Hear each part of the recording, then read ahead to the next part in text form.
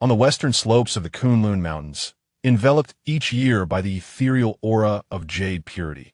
The landscape resembles an inverted jade lotus from afar. 7 majestic peaks encircle the central golden mist cave, where the clouds at the summit refract a spectrum of colors under the sunlight.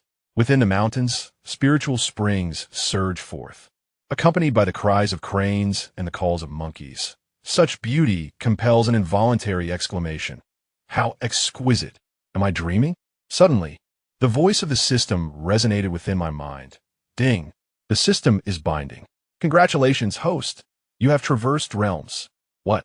Well, I suppose it's not too bad. After all, I was merely a corporate drone back on Blue Star. My salary just sufficient to support my parents in their old age. I mused, feeling somewhat placated. Ding!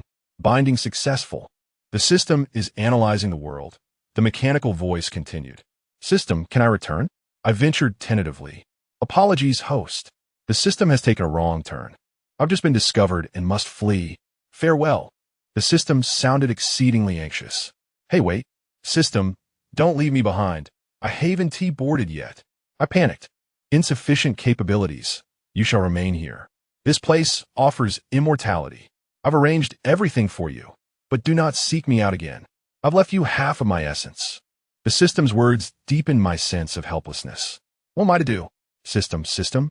At that moment, a profound agony surged from the depths of my soul, and I lost consciousness entirely. How could I suffer such a significant setback, ending up in the primordial world? My intended destination was the high martial water margin. I cannot allow the system to suffer a loss. A century later, I regained consciousness within a magnificent cauldron. Indeed, it was a grand vessel, named the Tai Su Town Yuding, a superior innate spiritual treasure, its surface intricately carved with celestial constellations and the topography of mountains and rivers.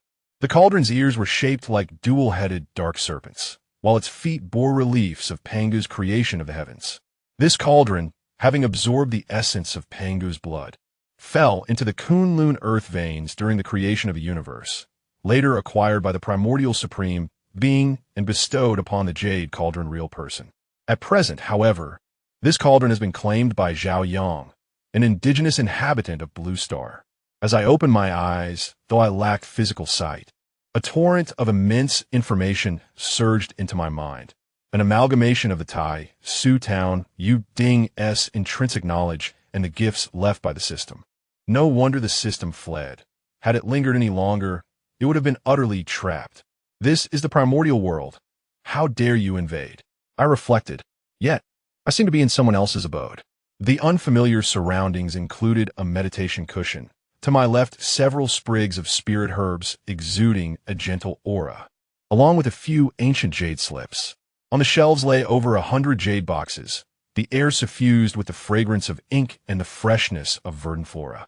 To my right were various ores, some of which I vaguely recognized as those refined by the owner of this dwelling. As I absorbed the faint memories of the Tai Su Town Yuding, a realization dawned upon me. This is indeed someone else's home. I recalled a hazy image of a Taoist refining treasures. Golden Mist Cave. Am I the Jade Cauldron real person? But wait, wasn't he the Jade Cauldron real person transformed from Panga's teeth? Who then am I? The system could have left more information. At that moment, I sensed a familiar and formidable presence rapidly approaching. Oh no, I am in someone else's abode. Does this signify the awakening of consciousness? I cannot be erased. After all, this is a top-tier, innate spiritual treasure. What should I do? Just then, a Taoist with long eyebrows and a prominent nose, clad in a robe adorned with bamboo patterns, entered my chamber, his waist adorned with a belt of dark jade inscribed with calculations. A smile graced his lips, yet his gaze seemed to harbor a hint of scrutiny. The Taoist spoke softly. You, my little cauldron, possess quite the auspicious fortune. After enduring countless trials and successfully taking on a master, you have also awakened your consciousness. My heart tightened, yet I felt an inexplicable allure, as if I were being drawn forth by him.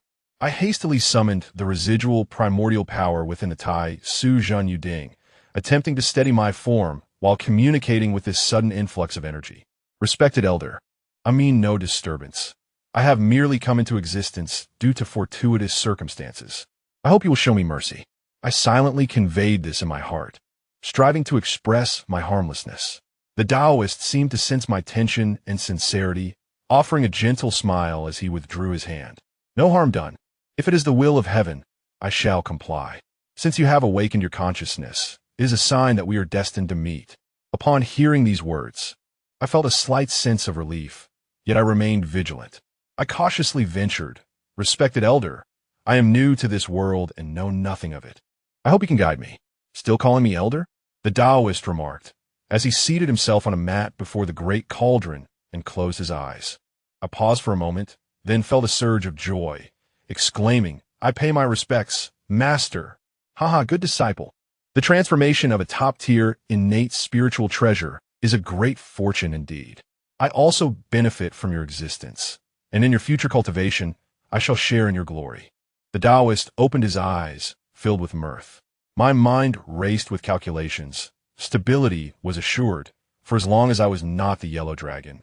One could thrive in the teachings of the Chan, especially under the esteemed Jade Ding Zhenren, a formidable figure who wielded the sword of capturing immortals after the Fengshen War. I am Jade Ding Zhenren, disciple of the Yuanshi Tianzun. Since you have awakened your consciousness and are destined to cross paths with me, I shall bestow upon you the name Xuan Shu, with hopes that you will bring glory to my Jade Ding lineage in the future. His tone was imbued with expectation and gravity. At that moment, my heart swelled with excitement and gratitude. Although I hail from Blue Star, I possess some knowledge of the tales from the primordial world, understanding the renown of Jade Ding Zhenren in the Fengshen War. To become his disciple was undoubtedly a tremendous opportunity. Disciple Xuan Shu shall not disappoint master as lofty expectations. I responded earnestly. Jade Ding Zhenren regarded me with eyes full of approval. As a member of the Chan, he believed my emergence was not merely coincidence, but rather a manifestation of destiny. Then he looked at me, his gaze brimming with admiration. "Since you have awakened your consciousness, you may cultivate independently. Allow me to enlighten you on the path of cultivation and the affairs of the primordial world." Through his narration, I gradually came to understand the myriad races and powers within the primordial realm, gaining insight into the current state of affairs. At this juncture, Jade Ding Zhenren had just taken Yuanshi Tianzun as his master, with only 3 disciples under him: Nanji Xianwen, Guang Chengzi, and Tai Zhenren. In other words, the current pillar of support has yet to attain sanctity. The timeline seems rather premature, does it not? Nevertheless, this may prove advantageous, as it allows for a more extended period of personal development. Chapter 2. The Gift of the System. Called Teacher. Thunder rumbled. Above the majestic peak of Yuqin Mountain, a heavy mass of thunderclouds loomed in the sky. Brilliant flashes of lightning mercilessly struck an ancient and colossal bronze cauldron at the foot of the mountain. The cauldron stood resolutely, facing the ferocious forces of nature. Amidst the thunder and lightning, it appeared even more solemn and dignified, as if showcasing its resilience and immortality to the world.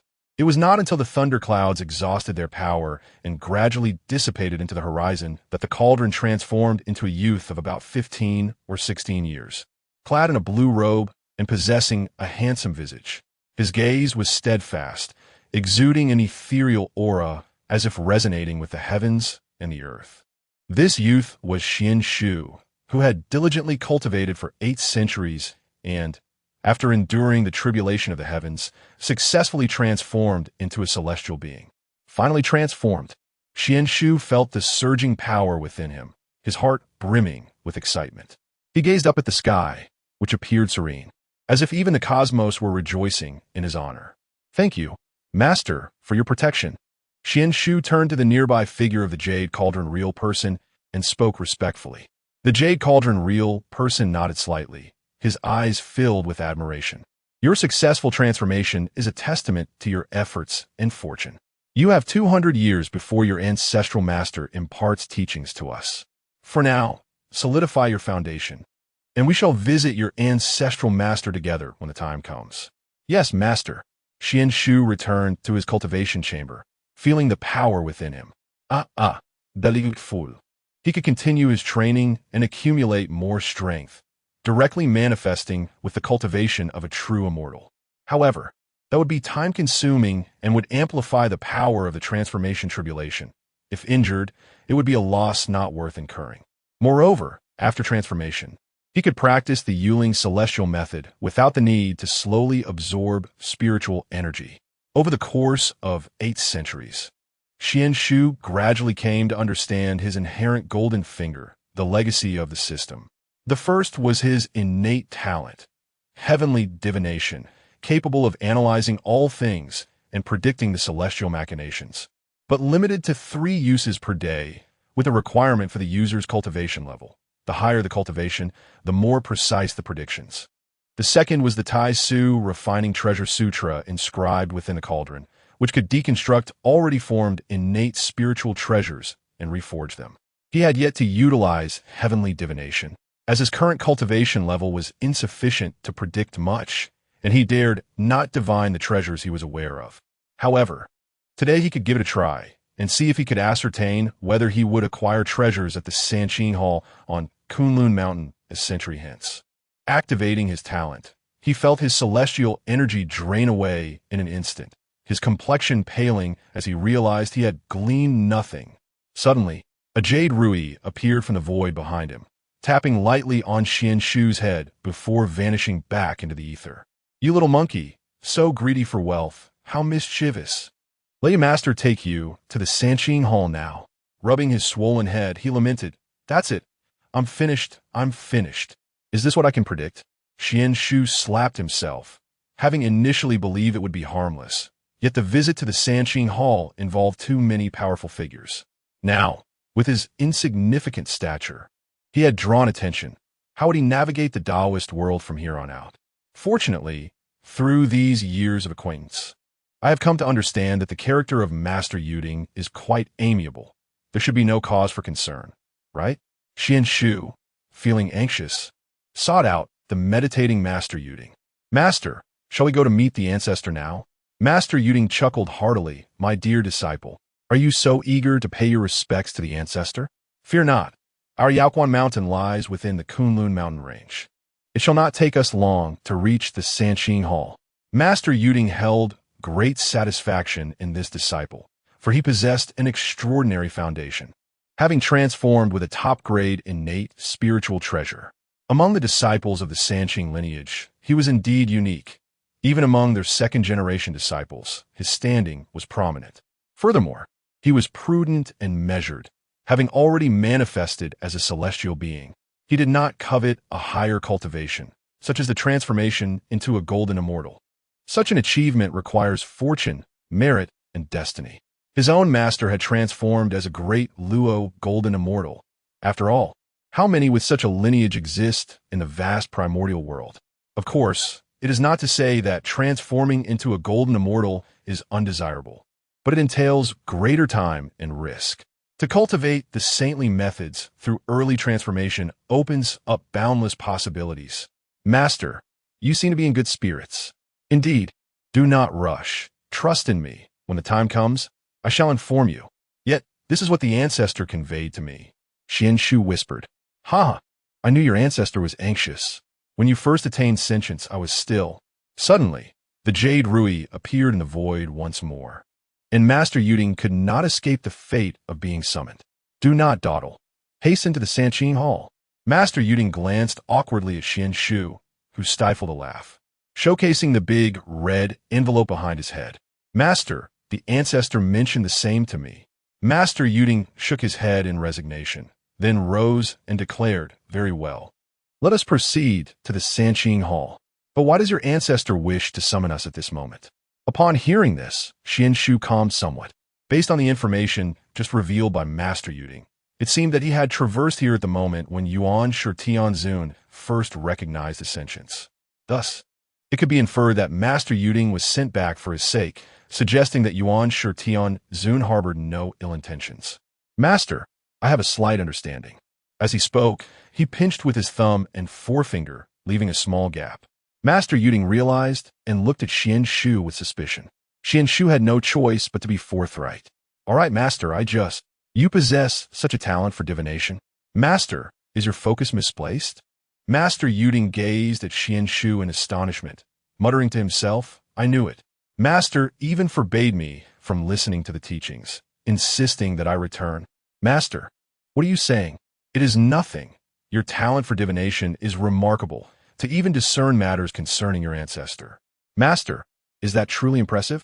I have been discovered. We must head to the Sanqing Hall. There is no cause for alarm. Your ancestor is not angry. He likely merely wishes to see you. Is that not impressive? Your ancestor has already reached the threshold of sainthood, while you are but a celestial being. Yet I have already been discovered. Xuan Shu sighed in dismay. You rascal. Under ordinary circumstances, even celestial beings struggle to predict the movements of golden immortals, let alone be discovered. Come, you have no idea what this truly signifies. Yuding swiftly led Xuan Shu towards the eastern expanse of the Kunlun Mountains. Disciple, when the time comes, you shall ascend, and directly. Yuding spoke with an air of mystery. Master, is that truly feasible? Will our esteemed ancestor be displeased? My dear disciple, your words just now struck me as somewhat amiss. There's an indescribable feeling. Yuding, the true immortal, inquired with perplexity. Master, you are overthinking it. Chapter 3. Tong Tian, would you like to learn the Shangqing celestial method? The two engaged in hushed whispers as they journeyed to the eastern Kunlun. There, the majestic mountains stretched endlessly, shrouded in mist, exuding an aura of spiritual energy. Ancient trees towered amidst the hills, and rare flowers and exotic grasses carpeted the ground, while birds and beasts flitted through the landscape, resembling an exquisite painting. The Jade Ding Zhenren led Xuan Shu upward, traversing layers of clouds until they arrived before a grand palace. The palace loomed magnificently, resplendent in gold and jade, with two lifelike Qilin statues at its entrance emanating a subtle yet formidable presence. Disciple, this is the Sanqing Hall. Do not forget your manners. The Jade Ding Zhenren said with a solemn expression tinged with reverence. Rest assured, Master, Xuan Shu replied, gazing up to see an enormous plaque hanging above the palace, inscribed with the words Sanqing Hall in gilded characters, exuding an awe-inspiring grandeur. Upon entering the hall, they beheld the three revered sages seated upon a high dais, radiating an endless authority and sanctity. Surrounding them was a boundless aura of celestial energy and spiritual light, as if they shared eternity with heaven and earth, and brilliance with the sun and moon. The Jade Ding Zhenren and Xuan Shu respectfully bowed, and the three sages nodded slightly, their gaze resting upon Xuan Shu. Instantly, Xuan Shu knelt down, offering a profound salute. Disciple, Xuan Shu pays homage to the esteemed ancestors. May the three ancestors enjoy everlasting celestial blessings and swiftly attain the primordial unity. Is this your newly accepted disciple? Asked the Yuanshi Tianzun, his voice akin to a heavenly melody reverberating within the hall. Indeed, Master, this is my new disciple, Xuan Shu, replied the Jade Ding Zhenren. Xuan Shu felt a tightening in his chest as the scrutiny of the three sages seemed to pierce through him. Suddenly, Tong Tian smiled slightly and spoke. Xuan Shu, would you like to learn the Shangqing celestial method? Huh?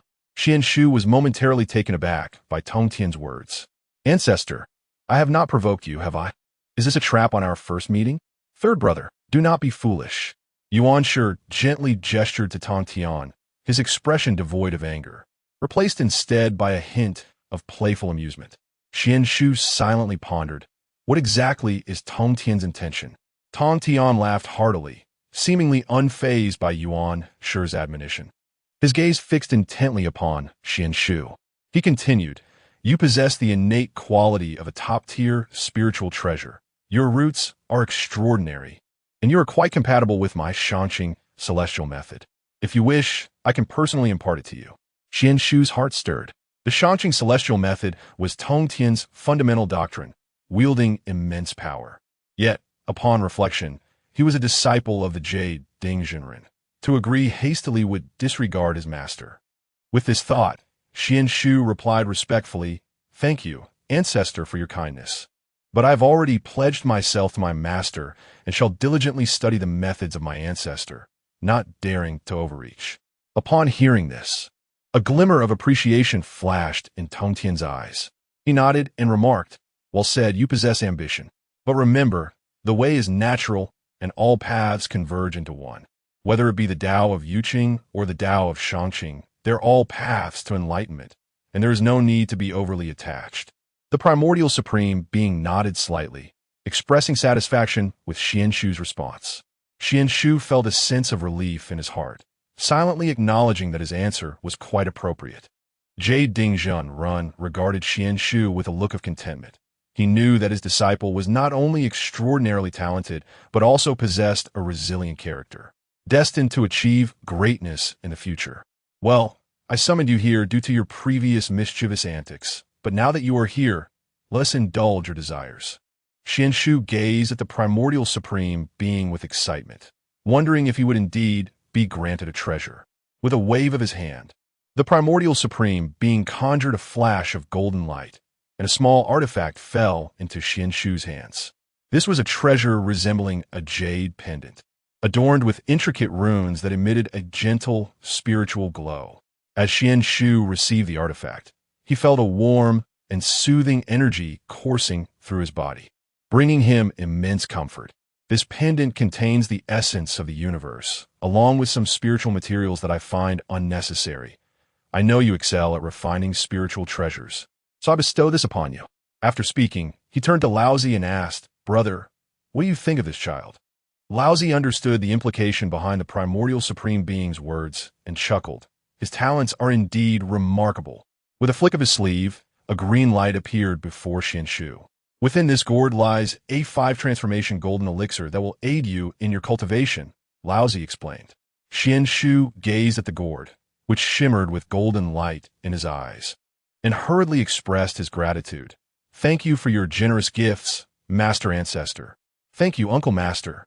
Afterward, his gaze shifted towards Tong Tian, only to find Tong Tian smiling warmly at him. Xuan Shu quickly lowered his head. Tong Tian then turned to the primordial supreme being, saying, "Second brother, I told you this boy has a temperament that suits me. See, I was not mistaken." The primordial supreme being smiled faintly and nodded. "Indeed, he shares your lack of modesty."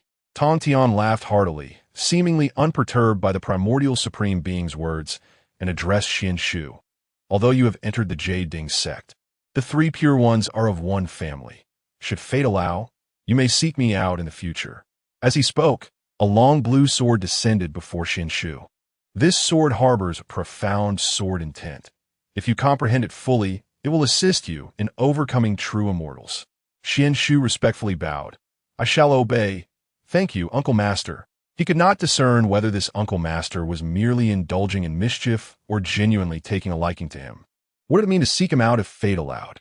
Jade Ding Zhenren also saluted the 3 pure ones. "Master, if there are no further matters, I shall take my leave."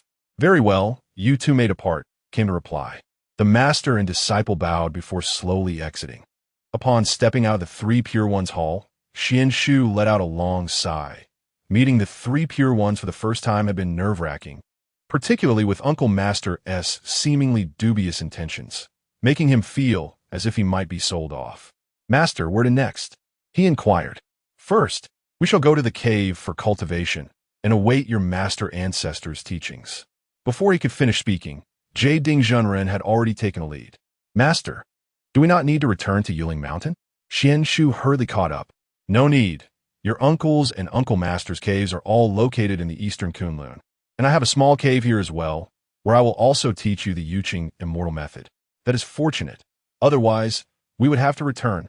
Upon arriving at the training chamber, Xuan Shu held the Yuqing immortal method's celestial chapter given by his master and activated the heavenly transformation technique to analyze the cultivation method. Cultivation techniques are not merely to be practiced. One must first comprehend their essence. Without understanding the underlying principles, how can one truly cultivate?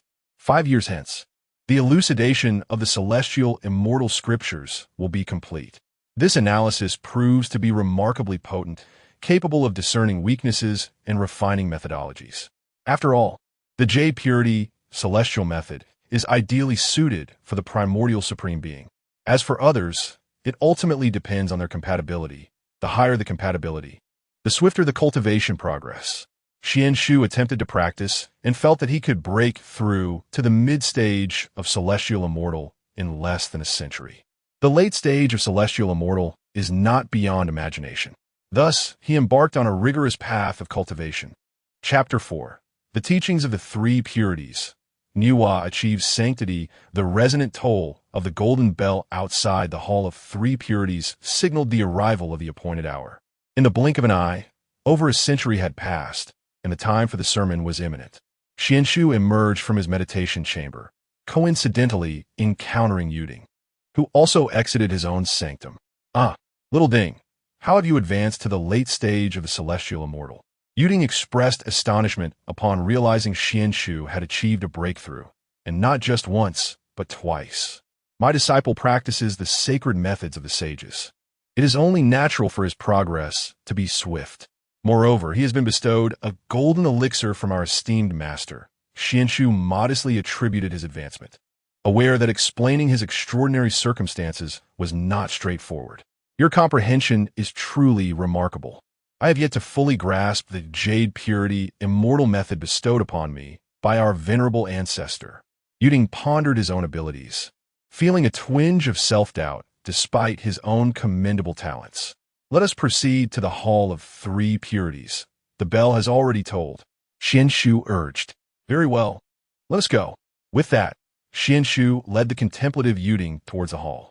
From a distance, they beheld a few figures engaged in conversation outside the Hall of Three Purities. Xuan Shu quietly called out to Yuding, who, regaining his composure, noticed the individuals ahead and promptly approached them. "Greetings, Senior Brother Nanji, Senior Brother Guanqing, Senior Brother Duo Bao, and Junior Brother Tai. Greetings, Senior Brother Yuding." Tai quickly reciprocated this salutation. "Junior Brother, there is no need for such formalities. Who might this be beside you?" Nanji Xianwang inquired, having been the earliest disciple of the Primordial One, naturally taking the lead in dialogue. "This is my disciple Xuan Shu, accepted a millennium ago," Yuding proudly introduced. "Xuan Shu, do extend your greetings to the esteemed uncles and aunts." Disciple Xuan Shu pays respects to Uncle Nanji, Uncle Guanqing, Uncle Duo Bao, and Uncle Tai. "There is no need for excessive courtesies. Quite an impressive background you possess." Nanji Xianwang observed Xuan Shu with a knowing look, piecing together the recent conversation with Yuding. "Junior Brother, could it be that a millennium ago indeed, such is the case? It is evident that Xuan Shu and I share a deep connection." "Senior Brother, what riddle are you both discussing?" Tai asked, perplexed by their exchange. "A millennium ago, during the time when our master was delivering a sermon, I was compelled to return to the mountain, all for the sake of Xuan Shu." Yuding explained candidly, for this was not a matter shrouded in secrecy. After some light-hearted conversation, the grand doors of the Hall of Three Purities swung open. The group adjusted their garments and entered the grand chamber. Inside, the Three Purities sat in elevated positions, with meditation cushions arranged below for the assembly. One by one, the attendees took their seats, preparing to receive the teachings. Primordial Tianzun was the first to speak, his voice resonating like a mighty bell, echoing throughout the hall. "Today, I shall expound upon the profound essence of the Jade Purity Immortal Method. You must listen with focused hearts and diligently cultivate, so that you may comprehend the great Tao." The words of Primordial Tianzun were imbued with boundless wisdom and mystery, captivating the audience as they felt transported into a wondrous realm. Subsequently, Laozi began his discourse, his voice calm and profound, as if capable of penetrating the very souls of those present. "The Tao that can be spoken is not the eternal Tao. The name that can be named is not the eternal name. Today, I shall elucidate the great purity immortal method, wishing that you may derive the ultimate truths of heaven and earth and achieve the supreme great Tao." The teachings of Laozi resemble a pristine spring, cleansing the souls of the multitude and deepening their understanding of the Tao. Ultimately, the celestial master Tongtian rose, his voice resonant and fervent. "Today, I shall expound upon the quintessence of the upper clear immortal method. This method possesses boundless power, requiring one of resilient spirit to master it. You must diligently cultivate to grasp its profound mysteries. The discourse of the celestial master Tong Tian ignited a fervor within the hearts of the assembly, instilling in them a sense of anticipation and yearning for the path of cultivation. The teachings of the three pure ones continued for a full 6 centuries, during which the audience either closed their eyes in concentration, pondered deeply, or beamed with joy, all immersed in the wisdom and intricacies of the three pure Taoist teachings. Among them, Xuan Shu undoubtedly reaped the greatest rewards, for he utilized the heavenly transformation technique to decode the alchemical, weapon forging, array arranging, and the celestial decrees of the three pure ones. Comprehending their essence, the serene tranquility of the Taiji, celestial decree, the resplendent might of the Yuqing, celestial decree, and the formidable dominance of the Shangqing, celestial decree. Each method possesses its unique charm and secrets. Xuan Shu, however, synthesized the strengths of all three, crafting a celestial decree that suited his own being. Observing the profound immersion of the crowd in their cultivation, Tong Tian discreetly communicated with Yuanshi, brother. Has your disciple mastered my Shangqing, celestial decree? It seems to bear the shadow of the Taiji, celestial decree as well. Perhaps we should allow him to take me as his master. If he learns my Shangqing celestial decree, I shall make him my personal disciple. Nonsense, third brother. Your recent thoughts have become increasingly absurd. When everyone disperses, come to my chamber. I shall impart to you the decorum and principles. Yuanshi Tianzun replied, his brow slightly furrowed. Moreover, Xuan Shu has already pledged allegiance to the Yuting sect. How can he easily change his allegiance? Do not make such foolish suggestions. Tong Tian chuckled, seemingly unfazed by Yuanshi's refusal.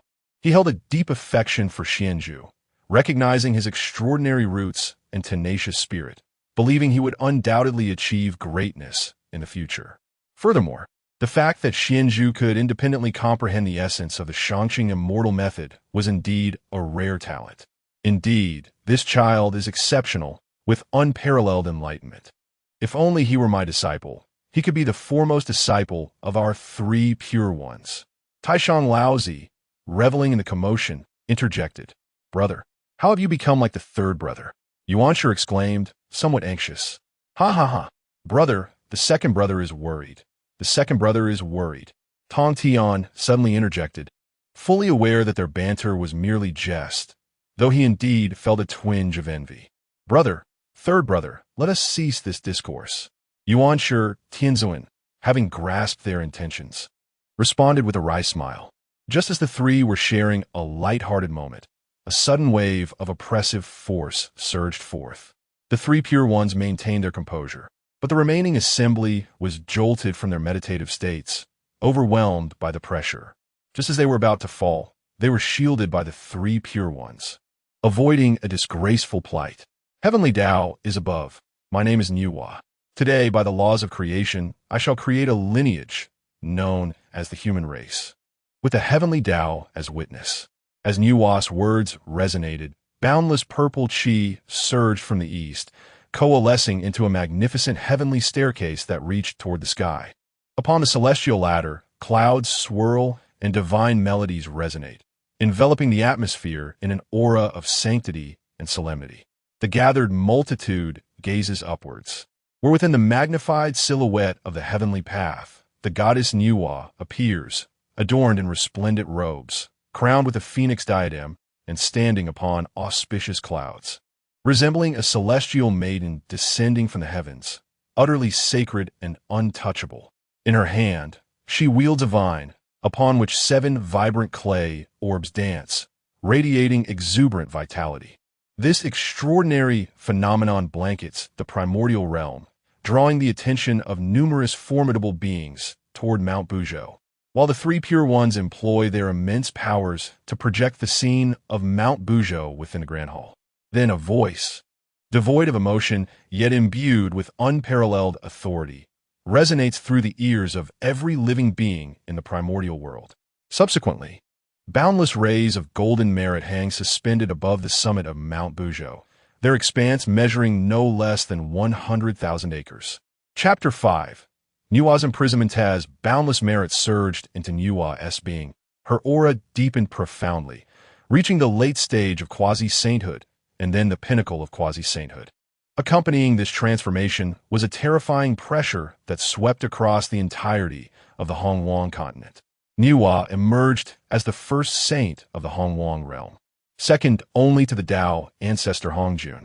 In the void, purple energy flowed magnificently, celestial flowers rained down, golden lotuses erupted from the earth, and numerous miraculous phenomena, such as heavenly maidens scattering blossoms, unfolded.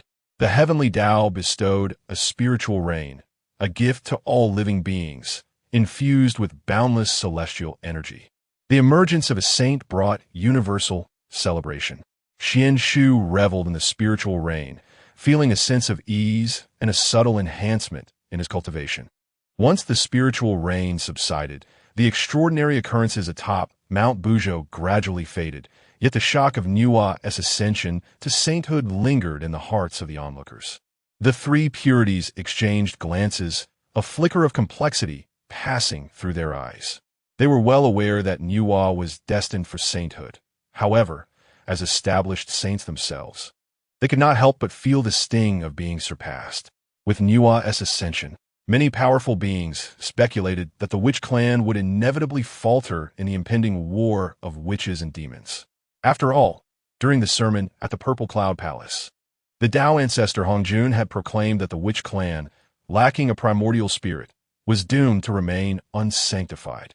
Meanwhile, in the Heavenly Palace, within Emperor Jun's study, Dong Huang Tai Yi arrived, brimming with excitement as Nua's overwhelming pressure manifested. Brother, the Empress Nua has achieved sainthood. How can the witch clan contend with us now?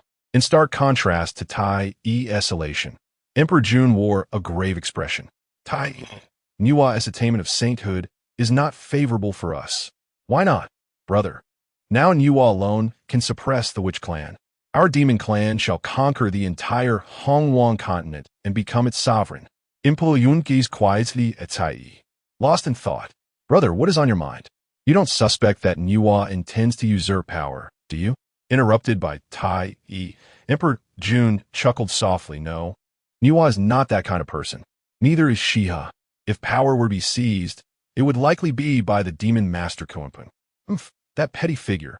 Back then do not speak foolishly. Impelun Insashiktal, silencing Tai Yi. Do you remember our first battle against the witch clan? Of course, that was my first defeat.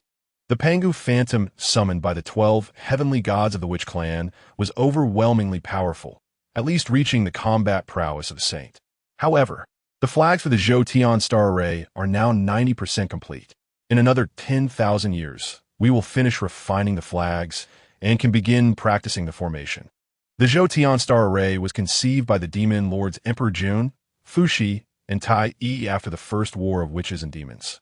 Utilizing the He Tu and Luo Shu to comprehend the operational principles of the primordial celestial bodies within the Chaos Bell. It envisioned the stars as vessels of celestial energy, transforming star power into controllable combat strength through the array, in contrast to the 12 capitals heavenly gods and demons array. The Great Zhou Tian star array requires the forging of 365 great Zhou Tian star banners, corresponding to the principal stars, and 14,800 small Zhou Tian star banners, corresponding to the secondary stars. With the aid of countless divine beings and demons, it directly channels the cosmic stellar power of the Zhou Tian universe, with the sun and moon as the central focal points, while the other celestial bodies serve as auxiliary nodes. It can be said that the entire strength of the demon clan has been expended. Following their defeat in the first war against the witch clan, the Dao ancestor Hongjun manifested and decreed that the witch and demon clans must not engage in warfare for 100,000 years, thus granting the demon clan a respite. You inquire why that esteemed one would aid the demon clan? Compared to the witch clan, the demon clan surely poses a greater threat to the primordial world. My dear brother, you suggest that this esteemed one has ulterior motives? What could they possibly be? No need to concern yourself with that. Focus on preparing the great Zhou Tian star array. The first saint has emerged. How far can the others be? Watching Tai's distant figure, Emperor Jun pondered silently. The Dao ancestor is merely a practitioner ahead of the others. Saints must attest to the laws of creation. Then what law do you embody? The conflict between the witches and demons? Oomph. Just then, there was a shift at Mount Buzhou, and a voice reverberated through the void. Now that Nuwa has attained sainthood, she must proceed to the chaos to open up her own heavenly realm and shall not interfere in the conflict between the witches and demons. I shall heed my master's command. Although Nuwa had anticipated this after becoming a saint, she reluctantly accepted the order from Dao ancestor Hongjun. Ha. This time the demon clan has lost an ally. My fifth brother is correct. What of the saints? Can she withstand the 12 capitals, heavenly gods, and demons' array? The water god Gong laughed heartily, slamming his palm on the table. Sixth brother, I am your elder. The fire god Zhurong retorted angrily. Enough. Let us not discuss such irrelevant matters within the Panga Hall. Nevertheless, it is indeed fortunate that Nuwa is prohibited from participating in our conflict with the demon clan. The eldest, Emperor Jiang, interrupted their debate. With half of the time set by Hongjun already elapsed, allowing the demon clan to linger for another 50,000 years, after which one battle will determine the fate of the cosmos. Surely, the primordial world will belong to us, the witch clan. Emperor Jiang stood, exuding authority as he addressed the ancestral witches. Indeed, my elder brother speaks true. As the true lineage of Pangu, our witch clan must unify the primordial world, making the demon clan, who only knows how to siphon the essence of heaven and earth, aware of our might. Hutu also rose, her eyes gleaming with determination. The ancestral witches nodded in agreement. The strength of the witch clan lies in their bloodline derived from Pangu and their fearless fighting spirit. Meanwhile, within the heavenly court of the demon clan, Emperor Jun wore a somber expression, lost in contemplation. In the Three Clear Hall, the Three Clear Ones hastily exchanged a few words before dismissing everyone. Real Master Yuding returned to the Golden Clouds cave at Yuling Mountain with Xuan Shu. Xuan Shu, your ability to comprehend the celestial techniques of our three venerable ancestors is a rare fortune. You must not disappoint their expectations, Real Master Yuding said earnestly. Understood, Master. There is no need for such solemnity in the Golden Clouds cave. Over the years, Xuan Shu had come to realize that Yuding was quite the talkative and humorous individual. Rather easygoing, which suited Xuan Shu's own character as well. It seems the future junior disciples will have their work cut out for them. You impudent rascal. I am your master. You must show me respect in front of others. A smile graced Yuding's face. Master, behold, this little tiger is truly delightful. The poor monk cannot be deceived, so do not even think about it. Master, he is merely one minor realm above you, in the mid-stage of the Golden Immortal. Do you not wish to comprehend the essence of the sword? I have already grasped it. With this declaration, Yuding waved his sword, and the sword intent enveloped him. It has been 500 years since the last lecture by the Three Pure Ones. After Xuan Shu broke through to the early stage of true immortal 300 years ago, he persistently persuaded Yuding to accompany him on a journey through the vast chaos. For an ordinary person still unaccustomed to the endless span of life, spending each day in a cultivation chamber felt akin to being confined in a small, dark room. Initially, Yuding, due to his arduous training, declined the offer, but eventually, with the aid of Xuan Shu's celestial transformation technique, he broke through to the Golden Immortal realm and had no choice but to acquiesce. It was certainly not his own desire to venture forth. Yuding became the first disciple under the Three Pure Ones to reach the Golden Immortal realm, much to the delight of Yuanshi. When Yuding expressed his desire to embark on a journey, Yuanshi did not object. After all, the chaos was relatively tranquil at present, and he was Yuanshi, one of the Three Pure Ones, a predetermined sage, who would not grant him respect. Witnessing Yuding's breakthrough to the Golden Immortal realm and his intention to leave Kunlun, Yuanshi would not begrudge his disciple. With a grand gesture, he bestowed upon Yuding two treasures. One was a mid-grade innate spiritual treasure, the heart-guarding mirror of heaven and earth, and the other was a top-grade innate spiritual treasure, the demon-slaying sword. Xuan Shu, due to his limited magical power, received a supreme, innate spiritual treasure, the central Wuji apricot yellow flag, one of the 5 directions flags. Xuan Shu could only express his admiration for his esteemed ancestors' generosity. While Yuding pondered, is this truly appropriate? Since the two descended from Kunlun Mountain a century ago, they had meandered along their path. Under Xuan Shu's instigation, Yuding spent a significant portion of his time engaging in magical duels, for he yearned to comprehend the sword intent. And Xuan Shu asserted that practical experience was the most expedient path. Little Ding, as we wander along, where shall we go? Let's first head to the Eastern Sea. Chapter 6. A Decade of Humanity. Encountering the sage under the guidance of Jade Ding, Xuan Shu embarked on a century-long journey, ultimately arriving at the shores of the Eastern Sea. This was the land where Nuwa had fashioned humanity, a place for their propagation and existence. Upon entering the settlement of humankind, Xuan Shu was profoundly moved by the scene before him. The people were scantily clad, barely covered by leaves and animal hides, subsisting on raw flesh, having yet to master even the most rudimentary methods of cooking. The crude dwellings were hastily constructed from branches and vines, swaying precariously in the sea breeze. The children were emaciated, their eyes reflecting innocence and confusion, while the adults struggled desperately for survival, toiling daily for mere morsels of food. A wave of bitterness surged within Xuan Shu.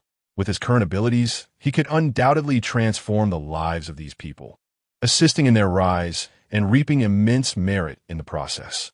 Yet, he understood the intricate web of cause and effect in this primordial world. Acting recklessly could yield unforeseen consequences. By the shores of the Eastern Sea, the bonfire of Qingping village flickered in the night. Xuan Shu crouched before a flat rock, the illusory form of the Tai, Su Zhen Yu Ding swirling in his hands, forging a piece of fine iron into agricultural tools. As sparks flew, 7 beams of golden light vanished into the iron ingot. These were the patterns of the Gung metal laws deciphered through his celestial art, ensuring that the tools would endure a century without decay. After 5 centuries of development, the 3 ancestral figures of humanity, Chao Shi, Sui Run, and Yi, had emerged, attaining the realm of golden immortals with the aid of their merits. However, for the ordinary folk in this remote settlement, fire and shelter were luxuries, as survival itself posed a significant challenge. Tomorrow, he intended to teach them to identify spiritual herbs. Leaned against a tree trunk, Jade Ding casually swept his jade sword, transforming a giant log into a smooth plank. Have you crafted a talisman from the core of that true, immortal blood tiger? He inquired. I've already adorned the chieftain's son with it. The boy possesses extraordinary talent. If he matures, he could safeguard Qingping village. Without lifting his gaze, Xuan Shu deftly gestured, causing the iron ingot to morph into a plowshare. Master, behold. The tools tempered with Gung metal energy can shatter the roots of weeds 3 times faster than their stone knives. This tribe, located by the sea and backed by a dense forest, ought to be abundant in resources, yet the inhabitants lived in dire straits. The young and able-bodied ventured out to fish daily, frequently encountering ferocious sea beasts, returning with meager catches, while those who hunted in the mountains often got lost in the wilderness, sometimes becoming prey for wild animals. Diseases ran rampant within the tribe, with scant medical resources, leading many to suffer and perish from their ailments. Xuan Shu persuaded Jade Ding to linger here, to assist the tribe in overcoming their hardships. Drawing from the knowledge within his mind, he taught the villagers to craft sturdier fishing nets and sharper fish forks. He utilized celestial art to analyze the properties of various materials, selecting suitable woods and ores, guiding the people in the creation of tools. Under his guidance, the fishing nets crafted by the people became remarkably resilient and durable, enabling them to capture an abundance of fish. The fishing spears were sharpened as well, granting them a greater capacity for self-defense when confronted by sea creatures. The esteemed Master Yuding, leveraging his profound cultivation, set up defensive arrays around the tribe. He utilized his magical prowess to draw upon the spiritual energy of heaven and earth, creating an invisible barrier that could withstand the incursions of wild beasts. Furthermore, he imparted to the youth of the tribe simple protective spells, empowering them to defend themselves in times of peril. Once the issue of safety was addressed, Xuan Shu commenced teaching the people the art of agriculture. He discovered that the land surrounding the tribe was fertile, yet lay fallow due to a lack of agricultural knowledge. He instructed them in land cultivation, sowing, and irrigation, and taught them to identify various herbs, enabling them to tend to their ailments independently. Xuan Shu and Master Yuding resided in Qingping village for a decade. Throughout these 10 years, they nurtured the tribe as growth, transforming Qingping village into the most prosperous settlement in the vicinity. The quality of life for the people improved steadily, and smiles began to grace their faces. One day, an elderly man with silvery hair arrived at the tribe. This venerable figure exuded an extraordinary aura, radiating a serene presence. Upon laying eyes on him, Xuan Shu and Master Yuding immediately sensed a powerful yet gentle force emanating from him. Startled, they hurried forward to pay their respects. "We greet you, revered Uncle Master. We greet you, esteemed Ancestor Master." The elder smiled faintly and spoke. "I have wandered through various villages of the human race for over a century. Today, passing through this place, I sensed the vitality here and felt compelled to visit." The elder observed the tribe's inhabitants thriving in peace and expressed deep admiration for the endeavors of Xuan Shu and Master Yuding. Witnessing the scene before him and its stark contrast to other human settlements, the elder seemed to grasp a thread of opportunity and promptly settled into meditation. Realizing that his revered ancestor must have encountered a moment of enlightenment, Xuan Shu swiftly communicated to Yuding, "Master, quickly, provide protection for our esteemed ancestor." Upon hearing this, Yuding immediately became vigilant, scanning the surroundings to ensure no disturbances would disrupt the elder's meditation. The elder closed his eyes in concentration, appearing to merge with the very fabric of the universe. The atmosphere around them began to shift subtly, as the mystical forces of the laws of nature flowed in the void, resonating harmoniously with the elder's essence. Xuan Shu and Master Yuding stood guard silently, refraining from any semblance of negligence.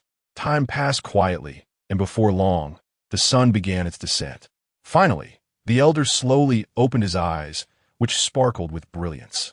He rose to his feet, and his gaze toward Xuan Shu and Master Yuding was imbued with appreciation. "You have done well. The human race has hope because of you." His voice was gentle yet powerful, carrying a profound significance. Xuan Shu and Master Yuding felt a surge of joy in their hearts and humbly responded that it was their duty. The elder smiled slightly, turning his gaze toward the horizon, seemingly pondering something. After a moment, he turned back to Xuan Shu and Master Yuding and remarked, "Xuan Shu, you possess great fortune and an exceptional foundation.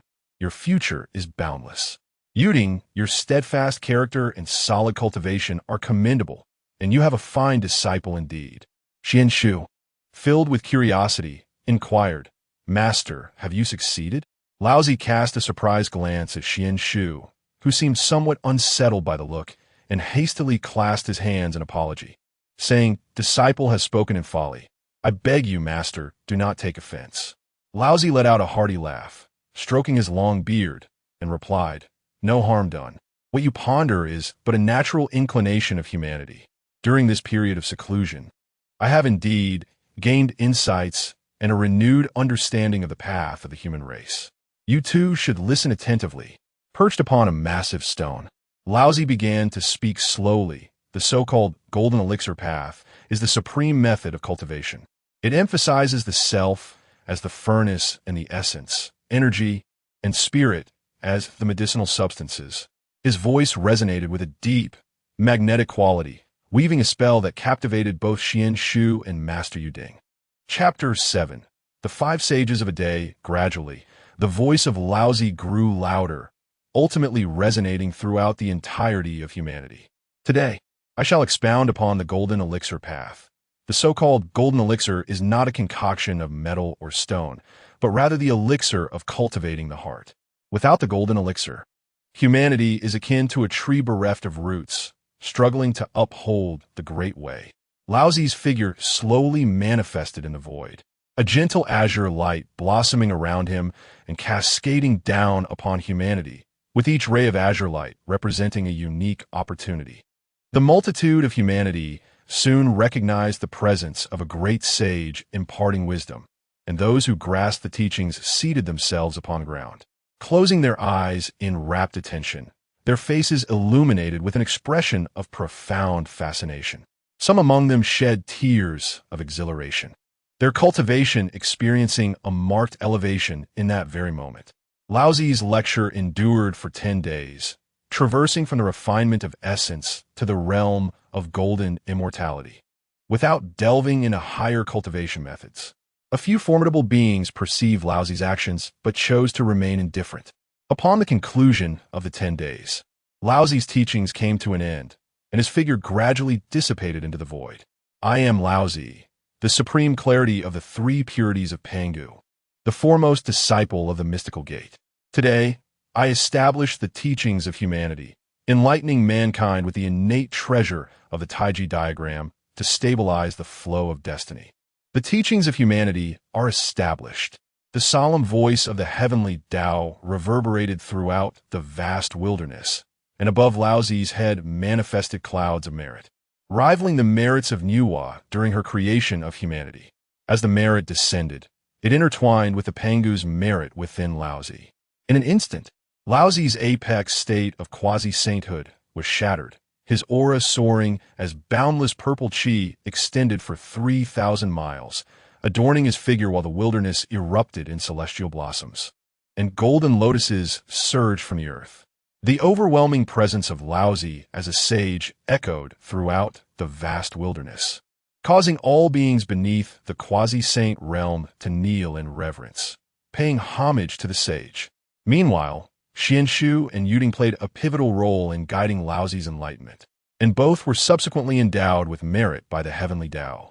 After receiving merit, Yuding, who was initially at the early stage of golden immortality, leaped 2 minor realms to reach the late stage of golden immortality. Xuan Shu, however, chose to reserve his merit, opting not to utilize it for immediate elevation. After all, merit is rare, and the path to sanctity often hinges upon the accumulation of merit. Such opportunities are treasures that are hard to come by in the future. As for cultivation, possessing the celestial transformation technique, it is merely a matter of time, and in the wilderness, time is in abundance. With Laozi's establishment of the teachings and ascension to sainthood, the mystical gate welcomed its third sage. The steadfast resolve of the 3,000 purple clouds disciples began to waver. Initially, their fortune had been unearned, and a flicker of hope lingered in their minds. What if they were the ones to escape? Yet now, witnessing Laozi's ascension to sainthood, they could not help but feel a tinge of anxiety. After all, who does not aspire to transcend all, to be an immortal sage? Presently, among those granted primordial purple chi by the Tao ancestor, the 3 disciples of the 3 purities had been together since their transformation, their strengths unparalleled in the wilderness. Before Laozi's ascension to sainthood, even the demon clan dared not provoke him. Do you recall that at the emergence of the spiritual treasures upon Mount Buzhou, there were a total of 6 mature gourds and 1 underdeveloped gourd?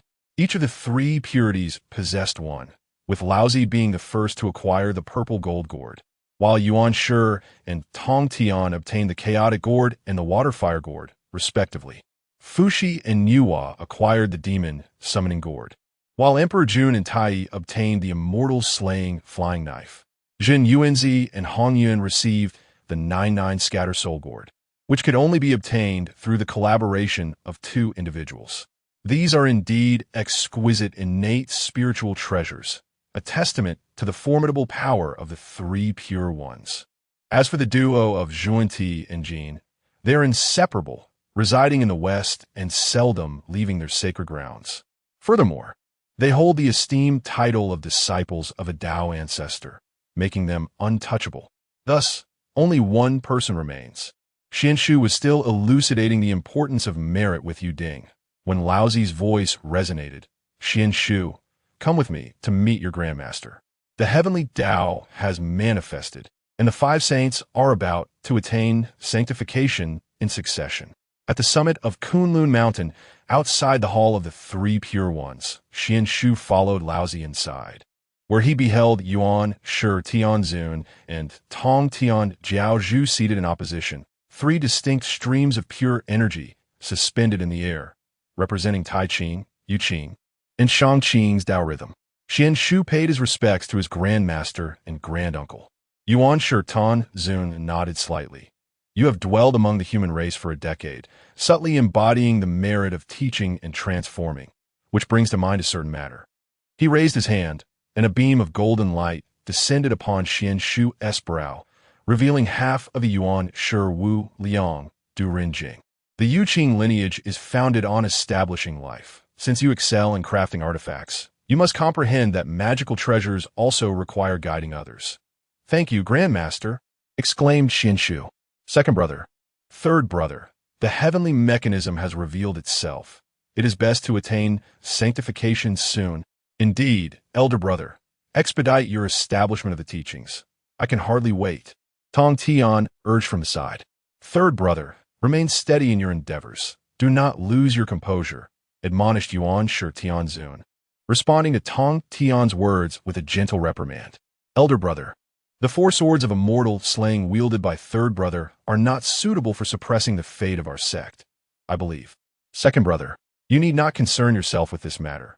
Focus on establishing your teachings, and I will devise a solution later. Tong Tian felt warmth in his heart, cutting off Yuanshi's words, and hurriedly pressed on. What solution do you possess? The innate treasures are bound by fate. Second brother, I understand your intentions. I have already made calculations, and you will naturally comprehend them once you attain sanctification. Laozi interjected. Yes, heed elder brother's counsel. Second brother, prioritize your sanctification. Yuanshi observed the anxious expressions of Tong Tian and the composed demeanor of Laozi, choosing not to say more.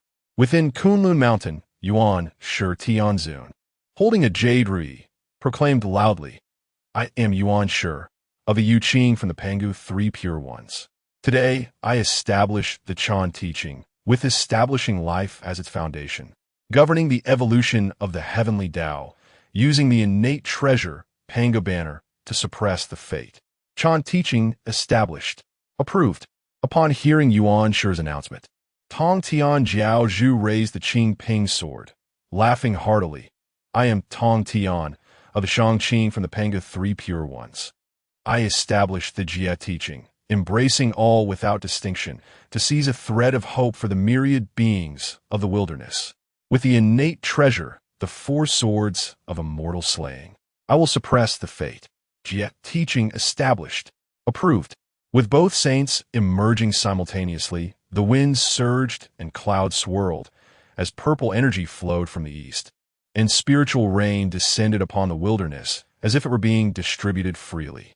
The beings, having just recovered from the overwhelming pressure of Laozi's sanctification and the spiritual rain, stood up only to bow down once more.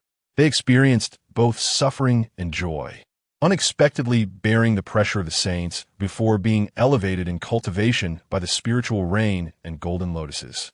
Meanwhile, in the western land of ultimate bliss, two beams of golden light emerged from Mount Sumeru.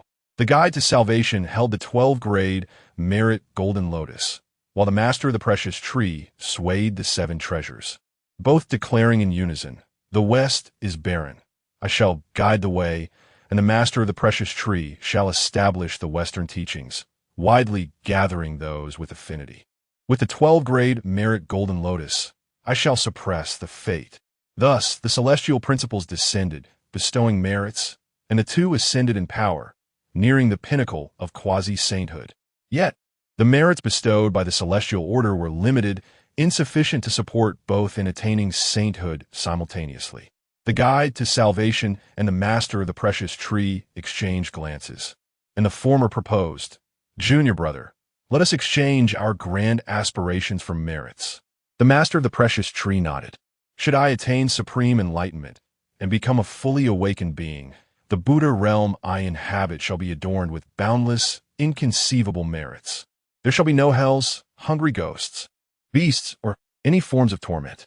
All beings, including those in the realm of the flaming and the 3 evil paths, shall be reborn in my realm, receiving my teachings, and all achieving Anattara Samyak Sambodhi, never again to fall into wicked destinies. Upon fulfilling this vow, I shall become a Buddha. If I do not achieve this wish, I shall not attain supreme awakening. Should I become a Buddha? If beings from the 10 directions sincerely wish to be born in my land, even with 10 thoughts, should they fail to be reborn, I shall not attain enlightenment. Except for those committing the 5 heinous acts or slandering the true law. Should I become a Buddha? Beings from the 10 directions who generate the Bodhi mind and diligently cultivate all merits, sincerely wishing to be reborn in my land, shall be granted their aspiration. Chapter 8. Where is the red cloud?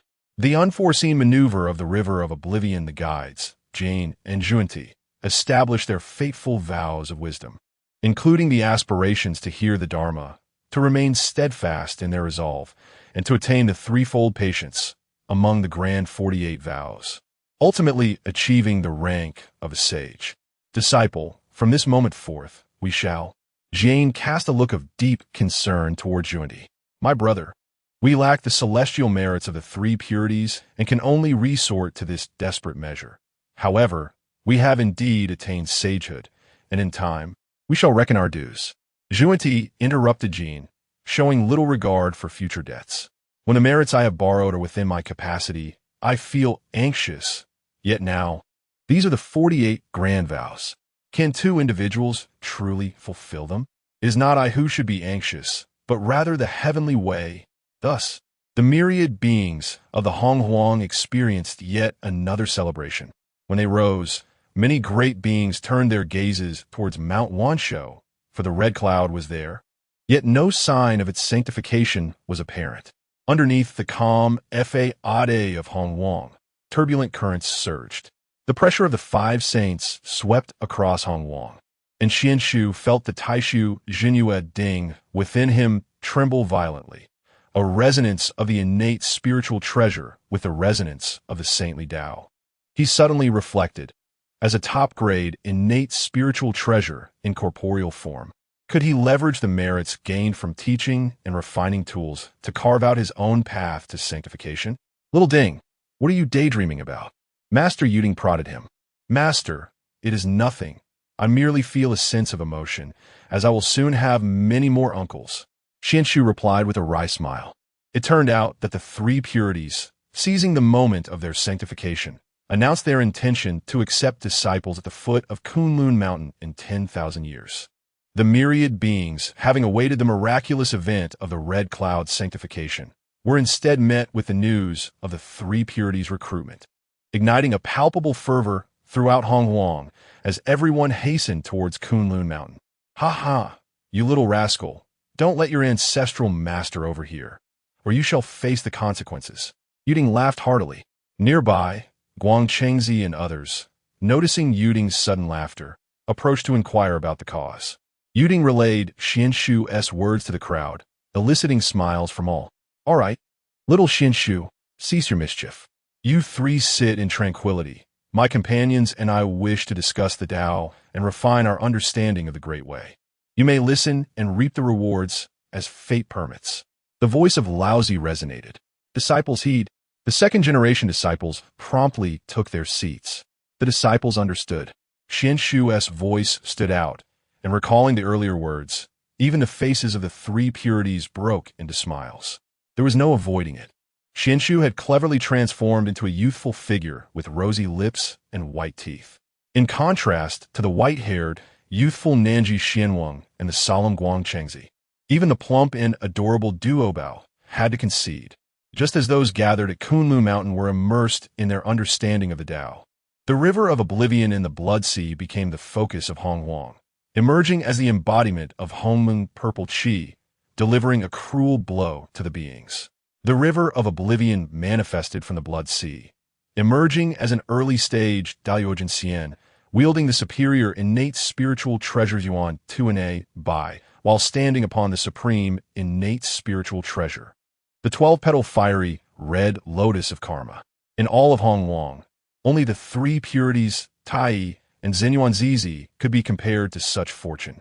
After the river of the underworld witnessed the successive sanctification of Niuhua, the 3 pure ones, Jin and Yuanti, it still harbored hopes of achieving sanctification despite lacking the primordial purple energy. Thus, it endeavored to summarize the path to enlightenment of the six saints, crafting its own path to transcendence by imitation. Lacking such grand fortune, I opted for a dual approach. First, I would emulate Nuwa in creating humanity. The river of the underworld harnessed the malevolent souls of the Blood Sea to forge a fierce tribe of striking men and beautiful women. Proclaiming to the Heavenly Dao, I am the river of the Blood Sea. Today, I create a lineage known as the Azura tribe. Let the Heavenly Dao witness this. Upon receiving a response from the Heavenly Dao, the river was exhilarated, envisioning the boundless pressure and glory that awaited after achieving sanctification, as the auspicious clouds of merit gathered above. However, the merit conferred was far from sufficient for sanctification, merely enhancing the river's cultivation to the mid-stage of quasi-sainthood, capable of severing two corpses. A wave of disappointment washed over the river, yet it did not relent. Rather, it fortified its resolve. If creating humanity proved futile, then I, the ancestor, shall tread the second path, establishing a doctrine. To establish a doctrine, one must possess their own teachings, methods, and a treasure to uphold the sect. Thus, it combined the characteristics of the Blood Sea to devise a doctrine centered on slaughter and karmic fire, naming it the Azura teachings. To stabilize the sect's fortunes, the river designated its companion's spiritual treasure, the 12-grade karmic fire red lotus, as the sect's guardian treasure. With all preparations complete, the river proclaimed loudly above the Blood Sea, I am the river of the Blood Sea. Today, I establish the Azura teachings, advocating slaughter and karmic fire as the path to enlighten all beings, with the 12-grade karmic fire red lotus to suppress our fortunes. This time, the merit obtained was significantly diminished, and the river failed to reach even the realm of severing 3 corpses, remaining at the level of severing 2. It is no surprise. Proclaiming to the Heavenly Dao one's intent to enlighten beings through slaughter would yield little favor. It would have been wiser to have chosen the demon ancestor Lahu as the representative of the Heavenly Dao from the beginning. The river's failure instead served to demonstrate to many powerful beings of the primordial era that without the primordial purple energy, even with merit, one could not attain sanctification, nor even reach the level of severing 3 corpses. Thus, the value of the red cloud continued to rise. In heaven, within the 33 heavens, one brother inquired, what are your thoughts on the matter of the river of the underworld? The era of saints has arrived, and his actions have only confirmed the Dao ancestor's assertion that one cannot become a saint without the primordial purple energy. Summon Kuanping. He is our only avenue forward. Otherwise, in 10,000 years, as the disciples of saints traverse the primordial, our grand ambitions in heaven shall be thwarted at every turn, sighed Emperor Jun. My brother. As for Kuanping, Tai wished to voice his discontent regarding Kuanping, recalling how he had adamantly refused to join the heavenly court. Ultimately, it was Emperor Jun, Tai, Nuwa, and Fushi who had constrained Kuanping and forced him to confine his primordial spirit within the demon summoning gourd. No need for further words. Summon Kuanping, Shi Huang, and Baze to the Lingxiao Palace for a council. When Kuanping and others arrived at the Lingxiao Palace, Baze, having received a message from Emperor Jun, spoke first as a subordinate. Your Majesty, I believe that had it not been for the red cloud yielding to those two in the Zixiao Palace, the Demon Master would not have lost the primordial purple energy. Today, with our heavenly court's might, we must seek justice for the Demon Master. He gestured towards the west as he spoke. The sage's name should not be uttered, otherwise, it may invoke a response.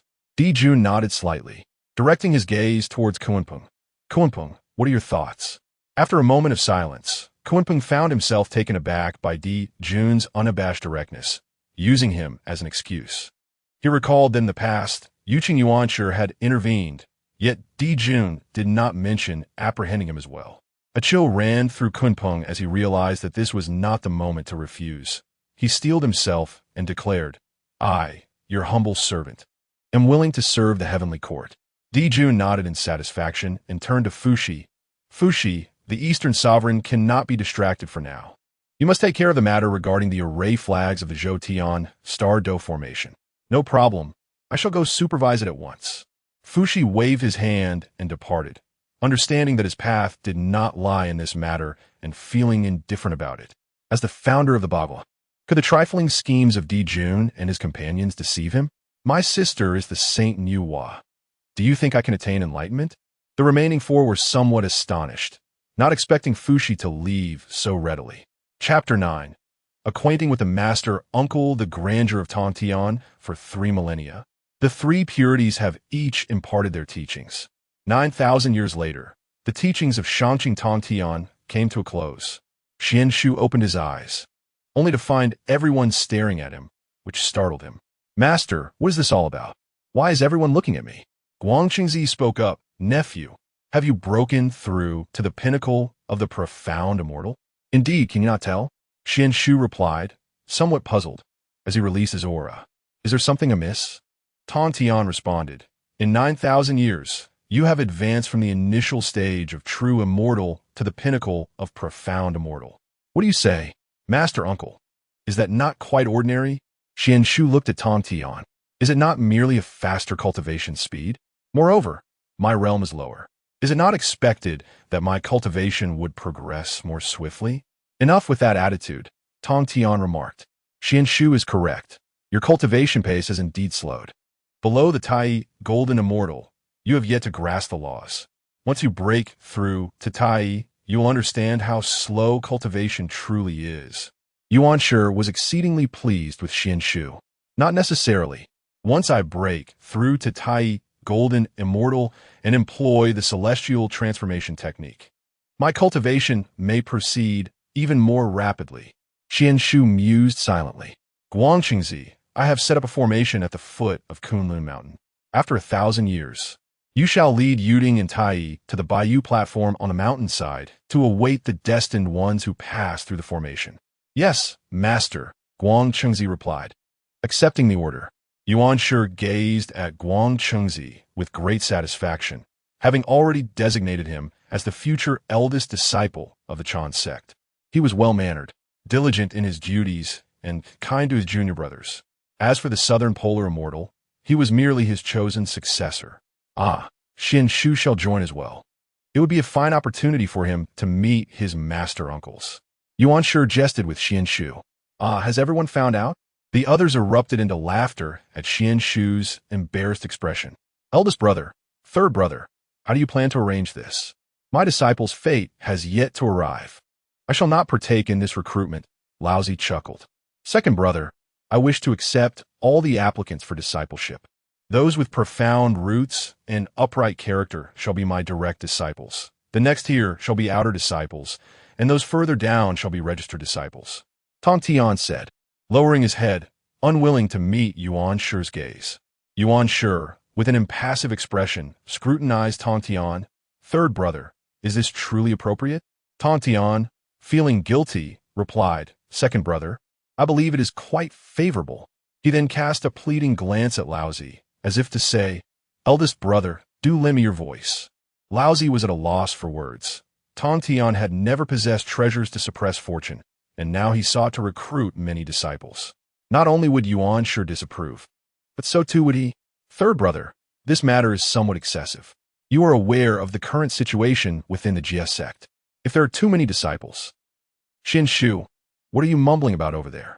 Yuanshi suddenly bellowed. Caught off guard, Xuan Shu felt embarrassed. He had yet to fully adapt to his status. Complaining in front of a sage was a mistake he would not make again. Xuan Shu stood, walked to the center of the hall, knelt, and bowed his head. Remaining on the ground, the words of the disciple are indeed reckless. I beseech Master Ancestor and Master Uncle for forgiveness. After listening, Tontian turned to Xuan Shu and remarked, although this concerns me, regardless of the circumstances, my benefactor, is it not terrifying to see second brother's expression so devoid of emotion? The distinct paths and appearances of the three pure ones reflect their contrasting natures. Laozi, with his white hair and youthful visage, embodies the archetype of a charming elder. He embodies the principle of non-action, yet achieves much. Yuanshi, presenting a solemn middle-aged countenance, adheres to the heavenly path while being protective. Tontian, a youthful lad, appears only slightly older than Xuan Shu, characterized by a flamboyant yet kind-hearted disposition, epitomizing the essence of youth, middle age, and old age. With a grave expression, he inquired, "What did you just say?" His attention was primarily focused on Yuanshi, rendering him oblivious to Xuan Shu's words. Upon hearing Tongtian's question, Xuan Shu lifted his gaze towards Yuanshi. He dared not speak unless his master had given permission. Sensing Xuan Shu's hesitation, Yuanshi nodded approvingly, encouraging him to speak. "Do go on. Perhaps next time I shall take you to meet him." Xuan Shu, filled with excitement, thought, "I still have a chance to meet the esteemed one. Master Uncle, the disciple has just mentioned that your intention to seize a sliver of opportunity for all beings is indeed admirable and praiseworthy. Among the 6 saints of primordial chaos, your magnanimity deserves the adulation of all." Upon hearing this, Tongtian perked up, gazing joyously at Yuanshi and Laozi, who both shared expressions of agreement, causing Tongtian's smile to broaden. "Ah, little Xuan Shu, you understand me, haha. I knew you were destined for the way of the teaching. If it weren't for second brother's insistence."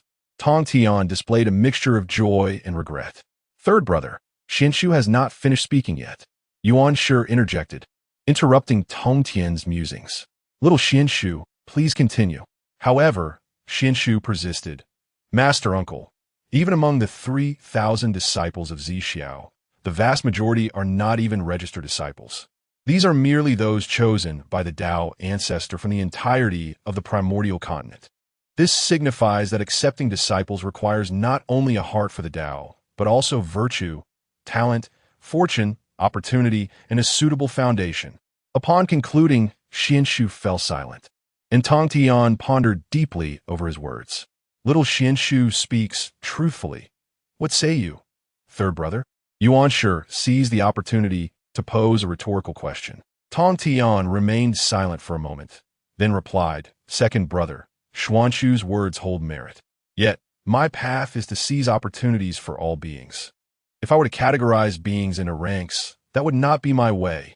Laozi and Yuanshi found themselves momentarily at a loss for words. If a cultivator were to deny their own path, what then would be the purpose of their cultivation? "Master Uncle, if a person were to betray their sect, should they not be granted a sliver of hope?" Xuan Shu queried, somewhat perplexed. "There is. The heavenly path is devoid of sentiment, yet it is also imbued with compassion." Tongtian replied resolutely. "Disciple is grateful for the teachings." Xuan Shu bowed and returned to his seat. As a disciple of Yuanshi and a member of the Xianmen, Xuan Shu certainly did not wish to see the fortunes of the Xianmen wane while the West flourished. However, when it comes to the Dao, it appears that Tongtian's stance remains unalterable. The hall fell into a moment of silence, as the assembled individuals were astounded both by the profundity of Tongtian's path and the integrity of his character. Xuan Shu exchanged a knowing glance with Yuanshi, who comprehended the unspoken understanding and broke the silence. "You may all depart now and truly comprehend the insights gained." Once the crowd had dispersed, Yuanshi turned his gaze towards Tongtian, who, anticipating a reprimand, lowered his head, feeling somewhat aggrieved. "Third brother, I have been narrow-minded in the past. Today, I recognize your grandeur. Rest assured, second brother supports you. Pursue your destined path with abandon." Tongtian looked at Yuanshi in disbelief, then turned to Laozi, who bore an expression of agreement. "Elder brother, second brother." After Tongtian's departure, Yuanshi addressed Laozi. "Elder brother, the Chaos Bell is destined to be with third brother." Laozi remained composed, affirming, "Indeed, the Chaos Bell is fated to be with him, as I have stated." "Master Duobao, Master Duobao." Xuan Shu rushed towards Duobao. "Xuan Shu, thank you for earlier. I understand you were acting in the interest of your granduncle." Duobao halted, turning to face Xuan Shu. "Master, it is of no consequence.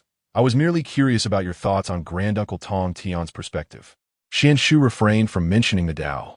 "As a disciple of my esteemed master, I take great pride. What is it you wish to convey?" Duobao appeared quite excited, possibly recalling Tongtian's grandeur within the hall. "Master, as a saint, granduncle cannot constantly oversee the development of the Jie sect. If the future were to rest upon you, what would you do?" Xuan Shu departed after speaking, leaving Duobao to ponder in silence. This was the reason for the earlier wink towards Yuanshi Shu, an indirect means to salvation. I remain skeptical that the self-proclaimed sole authority of the Dao Duobao would tolerate the misdeeds of GS sect disciples, and in the future, perhaps a gentle breeze shall be stirred. Haha. Chapter 10. The opening of Kunlun. At the foothills of Kunlun Mountain, on the White Jade platform, stood Guangchengzi, Duobao, Yuding, Tai, and Xuan Shu. While at the base of the mountain lay two grand formations. The first was the Yaoqing Winda Array, designed to test the newly initiated disciples of the Chan school, assessing their foundational roots, character, and self-awareness. The second was the Jin Dur Array, arranged by the Lord of the Heavenly Way, which, although fraught with trials, as the Lord had proclaimed, offered a glimmer of hope amidst adversity, with paths of opportunity interwoven throughout the formation. At this moment, over 1 million aspiring beings gathered at the mountain's base, each considered somewhat fated to the two teachings. After all, arriving punctually at Kunlun Mountain itself was a trial. The vastness of the primordial wilderness harbored countless souls seeking enlightenment, many of whom perished on their arduous journey. As the Dao ancestor spoke in the Zixiao Palace, situated within the chaos, the pervasive chaotic energy exerted pressure even upon the immortals. Even a great Luo golden immortal could not linger long in chaos, lest their cultivation decline, let alone the lesser practitioners who had yet to attain the Tai golden immortal rank. If one lacked the means to traverse through chaos, then alas, one was not destined to meet the Dao ancestor. The two Western saints exemplified this, arriving at the Zixiao Palace in tatters, just in time before the gates closed. For a millennium, Xuan Shu had employed the heavenly evolution technique to enhance his cultivation. He harbored an audacious aspiration to not only reach the level of saint, but also to attain the pinnacle of a quasi-saint. Thus, he realized the urgency of elevating his own cultivation. At the summit of Kunlun, the ethereal visage of the Three Pure Ones Hall manifested before the gathered crowd. The hall radiated an air of solemnity and grandeur, with the Three Pure Ones seated above, enveloped in an aura of celestial energy, emanating boundless majesty. In an instant, it seemed as though the heavens and earth were stirred by an invisible hand. A peculiar violet light flickered across the horizon, resembling the first rays of dawn, yet shining with far greater brilliance. In the blink of an eye, the violet glow surged forth like a roaring tide from the heavens, enveloping the entire Kunlun Mountain in a mysterious violet radiance that spread over 30,000 miles. Simultaneously, the void appeared to be rent asunder, releasing an abundance of resplendent celestial flowers. These ethereal blossoms danced gracefully through the air, infused with strands of Dao rhythm, transforming the atmosphere into a surging river of spiritual energy. The earth, too, rose to the occasion as golden lotuses burgeoned forth from the hard soil, their golden stamens shimmering with innate spiritual light. The sturdy lotus stems delved deep into the earth, drawing forth its immense power, harmonizing with the celestial flowers above in a dreamlike spectacle. At the heart of this extraordinary phenomenon stood the three pure saints, enshrouded in violet mist, akin to deities emerging from the chaos. The Supreme Pure One, Laozi, donned a Tai Chi robe, cradling the Tai Chi diagram, while auspicious clouds unveiled myriad exquisite treasures, with the yin-yang fish manifesting within, symbolizing the eternal cycle of duality, profound and unfathomable. The primordial Supreme One, Yueying, grasped the Panga banner, crowned by auspicious clouds, with 3 treasured jade talismans suspended above, radiating a gentle light, while a phantom of the celestial Dao-s operation materialized behind him. The Lord of the Upper Clear, Tong Tian, donned a blue robe, bearing the Qingping sword, surrounded by 4 divine swords whose energies spiraled around him, exuding a sword intent that pierced the heavens, as if ready to sever the void, causing the sun, moon, and stars to tremble in its wake. The 3 purities simultaneously manifested visions, an awe-inspiring display of divine power. In that singular moment, the vast wilderness seemed to stand still. Those beings seeking enlightenment on Kunlun Mountain halted their steps, gazing upwards in reverence and longing at the summit shrouded in purple radiance. "Is this the essence of a sage?" murmured one soul, their voice laced with astonishment and reverence. At this instant, the denizens of Kunlun were profoundly moved by the extraordinary manifestations of the three purities, bowing respectfully and exclaiming, "We pay homage to the three purities. May the sage's celestial blessings endure, and their longevity be boundless." The three purities nodded slightly, their gaze sweeping over the multitude, imbued with profound significance. The primordial supreme being was the first to speak, his voice resonating like a great bell throughout Kunlun. "Today, we, the three purities, shall impart teachings in the wilderness, aiming to enlighten those destined to receive and to promote the great way. We hereby announce the establishment of the teaching of the exoteric and esoteric, welcoming disciples from all corners of the world." Upon hearing this proclamation, the crowd displayed visible excitement. To become a disciple of the three purities was a coveted opportunity for countless cultivators. The Lord of the Celestial Gate then laughed heartily, declaring, "In our sect, we accept all without discrimination, regardless of noble or humble birth, as long as one is earnest in seeking the way. They may join our ranks and partake in the profound teachings, securing a sliver of life for the beings of the wilderness." His words were bold and stirring, igniting a fervor among the wandering cultivators and demonic practitioners alike. Laozi, with a gentle stroke of his long beard, spoke in a calm tone, "The path of cultivation lies within the true heart. I hope that all may adhere to the righteous path, diligently cultivate, and not squander this rare opportunity. Guangchengzi and Duobao, after a decade, you shall close the formation and bring those who pass the trials to the palace of the three purities." As the ethereal forms of the three purities gradually faded, the reply of "Yes, Master Uncle," echoed in unison from the two disciples. The multitude of seekers below began to exchange whispers regarding which grand formation to enter for the trial. Some could scarcely contain their eagerness. As soon as the three purities departed, they stepped into the grand formation. Observing others entering, the remaining beings followed suit, and soon, millions began to enter the array, with a slightly higher number choosing the path of the exoteric sect. From their vantage on the white jade platform, Guangchengzi and the others observed the happenings within the formation. They saw beings engulfed in a sea of flames, the fire born from the power of Pangu's banner, with temperatures so high that ordinary immortals would be reduced to ashes upon approach. Some were ensnared in a labyrinth filled with perilous traps and formidable phantoms. Others faced fierce beasts, treacherous swamps, or stood before a tome of celestial secrets, while Xuan watched with keen interest from the platform. Guangchengzi and his companions exchanged remarks from a distance, occasionally glancing at Xuan with hearty laughter. Xuan, looking at the meditative jade cauldron beside him, inquired, "Master, what are Uncle Guangchengzi and Uncle Duobao discussing? It seems to pertain to me." The jade cauldron, without opening his eyes, replied with a hint of annoyance, "Do not disturb my cultivation. They are in discussion. If those who pass the trials lack the golden immortal realm, what expression might they bear upon encountering a nephew in the early stages of golden immortal? Master, there is no need for haste. Haste makes waste. You have only just reached the pinnacle of the golden immortal realm, and I am certain that I shall achieve the great Luo first." Xuan Shu remarked with a slight curl of his lips, exuding an air of nonchalance.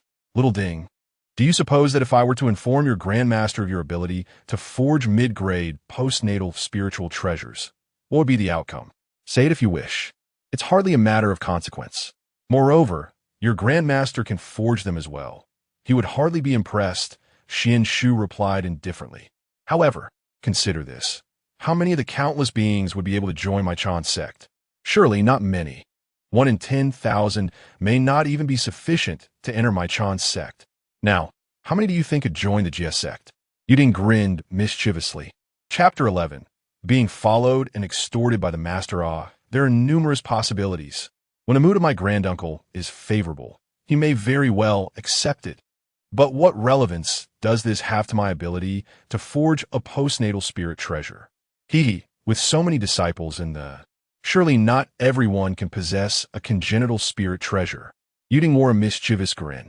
Master, do you have any idea how many exquisite spiritual materials are required to forge the mid-grade postnatal spirit treasure, the Mingtong sword that I possess? Those are all collected by our ancestor. Yet, it appears you haven't utilized such an abundance of materials, have you? Yuding leaned closer to Xuan Shu, whispering. Xuan Shu immediately covered Yuding's mouth, imploring, Master, please refrain from speaking so recklessly. There are bound to be failures in forging spirit treasures. With no alternative, Yuding raised 3 fingers, but Xuan Shu pressed down 2 of them, only for Yuding to extend 1 finger again. All right, it's a deal, but you mustn't tell our ancestor or granduncle. Xuan Shu released his grip. Rest assured, quickly, hand over those Qing Feng boots and Yaoguang fan. Ah, Master, how did you know? I haven't mentioned anything to you. 500 years ago, when you returned to Yuling Mountain, I followed you. Yuding appeared to be all-knowing. No wonder you haven't broken through to the Tai Golden Immortal. What else do you know? Xuan Shu lamented in frustration. Well, let's discuss it later when I recall it. Now step aside. I must refine my spirit treasure. At that moment, within the 3-clear hall, the 3 saints were aware of the conversation between the master and disciple on the Bayou platform. Laozi and Yuanshi wore smiles, while Tong Tian exhibited a hint of surprise, soon followed by a look of delight. As the disciple of Master Yuding, Xuan Shu's ability to forge mid-grade postnatal spirit treasures is indeed commendable. Moreover, their dialogue reveals the harmonious relationships within the Chan sect. Postnatal spirit treasures correspond to congenital spirit treasures, albeit with slightly diminished power, primarily due to the former lacking the nurturing of the heavenly laws. Postnatal treasures often rely more on the utilization of these laws. Brother, does Xuan Shu possess a natural talent for crafting? Tong Tian inquired. My third brother is unaware. Xuan Shu has exhausted the spiritual materials I previously provided him and sought my guidance with some inferior postnatal treasures. Upon inspecting his crafted treasures, I found their quality commendable, so I bestowed upon him some additional collections. Furthermore, his forging techniques are remarkably swift, almost without failure. After all, he is transformed from the Tai Su Jinyueding. If he were to achieve Deluo in the future, he would be capable of crafting the exquisite postnatal treasures, suitable even for saints. Surely, the 3-clear sect shall never lack postnatal treasures. Yuanshi beamed with pride, proclaiming, This is my disciple. Brother, look at this. Xuan Shu suddenly felt a chill run down his back and muttered to himself, Wait a moment, I calculated. Today is a minor, auspicious day. Unbeknownst to him, with the support of his sect, how could it not be considered minor auspicious? Moreover, his secrets had long been discovered by his master, and his granduncle had also begun to take an interest in him, just as Xuan Shu was lost in self-doubt. The first cultivator emerged from the formation's exit on the Bayou platform, interrupting his thoughts. Guang Qingzi hurriedly approached, eager to discern the identity of this mysterious junior disciple. Alas, it was no mere junior. The newcomer appeared gaunt, clad in a gray robe, emanating a subtle aura of quietude that rendered him rather unappealing. I am Randeng, and I have the honor of meeting you, senior brother Guang Qingzi. Upon hearing this name, Guang Qingzi felt a flicker of familiarity. Was this not one of the illustrious 3,000 guests of Zixiao? Had he come to pay homage to our Chanjiao? How should I manage this? Senior, are you jesting with me? I dare not claim the title of senior brother. I am, but Guang Qingzi, honored to meet you, Elder Randeng. Understanding the hierarchy is paramount. Since I have joined Chanjiao, I must address you as senior brother. Randeng pondered, determined to solidify his claim to the title of senior brother. Otherwise, should he be denied the opportunity to pay his respects, his journey would be in vain. Guang Qingzi found himself momentarily at a loss, casting a hopeful glance toward Duo Bao for counsel. Duo Bao, however, wore a smile, seemingly relishing the unfolding drama. Ahem, Elder Randeng. This matter requires the judgment of our revered master. I kindly ask you to wait.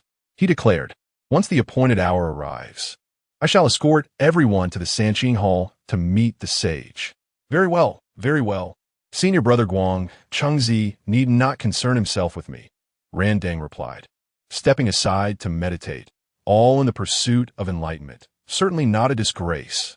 The arrival of Randang seemed to activate some hidden mechanism, as one by one, individuals began to traverse the array's trials, arriving at the white jade platform. The first was Qi Jingzi, whose resolute countenance and fiery red hair danced in the wind. Adorned in a crimson robe, radiating a fervent heat. I greet you, esteemed brothers. I am Qi Jingzi. Guang Qingzi acknowledges his junior brother. Guang Qingzi replied. Yuding, a voice unexpectedly interjected. Xuan Shu greets Uncle Qi Jingzi. Taken aback, Qi Jingzi mused, Is this fair-skinned youth truly my nephew? I had assumed he was merely a uniquely inclined senior brother. Yuding hastily clarified, Junior brother, this is my disciple. As Qi Jingzi observed the amused expressions of those around him, he realized they were not jesting, leaving him somewhat bewildered.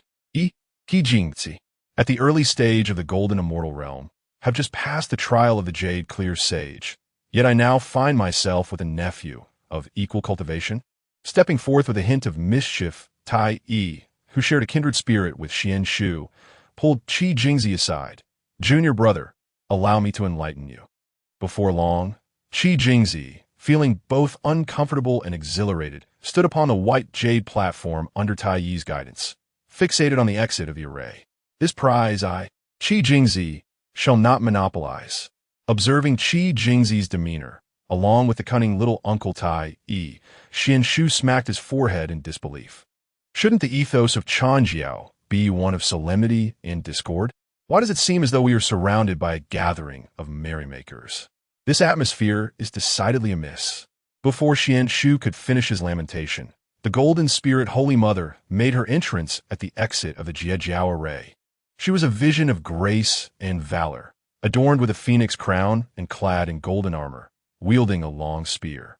Qi Jingzi gazed at her with eager anticipation. I am Jin Ling, honored to meet you, senior brother Duo Bao, and all esteemed brothers. Duo Bao greets you, junior sister. Haha, I kindly ask you to wait. This is senior brother Guang Chengzi of Chanjiao. Greetings, junior sister. I have encountered brother Guanqing. This is Xuan Shu, a disciple of Master Yuding. The Holy Mother of Golden Spirits appeared somewhat astonished. I have met you, Master Uncle. Xuan Shu's gaze was completely captivated by the Holy Mother of Golden Spirits, radiating an alluring charm and graceful bearing. I have met you, junior nephew.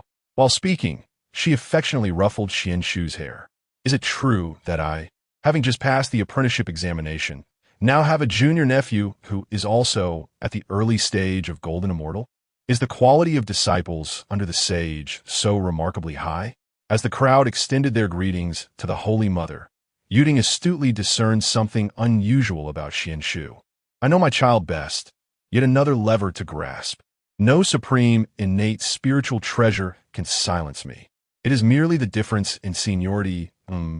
Perhaps I shall take the opportunity to subtly inquire with Master Uncle. Amidst a harmonious atmosphere, the grand formation was sealed. The subsequent disciples of the Chan and Jie sects experienced a delightful scene, particularly the serene Qing Su from the Chan sect and the long-eared disciple from the Jie sect.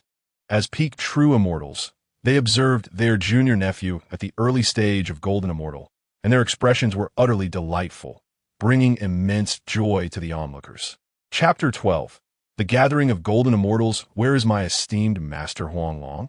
Xuan Shu surveyed the figure standing beside Guang Chengzi, a disciple of the Chan school. Xuan Shu, clad in flowing white robes, exuded an aura of serenity, his eyes shimmering with the light of wisdom. Hu Xian, robust in stature, donned a yellow Taoist robe, carrying a massive Zen staff upon his back. Ling Bao, the great master, was slender, dressed in a simple gray robe, a quaint bell held delicately in his hand. Si Hang, graceful and ethereal, appeared diminutive yet possessed a gentle countenance, while Zhu Lu Sun, stout and unassuming, radiated an innocent charm. Yuanshi Tianzun, dressed in black attire and adorned with a long sword at his waist, exhibited a resolute demeanor, while Qing Su, the only one accompanied by a white deer, stood out among them. Xuan Shu, perplexed, wondered, where's my Master Huanglong? Why is there one missing? The grand formation has been sealed. Those who did not pass or were within the formation have been transported away. He quickly glanced towards Duo Bao, who stood nearby. Ah, Master Jin Ling is truly handsome. Master Gui Ling, however, possesses an ordinary appearance. Master Wu Deng, with a benevolent visage, wore a simple robe, holding a jade scepter. Quite commendable. This fierce-looking man is Wu Yunxian, while Pai Lu Xian, clad in harmonious yellow robes, exuded tranquility. Xiao Shou Xian, Ling De Xian, Jin Guang Xian, Jin Gu Xian, the three bands that would later be held by the Tathagata, and their Chang heir. What a convoluted tale. Behind them, a throng of individuals, despite having not passed through the formation, bore the unmistakable aura of the upper clear, evidently the handiwork of the Tong Tian Jiao master. Guang Cheng Zi stepped forward, addressing the assembly. Senior Ran Deng, esteemed brothers, please follow me to the Sanqing Hall to pay respects to the saints. The recently tested disciples of the Chan school collectively responded, yes, we humbly request our brother to lead the way. The disciples of the glanced at Duo Bao, who remained silent before echoing their agreement. Suddenly, a voice shattered the harmonious atmosphere. Brother Duo Bao, shouldn't the disciples of the be led by you to pay respects to our esteemed masters? Upon hearing this, both Guang Chengzi and Duo Bao turned their attention to the speaker, Chang Er. Duo Bao admonished, did you not hear Brother Guang Chengzi's words? We shall all visit the three saints together. Xuan Shu secretly scoffed, pondering the nature of Duo Bao and Guang Chengzi's relationship. They had grown up together, akin to childhood sweethearts. No, they were merely close companions under the guidance of the Sanqing, fostering a deep bond. Your intentions are not pure, my lad. Are you perhaps an undercover agent? Guang Chengzi restrained his response, mindful of the faces of both Duo Bao and his own master, choosing discretion over confrontation. Amidst this peculiar atmosphere, the group ascended the mountain, arriving at the threshold of the Sanqing Hall. Masters, uncles, and esteemed seniors, my disciple and brother Duo Bao have been entrusted with overseeing the recruitment of disciples for our two schools, and we now lead our esteemed brothers to pay our respects. Enter. The assembly proceeded into the Sanqing Hall, where the three pure ones were seated at the high place. Yuanshi Tianzun spoke first. Qi Jingzi, Wenshu Puxian, Ling Bao, Ci Heng, Zhu Lu Sun, Dao Xing, Qing Su, you 8 share connection with my Chan school. Are you willing to join my ranks? The disciples bowed in reverence. We pay our respects to our master. May your longevity be boundless. Rise, all of you. This is your Taiqing uncle and your Shanqing uncle. We pay our respects to our uncle. May your longevity be boundless. We pay our respects to our uncle. May your longevity be boundless. Tontian accepted Jinling, Gailing, and Wudong as his direct disciples, while Wei Xian, Pilu Xian, Qiushou Xian, Lingyao Xian, Jingguang Xian, Jinggu Xian, and Chang'er were taken as his accompanying disciples. As for the others who remained despite failing to pass the formation, he was well aware of Yuanshi's temperament and dared not let Dao Bao bring them along. The crowd bowed in unison. Please rise, Xiao Xianshu. I have found you a Shirbois. I said to Xianshu with a smile. This is Xuan, a disciple I accepted centuries ago, who has now attained significant cultivation. You should nurture a close relationship with him in the future. With a wave of my right hand, a handsome figure clad in an yin-yang robe, an early golden immortal of the human race, materialized in the hall. Xianshu gazed at Xuan and then at me, secretly pondering. They've only just introduced the golden immortal realm, and this venerable Xuan truly has an excellent master. Xuan greeted his second and third Shu and all his junior brothers. Guang Chengzi acknowledged Xuan as his senior brother, while Dao Bao did the same. There was no escaping the fact that I, as the elder brother of the three pure ones, was destined to have a senior disciple among the second-generation disciples. Following their introductions, everyone bowed to Nanji Xianwing. Is Taoist Randang present? Yuanshi's voice echoed in the hall. I am here. Randang nearly wept, finally remembered. Taoist Randang. You have listened to the teachings in the Zhixiao Palace alongside my three pure ones and are also a disciple of the Tao ancestor. Today, upon entering my Chan teaching, you will cultivate the Jade Pure Immortal method and shall serve as my deputy master. Upon hearing this, The disciples of the Chan teaching voiced their respect. "We greet the deputy master." Randang silently lamented, returning the greeting. Being a deputy master hardly compares to being a disciple. Disciples merely enjoy the fruits without effort. But a deputy master? One might toil without reward. After the gathering in the hall, everyone was ushered out to establish their own caves and refine their cultivation techniques, leaving only Randang, Yuding, and Xuan Shu behind. "Xuan Shu, do you know why I've kept you here?" Disciple does not know. "I humbly await your instruction, master." Then try to deduce it. Yuanshi did not explicitly state the reason, instead prompting Xuan Shu to figure it out. Xuan Shu, hearing this, chuckled bitterly. "Master, this matter concerns a sage. I am powerless." Observing the smiles on Mai and Yuanshi's faces, while Tong Tian appeared perplexed, Xuan Du did not dare to calculate. "Fear not, it is not a bad thing. Little Xuan Shu," I interjected, "and if you manage to discern it, this mid-grade innate spiritual treasure, the Taiji Pure Heart Pendant, shall be your reward." "Thank you, Sherbois." Upon seeing the spiritual treasure, Xuan Shu disregarded everything else, ready to follow my instructions. He promptly began to calculate using the Tianyin technique. Tong Tian wore a puzzled expression. For only a great Luo golden immortal could fully wield a mid-grade innate spiritual treasure. Currently, the three pure ones had not bestowed more treasures upon their disciples. Each possessed only one or two for self-defense. "Elder brother, second brother, what exactly are you two pondering?" Tong Tian inquired telepathically to me and Yuanshi, observing the closed-eyed Xuan Shu. "Third brother, be patient. When the time is right, we will reveal all." Though perplexed by the celestial discourse, Xuan Shu felt reassured that his elder brother and second brother would not wish him harm. Thus he refrained from further inquiries. "Master Ancestor, I fear I cannot embark on this journey alone. Shall the deputy master and my own master accompany me to the Eastern Sea as well? Now that it has been revealed, should we not hasten?" As he spoke, a bracelet and a jade pendant materialized before him, causing his eyes to gleam with excitement. Indeed, they radiated golden light. "I am grateful for the generous gifts, Master Ancestor." "Thank you." With a heart full of joy, Xuan Shu departed, knowing that the bracelet was a bestowal from the primordial one, filled with rare materials he had collected. Randang and Yuding were also signaled to take their leave. Randang, feeling disgruntled, lamented, "I have only just joined the Chan sect, and already I am expected to toil." Upon their departure, the primordial one turned to Tong Tian. "Third brother, Xuan Shu's celestial transformation technique is his innate gift, imperceptible to all but saints, and most importantly, it poses no risk of backlash. I am aware. Yet what riddle are you two weaving? Third brother, should our endeavors come to fruition, regardless of the effort Xuan Shu invests, you must present him with a supreme, innate spiritual treasure." With that, the primordial one's figure gradually faded. "No problem. I hold Xuan Shu in high regard.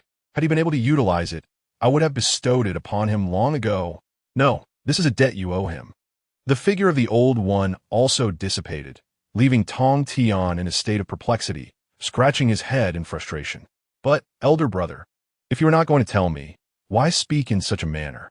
It renders my curiosity quite insatiable." Chapter 13. The Dragon Palace of the East Sea. The secrets of Zhulong. As Randang and Yuding emerged from the Sanqing Hall, they beheld Xuan Shu, who was foolishly grinning while holding a bracelet. Yuding approached and playfully tapped his head. "Little Ding, have you lost your wits? What does our Grandmaster wish for you to do? Hurry along." "Ah, Master, please refrain from hitting my head so often. You shan't expect my assistance in refining spiritual treasures in the future." Yuding, unfazed, retorted. After all, he had left an impression on Xuan Shu during their initial encounter with the Golden Spirit Holy Mother. "Speak quickly. The deputy leader is present." "What is our purpose?" "Deputy leader, we kindly request your guidance to the East Sea." "Very well," Randang replied without further ado, eager to glean what little information he could during their journey. Through the recent events, he discerned that Xuan Shu was no ordinary individual. He held a significant position in the hearts of the Sanqing saints and seemed remarkably adept at divining heavenly secrets, capable of foreseeing the saints' arrangements. Furthermore, It appeared that Yuanshi had not explicitly informed the two of them, indicating that this expedition was primarily under Xuan Shu's direction. In less than 10 days, the trio arrived at the East Sea, a testament to the swiftness of the great Luo Golden Immortals. Along the way, Yu Ding pressed for details about the matters at hand, but Xuan Shu evaded his inquiries, merely assuring him that the benefits of this journey would be considerable. Over the course of their 9-day journey, Xuan Shu persistently inquired about the state of the Dragon Clan since the great calamity of the Long Han era. Who among the cultivators dared to intrude upon the territory of the East Sea Dragon Palace? Upon reaching the surface of the East Sea, they were greeted by 18 figures adorned with azure scales, emerging from the water. At the forefront stood a being with dual horns atop his head and a 9-ringed golden bell at his waist, a patrol of the East Sea Dragon Clan. Swiftly report to the East Sea Dragon King, for the Kunlun Yuching Saint, Yuanshi Tianzun, has come to pay a visit. The patrol officer, taken aback, recalled the overwhelming presence of the saints during their reign over the primordial realm, and understood the need for meticulous hospitality towards such esteemed guests. Please wait a moment. Esteemed immortal, I shall promptly inform the Dragon King. Shortly thereafter, a 5-clawed golden dragon, embodying the form of a dragon-headed human at the golden immortal level, surfaced. Little Dragon pays respects to the 3 esteemed immortals of the Chan sect. I humbly offer a modest banquet. Please allow me to escort you to the Dragon Palace for a conversation. The East Sea Dragon King, unable to sense Randang's cultivation level, assumed that they were not there to cause disruption, especially since he had politely dispatched someone to announce their arrival. As they were disciples of the saints, he thought it fitting to share some food and drink, believing they would soon become friends.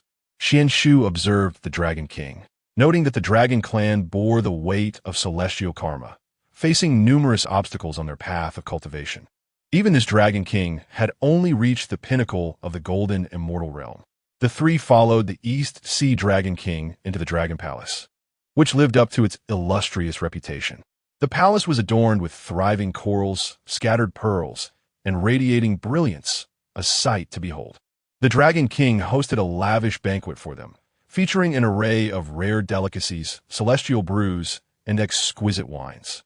As Xuan Shu savored the culinary delights, he discreetly scrutinized the surroundings of the Dragon Palace. Despite the Dragon Clan's entanglement in celestial karma, they seemed to lead a life of ease within the East Sea. May I inquire about the purpose of your esteemed visit? The Dragon King asked, with a faint smile. Xuan Shu rose to his feet and bowed respectfully to the Dragon King. We have come to seek an audience with the esteemed Zhu Long, our Grandmaster. Yuanshi Tianzun has a certain connection with your clan.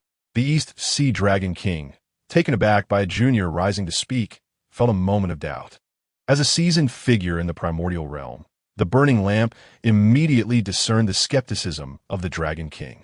Rising to his feet, he elucidated, I am the vice leader of the Chan sect, Burning Lamp, sent by the saint's decree alongside the esteemed Jade Ding to accompany young friend Xuan Shu to the Eastern Sea. This journey is indeed an assignment from the saint for Xuan Shu's endeavors. In truth, Burning Lamp himself was unaware of the specifics, genuinely believing that matters concerning the saint could be foreseen by anyone. Observing the Dragon King's disbelief, Xuan Shu felt compelled to be forthright.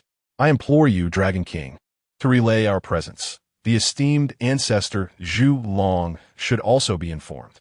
Our purpose here is to welcome Master Huang Long back to the Chan sect.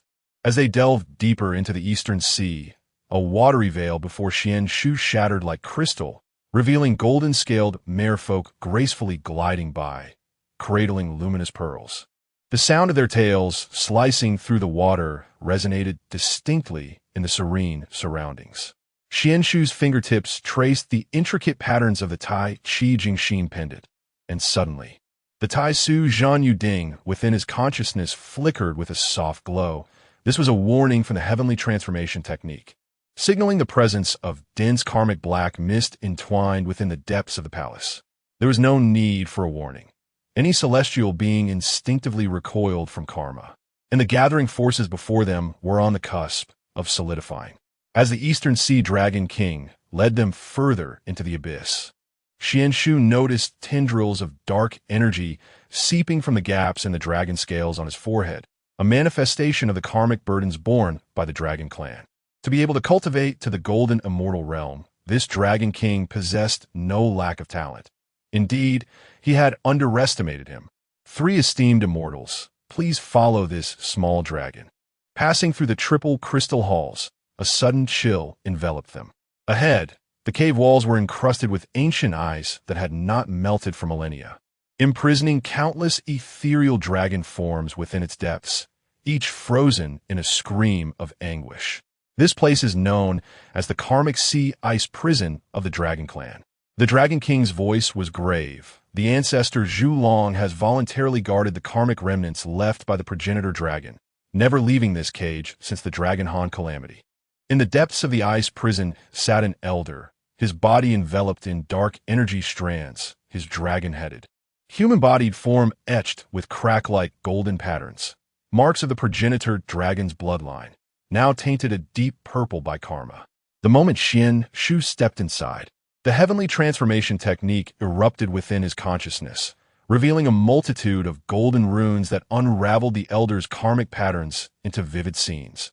During the Dragon Han calamity, the progenitor dragon led the clan into battle, their essence staining the seas red, only for the Heavenly Dao to descend with a curse, condemning the dragon descendants to eternal fall into the sea of karma, unable to attain the grand luo. Young one, you possess the aura of the jade purity. The Zhu Long opened his eyes, his pupils ablaze like flickering candle flames. That rascal Yuanshi, is he prepared to fulfill his promises from years past? The Jade Ding stepped forward, drawing his demon-slaying sword slightly. Elder, we come bearing the saint's decree, specifically to seek the return of Huang Long to his rightful place.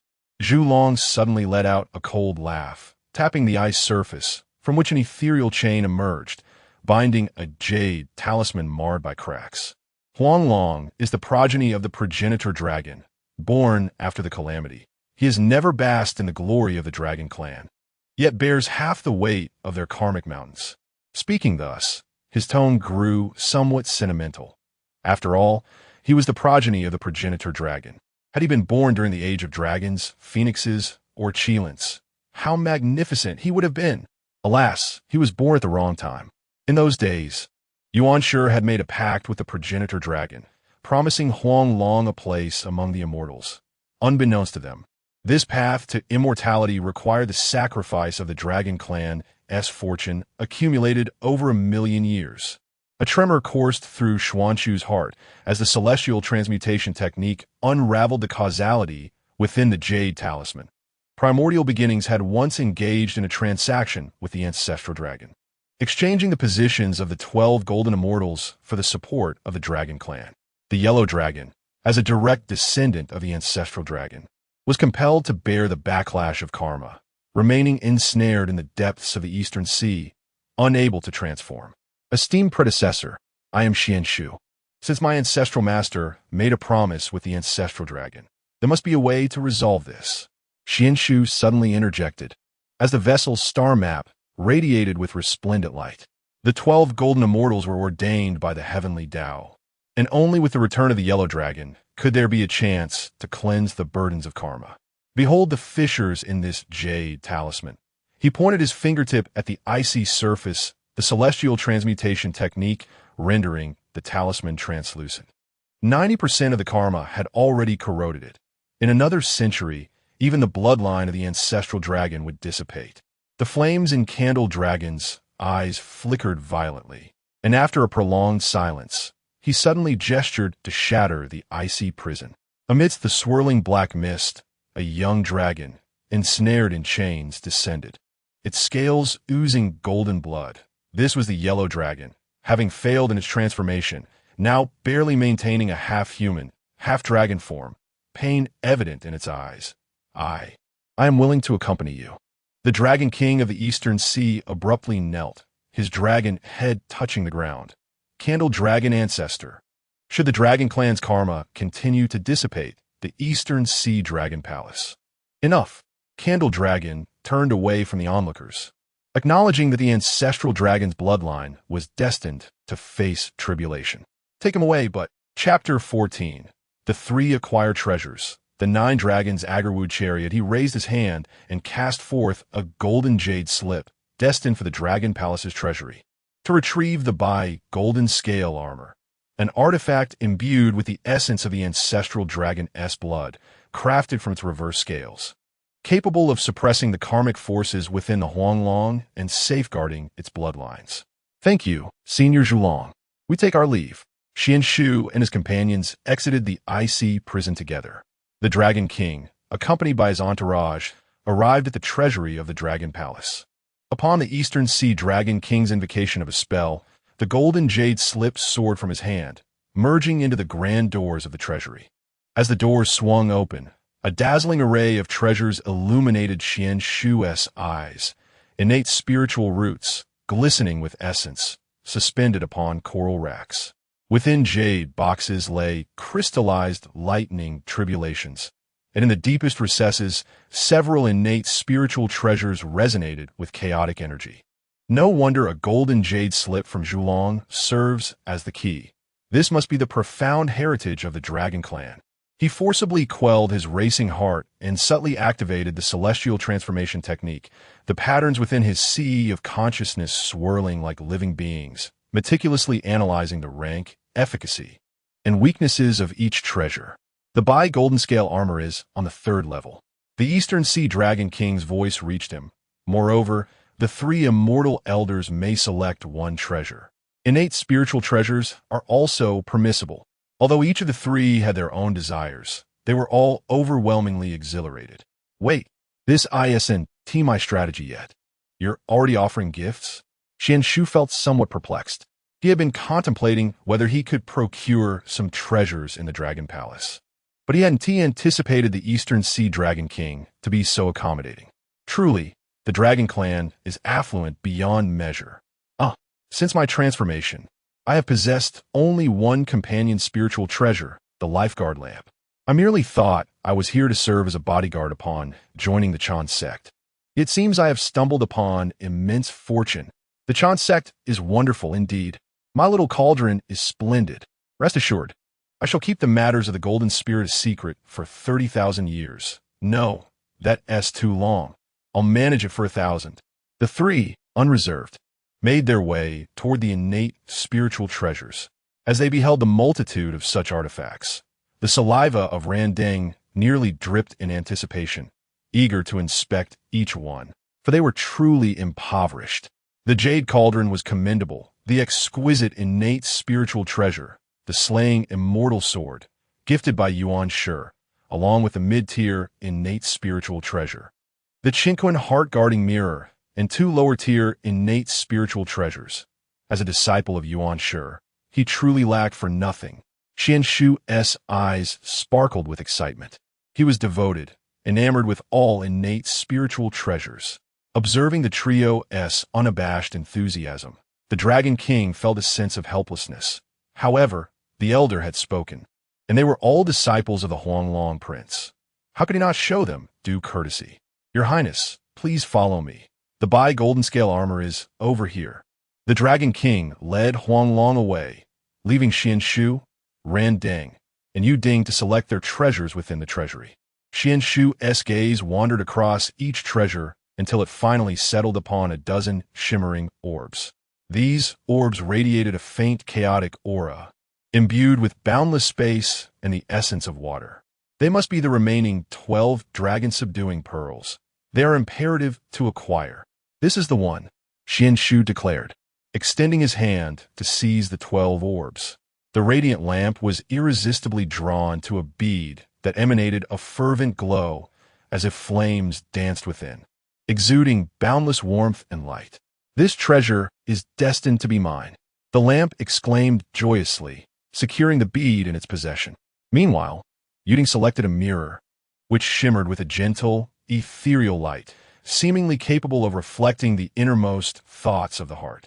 This mirror, known as the clear heart illuminating mirror, can reveal one's true intentions and discern right from wrong, making it quite fitting for me, Yuding mused, nodding in satisfaction. Once the 3 had made their selections, the Dragon King returned with the yellow dragon, who donned a suit of armor radiating golden light, no longer bearing the signs of prior torment. This is the vigorous golden scales armor, the yellow dragon explained. When worn, it suppresses the karmic forces within.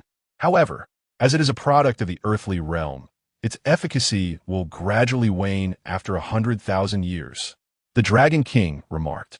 Xuan Shu nodded in acknowledgement, but his gaze drifted towards the corner where a colossal bronze cauldron rested, a remnant of the dragon clan shattered during the primordial calamity, still capable of commanding the waters of the four seas despite its ruin. The celestial art revealed that this cauldron belonged to the same lineage as the Tai Su Zhen cauldron crafted during the creation of the universe by Pangu, and if merged, it could amplify the art of treasure refinement. Dragon King, may I take these fragmented spiritual treasures? Xuan Shu inquired, gesturing towards the scattered remnants. The Dragon King pondered briefly. After all, they were of no use, merely remnants of Dao rhythm, ultimately destined to serve as mere decorations upon the crystal columns of the Dragon Palace. Certainly, if they are of use to you, feel free to take them. Thank you, Dragon King. The group departed the treasure vault in high spirits. Upon returning to the Dragon Palace, the three, having indulged in a sumptuous feast, prepared to take their leave. Dragon King, now that the yellow dragon has received the armor, we four shall take our leave. The lamp said cheerfully to the East Sea Dragon King, shedding the previously aloof demeanor. Esteemed Celestial, please proceed at your leisure. Our clan has prepared a gift for the Yuching Saint, which I ask you to convey on our behalf, the East Sea Dragon King said, waving his hand. Lo and behold, several mermen emerged, collectively bearing a magnificent palanquin. The palanquin was enveloped in a mysterious fragrance of agarwood, adorned with 9 vividly carved golden dragons on either side, their bodies exuding a soft golden glow, their whiskers swaying in the breeze, as if they might soar into the sky at any moment. This was the legendary 9-dragon agarwood palanquin. The East Sea Dragon King approached reverently, gently caressing the palanquin, his eyes reflecting a mix of awe and reluctance, and slowly spoke. Esteemed Celestials, this 9-dragon agarwood palanquin is a treasured legacy of our dragon clan, embodying countless years of our glory and aspirations. Today, in honor of our respect for the primordial heavenly sovereign and gratitude for his benevolence towards our clan, we bestow this palanquin upon him. I humbly request that you convey it on our behalf. Xuan Shu gazed in astonishment at the opulent 9-dragon agarwood palanquin before him, feeling the rich spiritual energy emanating from it, as well as the formidable power contained within the 9 golden dragons. He mused inwardly. The Dragon King is indeed extravagant. Such a precious treasure explains his solemnity. Yet, I wonder how the master will react upon seeing such a valuable offering. Given the capabilities of the Dragon Clan, how did the yellow dragon come to be labeled as a 3-0 real person? Surely, it cannot be that the ancestral master, who harbors a disdain for those adorned with scales and horns, would take the yellow dragon as a disciple. Is this merely a transaction? Randang nodded slightly, allowing his gaze to linger on the 9-dragon agarwood palanquin for a moment before speaking. The Dragon King's intentions are duly noted, and we shall convey them faithfully. However, considering the immense value of this treasure, I implore the Dragon King to reconsider. The Dragon King promptly waved his hand, earnestly replying, there is no need for further persuasion. Esteemed Randang, the 9-dragon agarwood palanquin reaching the hands of the primordial supreme being is its most fitting destiny. Meanwhile, Yu Ding, circling the palanquin, expressed his astonishment. Goodness, this is truly a remarkable item. Dragon King, the sentiment from your clan is exceedingly precious. As he spoke, he discreetly exchanged a glance with Xuan Shu, a look that seemed to convey, disciple, this is indeed a great treasure. We must handle it with utmost care. Xuan Shu understood the unspoken message, stepping forward to assure the Dragon King. Rest assured, Dragon King, we shall ensure the 9-dragon agarwood palanquin is delivered safely into the hands of our ancestral master, and we will not betray your heartfelt intentions. Under the watchful gaze of the Dragon King, Xuan Shu and his companions departed from the East Sea, accompanied by the yellow dragon and the 9-dragon agarwood palanquin. Throughout the journey, Xuan Shu kept the palanquin close, wary of any negligence. As he observed the 9 golden dragons atop the palanquin, a wave of curiosity surged within him. What magnificent spectacle would unfold should the 9-dragon Agarwood palanquin be set in motion? Yet, he dared not to experiment. This was a gift for the revered sage. Attempting to test, it would surely lead to dire consequences. Chapter 15. Returning to Kunlun for contemplation deep within the Eastern Sea. Zhu Long gazed at the departing figures of the 4, and suddenly murmured softly to himself, Yuanshi, what is the true meaning behind your act of allowing a disciple of the 3rd generation to take away the Huanglong? He raised his hand, and within the icy prison, the remnants left by the ancestor dragon materialized. Elder brother, perhaps the future of the dragon clan lies not in the teachings of the Chan sect, but in the hands of this young man. As Xuan Shu and his companions stepped onto Kunlun Mountain with the 9 dragons incense cart, the evening glow bathed the eaves of the Sanqing Palace in a resplendent golden hue.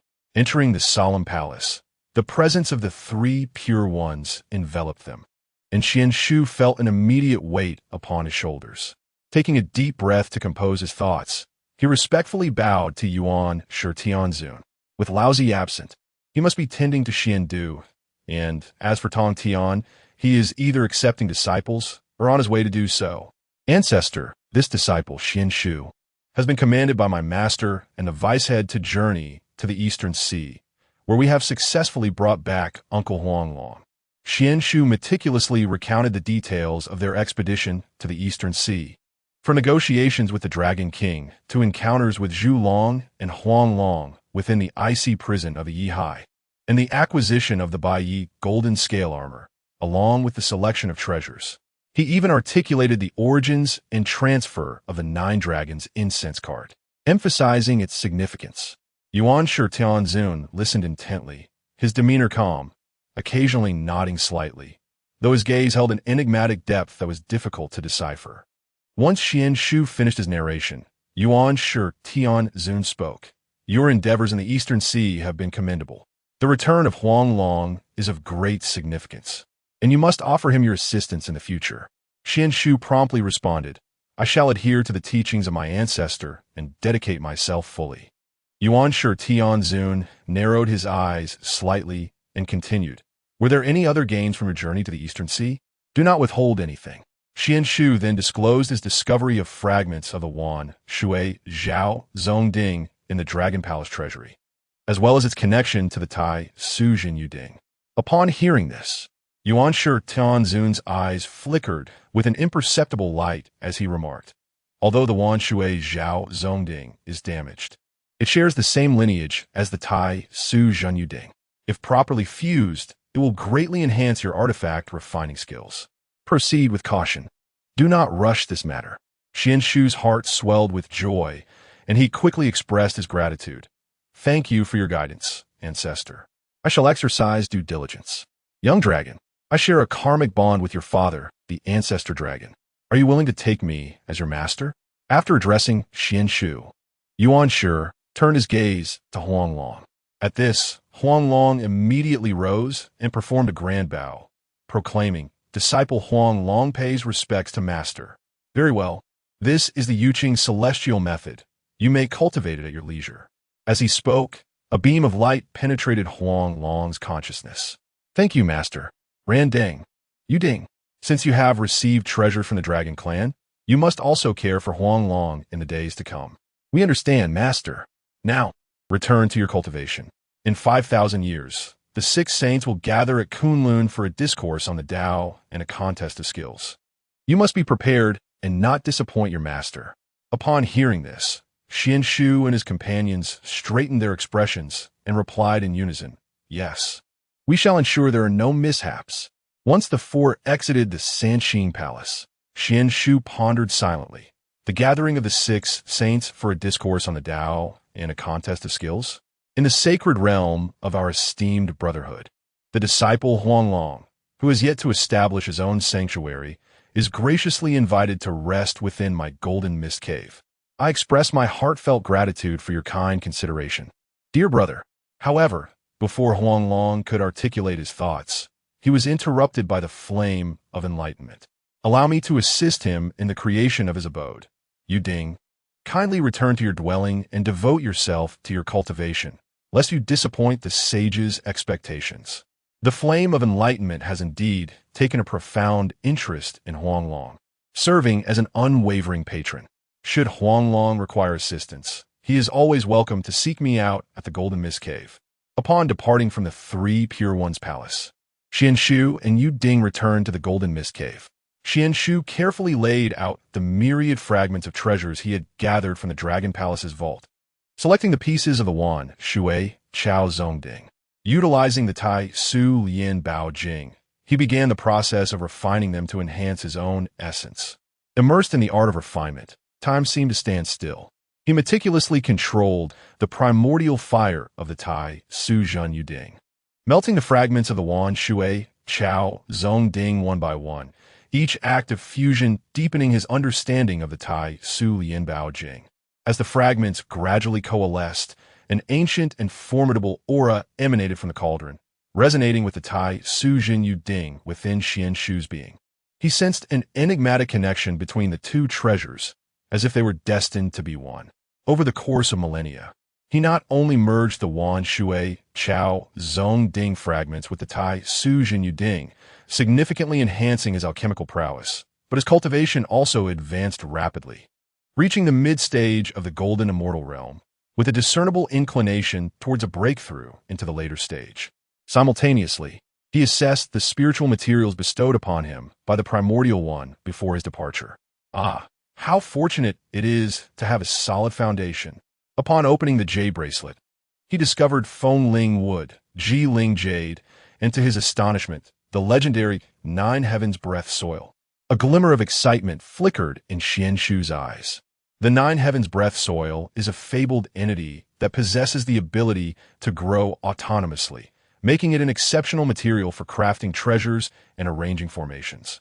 The primordial heavenly sovereign has indeed been generous, bestowing upon him such a rare item. With utmost care, Xuan Shu secured the Nine Heavens breath soil and summoned the primordial fire to refine these spiritual materials.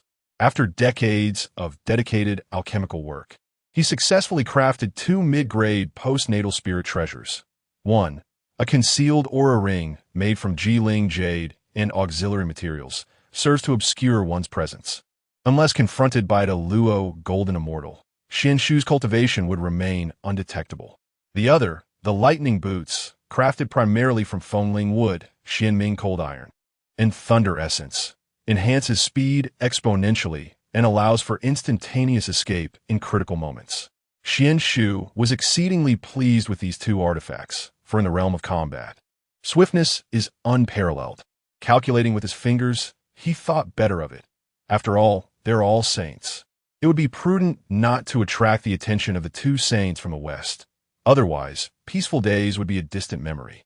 Well, with 500 years remaining, surely a breakthrough to the later stage of the Golden Immortal Realm is not too ambitious.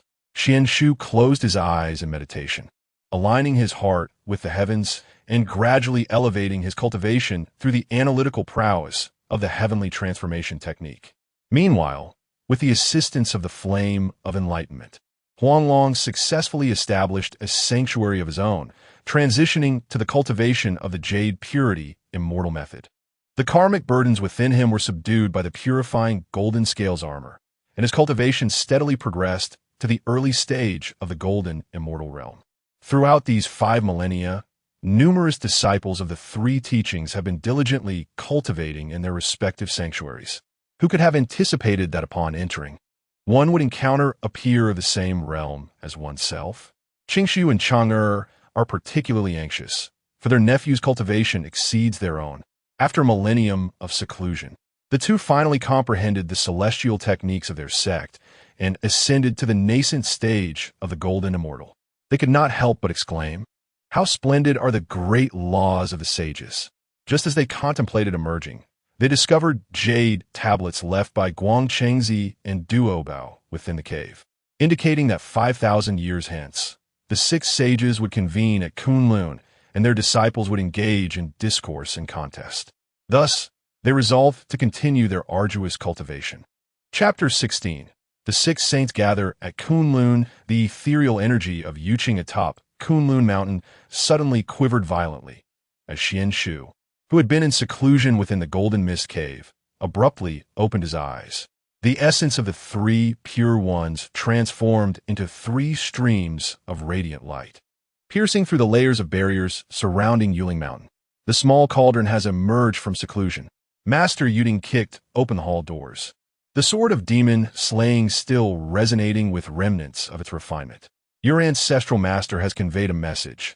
On the day when the essence of the three pure ones resonates, the six saints shall converge. Behind him, the Huanglong true man appeared somewhat inexperienced, clad in the shimmering armor of the golden scales of creation, though he could hardly conceal the excitement in his eyes.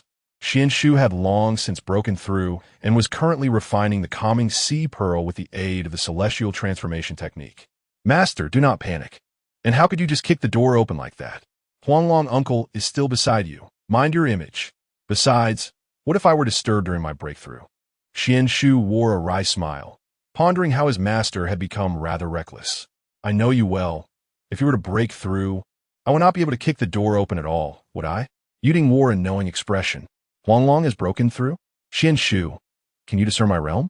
Huanglong smiled slightly and replied, thanks to the Yuqing celestial method bestowed by our master and the support of the golden scales of creation, I have managed to suppress the karmic forces within me, allowing my cultivation to progress smoothly. Upon hearing this, Xuan Shu felt a surge of joy for Huanglong. With this momentum, the future looks promising. Something seems off about you, little cauldron. Why can't I see through your cultivation? I am at the early stage of the Tai Golden Immortal. Upon hearing Xuan Shu mention Huanglong's breakthrough, Yuting also scanned Xuan Shu with his divine sense, but could not discern his level of cultivation. It's a secret. Xuan Shu chuckled as he stepped out of the training chamber. Have you grown wings, young man? I am still your master. Yuting followed closely behind Xuan Shu. All right, let us hurry.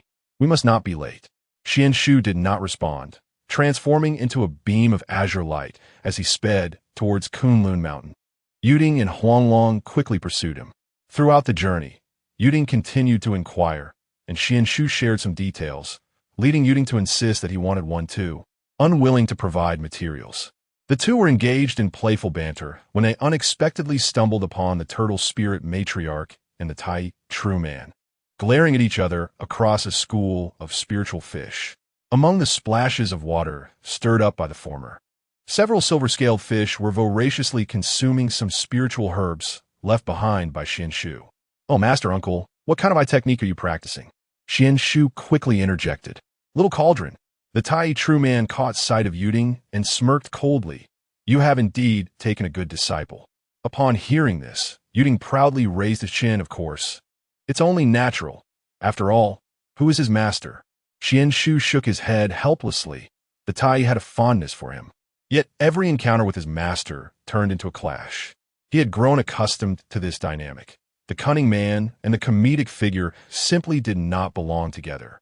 Greetings, Turtle Spirit Master Uncle. Xuan Shu bowed respectfully.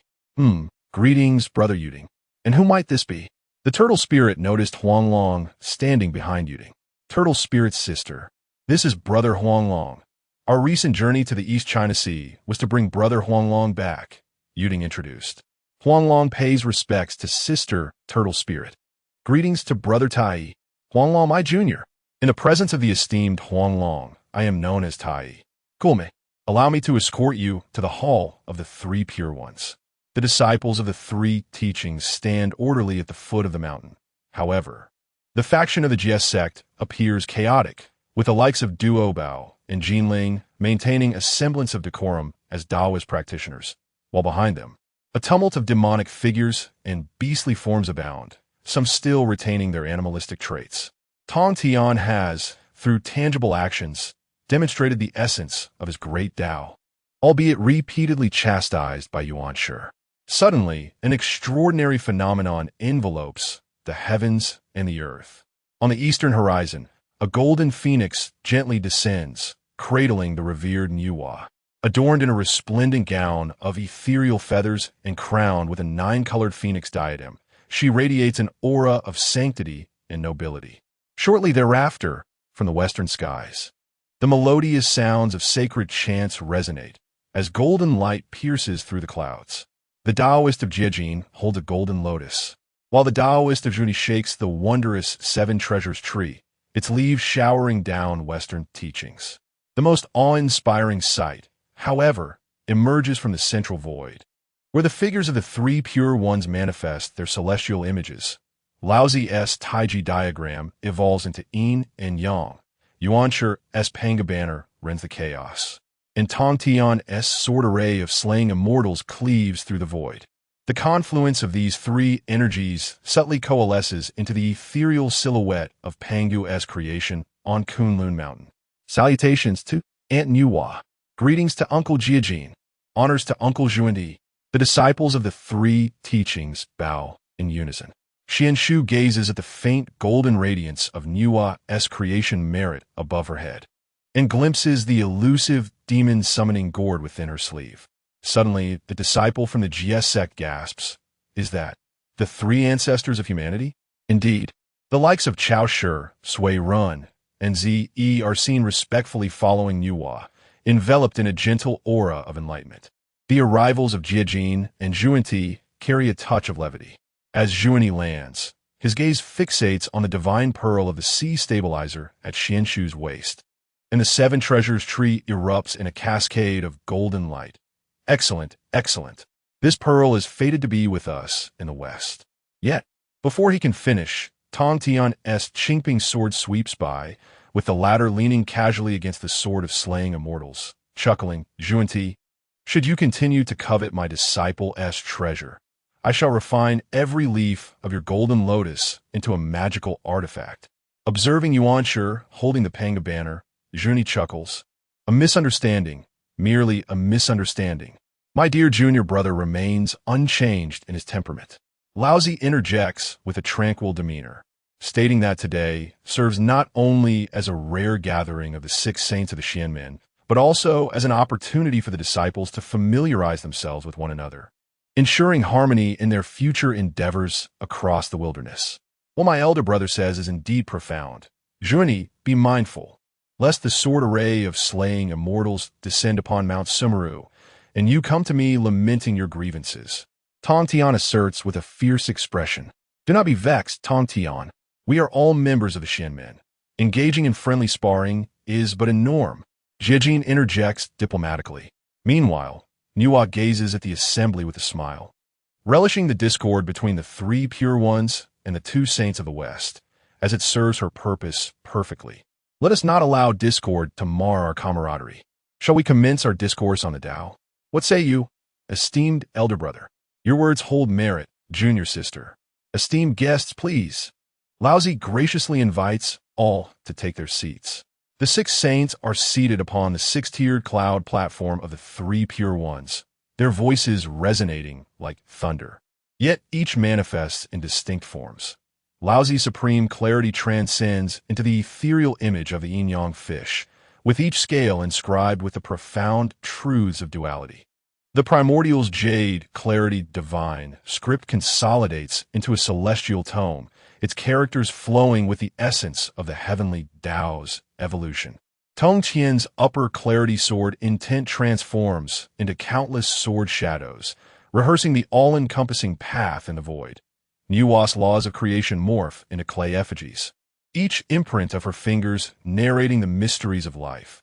The golden lotus of Jian resonates with sublime utterances, while the seven treasure tree of Xuanti sheds the aspirations of great compassion. Xuan Shu, seated behind the jade cauldron true man, allows the celestial art of divination to automatically decipher the six Saints Dao rhythms. Upon reaching Nuwa's method of creation, the Taisu Zhan Yu cauldron suddenly reveals remnants of the system's primordial fragments, left behind when the system fled, a wisp of data now harmonizing with the laws of creation. He awakens with sudden clarity. Could it be that the system's so-called misstep was, in fact, a variable reserved by the Heavenly Dao for the primordial chaos? This is inconceivable. The Golden Spirit, Holy Mother of the Intercept, meditates upon the sword intent of the Tongtian teacher. Her dragon and tiger jade, Rui trembling gently in her palm, she distinctly perceives that within the Tao rhythm of Tong Tian, the myriad immortals of the Intercept sect are as countless as grains of sand in the Ganges, each grain seizing its own celestial opportunity. Meanwhile, the likes of Guang, Chengzi from the Chan sect witness the flux of the Heavenly Dao's rules within the primordial's celestial tome, as though the Tao itself were laid bare before them. Jane and Junti, accompanied by Mithra, Daji, and K. Itagarba, are immersed in the profound mysteries of Western Taoism, awash with boundless compassion and the aspiration to liberate all beings, evoking in them a yearning as if they glimpsed the path to salvation for the world's suffering. Chapter 17. The Discourse Without Conflict, Yet the Rewards Are Abundant. After 5 centuries of exposition, the serene abode of Qingwei at the foothills of Kunlun Mountain, nestled between the Taichung Spirit Spring, was brimming with disciples from the 4 traditions. With the teachings concluded, it was time for a discourse and contest of skills. Yet, the absence of stakes rendered the affair somewhat lackluster. I wonder what thoughts the guiding master holds. The guiding sage surveyed his surroundings and noted that most of the disciples from the 3 pure ones were at the golden immortal stage, many even in the later phases, with some having ascended to the Tai golden immortal realm.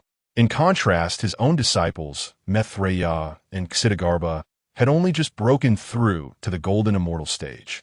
This was clearly a case of overwhelming advantage. Although dissatisfaction brewed within, a warm smile adorned his face. Since brother has spoken, let us heed his words. It would be prudent to settle the contest based on our disciples' discussions, for they are all practitioners of the profound path, and casualties would be undesirable. As for the stakes, I am well aware of the West's desolation. Thus, I propose the seeds of the 12-petaled merit golden lotus as our prize. What do you think? The primordial heavenly venerable smiled lightly, though a hint of cunning flickered in his eyes. Upon hearing this, the guiding sage's expression shifted slightly. He had initially intended to decline. Yet the 12-petaled merit golden lotus was a treasured possession of the Western teachings. However, with the primordial's words now spoken and the contest of skills waived in favor of a discussion, the outcome was uncertain. He readily agreed, saying, "Let it be as brother has suggested." Seeing this, the primordial heavenly venerable felt a surge of satisfaction within. He understood the depth of the Western 2 saints. Although the seeds of the 12-petaled merit golden lotus were precious, they were not beyond their reach. Saints are eternal. The preservation of their sect and reputation is paramount. Very well, let's appoint the 6 of us as judges while our disciples engage in discourse. I shall contribute a mid-grade innate spiritual treasure, named the Tai Su Demon Suppression Bell, as one of the stakes for this discourse. Laozi spoke nonchalantly, conjuring a small copper bell adorned with intricate runes, subtly emanating an aura of suppression. The primordial heavenly venerable smiled slightly, unwilling to be outdone. I shall offer this mid-grade innate spiritual treasure, the 9 heavens concealment robe, as my stake. Tong Tian followed suit. I present the Tai Xin bright light mirror, also a mid-grade innate spiritual treasure. Brother Zhuani, what of you? Zhuanti inwardly cursed. Do you think we are all as affluent as your 3 pure ones? When we divided the treasures at the cliff of distribution, you 3 took at least half, while we received but a few. The heavens are unjust. Then I will offer this string of 12 Bodhi seeds as my stake, a postnatal upper-grade spiritual treasure. The West is barren. I hope my brothers can be understanding. Sister Nuwa, what say you? Zhuanti pulled the onlooking Nuwa into the fray. Zhuanti, I am a direct disciple of the Tao ancestor, while you are merely a named disciple. You should address me as elder sister. Furthermore, I have no disciples, so I shall not participate. Nuwa glared at Zhuanti. I shall remember this. Sister Nuwa, please allow the 3 behind you to partake in the discourse. Zhuanti insisted, unwilling to relent, adding pressure. There must be stakes. Discourse? The Western teachings have never feared anyone in mere words. Very well, as your elder sister, I shall offer this colorful phoenix hairpin as my stake. Also a mid-grade, innate spiritual treasure, Nuwa declared fiercely, emphasizing her elder sister status. With that settled, let the discourse commence. The sacred voice of Laozi resonated throughout Kunlun. With a swift motion of his sleeve, a towering platform for discourse, Tianzhong Hai, manifested before the assembled crowd. As the Golden Spirit Saint Mother ascended the arena first, the disciples of the raised their arms in unison, their voices a cacophony of exclamations. Adorned with a phoenix crown, her tassels fluttered gently, and in her hand, the dragon tiger Jade scepter traced a half-arc of golden light, transforming the cloud platform beneath her into the hue of earth, an embodiment of this Wu-Tu Zhenyuju. Holding the bell of despair, Guang Chengzi, clad in a violet gold robe embellished with exquisite hexagrams radiating a jade-clear brilliance, moved with each step in harmony with the celestial pathways, embodying the essence of the primordial rhythm. Golden Spirit Sister, shall we discuss the concept of roots? Guang Chengzi's voice boomed like a thunderclap as the bell of despair crashed down. Yet before it reached the ground, it morphed into countless runes. The heavenly decree proclaimed, heaven, earth, humanity, deities, and spirits. Those lacking clear roots are akin to trees without foundations. The Golden Spirit Saint Mother lightly tapped her jade scepter, the earth transforming into an ethereal silhouette of a mountain to support her imposing presence. Brother Guang Chengzi's doctrine of teaching without discrimination seeks to plant blue lotuses upon solid rock. Her fingertips danced through the void, revealing scenes of disciples' cultivation within. Demon clan practitioners absorbing moonlight, mortals refining their bodies to sanctity, and even spiritual herbs taking form under the starry sky while engaging in philosophical discourse. Observe the ice dragon of the northern sea. Though it belongs to the demon clan, it purifies its scales through virtuous deeds. How does this differ from your teachings on spiritual roots? Guang Chengzi's expression darkened slightly as the bell of despair suddenly split into 3 smaller bells, each enveloping the 4 elements of metal, wood, water, and fire. Virtuous deeds may refine the roots, yet they cannot alter innate attributes. Within your teachings, the Turtle Spirit Saint Mother is an incarnation of the mystical tortoise. Can she truly surpass the Dragon Clan in the laws of water? That is a misconception. The Golden Spirit Saint Mother abruptly withdrew her earth defense, and the Dragon Tiger Jade scepter erupted in blinding golden light. Roots are not shackles, but rather opportunities. Her fingertip pointed towards a flaw in Guang Chengzi's sealing technique, and the power of earth surged upward, raising the 4-element seal towards the heavens. When Pangu opened the heavens, flesh and blood transformed into the Witch Clan, while breath morphed into the Demon Clan. Should the Witch Clan be eternally condemned to battle? What has seized is precisely this slender chance. From the sidelines, Tai Zhenren whistled, elbowing his companion Qi Jingzi. Did you hear that? You often claim the Turtle Spirit Saint Mother's roots are impure. Yet, Golden Spirit insists on cultivating the pinnacle of earth within the bloodline of the Demon Clan. Qi Jingzi scoffed, but could not help but gaze at the Golden Spirit Saint Mother's jade scepter.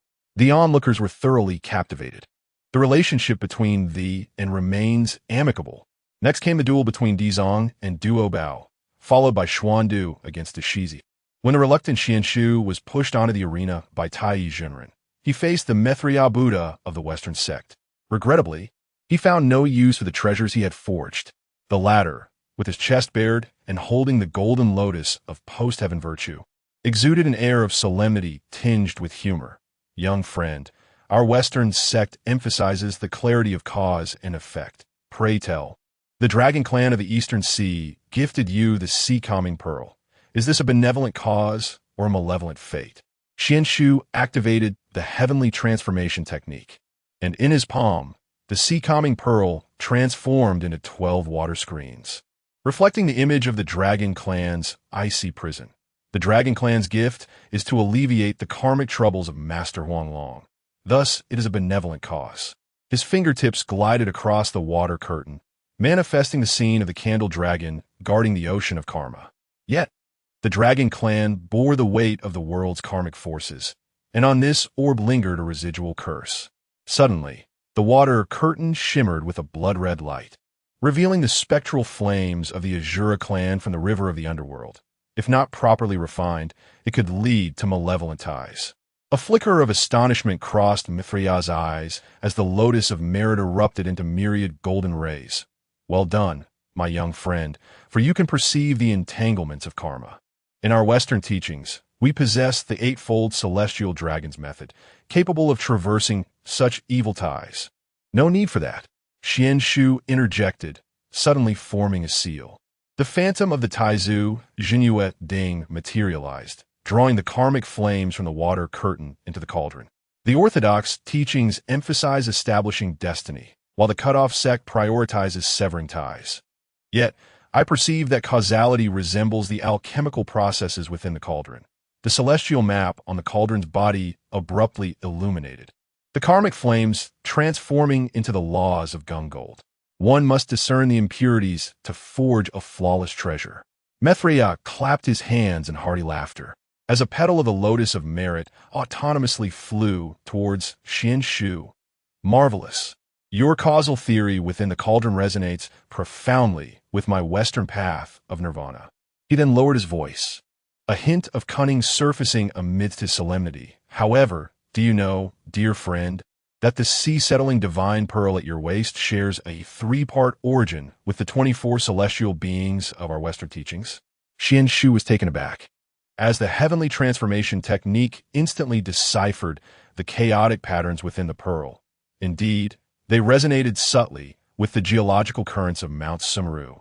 No wonder that in the future, the burning lamp could transform the sea-settling divine pearl into the 24 celestial beings. He clasped his hands and smiled, since we are fated to meet. I hope Master Mithridat will generously offer guidance in the future.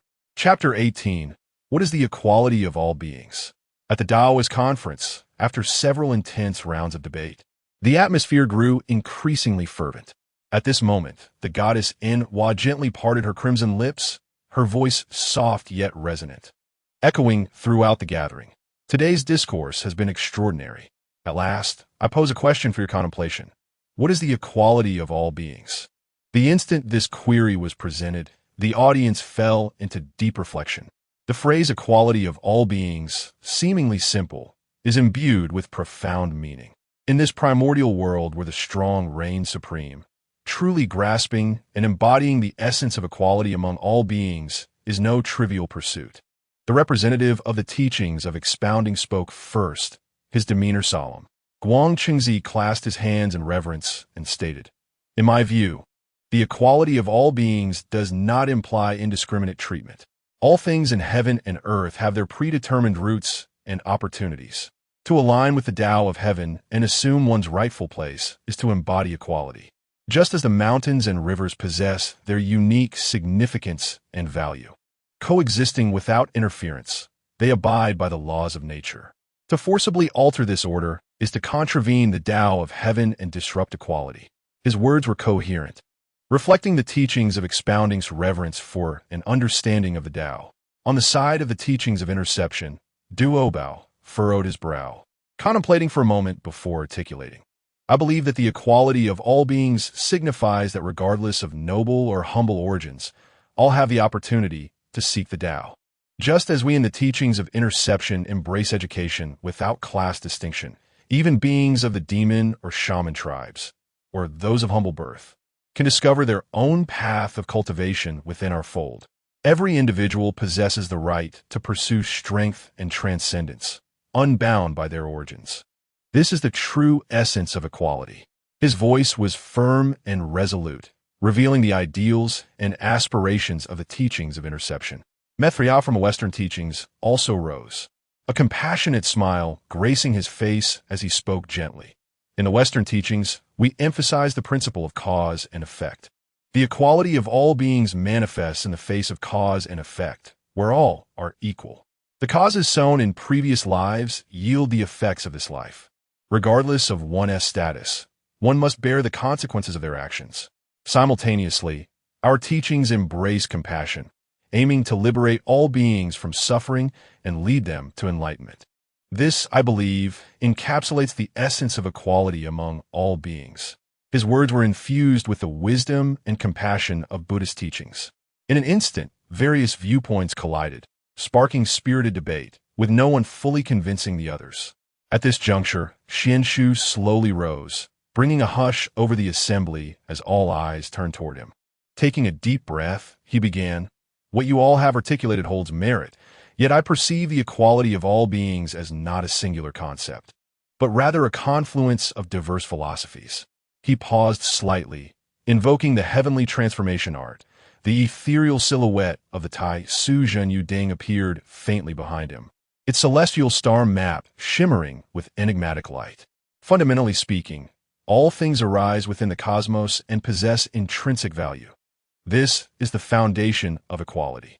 The teachings of expounding adhere to the Tao of heaven, respecting the natural laws of all beings, thus maintaining this equality. The teachings of interception provide all sentient beings the opportunity to seek the Tao, thereby broadening the notion of equality.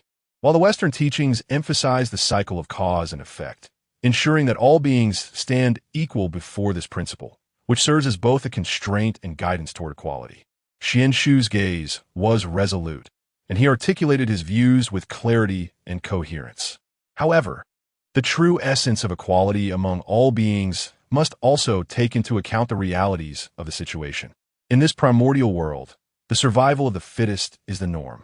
If we merely emphasize equal opportunities while overlooking the disparities that exist in the growth process of all beings, then the concept of equality becomes nothing more than hollow rhetoric. Therefore, we must not only provide equal opportunities, but also offer appropriate guidance and assistance tailored to individual circumstances throughout their development. Xuan Shu continued, his mind conjuring images of aiding humanity's progress in Qingping Village. Just like humanity itself, at the dawn of their existence, they were frail and helpless, needing the guidance and support of powerful entities. We cannot disregard their equal standing simply because of their temporary weakness. Only when all living beings can continuously grow on their own paths and realize their intrinsic value, unrestrained by factors such as origin or strength, can we truly achieve equality among all beings. Xuan Shu's voice grew fervent, his unique and comprehensive perspective plunging those present into deep contemplation. Yuan nodded slightly, a glimmer of appreciation in her eyes. Xuan Shu's words harmoniously amalgamate various strengths while remaining grounded in reality, providing the most profound analysis of equality among all beings. In this debate, Xuan Shu emerged victorious. With Yuan's announcement, a wave of astonishment and discussion rippled through the crowd. Although the disciples of the Chan and Jie sects were somewhat taken aback by Xuan Shu's victory, they could not deny the originality of his viewpoints. The members of the Western sect also nodded in acknowledgement, recognizing Xuan Shu's understanding of the relationship between cause and equality. Following Xuan Shu's triumph, reactions varied among the factions. The Jie disciples regarded him with renewed respect, and the Golden Spirit Virgin's eyes sparkled with envy. She recognized the commonalities between Xuan Shu's insights and the principles of the Jie sect, which illuminated the potential for future integration between the two teachings. The disciples of the Chan sect, though surprised by Xuan Shu's unconventional stance, felt a sense of pride in his outstanding performance, as he represented a new generation of their lineage under the tutelage of Jade Ding Zhenren. Mithria from the Western sect approached with a smile. Addressing Xuan Shu, "Young friend, you are indeed remarkable. Your understanding of equality among all beings has opened my eyes. I hope we can engage in further discussions in the future." Xuan Shu promptly bowed respectfully, replying, "Master Mithria, your praise is too generous. It is an honor to receive your recognition, and I too look forward to our future exchanges." At that moment, the primordial lord spoke, "Xuan Shu, your ability to stand out in this debate brings great joy to our ancestors. I hope you will continue to uphold this unique perspective on the Tao and bring glory to the Chan sect." The heavenly teacher chuckled, saying, "This lad is impressive. I always said he was suited for the Jie sect, if it weren't for my second brother." His words elicited light laughter from the crowd, easing the previously tense atmosphere. Laozi, stroking his long beard, gazed at Xuan Shu with anticipation. "Xuan Shu, your performance in this debate was exceptional. But the path of cultivation is long. Do not let pride lead to complacency." Xuan Shu promptly responded, "Thank you, esteemed ancestors and uncles, for your guidance. I shall certainly bear it in mind." As the final debate concluded, the figures of the 6 saints simultaneously appeared in the clouds. Niwa gracefully waved her sleeve, channeling the golden light of merit generated during the discourse into a rainbow bridge, connecting the pure and serene blessed land of the teaching of enlightenment with the sacred spring of the teaching of interception. Today's discussion bore no distinction between victory and defeat. Instead, it unveiled the fortuitous opportunities among the myriad immortals of the primordial realm. The primordial heavenly sovereign gazed at the calming sea pearl nestled in the palm of Xuan Shu, a flicker of satisfaction glimmering in his eyes. Xuan Shu's elucidation of myriad laws subtly harmonizes with the evolution of the Jade Pure, the holy mother of gold spirit. With her profound arguments, fully manifests the might of the upper, clears interception. Suddenly, he turned his gaze towards the 2 saints of the West, Jin and Junti, remarking that your theory of causality and grand aspirations intriguingly resonate with the esoteric methods of our mystical gate. Junti, shaking the 7 treasures wonderful tree, although having severed 3 precious branches, smiled radiantly. Senior brother Yuanshi, you flatter me. The greatest gain for our Western teaching today is witnessing the disciples of the teaching of interception manage to refine the bloodline of the demon clan into the authentic law of the earth element. This defiance against heaven indeed exhibits a boldness surpassing our universal salvation. Chapter 19. The Crimson Fate of Zenyuanzi at Wuzhuang Temple. The Master of Heaven, with a hearty laugh, proclaimed, Young one, remember this debate of today. The so-called Great Way is neither purely black nor white. Your Taizu, Jinyue Ding, capable of accommodating a myriad of rivers, is the true opportunity for the myriad celestial beings of the primordial chaos. Xuan Shu, today's discourse has indeed granted you, the younger generation, a splendid prize. However, do not let pride cloud your judgment. This little bell shall belong to you. I, as the elder, have decreed this outcome. The assembly willingly bestowed their rewards upon him. Though Kunthi and Jean felt a twinge of reluctance, they knew that even in the impoverished West, one must not lose face before the sages. Thus they gladly presented the golden lotus seeds and the Bodhi seeds to Xuan Shu. Upon witnessing the array of treasures, Xuan Shu's eyes sparkled with golden light. As twilight descended, he gazed upon the disciples of the 2 teachings nodding to one another on the rainbow bridge and suddenly comprehended. The essence of discourse is not merely to establish superiority, but to allow diverse paths to collide and birth new possibilities. Just as the celestial map on the Taizu Jinyue Ding illustrates, each star possesses its own trajectory, yet together forms the vast tapestry of the heavenly way. As the figures of the 6 sages gradually faded, the echoes of Taoist chants resonated from the slopes of Kunlun Mountain. Qi Jingzi was sharing insights on artifact crafting with the mother of turtle spirits, while the mother of gold spirits engaged Xuan Shu in a discussion about the applications of the ice crystal of the North Sea. Even Methria from the Western Church was fervently seeking the recipe for the 9 turns ice fire pill from Jade Ding Zhenren. A century later, at Kunlun Mountain within the Sanqing Hall, Zenyuanzi arrived at the invitation of Yuanshi to engage in further discourse. Zenyuanzi S. Jr. is the true immortal of virtue, with unfathomable cultivation. Should you encounter him in the future, be sure to humbly seek his guidance and never be negligent, reverberated Yuanshi Tianzun's voice within the hall. Imbued with solemnity and anticipation, Zenyuanzi smiled gently, responding, Honorable Yuanshi, you are far too gracious. I am but a wandering immortal, lacking any profound cultivation. His words were humble and sincere, devoid of arrogance. Greetings, Uncle Zenyuanzi. Greetings, great Uncle Zenyuanzi. Upon rising, Xuan Shu regarded the handsome, mild-mannered Jinyuan Daxian with a hint of confusion. Brother, your friend Heng Yun is now quite sought after. How could you have left him behind at Wuzhuang Temple? Is your statement true, Master Yuanshi? My junior. Simply refer to me as elder brother, Yuanshi replied. I would never deceive my junior. Laozi affirmed Zenyuanzi's words. Scanning the assembly of listeners, Xuan Shu noted the absence of the Master of Heaven and the disciples of the pondering. I truly this favored? Is the division already at hand?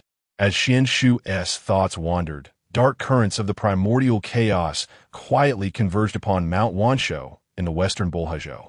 Emperor Jun sat alone in the Lingxiao Palace, the river diagram and Luo book in his hands shimmering with fragmented golden light, deepening the shadows in his gaze, since the 6 sages had stood together. Though the heavenly court's power was formidable, it was increasingly showing signs of fatigue amidst the emergence of the sages. Your Majesty, Zhen Yuanzi has accepted the invitation of Yuanshi Tianzun and has proceeded to Kunlun Mountain for discourse, by Zay's voice carried from beyond the hall, laced with a subtle sharpness. Red Cloud, typically stationed at Wuzhuang Temple, was indeed, with a delicate tap of his fingers upon the jade table. Emperor Jun's gaze swept over the solemn figure of Kunpeng standing in the hall. Beneath the latter's dark robe, his form tightened slightly, for the primordial purple aura seized from the Zhixiao Palace remained an ineffable pain within him. The Eastern Emperor summoned 30,000 celestial demons, wielding the celestial star banner. Even those unfamiliar with formations would find it arduous to breach such a barrier beneath the rank of a sage. Di Jun continued, dispatching another to inform the old ancestor of the underworld river that if the Bloodsea's inferno could momentarily hinder Zhen Yuanzi's return. He paused, a hint of coldness curling at the corner of his lips. I hereby promise that post-battle, the Azura clan shall receive 30% of the territory in the southern Jambu continent. Kunpeng raised his gaze, a myriad of complex emotions flickering in his eyes. Your Majesty, should this matter be disclosed, the sages. Sages? Di Jun scoffed. The 3 pure ones are also entwined in this scheme. Do you think that Yuanshi invited Zhen Yuanzi for a discussion out of mere courtesy?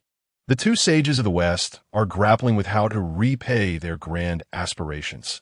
They would rather not add insult to injury. What could they offer to settle the karmic debt of sagehood? Moreover, this is merely a precaution. He rose, his robes billowing like a cascading river of stars. The most formidable beings of the primordial realm were all ensnared in this web. Who could truly remain uninvolved? It all hinged upon whose stratagem was the most profound, for that individual would ultimately revel in victory. 3 days later, Hong Yun sat cross-legged upon a blue stone, cradling a freshly plucked ginseng fruit, playfully engaging with a squirrel. Suddenly, a gentle breeze swept past his temples, carrying with it a faint whiff of blood, a warning from the primordial purple aura he had brought back from Zhixiao Palace. Looking up, he beheld dark clouds roiling in the heavens, as the star array formed by 30,000 celestial demons encircled Wuzhuangwen, rendering it impenetrable. At the heart of this formation stood Di Jun and Tai Yi, side by side, the phantom of the celestial stars revolving behind them, emanating the might of a half-step sage. Di Jun, Yudare, Hong Yun thundered, a radiant golden light of virtue erupting around him. Though he had yet to attain sagehood, he had accumulated enough merit to reach the early stage of quasi-sagehood. At that moment, he transformed into a golden lotus, elevating the surroundings of the temple and alleviating the oppressive force of the star array by a third. Hong Yun, you were the one who implicated the demon master in the Zhixiao Palace, causing him to lose his sage status and surrender the primordial purple aura. I have spared your life. Ha ha! Di Jun, you truly are a benevolent soul. The demon master must not regret joining the heavenly court. Do not speak further. If you do not surrender today, do not blame me for disregarding our past discussions. Di Jun's expression remained devoid of emotion. With a wave of his hand, the Hichu and Luo Shu transformed into luminous shadows that enveloped Wuzhuangwen. Do not think that Zhen Yuanzi can save you. He is currently engaged in discourse atop Kunlun Mountain. Then let us see. Although Hong Yun was inherently kind, he showed no signs of retreat. The gourd in his hand suddenly glowed, transforming into a red luminescent barrier that shielded Wuzhuangwen. A mere 99 scatter soul gourd dares to obstruct me? Di Jun sneered, invoking a spell that amplified the brilliance of the celestial star array, as if it sought to engulf the entire world. Hong Yun's countenance grew grave. He understood that he could not withstand the onslaught of the celestial army led by Di Jun alone, yet he would never yield easily. Countless stars rained down from the celestial star array upon Wuzhuangwen. As the first star fell, Hong Yun managed to counter it, but the number of descending stars was beyond enumeration. The pressure upon him intensified, and his golden light of virtue began to wane. On the azure bricks of Wuzhuangwen, Han Yun found himself in a precarious position. The river diagram and low shu of Emperor Jun confine the space, while Taiyi's chaos bell shatters the golden lotus of virtue. Furthermore, the North Sea's demonic winds summoned by Kuanping served to counter him effectively. The ethereal purple aura before him repeatedly yearns to escape his form, yet is crushed by the formidable powers of the three treasures. Ha! Han Yun, today you cannot escape your fate. Observing Hong Yun's disheveled state brings Kuanping immense satisfaction. Realizing that there is no path to survival, Han Yun transforms into a crimson light and darts towards Kuanping. Bang! Hong Yun's celestial form explosively disintegrates, severely wounding Kuanping, while his primordial spirit conceals itself within the 99 scatter soul gourd, seeking to evade disaster. Han Yun, do not squander your efforts. No one but a sage can breach the binding power of the great array of the celestial stars. Before Emperor Jun's words could fully resonate, two clear chants suddenly echoed from the southwest. Excellent, excellent. Fellow Taoist Hong Yun, you are destined to have ties with my Western realm. I implore the Demon Emperor to grant me this favor. Chapter 20. No one obtains anything in a remarkable convergence. The divine banners of the enlightened lamp and the 7 treasures of the ancestral mother manifested simultaneously, seeking to ensnare the crimson clouds along with the violet aura into the western realms amidst the chaos. Almost concurrently, the Taiji diagram and the Panga banner emerged in the void, obstructing the 12-grade merit golden lotus and the 7 treasures of the ancestral mother. At the same time, a luminous radiance of jade purity began to shimmer across the eastern horizon as the enlightened lamp, accompanied by the decree of the primordial supreme being, pierced through the heavens, intent on reclaiming the crimson clouds to propagate the teachings. Esteemed ones, the essence of the crimson clouds manifested, suddenly issuing a commanding shout, their spirit reverberating yet exuding a carefree laughter. This brought to mind the wise counsel offered by his dear friend, Zhen Yuanzi. The elder Zhen Yuanzi had once proclaimed that within the primordial chaos, there exist neither eternal allies nor immutable foes. Only the Tao remains constant. Today, this truth was undeniably evident. The voice of the crimson clouds echoed through the void. Despite the fragility of his essence, the unfettered spirit and indomitable will he exuded inspired reverence. The countenances of Emperor Jun, Tai, Kuanping, and the Western saints shifted dramatically, taken aback by the resilience of the crimson clouds even in dire straits. The crimson clouds continued with a smile. Though my form may perish, I refuse to become a pawn of others. This primordial violet aura is ordained by fate, beyond the grasp of mortal endeavors. Today, I shall disperse it and witness how you all vie for it. With a hand pressed upon his chest, the violet aura transformed into a stream of light, merging into his brow. With the Tao above, I invoke merit to guide this essence as he spoke. The essence of the crimson clouds trembled violently, and the strands of primordial violet aura entwined around his chest began to dissipate, morphing into glimmers of golden light that merged with the cosmos. Witnessing this, Emperor Jun and the others were struck with alarm, hastily attempting to intervene. Yet once the primordial violet aura dispersed, it would be nigh impossible to coalesce again. Their efforts were ultimately in vain. The essence of the crimson clouds gradually faded amidst the golden light, yet his smile seemed forever etched within this realm.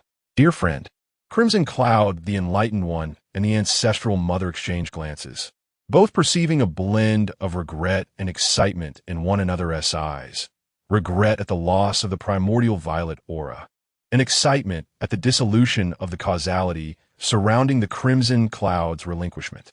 Suddenly, the sky transformed into a blood-red expanse, an overwhelming malevolence enveloping the 99 soul-dispersing gourd. Mingi, do you dare to oppose my heavenly court? It turned out that Mingi had anticipated this, knowing Emperor Jun would not obstruct Zhen Yuanzi without cause. Thus, he had trailed behind, seizing the moment as the Saint's treasures tore through the celestial array, quietly infiltrating to seize the 99 soul-dispersing gourd. Upon seeing the blood clouds, Emperor Jun realized Mingi had taken the bait and immediately feigned anger. However, Mingi paid no heed to Emperor Jun, with the primordial violet aura now dissipated. Failing to procure the gourd would render his efforts in vain. He beckoned forth the fiery lotus from the sea of blood, which steadied the 9-9 soul-dispersing gourd within the array. Emperor Jun, witnessing this, felt a flicker of anger, yet understood that a direct confrontation with Mingi was ill-advised. For he was meant to draw Xinyuanzi's attention. Mingi, I shall remember today as events. Rest assured, retribution shall come. Mingi left haughtily unperturbable imperium.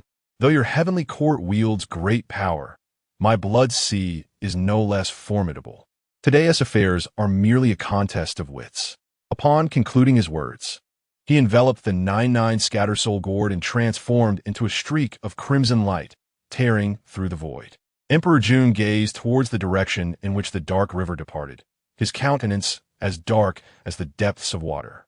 Tai, he stepped forward, inquiring, brother, now that the primordial purple chi has dissipated and the red cloud has perished, how shall we proceed? After a brief silence, Emperor Jun replied, although the red cloud is no more, Zhen Yuanzi still resides in Kunlun. Furthermore, the dark river possessing the 9-9 scatter soul gourd may not bode well. Zhen Yuanzi's attention is now wholly fixated upon him. Let us return to the heavenly court and deliberate further. Tai, he nodded in agreement, and the two led the celestial demon army, consolidating their formations as they departed from the 5 bamboo temple. On the journey back to the Blood Sea, the dark river was intercepted by Lantern of Fire. Noticing that it was merely Lantern of Fire standing in his path, the dark river exhaled a sigh of relief, dismissing him as a mere initial stage quasi-saint. Lantern, why do you impede my way?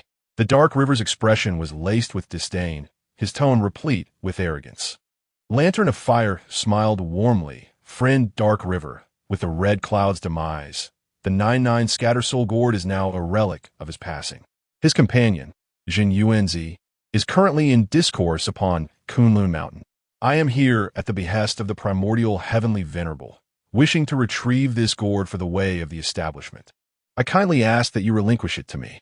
At Lantern's words, the dark river erupted into laughter. Lantern, your sex certainly plays its cards well. This 9-9 scatter soul gourd is a supreme, innate treasure, not something you can simply take. If you possess any wisdom, you shall depart swiftly and avoid inciting my wrath. Unfazed, Lantern's demeanor remained serene. Friend Dark River, I acknowledge your formidable strength. Should we resort to conflict today, it would likely lead to mutual destruction. Might we consider a compromise instead? The Dark River furrowed his brow, contemplating Lantern's proposition. Though he verbally dismissed the way of the establishment, who among the saints does not harbor fear? Moreover, while the 9-9 scatter soul gourd is indeed remarkable, provoking a saint is hardly worth the risk. Having pondered this, the dark river conceded, Lantern, your sincerity is noted. I shall hear your proposal. Lantern smiled gently. Let's each take a step back. You will hand over the 9-9 scatter soul gourd to me, and I shall yield the path, allowing you to depart unscathed. Upon hearing this, the dark river's fury ignited. You speak of retreating a step, yet you truly intend to do so? Dark River, do you mock me? A mere initial stage quasi-saint dares to act so brazenly? Oh, it seems a confrontation is inevitable. Lantern, unhurried, retrieved the Panga banner from behind him, cradling it before his chest. Friend Dark River, please. The dark river's complexion darkened upon beholding the Panga banner, recognizing it as a treasure bestowed by the Dao ancestor to the primordial heavenly venerable, possessing boundless might. He calculated the situation in his mind. Should a confrontation ensue, though he was not afraid, it would be difficult to escape unscathed, let alone with the 9-9 scatter soul gourd. Very well, I yield. The Panga banner signifies the will of the primordial. While I am known as the blood sea that does not dry and the dark river that does not perish, to a saint, I am merely a jest, easily sealed with a single hand. Caught between rage and impotence, the dark river chose to swallow his indignation. Lantern, I shall remember today's events. For now, I will entrust the 9-9 scatter soul gourd to you. Should I return to claim it in the future, do not refuse. The cold snort from Mingi was laced with an air of menace. Yet, within Randan's heart lay a profound disappointment. He had initially aspired to test the innate treasure, the Panga Banner. It was said to be the foremost weapon of attack in the primordial chaos, but alas, Mingi offered no opportunity. Rest assured, dear friend Mingi, should that day ever come, I shall undoubtedly present it to you with both hands, Randan proclaimed, as he tucked the Panga Banner into his sleeve, feigning reluctance. Having exchanged customary pleasantries, he allowed Mingi a few parting words. Observing this, Mingi ceased his discourse, transforming into a streak of crimson light and departing directly. Randan gazed in the direction of Mingi's exit, a glint of cunning flashing in his eyes. He understood that the 99 Scatter Soul Gourd was a relic of Hong Yun, which Xuanzi must hold in high regard. By bringing it back to the Chan sect today, he had inadvertently forged a favorable connection with Xuanzi. The sensation of wielding such influence was truly exhilarating. Being the deputy leader of the Chan sect sounded rather splendid. No, it was absolutely marvelous. Chapter 21. The emergence of divergence between two teachings. It has been over a millennium since Zheng Yuanzi arrived at Kunlun Mountain, and he had left merely a century ago. At that time, Xuan Shu was somewhat skeptical about life. Something seemed amiss. His calculations were flawed. Clearly, Hong Yun had been trapped by the demon clan at Wuzhuang Temple and had perished in a self-explosion. Did Zheng Yuanzi harbor ill feelings towards Hong Yun? If so, why would he allow him to reside at Wuzhuang Temple? If he found Hong Yun's consumption of ginseng fruits excessive, that too did not add up, for such fruits merely served as a trivial indulgence for a quasi-saint. Zheng Yuanzi had no proper disciples, and the fruits would spoil if left uneaten. After 10 days of relentless calculations, Xuan Shu had provided opportunities for both Hong Yun and Zheng Yuanzi to engage in celestial divination. Ultimately, he unearthed significant revelations, only to be caught by Yuanshi and reprimanded by Yurui, who instructed him to remain tight-lipped. Presently, he was seated with Yuding on a branch of Kunlun Mountain, both honing their supernatural abilities. Both master and disciple had successfully transcended to the Tai Golden Immortal Realm, and Yuanshi had imparted the 36 celestial techniques of the Heavenly Generals. Though they termed it a sparring session, Xuan Shu, employing celestial divination, had already advanced in his cultivation.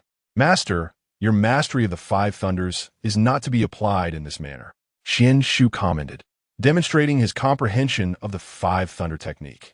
With hands forming intricate seals, he emanated a flickering aura of lightning, a faint dragon-esque roar resonating forth. As he manifested the thunder technique into the form of a flood dragon, amplifying its power considerably. Yuding, witnessing this spectacle, exhibited a flicker of astonishment, quickly replaced by a look of satisfaction.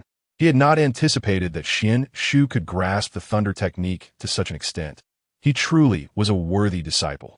Excellent. Xuan Shu, you have indeed surpassed my expectations. It appears your understanding of the celestial techniques has outstripped that of your master, Yuding remarked, patting Xuan Shu on the shoulder in approval. Feeling somewhat bashful, Xuan Shu scratched his head and replied, "Thank you for your kind words, master. It is merely a stroke of luck that I have gained some insights." He could not very well say, "You are not doing so well yourself." During their conversation, Xuan Shu's peripheral vision caught sight of a familiar figure, Mother Jinling. She remained as striking as ever, her golden armor glinting with a chilling brilliance under the sunlight, enhancing her heroic demeanor. Mother Jinling noticed Xuan Shu as well, her lips curving into a faint smile as she approached to greet him. "Nephew Xuan Shu, you appear radiant. I presume your recent cultivation of supernatural abilities has been quite fruitful." Xuan Shu felt a blush creep onto his cheeks as he scratched his head and replied, "Thank you for your concern, Aunt Jinling. Indeed, everything has been progressing smoothly, and I have encountered some fortunate opportunities. The talent of my nephew is unmatched. Ever since you broke through to the Tai Golden Immortal Realm, your grandaunt has mentioned you numerous times." A cool, melodic voice resonated. Xuan Shu looked up to see Mother Jinling's gilded armor shimmering in the twilight, accentuating the vividness of the vermilion mark between her brows. "Wow, she is truly breathtaking. Oh, dear God of Allah, this is, he thought. But before he could finish, Mother Jean Ling interrupted, having noticed him lost in thought. Ah, what is it, Aunt? While the teachings of the welcome countless celestial beings. You seem to be here, idling away. She suddenly lowered her voice. We have uncovered an ancient dragon palace ruin in the North Sea, where remnants of artifact crafting. Before she could complete her sentence, a fierce sound of magical clashes erupted from the foot of the mountain. The celestial essence of Xuan Shu swept across the scene, revealing Qi Jingzi in a standoff with the sacred mother of turtle spirit by the banks of the Jade Spring Stream. Qi Jingzi was engulfed in flames, while the water patterns on the turtle shell of the sacred mother solidified, pressing Qi Jingzi's fiery spear into the mud. Qi Jingzi, while your Chan sect occupies the main vein of Kunlun, do you also intend to monopolize the spiritual fish of the Jade Spring Stream? With a flourish, the Sacred Mother sent up a spray of water as high as a zhong. My disciples of the have endured 300 years of frost in the Northern Sea, and now that we have finally found this warm school of fish, you dare to drive us away with a mere jade, clear fishing prohibition talisman? The fiery hair of Qi Jingzi nearly ignited in outrage.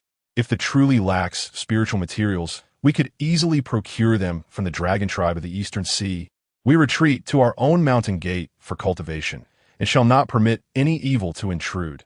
Suddenly, he caught sight of Xuan Shu and Jean Ling approaching, his voice escalating. Look at the karmic black mist on these fish gills.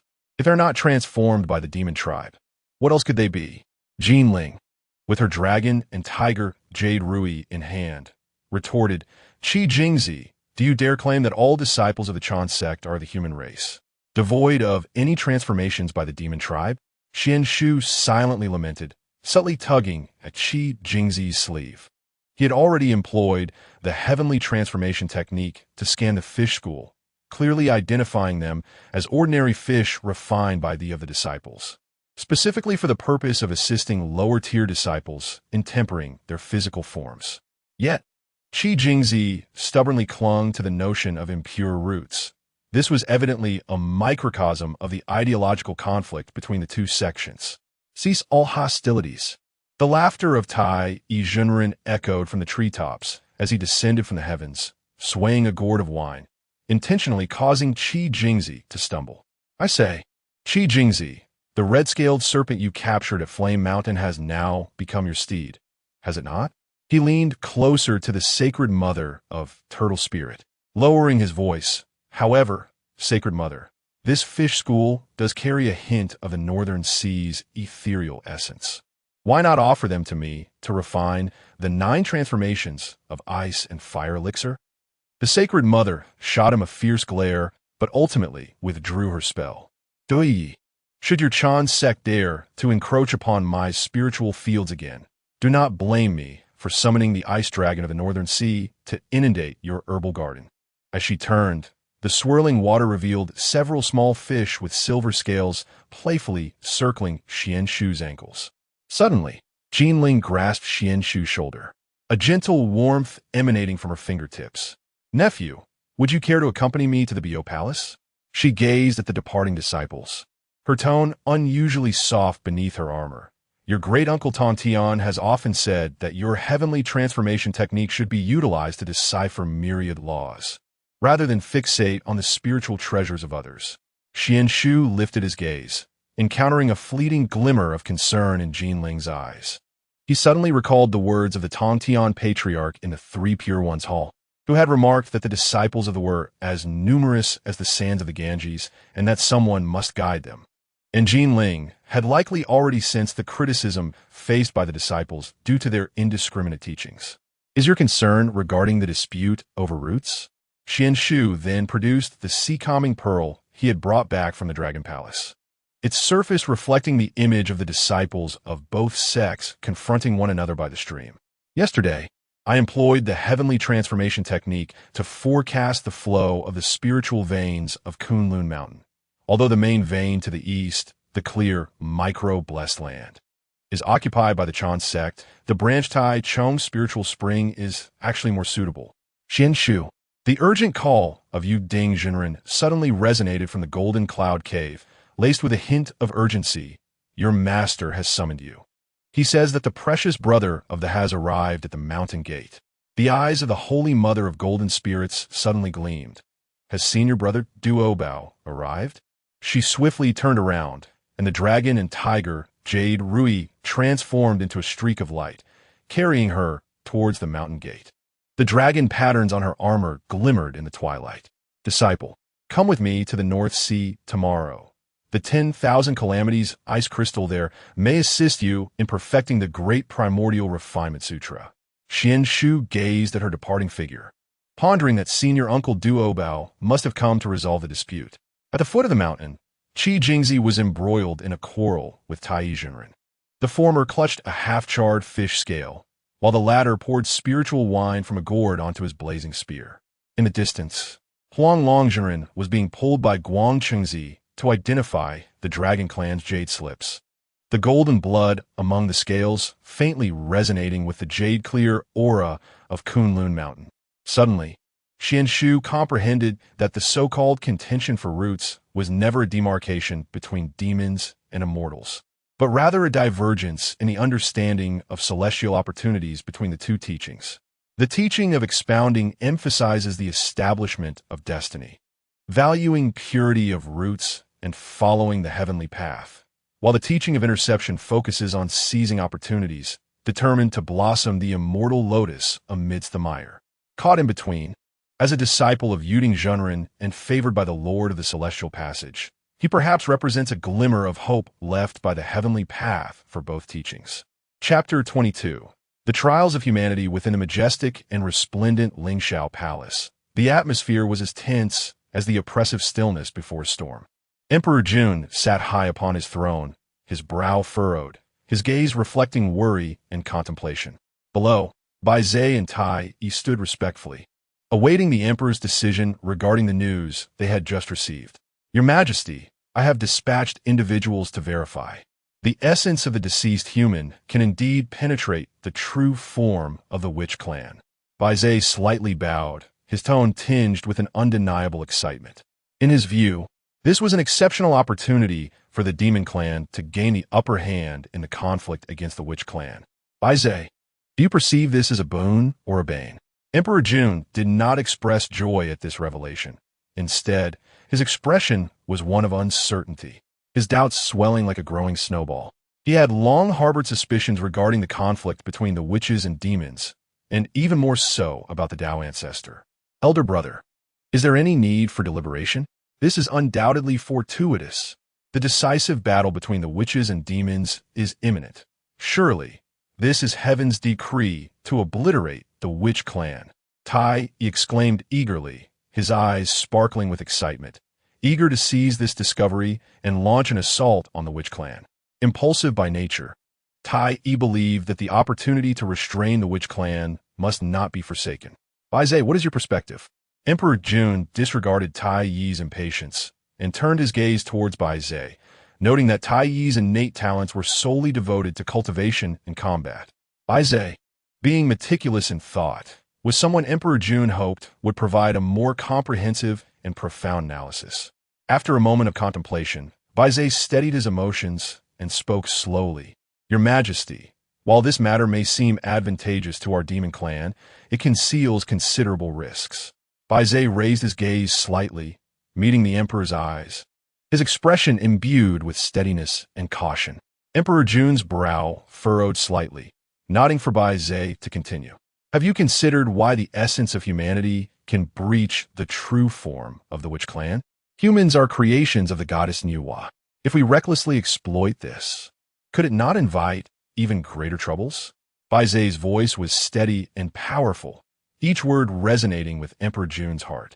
He was acutely aware of Nuwa's strength and status, and understood the grave consequences that could arise from provoking her. Tai Yi, listening impatiently from the side, could not restrain himself, exclaiming, Bai Zhe, you are exceedingly cautious. The witch clan is our mortal enemy, and now that we possess a method to restrain them, how can we let this chance slip away? Tai Yi clenched his fists, his face etched with reluctance.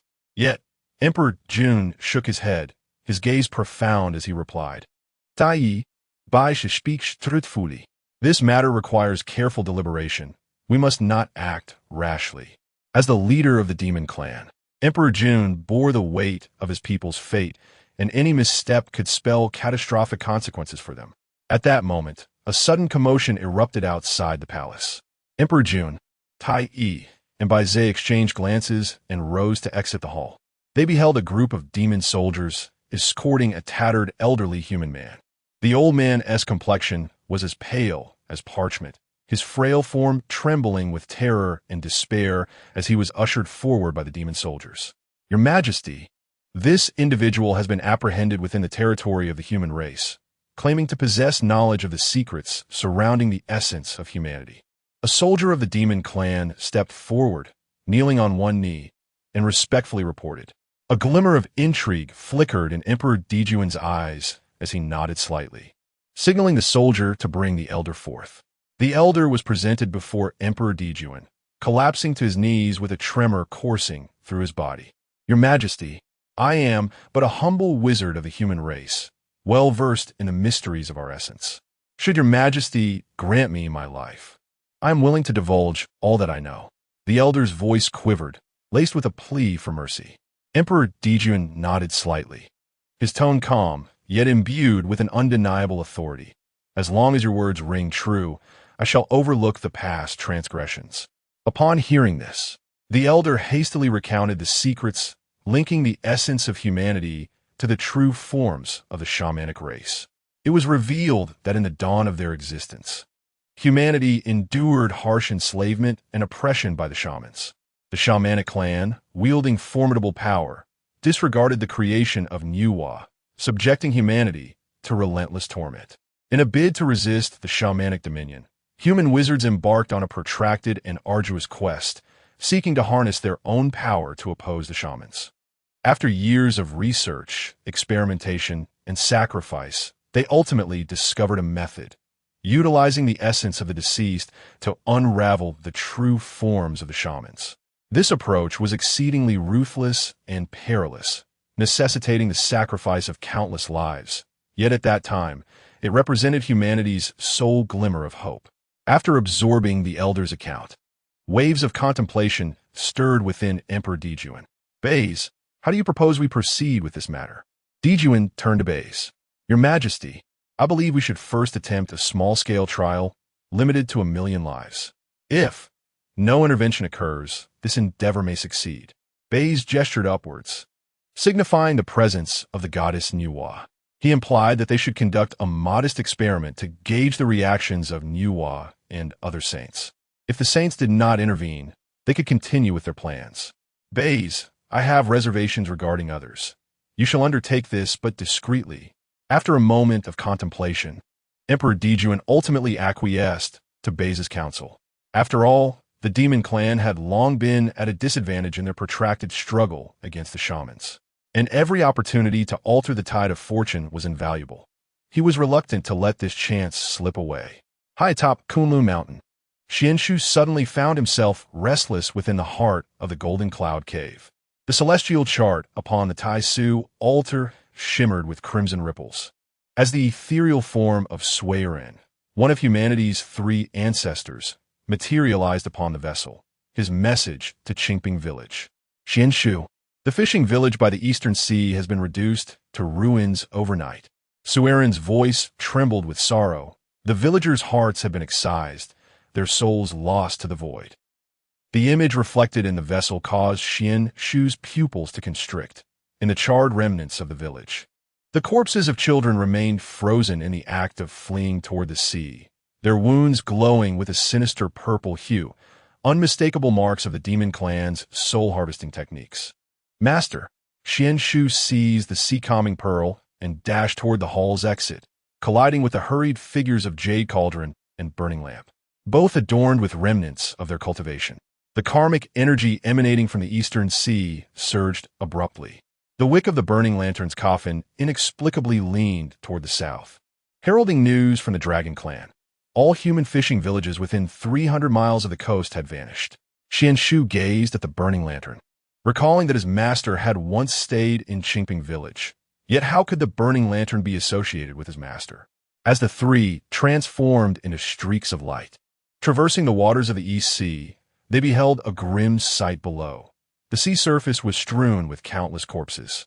The skin of these bodies bore a metallic, ashen hue, and within the hollow cavities of their chests, faint golden strands of souls were being forcibly extracted by some unseen force. It was the soul-searching demon banner of the demon clan. The demon-slaying sword of Master Jade Ding resonated ominously. In the days when the demon clan unified all spirits, they employed this sorcery to extract the essence of defeated tribes to forge magical artifacts. The Burning Lantern had witnessed such methods before and spoke of it without hesitation.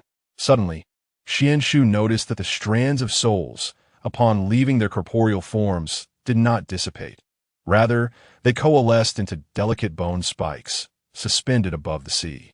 He activated the Heavenly Transformation technique, the patterns on the tripod moving as if alive, unveiling a shocking truth. These bone spikes could pierce through the ancestral blood defenses of the Witch Clan. Xuan Shu's voice trembled. The Demon Clan was conducting experiments to merge human souls with ancestral witch blood. Though the physical form of the Witch Clan was formidable, their souls were inherently fragile. If these bone spikes were forged from kindred souls, as the trio followed the aura of the demon banner to an island that floated upon the sea, the sight that met their eyes nearly froze their blood. Tens of thousands of humans were suspended upside down on colossal bronze pillars, their chests aligned with a seething pool of blood below. Within the waters, countless bone spikes were taking shape, each entwined with the demonic energy of the demon clan and the malevolent aura of humanity. "Stop!" Xuan Shu cried out. Chapter 23. A slim chance the demon-slaying sword of the Jade Cauldron Master cleaved the air, unleashing a celestial energy that stirred 1,000 layers of demonic mist upon contact with the island's protective barrier. Above the barrier, a star map composed of 365 demon stars slowly revolved, a simplified version of the great array of the celestial bodies. Jade called the Master. "How have you fared?" On the high platform at the heart of the island, Bai Zhe emerged, clutching a scroll of the Bloodlight map, his sleeves adorned with strings of soul pearls woven from the spirits of children. "Our actions as demons merely align with the celestial order. While the Witch Clan occupies the heart of the continent, we demons are relegated to the fringes of the seas. Must even the ants by the shore contest our right to exist? Nonsense. The demon race occupies the cosmos. How can we be said to be confined to the seas?" Xuan Shu retorted vehemently. As he spoke, Xuan Shu noticed the 12 puppets of ancestral witch bloodlines displayed upon the altar behind Bai Zhe, remnants of the fallen ancestors from the war of witches and demons. Bone spikes, crafted from the blood of the demon clan's great sages, were embedded in the chests of these puppets. "You are forging witch-slaying bones." Xuan Shu invoked the art of heavenly transformation, forcefully deciphering the altar's intricate patterns, countering the Witch Clan with their own bloodlines, and utilizing the demonic powers to channel human souls. "Baisha, you trample upon the celestial order." At that moment, a deafening dragon roar echoed from the depths of the East Sea. The Dragon King, leading 300 dragon guards, burst forth from the waters, their scales entwined with the golden light of human merit, just as Xuan Shu had once casually suggested that they care for humanity, perhaps as a means to mitigate their own karmic burdens. "Xuan Shu, the dragon race, is willing to lend you our strength." The Dragon King's voice was laden with sorrow. "These years, we have been ensnared by the karmic debts of heaven and earth. It is humanity that has taught us to cleanse our bloodlines through merit." A chill ran through Xuan Shu, suddenly sparking an epiphany. Master Randang used the soul lantern to protect the human souls. Xuan Shu tossed the sea-calming pearl into the air, and 12 pearls transformed into 12 water mist altars. "Master, the demon-slaying sword cleaves the demon stars. I shall shatter the altar." The demon-slaying sword of the Jade Cauldron Master was indeed the bane of demons. With each strike, it shattered the demon stars with a resonance of celestial energy. The Lantern Master illuminated the blood pool with his soul lantern, causing the nascent bone spikes to disintegrate under the light, revealing the struggling human souls within.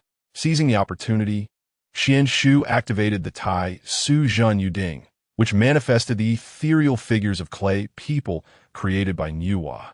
The merits he had accumulated in Qingping village now coalesced into golden threads, reconstituting the fragmented souls. By Zai. Suddenly, the simplified, great array of the celestial bodies flickered brilliantly, and the three of them were transported to the foot of Kunlun Mountain. Meanwhile, in the Heavenly Council Hall, Emperor Jun observed the reflections in the water mirror. "Brother, Bai Zai's plan has failed," Tai Yi said resentfully.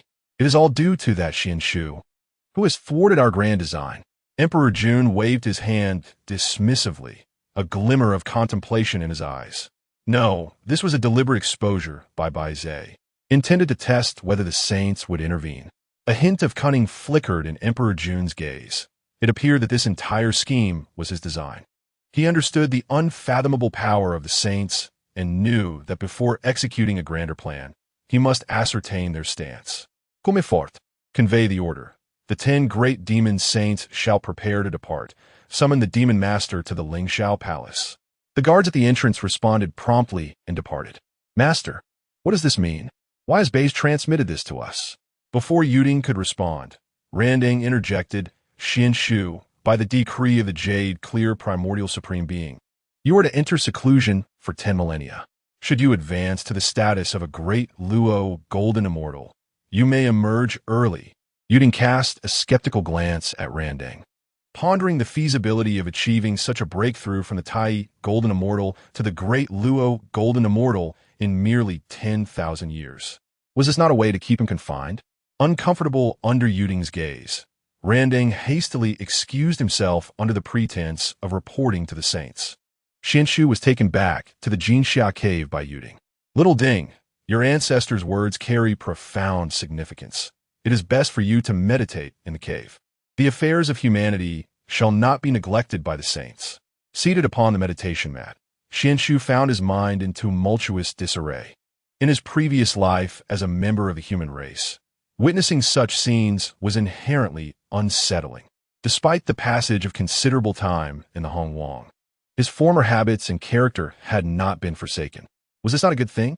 The calamity facing humanity appeared inescapable. It seemed the saints might even anticipate this disaster, hoping for a fierce rivalry between the human and demon races. Surely, even Nuwa would find some satisfaction in it. After the calamity of the Wu and Yao, humanity would emerge as the central figures in the world. Both Nuwa and Laozi were rooted in humanity, and the remaining figures would also commence their teachings. During the millennia of Xuan Shu's seclusion, the demon race commenced a rampage of slaughter. Countless demon armies, wielding soul-calling banners, invaded human villages. "Run for your lives." The air was filled with the anguished cries of humanity. "Huh! These feeble humans dare to harm the Wu race. The Hongwang is truly full of wonders," Zhu Ying remarked to the ghostly chariot beside him. The chariot licked its lips, a cruel glint in its eyes. "Once the slaughter Wu sword is forged, the Wu race shall be but lambs awaiting slaughter. Ha ha ha!" Zhu Ying roared with laughter, waving the soul-calling banner, summoning more demon soldiers who descended upon the fleeing humans like a swarm of locusts. These demon soldiers were fierce and merciless, brandishing their weapons as they indiscriminately slaughtered humanity. Flames erupted within the villages, engulfing houses and trees in a fierce blaze, billowing thick smoke that soared into the heavens. The sounds of wailing and cries of despair intertwined to create a tragic symphony. Some robust, young humans attempted to resist, but their struggles appeared utterly futile against the overwhelming power of the demons. Their defiance was akin to a mantis attempting to block a chariot, quickly crushed by the demon onslaught. Within the villages, flames raged and cries echoed relentlessly. A mother watched in horror as her child was seized by a demon soldier, her desperate screams filled with anguish and sorrow. She fought to rush forward, but was callously repelled by the demon soldier, helplessly witnessing her child vanish from sight. Countless villages bore witness to such tragedies, the law of the jungle, survival of the fittest, manifesting in its most vivid form in this moment.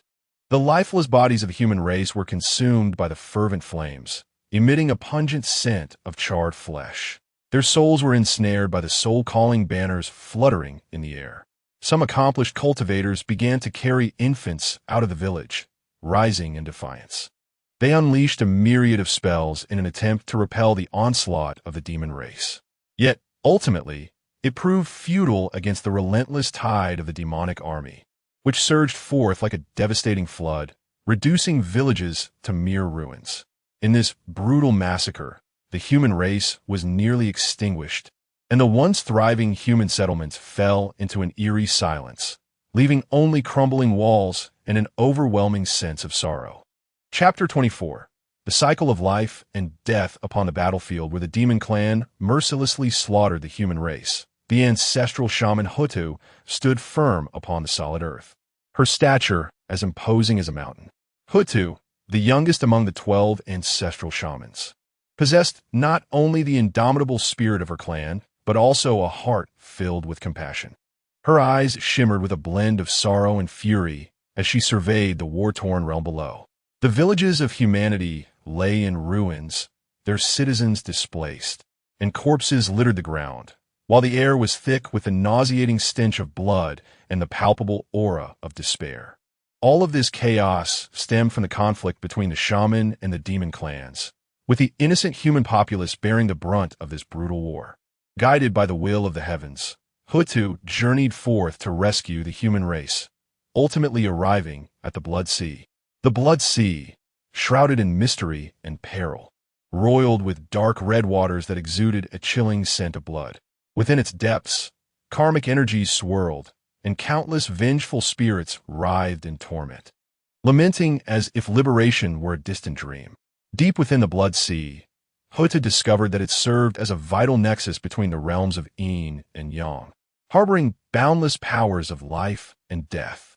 Gazing upon the scene before her, Hutu whispered to herself, "Father God, is this the mission you have bestowed upon the shaman clan? To mend the heavens through the cycle of reincarnation, and to complete the cycle with the shaman race." Once she entered the Blood Sea, Hutu shed her shamanic identity, driven by the desire to secure a future for her clan and for the myriad beings of the primordial world. Channeling the power within her, Hutu enveloped the entire Blood Sea, summoning mighty waves that surged and stirred, awakening the meditative spirit of the underworld's river, which had been disturbed by the earlier commotion. The Lord of the River, brimming with fury, hastened towards the source of this force, thinking to himself, "Does this ancestral shaman think me easy to bully? They have dared to intrude upon my domain."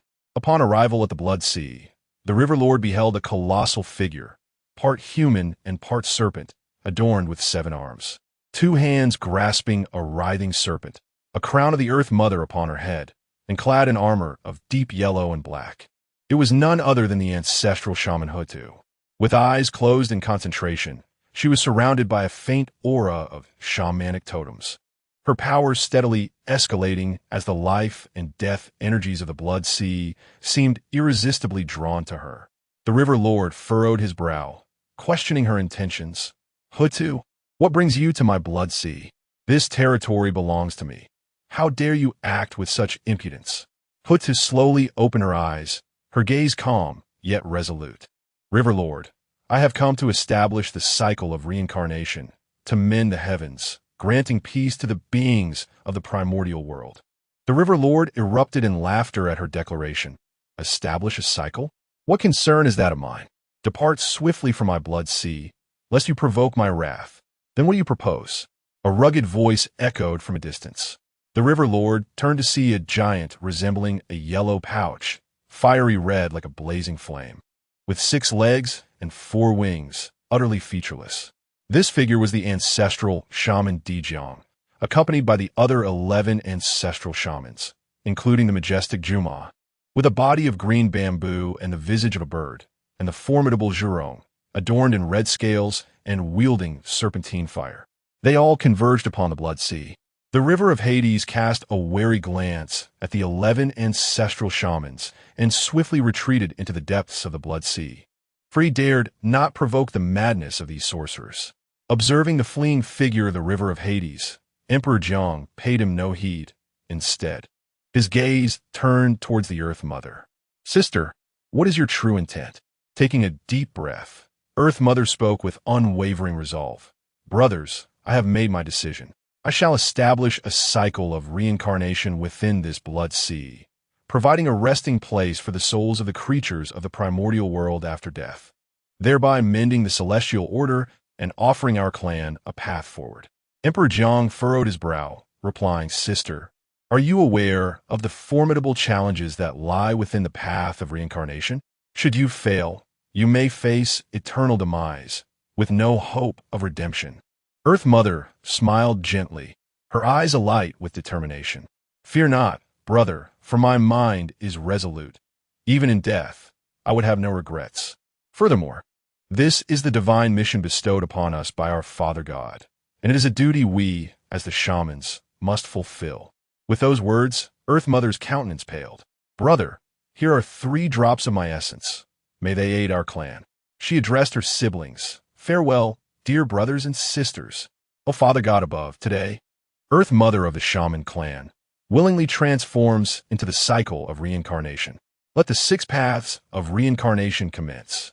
As her voice resonated throughout the primordial world, the blood sea began to transform. The once turbulent dark red waters surged and boiled, as if drawn by an invisible force.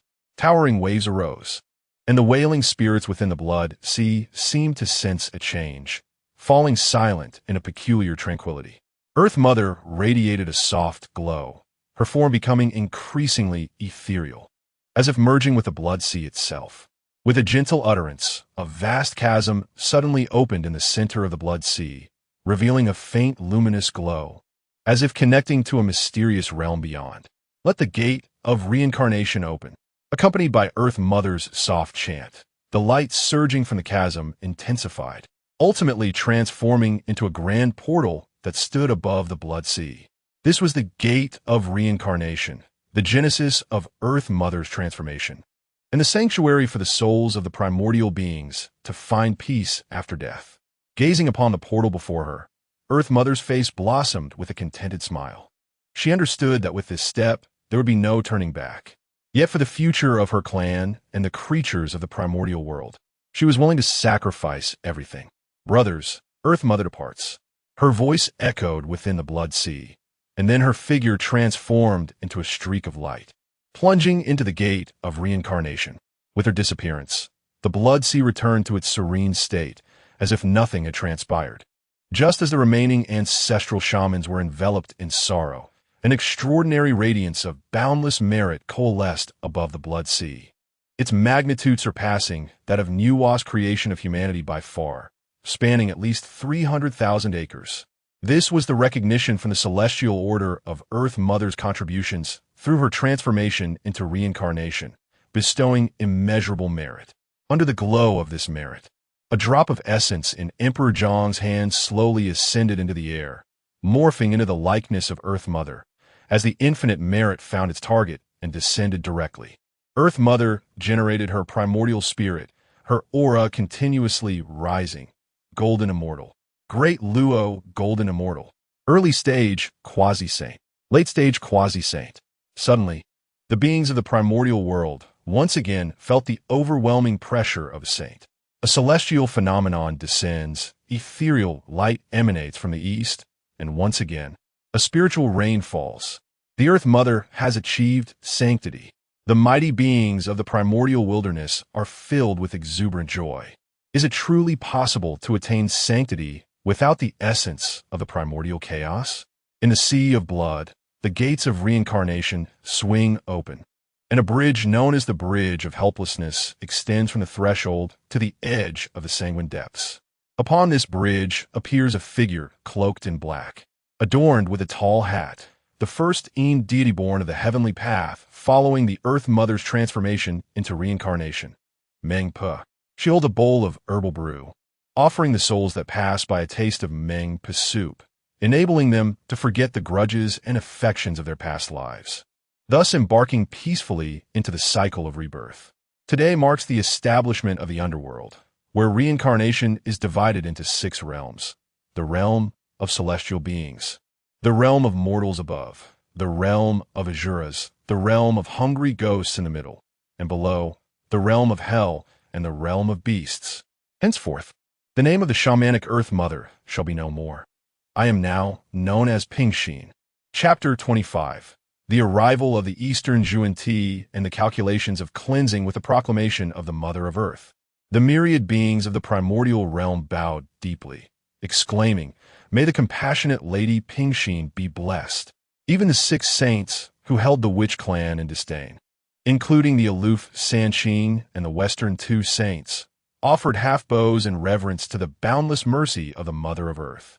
Although the underworld had just been established and Pingxin had yet to attain sainthood, her cultivation as a mixed Yuan Dao golden immortal was sufficient to govern the 6 paths of reincarnation, preventing any soul from departing the underworld without a cataclysmic calamity.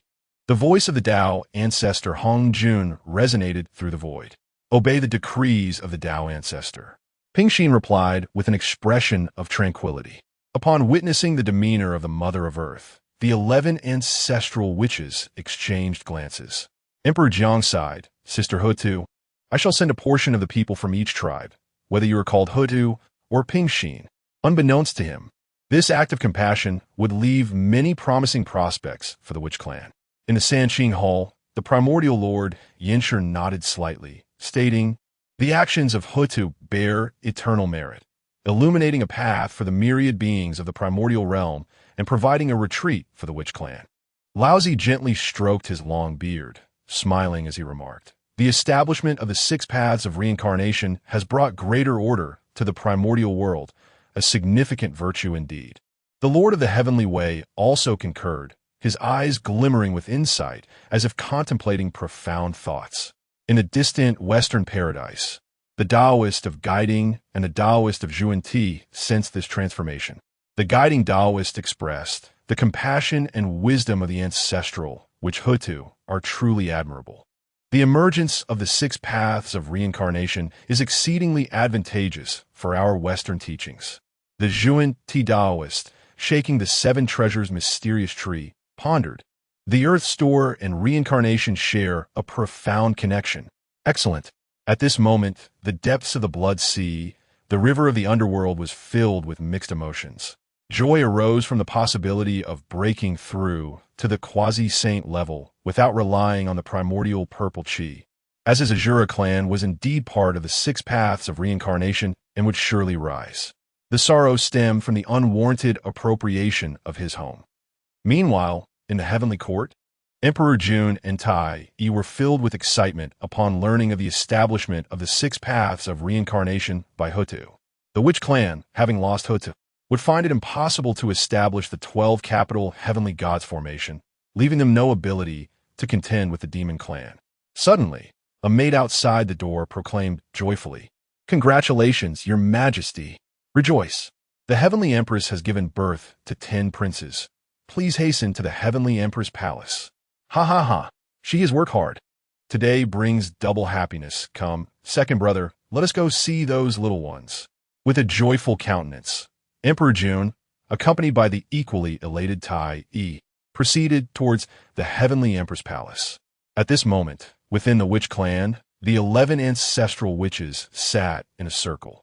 The crux of the matter was to cultivate a new ancestral witch from among the great witches of the Hutu tribe. Otherwise, the fate of the witch clan a millennium hence would be dire. Emperor Jiang broke the silence. Eldest brother among the great witches of Sister Hutu's tribe, Wu Qin, Ho Yi, and Kwa Fu are all outstanding figures. Zhu Jiu-yin interjected.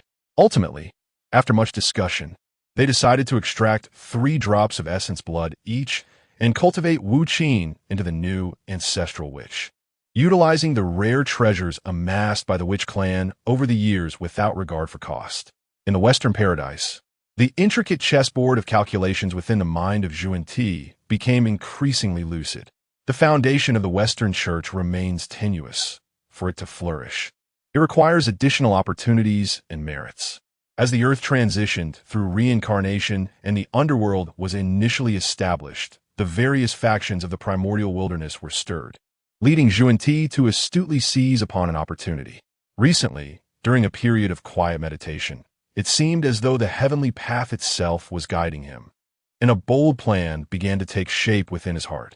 He recognized that the 10 princes of Emperor Jun were birthed from the Sun Star, endowed with formidable power and unique identities. Should he succeed in drawing them to the land of the Wu clan, it would undoubtedly incite a monumental upheaval, from which the Western Church could extract benefits amidst the ensuing chaos, perhaps even repaying the weighty merits of their grand aspirations. With a mysterious smile, Xuan Ti wielded the 7 treasures marvelous tree and approached Jin, unveiling his thoughts. After a moment of contemplation, Jin disrupted the heavenly mechanism, stating, "Junior brother, proceed according to your plan." Elated, Xuan Ti embarked on his journey eastward. At this moment, the 3 pure ones sensed the disturbance of the heavenly mechanism and instructed their disciples to silently chant the Huang Ting, forbidding any unauthorized departure from their abodes. Concurrently, Xuan Shu was summoned to the hall of the 3 pure ones. Upon entering the hall, Xuan Shu found Jin Yuanzi already present, alongside a wisp of ethereal form hovering above the 99 scatter soul gourd, its visage gentle and adorned in a crimson robe. Is this Hong Yun? Was he not dead? Xuan Shu feigned ignorance. Disciple pays respects to the ancestor master, esteemed uncle, and revered uncle master. No need for formalities, Jin Yuanzi replied. Xuan Shu, I have summoned you today for a matter of utmost importance. Please, ancestor master, instruct me. The Taiji diagram is bestowed upon you. Use it to divine the heavenly mechanism and ascertain the antecedents and consequences. Taishan Laojun gazed at Xuan Shu, while Yuanshi Tianzun waved the Panga banner in his hand, its purpose unknown. Taking the Taiji diagram, entwined with black and white fish, Xuan Shu pondered the intentions of Laojun as he employed the celestial transformation technique to decipher the heavenly mechanism, yet it felt shrouded in ambiguity, as if veiled by a curtain. Recalling the Taiji diagram just conferred upon him, inspiration struck, allowing him to utilize its power to unravel the celestial mysteries, suddenly piercing through the veil and organizing the chaotic heavenly mechanism. Days passed, and 3 days later, Xuan Shu awoke. Disciple understands, this matter originated from Uncle Tong Tian. Upon hearing this, Tong Tian grew displeased. What does this have to do with me? I know nothing.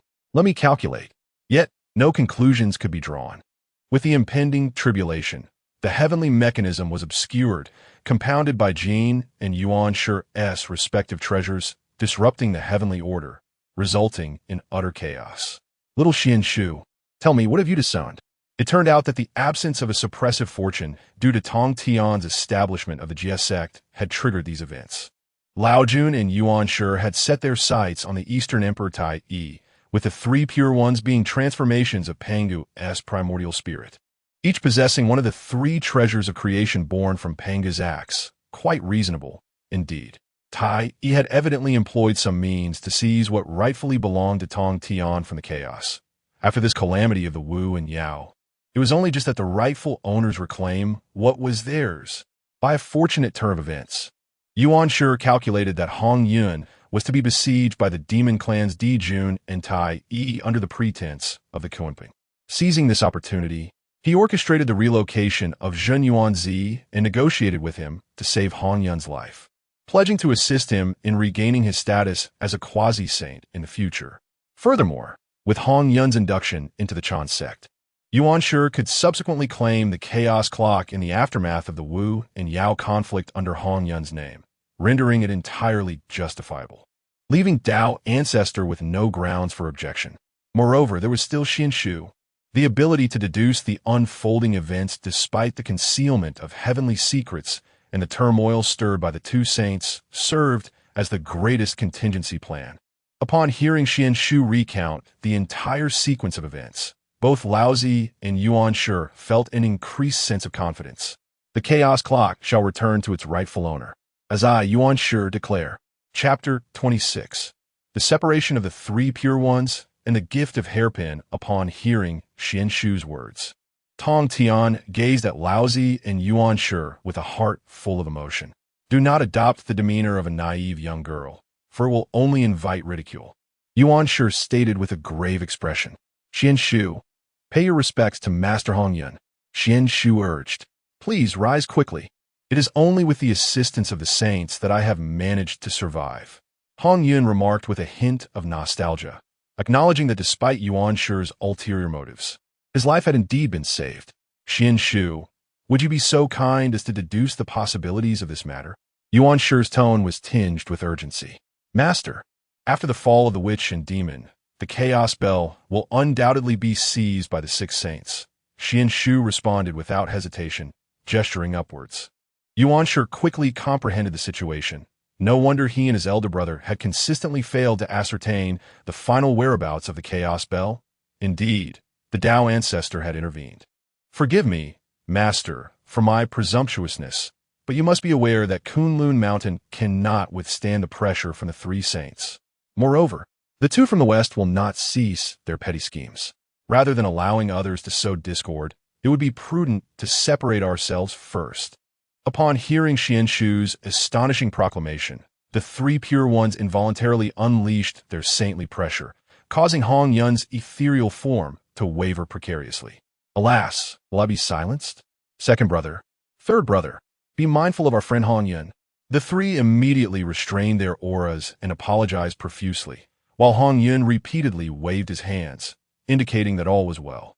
Daoist Zhen Yuan, please take our friend Hong Yun to establish a temporary abode in Kunlun. The imminent battle against the witch and demon may pose a threat to you. Thank you, Brother Yuanshi.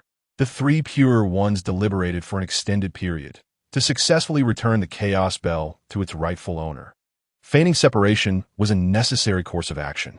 I had long anticipated this day, yet I did not expect it to be revealed by this little cauldron. In my earlier years, I had set my sights on a location known as Golden Tortoise Island in the Eastern Sea, which is suitable for the development of my sect. Thus, I shall leave Kunlun Mountain to you, elder brother and second brother. Tong Tian declared with nonchalance. That is not permissible. The disciples of thee are numerous. And Kunlun Mountain should remain with the third brother. Yuanshi adamantly refused. I have also discovered a blessed land outside, and considering that my only disciple is Xiandu, Kunlun Mountain should be entrusted to the second brother. Laozi's gaze drifted toward the palace's exterior, lost in thought. Second brother, do take care of Kunlun Mountain. I shall return. Tong Tian chuckled heartily as he faded from view, disregarding Yuanshi's entreaties, while Laozi also quietly vanished. Only Yuanshi remained, somewhat melancholic. Although he understood the ruse, the three brothers had been together since their transformation. Tong Tian arrived at the Shangqing Palace and summoned the disciples of the, informing them of his impending departure from Kunlun Mountain. He instructed them to prepare their abodes, as they would leave for the Eastern Sea in 10 days. Laozi, on the other hand, had no such concerns. He called upon Xiandu and descended the mountain directly, finding little of value to gather, for he held disdain for anything beneath the innate realm. Such was his grandiosity. That night, Xuan Shu stealthily exited the Golden Cloud Cave, followed by three shadowy figures. Brother Yuding, what is Xuan Shu planning to do? Huanglong's innocent voice inquired. Shu, Brother Huanglong, just observe and do not ask. Be sure not to let Xuan Shu discover you. They vispided sotly. Indeed, the three individuals following Xuan Shu are none other than the esteemed Jade Ding Zhenren, Tai Yi Zhenren, and Huanglong Zhenren. Tai Yi and Huanglong sought out Yuding to inquire about the cultivation experiences related to the 36 celestial warlords' divine powers. However, they stumbled upon Xuan Shu in a rather clandestine demeanor, prompting them to trail behind him. After departing from Yaoquan Mountain, Xuan Shu suddenly became aware of the trio's presence, leading him to quicken his pace. By the time they hurriedly caught up, Xuan Shu had vanished from sight. Brother Huanglong, had you not interjected, we would not have lost track of him. Yuding remarked with a hint of exasperation. Indeed, Tai Yi concurred, standing in solidarity with Yuding as they both chided Huanglong Master, Uncle Tai Yi. Xuan Shu exclaimed unexpectedly, despite the fact that these men were his elders. With Yuding being the most powerful among them, yet still only at the initial stage of Tai Yi Golden Immortal, a level beneath Xuan Shu's own prowess. Upon realizing their presence, Xuan Shu transformed into a stone, cleverly obstructing the trio's path. Gazing at Yuding, Tai Yi, and Huanglong, he feigned a serious expression and inquired, Master, Uncle Tai Yi, Uncle Huanglong, what brings you out so late? Are you planning a nocturnal excursion to Kunlun Mountain? Do not tell me you are practicing some tracking and concealment technique. I cannot possibly believe that. With a gleam in his eye, Yu Ding chuckled, patting Xuan Shu's shoulder in a seemingly casual manner, yet discreetly leaving a water mirror spell's mark upon him. "Oh, little Ding, I merely noticed your furtive behavior and was concerned you might encounter some trouble. As you know, the primordial world is rife with peril, and I'm only looking out for you." Tai chimed in to support. Indeed, we are only acting in your best interest. Where precisely are you rushing off to in such haste? Xuan Shu, fully aware of their curiosity regarding his whereabouts, chose not to reveal the truth. Instead, he spoke enigmatically. "I have important matters to attend to. You need not follow me. Please return to your abode and rest. If you continue wandering about, our revered ancestor might think you are idling and neglecting your cultivation." Seeing Xuan Shu's reluctance to divulge any information, the trio refrained from pressing further and could only watch as he departed. Once Xuan Shu was at a distance, Yu Ding promptly utilized the water mirror technique, revealing Xuan Shu's figure within the projection. "Brother Yu Ding, you are quite resourceful. How did you accomplish this? Pray teach me," Tai exclaimed with palpable excitement. Another time, Yu Ding replied dismissively. Before long, Xuan Shu meandered through a series of twists and turns, arriving near the dwelling of disciples from the Jie sect. What could that rascal be doing here? Huang Long questioned, puzzled. "Hush! Refrain from making a sound. Let us observe what he is up to," Yu Ding instructed in a hushed tone. In the projected image, Xuan Shu halted before a cave dwelling, glancing around to ensure no one was watching before he activated the grand formation before him. The formation opened, and the Golden Spirit Holy Mother emerged. Upon spotting Xuan Shu, she paused momentarily and remarked, "Nephew Xuan Shu, what brings you to seek me at such a late hour? Is there something urgent?" Xuan Shu, feeling somewhat bashful, scratched his head and retrieved the colorful phoenix hairpin from his bosom, presenting it to the Golden Spirit Matriarch. "Master Golden Spirit," he stammered, This is a token I prepared for you. I won it during the Discourse Convention, and I felt it was particularly suited for you, so I wish to give it to you." The Golden Spirit Matriarch gazed at the exquisite hairpin, a flicker of surprise dancing in her eyes, swiftly followed by a blush gracing her cheeks. "You rascal, why the sudden gift?" she inquired. "Nonetheless, this pin is truly beautiful, albeit rather extravagant." Meanwhile, hidden at the other end of the water mirror technique, Yu Ding and his companions erupted into a flurry of excitement. I knew this lad was concealing something from us. He is here to present a hairpin to the Golden Spirit Matriarch," Yu Ding exclaimed, his eyes widening. Doi Yi, standing nearby, teased, "I must say, Yu Ding, your disciple is quite the charmer. He knows how to win a lady's favor." Huang Long, with an innocent expression, inquired, "Is there a special significance to gifting a hairpin among us cultivators?" Yu Ding retorted, somewhat exasperated, "You fool. Bestowing a personal item, such as a hairpin, must carry some deeper meaning." This lad, who usually appears quite astute, has surprisingly grasped the nuances of affection. Casting his gaze upon the unfolding scene in the water mirror, Yu Ding couldn't help but scoff. "He has never been this obedient with me. He sweetens his tongue just to give a hairpin." Tai chuckled heartily. "Perhaps soon, Golden Spirit will address me as Master Uncle." Huang Long joined in the laughter, but Yu Ding silenced them with a stern look. "Enough of your mirth. This is not to be spoken of lightly. If Xuan Shu were to find out, we would surely be in dire straits." Yet, engrossed in the water mirror, Yu Ding failed to notice that his movements had caused a faint ripple in the technique. Meanwhile, Xuan Shu, engaged in conversation with the Golden Spirit Matriarch, suddenly sensed an anomaly. A chill ran down his spine as he wondered if someone was eavesdropping. He discreetly raised his gaze, scanning the surroundings, causing Yu Ding and his companions to hold their breath in fear of discovery. Since Tong Tian had led his disciples in a grand procession toward the East Sea, the three pure ones had seemingly diverged on their paths in the eyes of the vast wilderness. Chapter 27, 10 Days in the Wilderness. Ho Yi shoots the suns. Zhuan Ti journeyed eastward, evading the celestial patrols, and arrived at the Sun Star. In the distance, he beheld the towering Fusong divine tree, which stood magnificently yet barren, its branches twisted and devoid of leaves, perpetually ablaze with boundless solar flames. Hanging upon its branches were 10 radiant suns, diligently absorbing the divine fire of the Fusang tree for their cultivation. These 10 suns were none other than the offspring of Emperor Jun and Shi He, the 10 princes of the celestial demon clan. Born into the realm with innate talents and the auspicious fortune of the heavens, achieving the golden, immortal realm of birth. Yuanshi transformed into a fiery bird and cautiously approached the 10 golden crows. "Who goes there?" The eldest golden crow suddenly opened his eyes, gazing at the firebird. "Your Highness, I am but a humble creature who has just descended from the wilderness. I wish to behold your esteemed visage, and, regrettably, ventured into the sun star. I beg your forgiveness," the firebird, embodying Yuanshi, humbly spoke. The eldest golden crow regarded the firebird with a hint of curiosity, yet perceiving no malice, responded, "If you wish to admire our appearances, you may do so. However, do not linger here." A wave of joy surged through Yuanshi's heart. Indeed, the demon clan was remarkably astute. He quickly added, "Thank you, Your Highness. I also have a matter to report." The eldest golden crow, with a hint of displeasure, inquired, "What is it?"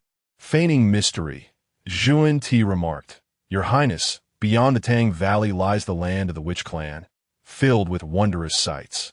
A visit there would surely broaden your horizons and present opportunities. With the impending Witch-Demon War, though the Demon Clan is formidable, the Witch Clan should not be underestimated. I possess a strategy that could ensure the Demon Clan's invincibility in this impending conflict." Upon hearing this, a flicker of interest sparked in the eyes of the eldest golden crow. "Oh, pray tell, while we, the Demon Clan, are all familiar with the 10 princes, few know the true extent of your capabilities. If the 10 princes were to deploy the 10 suns burning sky formation and deliver a severe lesson to the Witch Clan, they would come to recognize the might of your highnesses.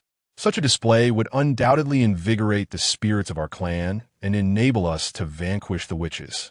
A glint of cunning shone in Yuanshi's eyes. After listening, the eldest golden crow exchanged knowing smiles with his 9 brethren. "This plan is indeed splendid. If it could be realized, our victory is assured," the eldest golden crow declared.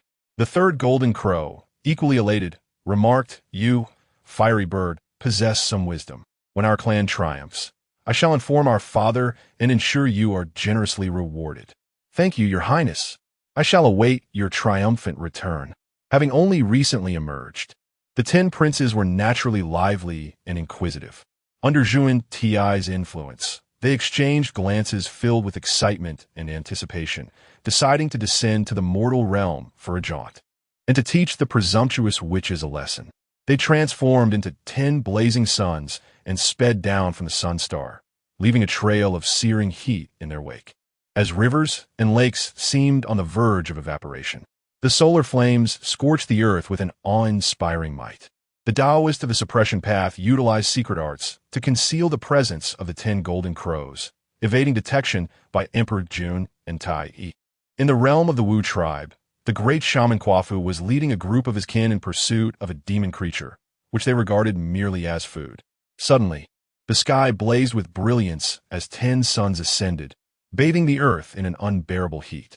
The members of the Wu tribe looked up in terror, their eyes wide with fear.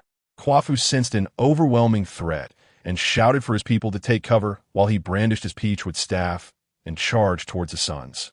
"Why have you come here to wreak havoc?" Quafu roared. The 10 princes, reveling in their mischief, were incensed by Quafu's audacity. They unleashed the true fire of the sun, directing it towards Quafu and the Wu tribesmen. In an instant, the land was engulfed in flames. Homes were consumed, trees ignited, and the cries of fleeing Wu tribesmen filled the air.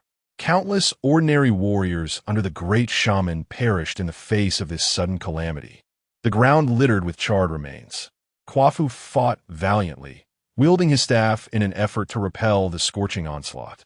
Yet, the strength of the formation conjured by the 10 princes was overwhelming, and Quafu began to feel the weight of despair, as the true fire seared his flesh. Smoke billowed from his body, yet he did not falter. "My tribe fears you not," Quafu bellowed in his final moments.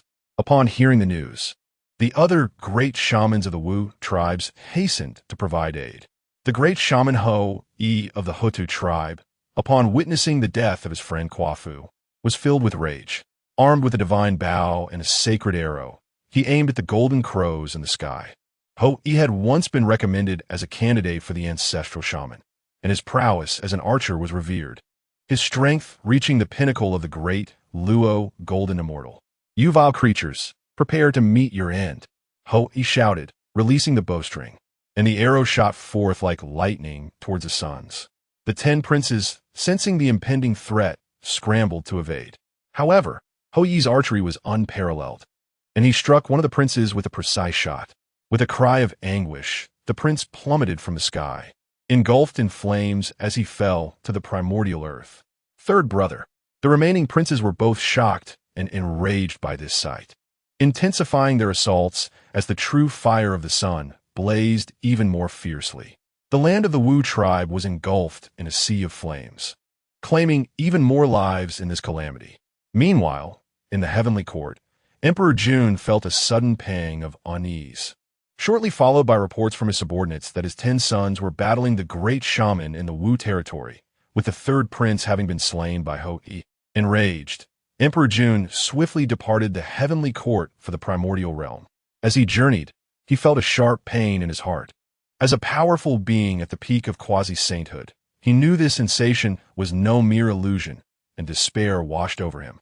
By the time Emperor Jun arrived, only the youngest of the Golden Crows, Luya, remained, teetering on the brink of death as a deadly arrow hurtled towards him.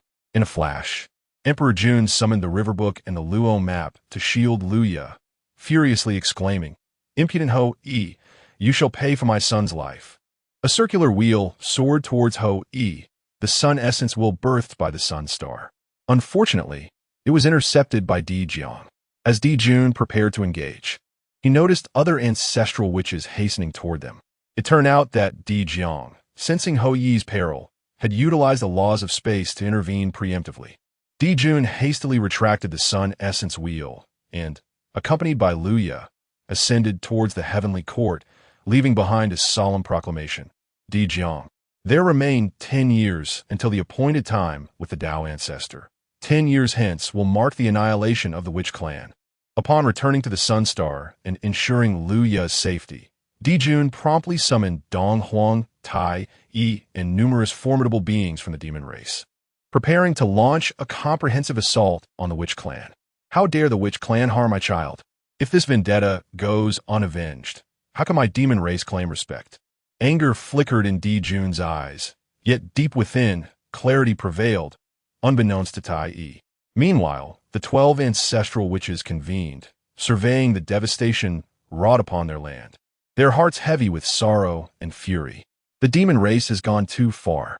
Today, the witch clan has suffered countless casualties, including the great witch Kwafu, who has returned to the embrace of our Father God. In 10 years, they shall pay dearly for this. Dijang Bilud. Chapter 28. The guardian of the orphaned in the resplendent hall of the heavenly court, known as Lingxiao Palace. Only Emperor Jun, Shiha, and Tai occupied the space. Emperor Yun, his visage marred by fury, lamented, "Shiha, I have wronged you." By the time I arrived, merely a handful of us remained. Casting a glance at the impassive Shiha, he continued, "I had set a grand formation on the Sun Star. With the cultivation of the remaining few, it was impossible for them to elude my perception. This matter undoubtedly involved the machinations of a saint." Suddenly, Shiha raised her head, inquiring, "Who is responsible? Is it from the east or the west?" "It must be the west," Emperor Jun replied. "The 3 pure ones are preoccupied with their own affairs. Moreover, they would not resort to such treachery. The 2 saints of the west have long harbored ambitions, seeking to exploit the conflict between our demon clan and the witch clan for their gain. This incitement of the remaining few to descend is merely their opening gambit." His voice dripped with resentment. Simultaneously, a seed of doubt took root in his heart. Could it truly be a mere coincidence that, as the deadline set by the Dao ancestor approaches, such a monumental crisis arises? Is this the handiwork of the Heavenly Dao or the Dao ancestor? Tai clenched his fists, exclaiming with indignation, "Brother, We cannot let this matter rest. The two saints of the West must pay dearly for their actions. Yet, Shiha appeared troubled, her gaze fixed on Luya. Now is not the time for such discussions. The war between the witches and the demons is imminent. We must find a way to protect him. Emperor Jun nodded slightly, pondering for a moment before declaring, currently, the only one capable of safeguarding Luya is likely Nuwa. As a venerable elder of the demon clan and a saint, her protection may afford Luya some measure of safety. Though Tai felt a twinge of resentment, he recognized that this was not the time for rash decisions and thus acquiesced to Emperor Jun's resolution. Without delay, Emperor Jun dispatched someone to summon Fushi. Upon Fushi's arrival, and after he listened to Emperor Jun's plea, a slight frown creased his brow. In Pavilion, this matter is of great import. Lady Nuwa is currently engaged in the creation of the chaotic heavens and has been explicitly instructed by the Dao ancestor not to interfere in the struggle between the witches and the demons. Moreover, we cannot be certain she will receive us if we approach her recklessly. Emperor Jun gazed at Fushi with earnestness. Fushi, our demon clan stands on the precipice of destruction, and Luya is our last hope for the continuation of our bloodline. Your deep friendship with Lady Nuwa is our only chance. Sighing in resignation, Fushi conceded, very well, for the sake of the demon clan, I shall accompany you. However, I cannot guarantee that she will acquiesce to our request. Thus, Fushi, alongside Emperor Jun, Shiha, and Luya, embarked on their journey to Nuwa's celestial abode. The realm of Nuwa was enveloped in an aura of tranquility and mystery, adorned with vibrant clouds and extraordinary celestial flowers, each corner revealing the exceptional nature of a saint's dwelling. Upon arriving at the entrance of Nuwa's palace, Fushi stepped forward and softly announced, Lady Nuwa, Fushi seeks an audience with you, accompanied by Emperor Jun and Shiha. We beseech your benevolence to grant us entry. After a brief moment, the palace doors slowly opened, and a gentle voice beckoned, Enter. As the four entered the palace, they beheld Lady Nuwa seated upon her throne, radiating a divine light that rendered them unable to meet her gaze. Emperor Jun and the others immediately bowed in reverence. Jun was the first to speak. Nuwa, our demon clan is currently facing dire straits. The 10 princes have been ensnared by the 2 saints of the West, and now only Luya remains of the royal Jinwu lineage. I implore you, for the sake of our kin, to protect Luya and allow him to grow up safely. Nuwa frowned slightly, her gaze falling upon Luya, and she sighed softly. I am already aware of this matter. The 2 saints of the West have indeed gone too far. However, I am bound by the decree of the Dao ancestor and cannot intervene in the conflict between the witch and the demon lightly. Diunis Hatsank. Yet he persisted. Nuwa, Luya is still young. He embodies the future hope of our clan. If anything were to happen to him, our people would have no chance of revival. I beseech you, remember the bonds we once shared and save him. She cannot hold back her tears. Nuwa, I beg you, Luya is my child. I cannot bear to lose him again. Fushi added from the side, Your Majesty, Jun and his companions have indeed come in desperation. This child, Luya, possesses extraordinary talent. Should he flourish, he might bring about a turning point for our clan. I implore you to reconsider. Nuwa remained silent for a long while, gazing at her old friend Shihi, before slowly saying, Very well, for your sake. I shall protect Luya. However, I can only ensure his safety for the time being. His future growth must depend on himself. Jun and the others rejoiced at her words, hastily bowing in gratitude. With a wave of her hand, Nuwa enveloped Luya in a radiant aura, swiftly mending his injuries and stabilizing his breath. I will keep Luya here in Nuwa heaven, where I have set up barriers. The 2 saints of the West will not dare to intrude easily. You may return in peace. As for the conflict between the witches and demons, be vigilant. Understanding that this was the best outcome, Jun and the others expressed their thanks once more before departing from Nuwa heaven, while Fushi chose to stay behind. Brother, why have we become so estranged? Nuwa feigned anger. Do not blame me, sister. It was Jun who insisted I come. I was merely concerned for your well-being. Fushi replied with a bitter smile, fully aware of his sister's temperament. If he did not clarify, he feared he would be taught a lesson by her for quite some time. Nuwa chuckled softly and said, Brother, I understand your predicament. Yet, the conflict between the witches and demons involves the workings of the Heavenly Dao, and even as a sage, I cannot intervene lightly. Ultimately, this struggle will lead to mutual destruction. Brother, take care on your journey. Do not put yourself in peril. Sister, you are a sage and know well that participating in this battle is a matter of life and death. I must carve out a sliver of hope from this abyss. Fushi spoke with unwavering determination. Do not worry, sister. I shall depart at once, lest the demon emperor suspects anything. Take the demon summoning gourd with you. I will reclaim it after the battle. Niwa watched as Fushi departed until his figure faded from view, silently gazing into the distance. Brother, you have faltered, but this time, I shall protect you. I wonder if, in that moment, you will still recognize me as your sister. On the journey back, Di Jun's eyes brimmed with resolve. No matter what schemes the two saints of the West may harbor, our demon clan shall not remain passive. Luya finds temporary safety in the realm of Niwa, and we must diligently prepare for the impending war against the liches. Tai nods and reassures, rest assured, brother, I shall exert every effort to assist you in ensuring that the witch clan pays dearly for the harm inflicted upon Xuan Shu and the others. Upon returning to the Heavenly Court, Emperor Jun immediately convenes the major factions of the demon clan, meticulously orchestrating preparations for war. Meanwhile, the witch clan intensifies their training, and under the unwavering cultivation of Wu Qin, their physical prowess is honed to the mid-stage of quasi-saint.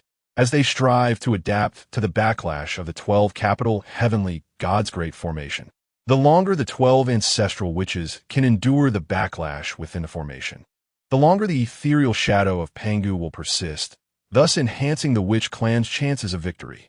At this juncture, the primordial world, ignited by the incident involving Prince Jin Wu, witnesses an irrevocable escalation of animosity between the witch and demon clans, with a great battle imminent, casting a shadow of war over the entirety of the primordial realm. Chapter 29. The War of the Lich. A decade has swiftly passed. In the celestial realm, at the assembly platform, Emperor Jun stands resolutely atop the sun chariot, wielding the witch slayer's sword alongside Shiha. Beside them are the Eastern Emperor Tai, the Yellow Emperor Fushi, the demonic master Kuenpon, and the foremost of the 10 great demonic saints, Bays. Below them are the remaining members of the 10 great demonic saints and the 365 bearers of the Great Zhou, celestial banners, comprising 365 demonic deities and 800 demon generals, alongside an endless expanse of demon soldiers in the distance. Dear sons of the demon clan, today marks the day we confront the witch clan in a decisive battle. Emperor Jun's voice resonates through the air, imbued with unwavering resolve and majesty. Upon hearing this, the demon warriors below erupt in furious roars, their battle spirit ignited. Kill! Kill! Kill! The battle cries reverberate, as the demon army's momentum surges, as if poised to engulf the very heavens and earth. Emperor Jun nods with satisfaction, then shifts his gaze towards the direction of the witch clan, his eyes glimmering with a chilling, murderous intent. Witch clan, today shall be your day of reckoning. Extracting the summoning banner from the demon summoning gourd, he plants it upon the sun chariot and raises his arm, commanding, annihilate the witch clan. Exterminate the witch clan. Meanwhile, in the lands of the witch clan, the 12 ancestral witches have gathered, their formidable army looming behind them with equal ferocity. Brave sons of the witch clan, today, under the witness of our divine father, we shall slay Emperor Jun and Tai, rendering the demon clan our complete sustenance. Di Jangbelus, his voice thundering like a storm across the expanse. Witch! The armies of the witch and demon clans converge towards the battlefield at Mount Buzhou, led by their respective leaders. Upon arriving at Mount Buzhou, Emperor Jun and Di Zhang merely regard each other coldly. Words are futile now, and it is time to reveal their true prowess. Form a formation. Eastern Emperor Tai commands, brandishing the chaos bell towards the demon deities and generals behind him. In an instant, the demon army swiftly rearranges, with each of the 365 demon deities grasping their great Zhou celestial banners, standing in designated positions as the banners shimmer, subtly resonating with the stars in the sky. The chaos bell hovers above Eastern Emperor Tai's head, emanating a faint glow, forming a formidable protective shield that envelopes the demon army. Conversely, the 12 ancestral witches are undaunted. They manifest their true forms, standing at various positions, exuding powerful auras as if entwined with the very laws of nature. Activate the 12 heavenly god-slaying grand formation. Di Jiang commands with fervor, and the 12 ancestral witches simultaneously channel their powers. The earth trembles as an ancient and potent energy surges from the depths, merging with the auras of the 12 ancestral witches to form a colossal phantom of Pangu. This Pangu phantom towers at 10,000 zhang, wielding a massive axe, seemingly capable of cleaving the heavens and earth. Its overwhelming might sends shivers through the ranks of the demon army. Observing this, Emperor Jun's expression briefly shifts to one of gravity, yet is quickly replaced by steadfast determination. A mere witch clan dares to contend with my demon race. Today, allow you to witness the formidable prowess of my demon clan. With that, Emperor Jun commanded the great array of the celestial stars to strike at the ethereal form of Pangu. In an instant, the demon army clashed violently with the shaman army upon Mount Buzhou. In the heavens, the celestial banners flickered, resonating with the stars of the great Zhou, unleashing powerful waves of magical energy. Under the leadership of Emperor Jun and Dongwang Tai, the demon forces surged like a tidal wave, relentlessly assaulting the shaman army. Meanwhile, the shaman forces, bolstered by the might of the 12 capital heavenly gods array, engaged in a desperate battle against the demons. The ethereal form of Pangu wielded a colossal axe, each swing accompanied by earth-shattering roars, causing countless casualties among the demon ranks. "Hold firm, everyone! The shaman array cannot withstand for long," cried Emperor Jun, as he summoned the heavenly book and Luo diagram to subdue the great array of the celestial stars. Seeing this, the others also invoked their spiritual treasures to reinforce the formation: the Chaos Bell, Fushi Qin, Demon Master Hall, Bayes diagram, and others. However, while the demons endured the onslaught of Pangu's ethereal form, they channeled the power of the stars to strike down upon the shaman soldiers, resulting in millions being obliterated by the starlight with each attack from Pangu. The 12 ancestral shamans, witnessing the demon array not only withstanding their attacks, but also having the capacity to retaliate against the shaman soldiers, grew increasingly anxious. Di Jiang shouted to ignite their vital blood, breaking through the demon formation. In an instant, the ancestral shamans ignited their essence, amplifying the power of the heavenly array. Suddenly, the ethereal form of Pangu seemed to come alive, calling out 3 times, "Axe comes! Axe comes! Axe comes!" At the first call of "Axe comes," Laozi and Yuanshi, far away on Kunlun Mountain, felt their Tai Chi diagram and Panga banner stirring restlessly in their hands, prompting them to swiftly exert their magic to suppress it. They were astonished to discover that the Pangu ethereal form summoned by the shamans possessed a trace of sentience, capable of communicating with the 3 treasures of creation. Yuanshi exclaimed in amazement. Laozi, with a complex expression, realized that since attaining sainthood, he had thoroughly refined the Tai Chi diagram, yet it could still be awakened by the Pangu ethereal form. Meanwhile, on the battlefield between the shamans and demons, at the third call of "Axe comes," the chaos bell abruptly flew from the heart of the great array of the celestial stars. Tai, not yet a saint, could not completely refine the innate treasure. He could only turn to control the chaos bell, preventing it from being drawn away by the Pangu ethereal form. Seizing this opportunity, the 12 ancestral shamans shouted in unison. The Pangu ethereal form, also wielding the heavenly opening axe apparition, struck towards the great array of the celestial stars. In that moment, the heavens and earth shifted in hue, and the winds surged. The entire Mount Buzhou trembled under this strike. The great array of the celestial stars began to crack under the might of Pangu's heavenly opening axe, its brilliance dimming, and then it shattered with a resounding crash, resulting in numerous demon gods and generals being obliterated by the backlash of the formation. Consequently, Emperor Jun and the others suffered significant injuries, with Tai, preoccupied with suppressing the chaos bell, losing half of his celestial form in the explosion. Witnessing this, the demon army was struck with terror, their morale plummeting to an all-time low. At this moment, although the demon master Kunpeng appeared pale, he had severed his connection with the Zhou Tian Star Do formation when the Pang of Phantom struck, thus avoiding significant backlash. Observing the first combatant of the demon clan, Dong Huang, suffering heavy injuries, he harbored ulterior motives. Noticing Emperor Jun attending to Tai's wounds, oblivious to the floating Tuan Luo Shu in the sky, Kunpeng swiftly transformed into a streak of black light and seized the ancient texts. Emperor Jun, sensing the disturbance, turned to see Kunpeng's figure and erupted in fury. Kunpeng, how dare you? Yet, Kunpeng was remarkably swift, clutching the Tuan Luo Shu without uttering a word, and hastened toward the northern sea. Emperor Jun, torn between grief and rage, could only prioritize rescuing Tai. Fuxi then soared to Emperor Jun's solar chariot, grasping the Zhao Yao banner. Emperor Jun interjected, "There is no need for that, Shi Huang. Before the great battle, I returned Kunpeng's primordial spirit to him. Your Majesty, why such a course of action?" Fuxi inquired. "Shi Huang, all is predestined. You must depart swiftly," Emperor Jun replied, tending to Tai with celestial materials while speaking. "What is this talk, Your Majesty? If I retreat, how can I justify the title of Shi Huang?" Fuxi declared, plunging into the fray. Emperor Jun gazed at his retreating figure, his heart awash with conflicting emotions. Chapter 30. Mutual destruction on the side of the Wu clan. The 12 ancestors were compelled to dismantle the grand formation of the 12 capital celestial gods.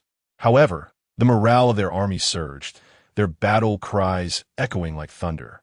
Dijun and Dong Huang Tai wore grave expressions, astonished that the 12 capital celestial gods formation of the Wu clan was so formidable that even the Zhou Tian star formation could not withstand it. Yet, there was no turning back now. Today marks the moment of life and death for our beastkin, for the glory of our race, for the sanctity of our homeland. Let us fight with every ounce of strength. Dijun Belud. Upon hearing this, the beast army erupted in furious roars, their eyes gleaming with a resolute fire. They understood that this battle would either lead to the annihilation of their kind or the downfall of the Wu clan. There was no retreat left. Thus, the beast army launched a frenzied counterattack, recklessly charging towards the Wu forces as if to unleash all their accumulated hatred and fury. Unfazed, the Wu army met their ferocity with equal resolve, engaging in a fierce struggle for survival. In an instant, the entire Mount Buzhou resonated with the sounds of battle and screams, resembling a hell on earth. Countless soldiers from both the Beast and Wu clans fell, their blood staining the earth and saturating the primordial landscape. Yet, neither side showed any sign of retreat. They fought fiercely for their respective races and beliefs. The common soldiers were not alone in their fervor. The powerful beings of both clans were equally undaunted by the specter of death. On the battlefield, Dijun's solar, true, fire blazed like an inferno, warping the very fabric of the void around him, while Dijiang and other ancestors unleashed various powerful laws, engaging Dijun in fierce combat. Each clash reverberated with deafening roars, as if the heavens and earth themselves were being torn asunder. In the midst of this chaos, Fuxi sat in the void, delicately plucking the strings of the Fuxi qin, sending forth waves of sound as tangible as the air itself, neutralizing the attacks of the two ancestors. Shihe and Bai Zhe were equally formidable, each employing their potent divine abilities, locked in a relentless struggle with the other ancestors. Shihe radiated a dazzling light, resembling a full moon suspended in the night sky, while Bai Zhe conjured myriad illusions, making it difficult for his foes to discern his true form. The battlefield descended into a maelstrom of chaos and slaughter, the deep-seated enmity between the Beast and Wu clans, seemingly millennia in the making, erupted in full force.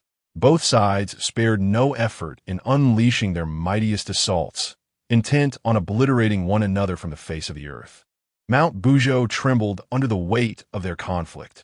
Amidst the fervor of battle, a resounding chime echoed as Dijiang's spatial laws were disrupted by the suppression of the chaos bell.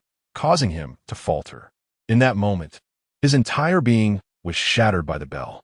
It was revealed that Tai Yi had utilized the accumulated starlight power from the heavenly court over the years to heal most of his injuries. And he seized the opportunity to ambush Dijiang. Brother! The other ancestors cried out in unison, and the fiery-tempered Zhu Rong, witnessing the tragic demise of Dijiang, felt rage surging within him. He charged directly at Dijun, intent on dragging him into a self-destructive explosion. With a resounding boom, Emperor Jun followed Dijiang, and two formidable forces collided in the air, resulting in a terrifying explosion that caused the entire Buzhou mountain to tremble under the impact. The shockwaves from the explosion swept away the surrounding soldiers of the demon and witch tribes, reducing their bodies to mere ashes. Dong Huang Tai Yi and the remaining ancestral witches halted their actions, astonished at the unfolding scene, unable to comprehend the reality before them. Tai Yi's eyes blazed crimson, driven by a determination to perish, as he fervently shook the chaos bell, striking down Tian Wu and Gong Gong, who were engaged in battle with the ghost chariot and the merchant goat. Without hesitation, he then charged towards the remaining ancestral witches, intent on achieving mutual destruction. The remaining ancestral witches, witnessing this, ignited their essence blood, preparing for a final desperate struggle. In an instant, the battlefield was suffused with the scent of death, as if even heaven and earth were moved by the tragedy. Dong Huang Tai Yi collided with the ancestral witch Zhu Jiuyin, while she cast a glance towards the Hua Huang Palace in the boundless chaos, before also choosing to perish alongside Zhu Mei. Within Buzhou Mountain, the top-tier warriors of both tribes engaged in mutual self-destruction, with explosions resounding throughout the mountain, terrifying the Kuan Peng who had managed to flee back to the North Sea. These individuals seemed utterly mad. Fortunately, the ancestor, had escaped first. Meanwhile, far beyond the 33 heavens in the Hua Huang Palace, Luya stifled his cries, mourning his father, mother, and the uncle who delighted in teasing him, all lost in this grand conflict.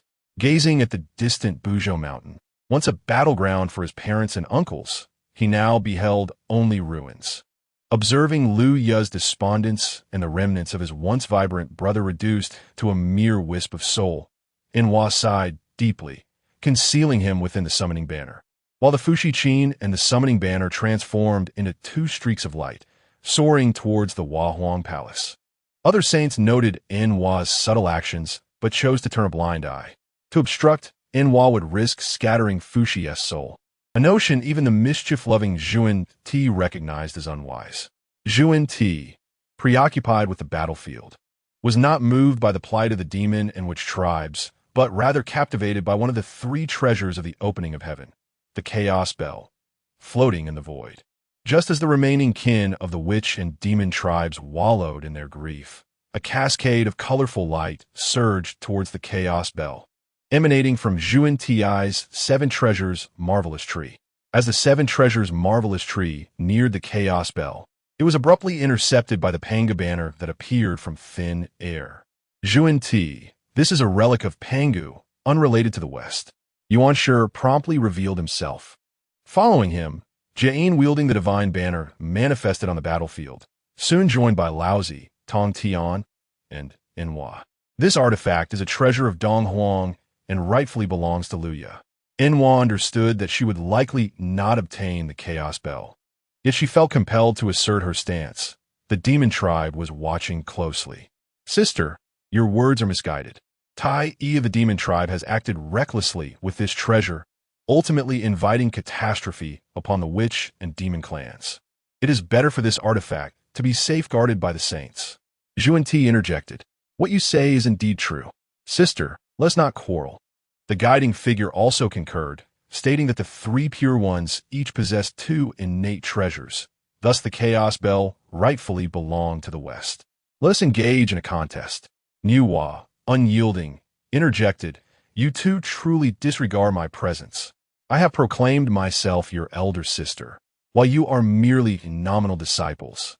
Just as Nuwa was poised to strike, a series of cracking sounds echoed through the air.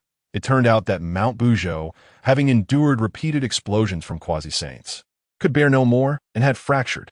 In an instant, the battlefield fell into a profound silence. With a resounding roar, Mount Buzhou was completely severed, sending its summit crashing down. Chapter 31. The search for the chaotic bell. The sky began to tilt, and the stars trembled precariously, as a vast chasm opened in the heavens. In an instant, chaotic energy surged forth, and this place was plunged back into chaos, with the chaotic bell being drawn into the abyss. At that moment, the elements of earth, water, fire, and wind were thrown into disarray, with malevolent flames erupting and the weak waters overflowing. The onlookers were left in awe at the apocalyptic scene before them. Laozi regained his composure and was the first to act. The Taiji diagram expanded instantly, enveloping the sky and stabilizing the erratic elements. Following suit, the Panga flag, the 4 swords of extermination, the 12-grade merit golden lotus, and the 7 treasures wonderful tree soared forth as the assembled sages took action to restore order to the ravaged primordial realm. Numerous powerful beings also joined the fray, defending their own territories. Suddenly, a great cauldron descended from the heavens, an exquisite innate spiritual treasure known as the Qian Kuan cauldron, held by the Dao ancestor. Nuwa, having received a message from the Dao ancestor, produced a multicolored stone and used the Qian Kuan cauldron to refine it, sealing the chasm in the sky. A fragment of the multicolored stone was carelessly discarded by Nuwa. After a series of tumultuous events, the primordial realm finally stabilized. The Master of Heaven employed the Qingping sword to slay a massive turtle from the North Sea, which had reached the peak of quasi-saint status, refining its limbs into pillars to support the sky in place of Mount Buzhou. Master Uncle, how could that North Sea turtle lack intelligence while managing to cultivate its body to the quasi-saint stage? Such is the decree of destiny. It was meant to endure this tribulation, making its final contribution to the world. Master Uncle, what do you say? Enough with the questions. I never realized you could be so chatty. If it weren't for the miscalculations of eldest brother and second brother, I wouldn't have to endure your incessant prattle. Isn't this all rather pointless? I can always deduce the location of the chaotic bell, yet it keeps shifting. Why don't you ask my master about it and have a proper discussion? Don't stir up trouble. Have you truly deduced its location, or are you merely deceiving your master uncle? Indeed, the two in question were Tong Tian and Xuan Shu, who had come seeking the lost chaotic bell with the Linglong Huangbao pagoda and the Taiji diagram, 500 years after Nuwa had mended the heavens. Meanwhile, Panga's banner was in the hands of Yuanshi, who was constantly stirring the threads of fate. Over the years, Yuanshi had been quietly scolded by Junti countless times. You needn't be so harsh just because you don't want me heading east. Constantly meddling with the threads of fate is excessive. Now, Junti's quest for treasures in the east truly depended on fate. Those who he found and guided to the west were indeed fortunate. Master Uncle, I can assure you that my calculations are correct. By all accounts, the chaotic bell is an unclaimed object and should not be shifting its location. We have searched for 300 years, and you have told me 32,850 times that you have deduced its location. Tong Tian complained. I have given you my 24C calming pearls, yet your efficiency leaves much to be desired. You must not be lazy. Master Uncle, this is not my fault. The chaotic bell keeps changing its position on its own. What can I do? Besides, it's your slowness that is to blame.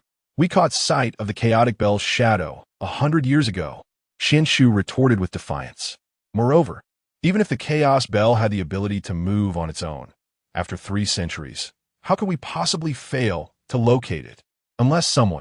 Xuan Shu's voice grew increasingly faint as a realization dawned upon him. You little rascal, have you come to terms with your mistake? Haha, do not be hasty. After all, it is a primordial treasure. How could it be so easily obtained? Tong Tian remarked nonchalantly. Xuan Shu tugged at Tong Tian's sleeve and said, Master Uncle, I suddenly have a foreboding feeling. Do not worry. With me here, what danger could possibly arise? Suddenly, before them, a flash occurred, and they found themselves in a grand hall where an elderly man with white hair and a purple robe sat upon the main seat. Upon seeing the elder, Tong Tian was overjoyed. Master, I have missed you dearly. As Xuan Shu gazed in astonishment at the two, He could not comprehend the source of his shock.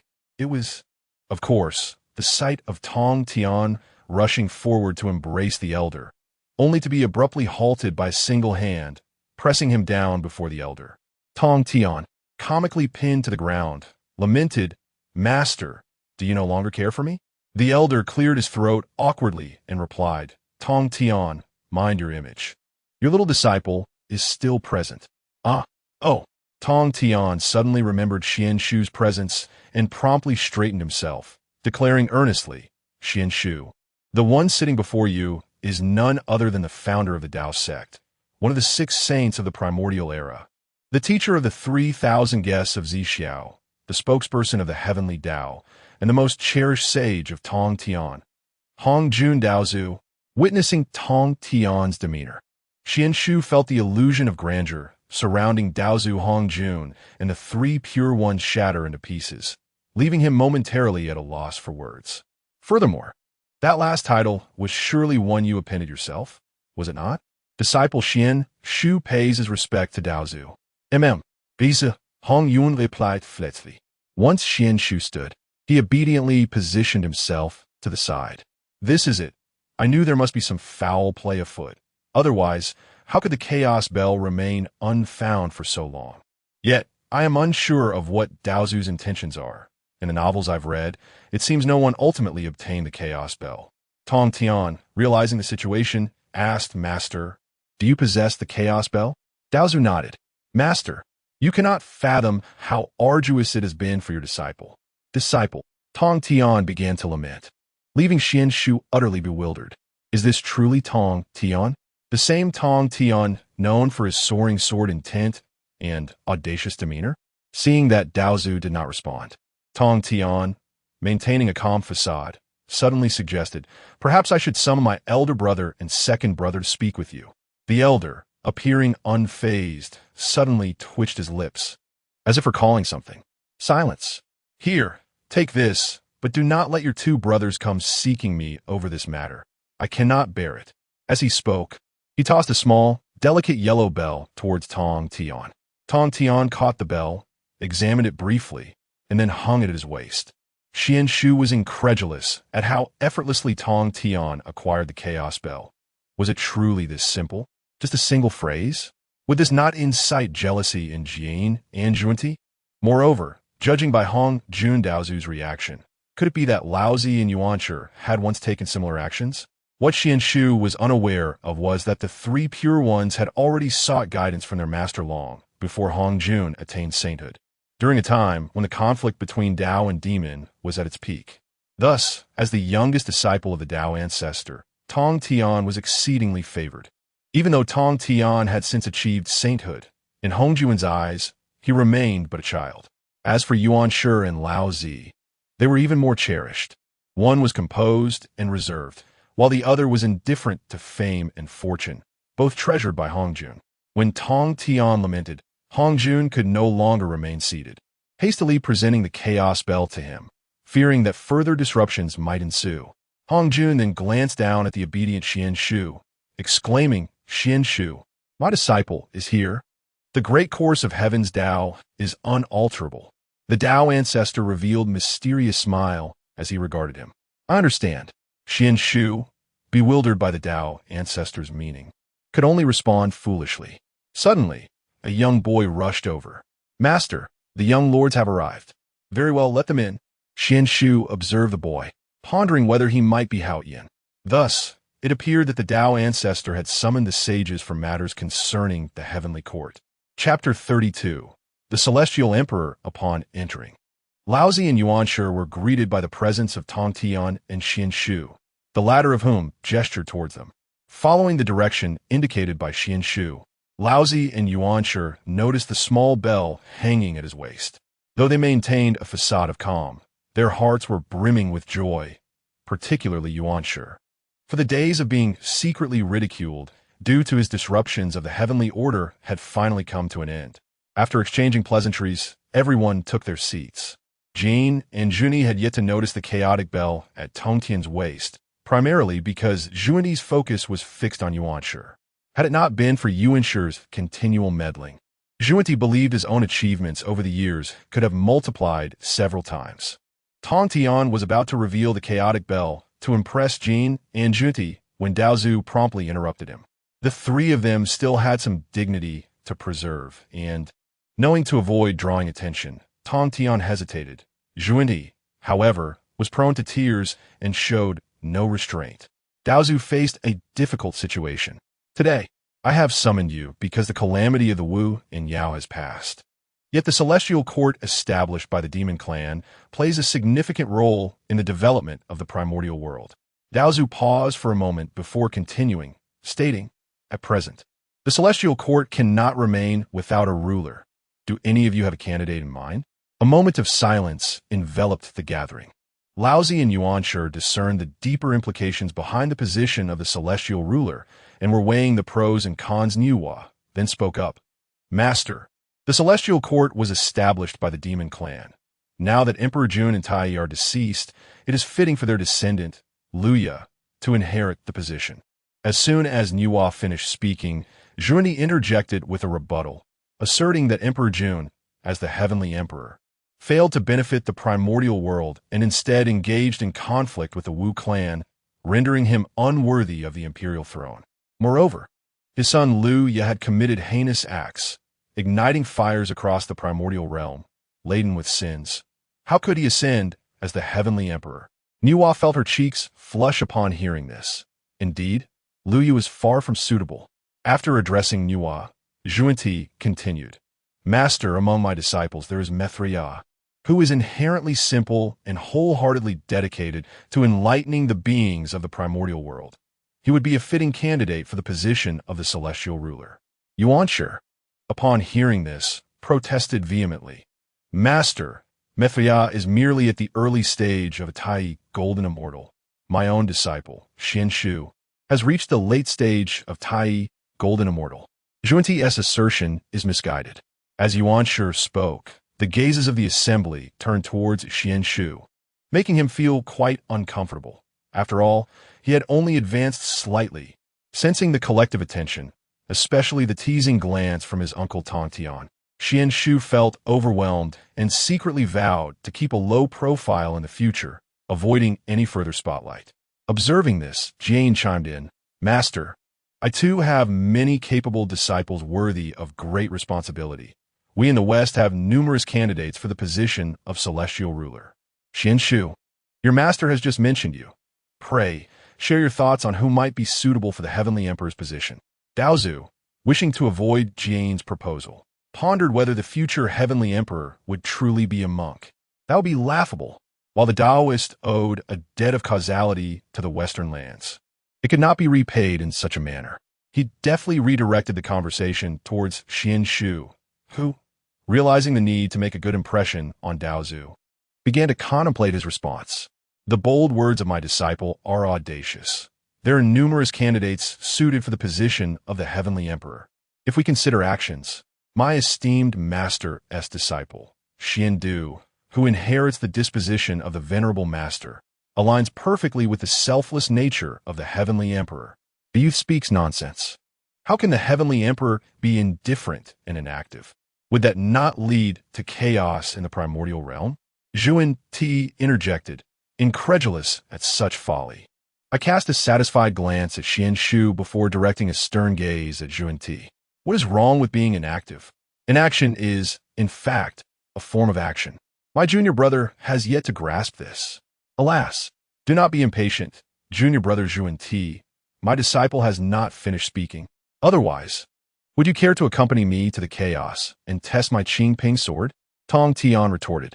"Xuan Shu, please continue." Tong Tian dismissed Xuan with a disdainful glance as he shrank back. If we speak of enlightenment, the disciple Guang Chengzi, under the guidance of our venerable master, has cultivated the great law of teaching in accordance with the heavenly way and could also occupy the position of the Heavenly Emperor. Furthermore, the foremost disciple of my uncle, Duo Bao, assists in managing the vast sect of interception with great efficiency. His capabilities are also worthy of the Heavenly Emperor's title. Yuanshi and Tong Tian exchange glances, their faces lighting up with delight. This youth knows how to handle affairs well, praising the second generation of disciples before the Dao ancestor, who holds them dear. In light of your observations, dear Xuan Shu, who among these three do you believe is fit to be the Heavenly Emperor? Jade Ding observed as Xuan Shu extolled the virtues of the disciples of the three purities before the Dao ancestor. Seizing the opportunity to pose a question, since you commend them all, yet the position of the Heavenly Emperor is singular, who do you propose should ascend to this throne? Respected Uncle Jade Ding, my disciple believes that the decision of the Heavenly Emperor ought to rest with the Dao ancestor, rather than my own assertions of who deserves the title. However, I propose that, given the Dao ancestor's prolonged seclusion and contemplation of the heavenly path, our uncle Hao Tian could preside over the heavenly affairs on behalf of the Dao ancestor. Upon hearing this, everyone's eyes brightened, appointing Hao Tian, a mere youth, as the Heavenly Emperor would pose no threat to anyone's status, while ensuring the heavenly court remains under the Dao ancestor's control. A most astute suggestion. The Dao ancestor nodded slightly in approval, seemingly pleased with the proposal. Hao Tian, Yao Qi stepped forward. From the rear of the grand hall emerged two young children, Hao Tian and Yao Qi, who hastened to the front upon hearing the Dao ancestor's call. Master, the Dao ancestor regarded Hao Tian and Yao Qi with a glimmer of satisfaction in his eyes. From this day forth, you shall be my registered disciples and the sovereigns of the heavenly court, governing all spirits and maintaining order in the primordial realm. With a flick of his finger, their forms gradually elongated, transforming from children into striking young men and graceful maidens, exuding an aura of authority. Hao Tian, you are the lord of the heavenly court. This is the supreme innate spiritual treasure, the Hao Tian mirror, which can probe the 9 heavens and 10 earths above and illuminate the underworld below. Additionally, this plain-colored Yuanjie banner shall serve to protect you and summon the clouds of the world. Accept these gifts. As for you, Yao Qi, as the Heavenly Empress, you shall assist Hao Tian in managing the heavenly court. This is the supreme innate spiritual treasure, the Tian Feng golden hairpin, and this innate tree of the 10 great spiritual roots, the peach of immortality, shall be granted to you to oversee the heavenly court's fortunes. Hao Tian and Yao Qi hurriedly accepted the treasures bestowed by Hong Jun, bowing in gratitude. Thank you, Master, for the gifts. Observing Hong Jun's lavish generosity, even several sages felt a twinge of envy. At last, the position of the Heavenly Emperor has been firmly established. Henceforth, I implore you to lend your support to the affairs of the celestial court. As Hong Jun uttered these words, his form gradually faded from view. Upon witnessing his disappearance, Nuwa and Jane took their leave, casting not a single glance at Hao Tian, dismissing him with a scoff. Merely a boy who has stumbled upon good fortune. Third brother, summon our master back. Yuanshi communicated telepathically to Tong Tian after Jane and the others departed. Why don't you do it yourself? It's not as if you haven't done so before. Yuanshi's face suddenly flushed, primarily due to the presence of Xuan Shu. The recollection of past events at Yujing Mountain, prior to Hongjuan's ascension to sainthood, made him feel somewhat embarrassed. Is Xuan Shu not here? Do I lack dignity? Your words imply that I am devoid of pride. Xuan Shu and Hao Tian observed the animated exchange between Yuanshi and Tong Tian, with Yuanshi blushing, mistakenly believing they were engaged in a telepathic quarrel. In this instance, to shield you from the heavenly secrets, Cunny has covertly reproached me several times. Had it not been for my guilt, I would have seized the Panga banner and ascended Mount Sumru that very day. Yuanshi resorted to an appeal to emotions. Very well, Tong Tian acknowledged, understanding that Yuanshi had indeed endured considerable hardship for his sake. Chapter 33. The disarray of the 3 pure ones. Tong Tian was on the verge of shouting, yet found himself voiceless. The Dao ancestor appeared on the lotus mat above, and as everyone stood in bewilderment, Yuanshi smiled and said, Master, have you perhaps forgotten something? He gestured subtly towards Xuan Shu behind him. Pray tell, what have you set your sights on this time? I have already bestowed upon the 3 of you a considerable number of treasures. Yuanshi then conveyed Xuan Shu's lineage and innate talents to the Dao ancestor through sound transmission. Master, Do you think this promising disciple I have found for you is worthy? After all, Hong Jun is well aware. Otherwise, he would not have allowed Xuan Shu to enter the Purple Cloud Palace. Speak plainly. What do you desire? The Dao ancestor's sudden inquiry startled Xuan Shu and Hao Yin. Master, I find myself reminiscing about the days spent on Yujing Mountain. Might I keep that apricot tree as a memento? Yuanshi proposed. Upon hearing this, the Dao ancestor smiled faintly. That apricot tree does indeed hold a bond with you. I shall grant it to you. However, you must promise to fulfill a request for me. Yuanshi, sensing the opportunity, quickly replied, Master, please speak. I shall certainly comply. You must diligently instruct Xuan Shu. His future achievements are boundless. The Dao ancestor's gaze was profound, seemingly peering into Xuan Shu's destiny. Yuanshi felt a surge of joy in his heart. My disciple, I shall nurture him well, he assured. Tong Tian, watching enviously from the side, chimed in, Master, what about me? I desire treasures too. The Dao ancestor shot Tong Tian a stern glance. You already possess the Chaos Bell. What more do you seek? Tong Tian pouted. The Chaos Bell is one thing, but I yearn for a treasure forged by your own hands. With a resigned sigh, the Dao ancestor retrieved a golden lock-like spiritual treasure from his sleeve. This is the heart-piercing lock I forged in my early years. I shall bestow it upon you. However, you must remember not to misuse it. Tong Tian accepted the heart-piercing lock, beaming with joy. Thank you, Master, for the gift. At that moment, Laozi interjected, Master, I wish to refine the 9-transformation golden elixir, yet I lack a key ingredient. That plum tree from days ago would be splendid. Enough. You three shall soon deplete my entire fortune. Be gone now, and do not trouble me. The Dao ancestor vanished in an instant, leaving Xuan Shu with an inexplicable sensation in his chest. Observing the plum tree in Laozi's hands and the apricot tree in Yuanshi's, Xuan Shu set aside his calculations and couldn't help but exclaim, the Dao ancestor is indeed affluent. To bestow such treasures as the Huangzhong plum and the celestial apricot. Is this truly the everyday life of the three pure ones and the Dao ancestor? The contrast is astonishing. Master, what about Xuan Shu? Yuanshi, disregarding his image, called out again. Xuan Shu quickly stepped forward and tugged at his ancestral master's sleeve, producing a small cauldron from his embrace. Upon seeing it, Yuanshi's face lit up with delight. This small cauldron was none other than the Qinkuan cauldron used by Niuhua to mend the heavens. A supreme, innate spiritual treasure capable of transforming spiritual treasures from the acquired to the innate. Once Niuhua had finished using the Qinkuan cauldron, it was reclaimed by the Dao ancestor. Hao Yin, you may now call me senior brother. Should you have any needs, seek me out on Kunlun Mountain. Yuanshi said to Hao Yin before departing, acknowledging Hao Yin's status as a disciple of Hong Jun and thus granting him due respect. I too have my own sect. If there is a matter, Brother Hao Yin may come to Jineo Island to seek me. Among the disciples of the old Dao, there is but one Xuan Du. However, upon returning to the primordial chaos, I could send the venerable Shansher Lao Jun to the heavenly court to refine elixirs.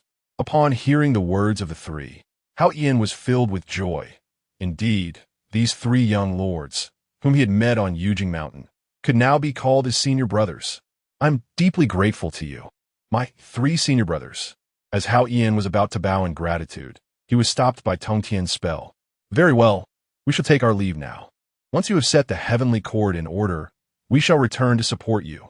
The three departed with Xuan Shu, leaving Hao Yin gazing longingly at the gates of the Zixiao Palace. However, the Dao ancestor did not afford him the opportunity to express his feelings, directly transporting the two to the primordial chaos.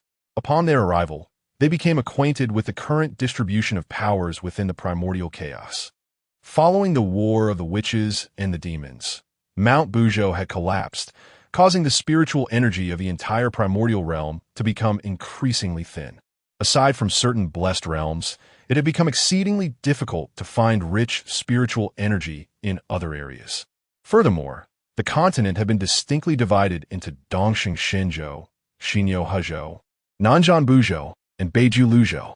Among them, Beiju Luzhou was the most chaotic, with the remnants of the witch tribe and scattered ancient demons inhabiting this harsh environment, erupting into battles from time to time. Most of these demons lacked connections. Those who did either sought the protection of Nuwa or took refuge under the banner of the. Equally barren as Beiju Luzhou was Xinyo Huzhou, where aside from the Western teachings, there were merely divine beasts and fierce creatures. Those with any strength had fled to Nanjian Buzhou. Comparatively better off was Nanjian Buzhou, where the three teachings of the Xianmen were disseminated, and some ambitious members of the witch and demon tribes resided in hiding. The core region, Dongsheng Shenzhou, had become the domain of the three teachings of the Xianmen, replete with majestic mountains and rivers, abundant in spiritual energy. The Western teachings were currently plotting to extend their influence over Dongsheng Shenzhou. Hao Yan brought Yao Qi to the heavenly court, where he beheld an ethereal atmosphere. However, it appeared desolate, lacking any semblance of vitality. Gazing at the vast emptiness of the heavenly court, a sense of desolation welled up within Hao Yan. Hao Yan, as the sovereign of the heavenly court, you bear a heavy responsibility. Though the court has been established, it remains imperfect. You must diligently manage it to restore order. Yao Qi looked at Hao Yan, her eyes filled with anticipation. Very well, from this day forth, let us revitalize the heavenly court. Meanwhile, a century later, Xuan Shu returned to Kunlun Mountain, only to be dispatched by Yuanshi back to Yuling Mountain. Upon arriving, he found Yuding engaged in a friendly spar with Huanglong, descending from clouds. Master, I have returned. Yuding turned to Xuan Shu. Little Ding, you have finally returned. You were so mysteriously occupied. Look, I have followed in the footsteps of Brother Guangqing and advanced to the mid-stage of the Tai Golden Immortal. Greetings, Uncle Huanglong. Nephew Xuan Shu. Congratulations, Master. I have returned this time to enter seclusion. Furthermore, during my time in the Zixiao Palace, Xuan Shu recounted to Yuding the events of Hao Yan becoming the Heavenly Emperor, while Yuding interjected with curiosity. Little Ding, I have yet to set foot in the Zixiao Palace myself. The Dao ancestors' generosity was quite evident. After all, it would be remiss for the Heavenly Emperor to lack two divine treasures. Xuan Shu disregarded Yuding beside him and directed his gaze toward Huanglong. Uncle Master Huanglong, it is certain that the Celestial Court will summon the immortals, and given that this Heavenly Emperor has been chosen by the Dao ancestor, you must be aware that he will firmly retain his position. Young nephew Xuan Shu, feel free to express your thoughts candidly. Huanglong replied, Uncle Master, bearing the karmic burdens of the Dragon Clan, I observe that the divine armor is soon unable to contain the karma upon you. I propose that you lead the Dragon Clan to ascend to the heavens and accrue some merits. Master, if you have no pressing matters, you should accompany us to the Celestial Court as well. Upon hearing this, Yuding fell into deep contemplation, not because Xuan Shu suggested ascending to the heavens, but rather due to Huanglong. He was acutely aware that the karma attached to Huanglong was a significant issue. If mishandled, it could potentially implicate the entirety of the Chan sect. Xuan Shu's suggestion, however, appeared to be a viable solution. You make a valid point, Xiao Ding. Yuding acknowledged slowly, but the journey to the Celestial Court may not be as simple as it seems. Xuan Shu smiled reassuringly. Master, you are overthinking this. Uncle Master Hao Yan has just ascended to the position of Heavenly Emperor and is in dire need of personnel. He will undoubtedly welcome our arrival. Moreover, with the substantial number of the Dragon Clan, if we all ascend, the speed at which we can accrue merits will be extraordinary. Huanglong nodded in agreement. Young nephew Xuan Shu speaks wisely. However, this matter concerning the Dragon Clan requires consultation with the other Dragon Kings. Of course, Uncle Master, please communicate with the other Dragon Kings first, Xuan Shu replied.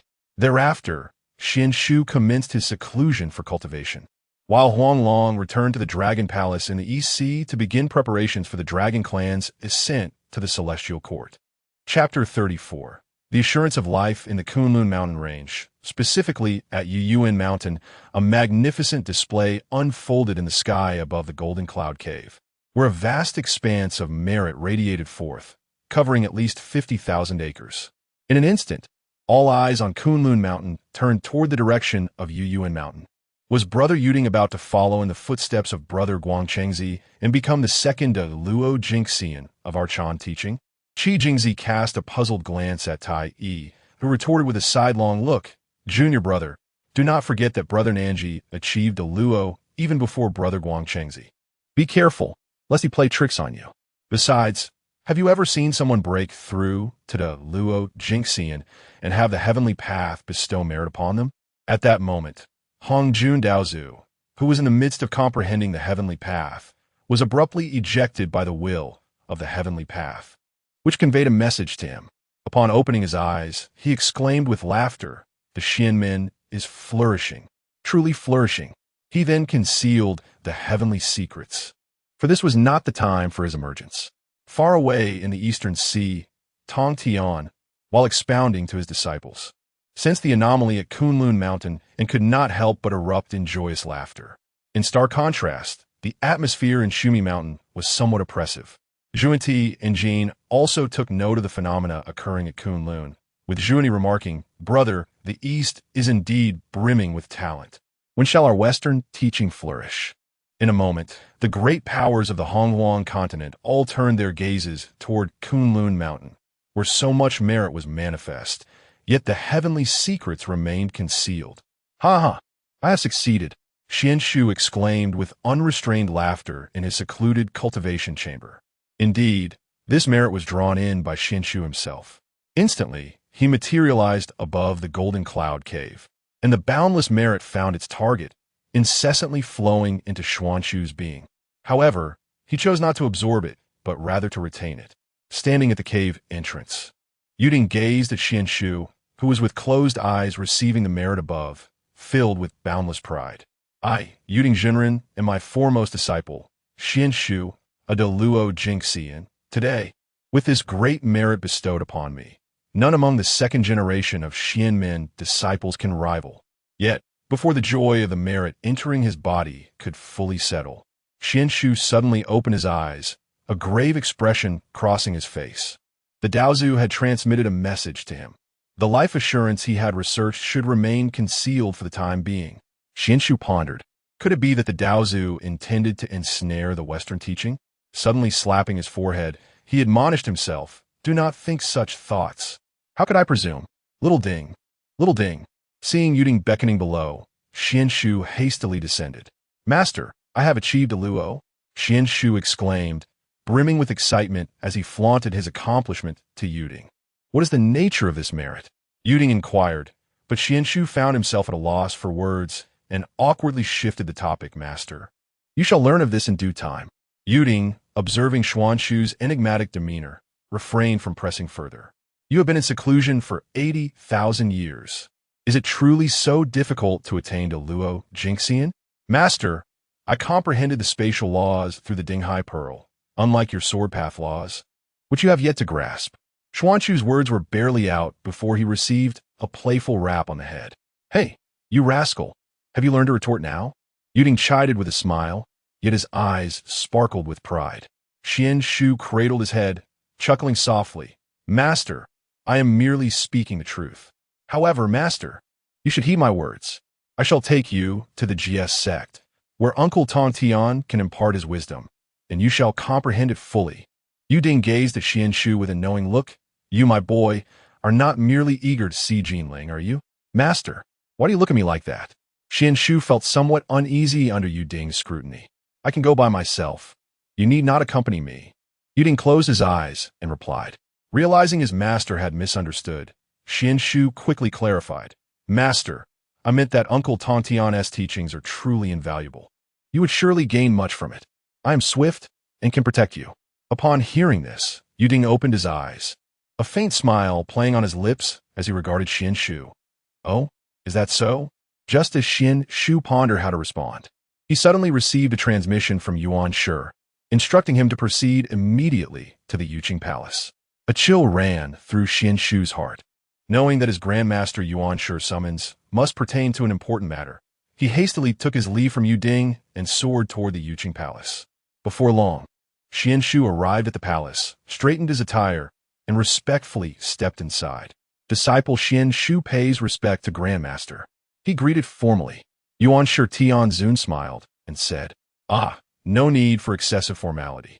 I called you here to inquire about the origin of that merit. The Dao ancestor has sent word to me, warning that this matter should not be revealed. I kindly ask Grandmaster to conceal the secrets of this place. Yuanshi summoned the Panga banner amidst auspicious clouds, enveloping the Yuqing Palace. With a hint of curiosity on his face, he remarked, "You may speak. After achieving the Great Luo, I established a heavenly tribulation among the stars, combining it with my previous experience in the chaos." Upon hearing Xuan Shu's account, Yuanshi Tianzun intended to dismiss him to consult with Laozi and Tong Tian. Xuan Shu hurriedly interjected, "Grandmaster, I have one more matter for which I seek your assistance." Yuanshi Tianzun regarded Xuan Shu with a gentle smile. "What is it? Speak freely." Xuan Shu took a deep breath and declared, "I have established a heavenly tribulation between heaven and earth. Previously, there was only the transformation tribulation, and cultivators faced no tribulation when breaking through realms. Now, having established this heavenly tribulation, I wish to request Grandmaster to formalize its name." Upon hearing this, Yuanshi Tianzun's gaze flickered slightly, for he understood the significance of Xuan Shu's endeavor. Establishing a heavenly tribulation would not only restrain the beings of the wilderness, but also enrich the foundation of the Shinmen. Xuan Shu continued to articulate his thoughts regarding the heavenly tribulation. "Grandmaster, the myriad beings in the wilderness are many, and their actions often lack restraint. If a heavenly tribulation can be established, it would impose order upon them and augment the foundation of Shinmen. I wish to have Master Yuding take the lead, with Uncle Huanglong and the Holy Mother of Golden Spirit from the Jie sect as support, to jointly establish this heavenly tribulation." Yuanshi Tianzun's gaze flickered again, and after a moment of contemplation, he replied, "Your idea holds some merit, but this matter is of great importance and must not be treated lightly. Please elaborate on your specific plans for its implementation."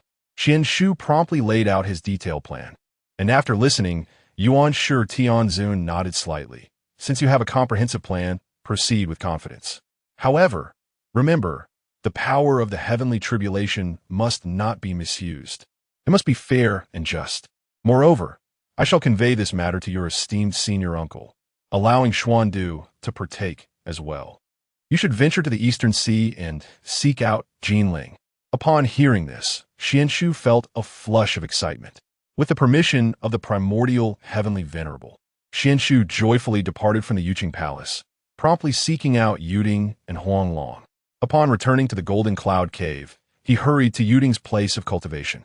"Master, Master," he exclaimed, somewhat flustered. Despite having attained the status of a great Luo golden immortal, he ought to be mindful of his demeanor.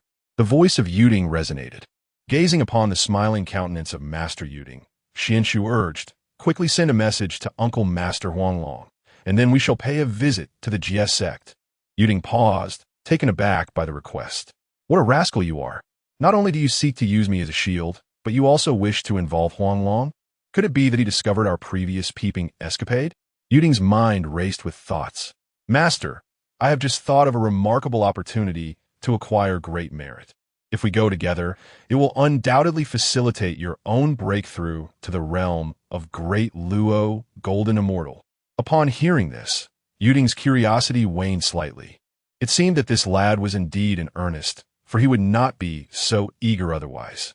Chapter 35. Ascending to Golden Tortoise Island, the clown Yuding promptly retrieved a communication jade talisman and sent a message to Huanglong. Before long, a figure clad in yellow robes and adorned with a golden crown descended from the heavens. It was none other than the revered Erlang Shen. "Senior brother, what brings you here in such haste?" Huanglong inquired. Yuding glanced at Xuan Shu, who recounted the entire sequence of events. Ding Zhenren patted his chest with satisfaction, exclaiming, "Little Ding, your idea is commendable. My efforts in nurturing you have not been in vain. I once mentioned that I would seek to bask in your glory in the future. Huh, I never expected it would come to fruition so swiftly." Erlang Shen nodded in agreement. "I am grateful for your consideration, dear nephew. I must express my gratitude properly. During your retreat, I have led the Dragon Clan to submit to the Celestial Court, and the Heavenly Emperor has conferred upon me the title of Great Emperor of Water. granting me dominion over the vast primordial waters and calamities. My own karmic burdens are gradually being cleansed by merit. The Dragon Clan has also accrued much merit over the years due to our protection of humanity, which has resulted in favorable weather. In addition to the merit gained from suppressing the CI, now, my karmic burdens no longer hinder my cultivation. Xuan Shu smiled and reassured him, "Rest assured, Uncle Huanglong. With this heavenly tribulation, you may yet have the opportunity to attain the status of a Deluo golden immortal. Let us not indulge in such aspirations. However, Brother Yuding might indeed step onto the path of the Deluo.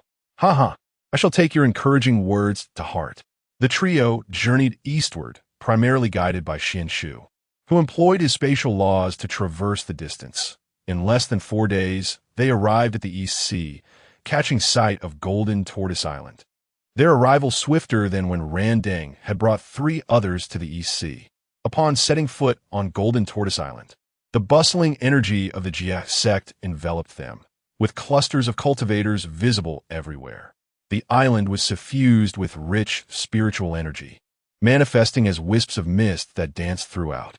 Exotic flowers and rare herbs vied for attention, their hues vibrant, fiery red, rosy pink, and pure white, while petals quivered gently in the breeze, releasing an enchanting fragrance.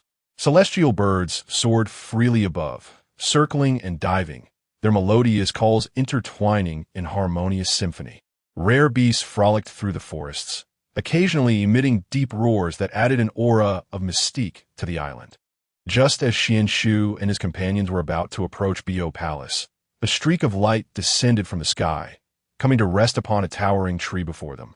It was none other than Chang Dingguang, one of the 7 attendants of the Master of Heaven. Chang Dingguang was tall and robust, his prominent ears standing out. At that moment, he leaned casually against the spirit tree, which boasted a sturdy trunk and lush foliage, adorned with glimmering fruits that exuded an irresistible aroma. With a sprig of spiritual grass lodged in his mouth, Chang's eyes radiated arrogance and disdain. Upon noticing Xuan Shu, he spat out the spiritual grass with a derisive snicker. "Oh, look who it is! The little imp from the Chan sect, always prancing about and seeking attention. What's the matter? Can't find your place in the Chan sect, so you've come to our Jie territory to seek validation?" Chang's voice was shrill and grating, slicing through the tranquility of the path and startling a few celestial birds pecking at the spirit fruits above. Xuan Shu felt a wave of insecurity wash over him as Chang spoke. "Wait a minute. I'm already a Deluo golden immortal. How dare he challenge me? Moreover, I have never provoked him." Little did Xuan Shu know that the enmity Long Ear harbored towards him was rooted in the teachings imparted by Tong Tian during their initiation, where he frequently remarked, "Look at that scoundrel Xuan Shu, and then look at yourselves, a bunch of unworthy fools." Long Ear had held this grudge in his heart, and upon seeing Xuan Shu now, he was naturally inclined to ridicule him thoroughly. The revered Jade Ding furrowed his brow, ready to interject, but was halted by Xuan Shu. With a slight smile directed at Long Ear, he stated, "Uncle Long Ear, your words are misguided. I have come here on the behest of our esteemed ancestor to discuss important matters with Uncle Tong Tian, not to seek validation." Upon hearing this, Long Ear's eyes flickered with surprise, yet he quickly regained his disdainful demeanor. "Humph, you think you are here on a saint's command? Do not make me laugh uncontrollably." Xuan Shu remained unfazed, retrieving a jade talisman from his robe, gently crushing it, causing ancient script to emerge, revealing the edict of the primordial heavenly sovereign. Seeing the inscription, Long Ear's expression shifted subtly, but he still refused to relent verbally. "Even so, what of it? Our Jie sect shall never welcome those from your Chan sect." At that moment, Huanglong also spoke up. "Long Ear, we have come seeking the Golden Spirit Holy Mother, and surely you have no quarrel with Xuan Shu, do you?" "Seeking Sister Golden Spirit?" Long Ear erupted into laughter, as if he had heard the grandest of jokes, his mirth echoing through the mountains, causing the surrounding flora to tremble slightly. "With you? Do you think Sister Golden Spirit is someone you can just meet at will? She is inundated with responsibilities, preoccupied with significant affairs for our Jie sect, and has no time to entertain a mere child from the Chan sect. I suspect you are merely using this as a pretext to gain some advantage from us, while simultaneously satisfying your ridiculous vanity. Long Ear's anger intensified upon learning they were in search of Golden Spirit. Initially, he bore no grudge against Xuan Shu, yet his jealousy compelled him to belittle the Chan sect in hopes of attracting the leader's attention. Furthermore, he perceived Xuan Shu as harboring feelings for the Golden Spirit Holy Mother. But alas, he miscalculated. Xuan Shu, suppressing his fury, gritted his teeth and implored, "Uncle Long Ear, I kindly ask you to speak with more respect. I truly have urgent matters to discuss with the Golden Spirit Holy Mother, and I cannot afford any delays. Please, step aside and do not hinder me." A barely detectable tremor tinged Xuan Shu's voice, a manifestation of the anger he was containing within. "Respect? Ha ha ha." Long Ear laughed once more, his laughter laced with derision. "On this Golden AO island, I am the law. You, a nameless upstart from the Chan sect, dare speak of respect with me? Do you believe your petty talents make you significant? You are merely riding on the coattails of Jade Ding. Without your master, you are nothing. Urgent matters to discuss, you say? I see you are merely here to cause trouble." Long Ear became increasingly animated, his facial muscles contorting with rage.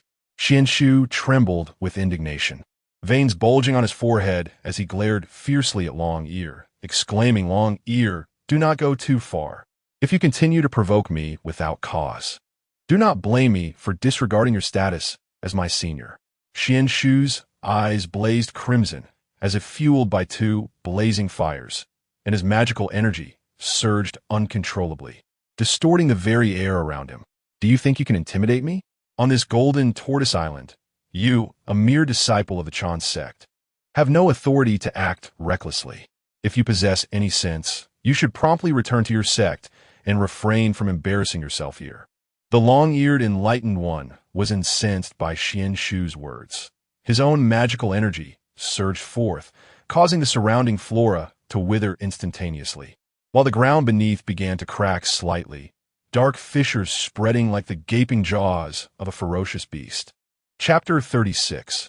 Encounter with the Golden Spirit. The atmosphere was charged with tension as the two faced each other, swords drawn. Surrounding disciples of the began to gather, encircling them. Whispers filled the air as they exchanged glances and comments. "This young disciple of the certainly possesses audacity, daring to challenge the long-eared celestial of steadfast light," remarked a sharp-featured disciple in hushed tones, astonishment evident in his eyes. He surely underestimates the might of the long-eared celestial. He shall face the consequences," scoffed a portly disciple with a gleeful expression. "The long-eared celestial is notorious for his temper. This lad is in for a rough time today." Just as the confrontation threatened to escalate, a clear and cold voice rang out, "Cease this at once." The crowd turned to witness the Golden Spirit Mother, clad in resplendent golden armor, striding forth with an air of authority. Her armor shimmered brilliantly in the sunlight, each step resonating with a crisp sound as the golden scales clinked together. Upon seeing the Golden Spirit Mother, the long-eared celestial's arrogance diminished slightly, yet he muttered defiantly, "Sister Jinling, this fellow is far too arrogant.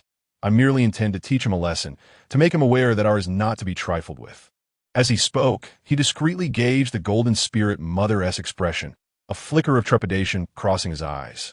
The Golden Spirit Mother shot a stern glare at the long-eared celestial, reprimanding him with gravity. "Xuan Shu is a disciple of the.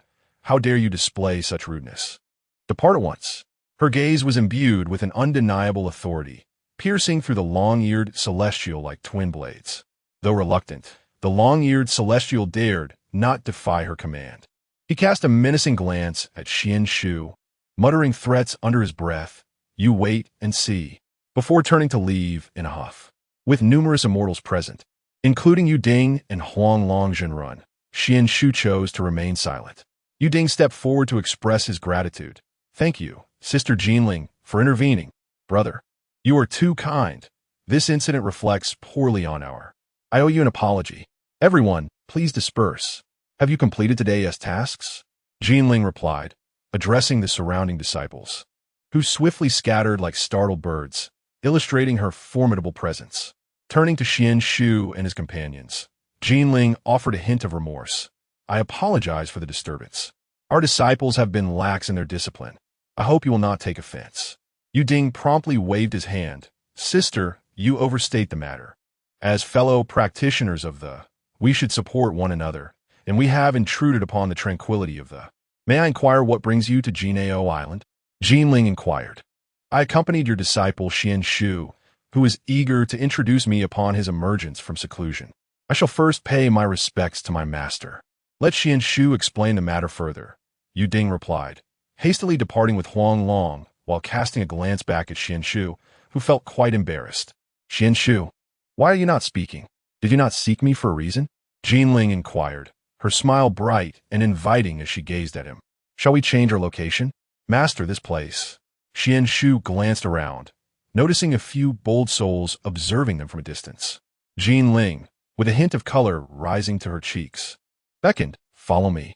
To the golden light palace of the Holy Mother Jinling. Xuan Shu beheld the Holy Mother Jinling, adorned in resplendent golden armor, standing tall on the balcony of the pavilion, surveying all that lay upon the island. Her armor shimmered with dazzling brilliance under the setting sun, accentuating her graceful yet valiant figure. Her lustrous black hair danced in the breeze, a few strands brushing against her stern visage, enhancing the fierce spirit reflected in her eyes. Xuan Shu found himself momentarily entranced. Noticing his gaze, the Holy Mother turned her head slightly, a faint smile gracing her lips. That smile blossomed like flowers in spring, warm and radiant, starkly contrasting her usual imposing demeanor. Xuan Shu, have you been captivated by the beauty of the Golden Light Palace? She teased, suddenly roused from his reverie. Xuan Shu felt warmth rise to his cheeks, and he hurriedly clasped his hands together, stating, Master, you jest. I was merely mesmerized by your grace and momentarily lost in thought. I hope you will not take offense. The Holy Mother, amused, chuckled more heartily. She waved her hand lightly, dismissing his apology. Enough of that. What brings you to seek me? I merely wish to visit you, Master. Jinling regarded him, a flicker of curiosity in her eyes, her lips curving into a playful smile. Oh, you only came to see me? I suspect you harbor another motive. Within the Golden Light Palace, the gilded candlesticks cast a warm yellow glow upon the table, tinting Xuan Shu's ears a deep crimson. The Holy Mother, having shed her armor for a moon-white robe, with a jade dragon and tiger rui adorning her waist, appeared softer, her demeanor less severe. Her fingertips caressed the spiritual tea upon the table when she suddenly raised her gaze. The colorful phoenix hairpin you gifted me when the Chanjiao departed Kunlun Mountain has remained in my jade box. Xuan Shu, fixated on the Wu Tu spiritual, or displayed on the table, clumsily knocked over the teacup in his fluster. That hairpin complements your phoenix crown perfectly, his sentence trailed off as tea splashed onto his sleeve. In a panic, he employed magic to dry it. But due to his unsettled state, the water stains formed a comical pattern. Jinling observed his flustered antics, her eyes crinkling in amusement. Do all disciples of the Chanjiao exhibit such clumsiness? My senior brother Guang Cheng Zi usually maintains a stern demeanor, yet I would not have guessed you were so entertaining. Suddenly leaning closer, she tapped her fingertip on Xuan Shu's brow, laughing. The Tian Yin technique can discern the heavenly path, yet it cannot fathom the human heart. Can it? Xuan Shu froze in place, the faint scent of Wu Tu emanating from Jinling enveloping him, a worldly contrast to the ethereal essence of Kunlun Mountain. In truth, Xuan Shu cleared his throat, shifting the topic. This commanding lady was quite disarming. Producing an aged jade slip from his sleeve, he explained, I have come to discuss the establishment of heavenly tribulations with you. Although the heavenly path possesses its calamities, it lacks constraints against the wanton slaughter of cultivators. I propose that you, along with Master Yu Ding, Master Xian Du, and Uncle Huang Long, establish heavenly tribulation laws across the three realms. Any unjustified killing shall incur divine retribution. Jinling took the jade slip, her fingertips tracing the intricate patterns of the celestial constellations inscribed upon it. You certainly know how to seek assistance. As a disciple of the, my origins are steeped in the demonic and wild. Should I endure a heavenly tribulation, many will undoubtedly find their reckless pursuits curtailed. Suddenly, she lifted her gaze, a glint of cunning flashing in her eyes. But tell me, why have you chosen to seek my aid? Xuan Shu felt a flush creep to his ears. What I pondered has indeed manifested. He paused, recalling the provocation from the long-ear immortal, and whispered, moreover, without my master present. The long-ear immortal would likely cast me from Golden Ao Island. At this, Jin Ling erupted in laughter, the spirit tea on the table rippling in response. That foolish long-ear is merely envious of the praise you receive from our esteemed master. She gestured towards the horizon. Look at the clouds at dusk. How exquisite they are. Xuan Shu followed Jin Ling's gaze, beholding the sky adorned with vibrant clouds, a breathtaking tapestry of fiery reds, layered and resplendent. Jin Ling, gazing at the brilliant sunset, suddenly remarked, as for the matter of the heavenly tribulation, I am willing to accept. However, there is one condition. Chapter 37. The heavenly tribulation. Xuan Shu promptly assumed a serious demeanor. Master Uncle, please proceed. Jin Ling suddenly leaned closer, her warm breath brushing against Xuan Shu's ear. Next time you visit do not use Brother Yu Ding as a pretext. She stepped back slightly, and Yu Rui emitted a half-arc of golden light in her palm. Though our advocates inclusivity, we cannot tolerate disparagement of the disciples as dullards. Jin Ling herself was uncertain why she felt an affinity for Xuan Shu. Perhaps it was the intrigue of teasing this young fellow, maybe sparked by her first glimpse of him. Xuan Shu was taken aback by Jin Ling's candid jest, his ears flushing crimson, momentarily at a loss for words. Gathering his courage, he offered, if you do not mind, Master Uncle, I shall bring the spiritual tea from Yuchuan Mountain next time. Jin Ling raised an eyebrow. Oh, the tea concealed by Brother Yu Ding? No. Xuan Shu met her gaze unwaveringly. I personally roasted it.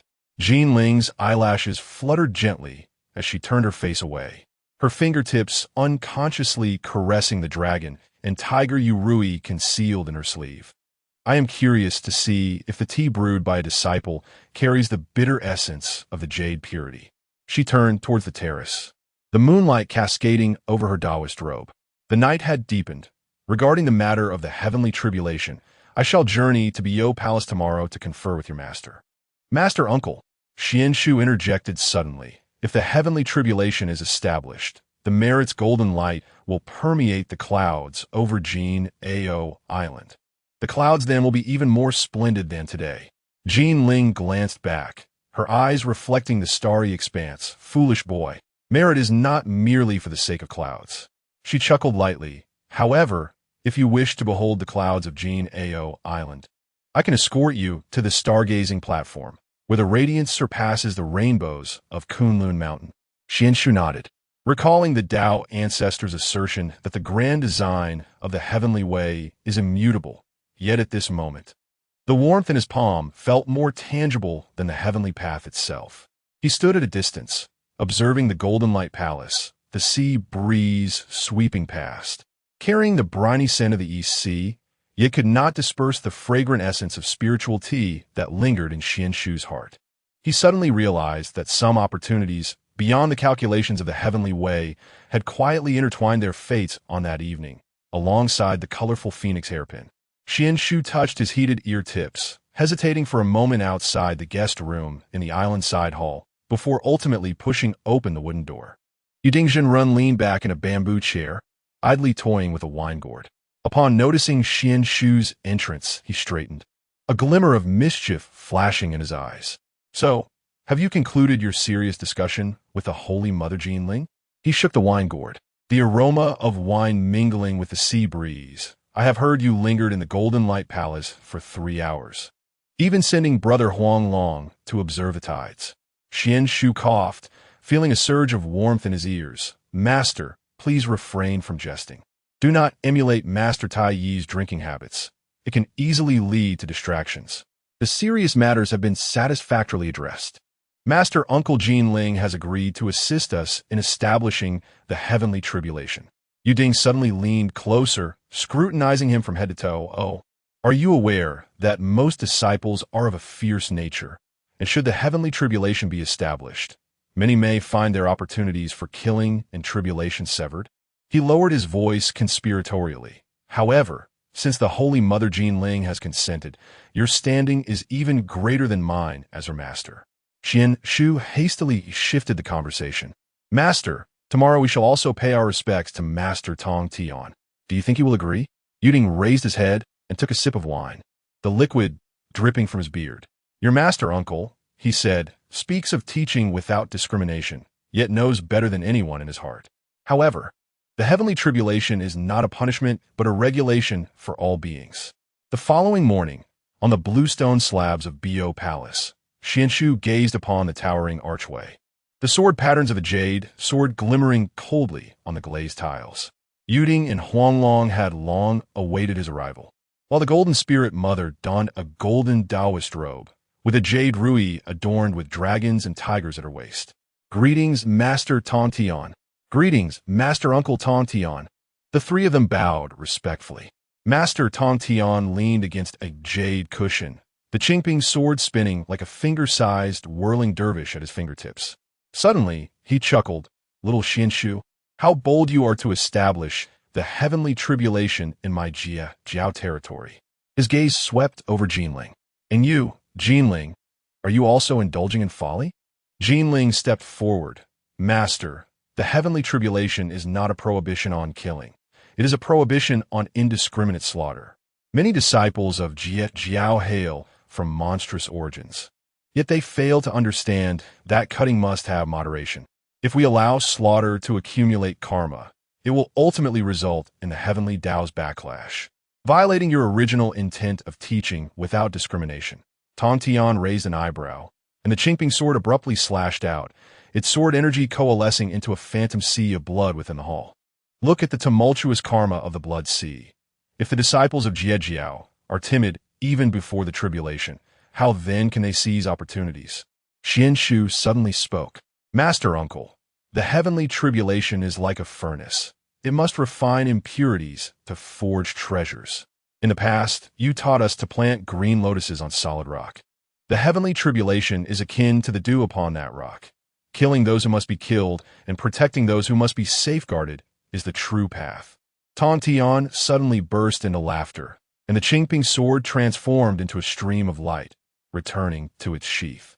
What a splendid furnace philosophy! In the past, your master often claimed that my disciples lacked purity, yet little did he know that the truest Tao of Jiao lies precisely within these mottled roots. He rose, the essence of the upper clear sword swirling from his sleeves.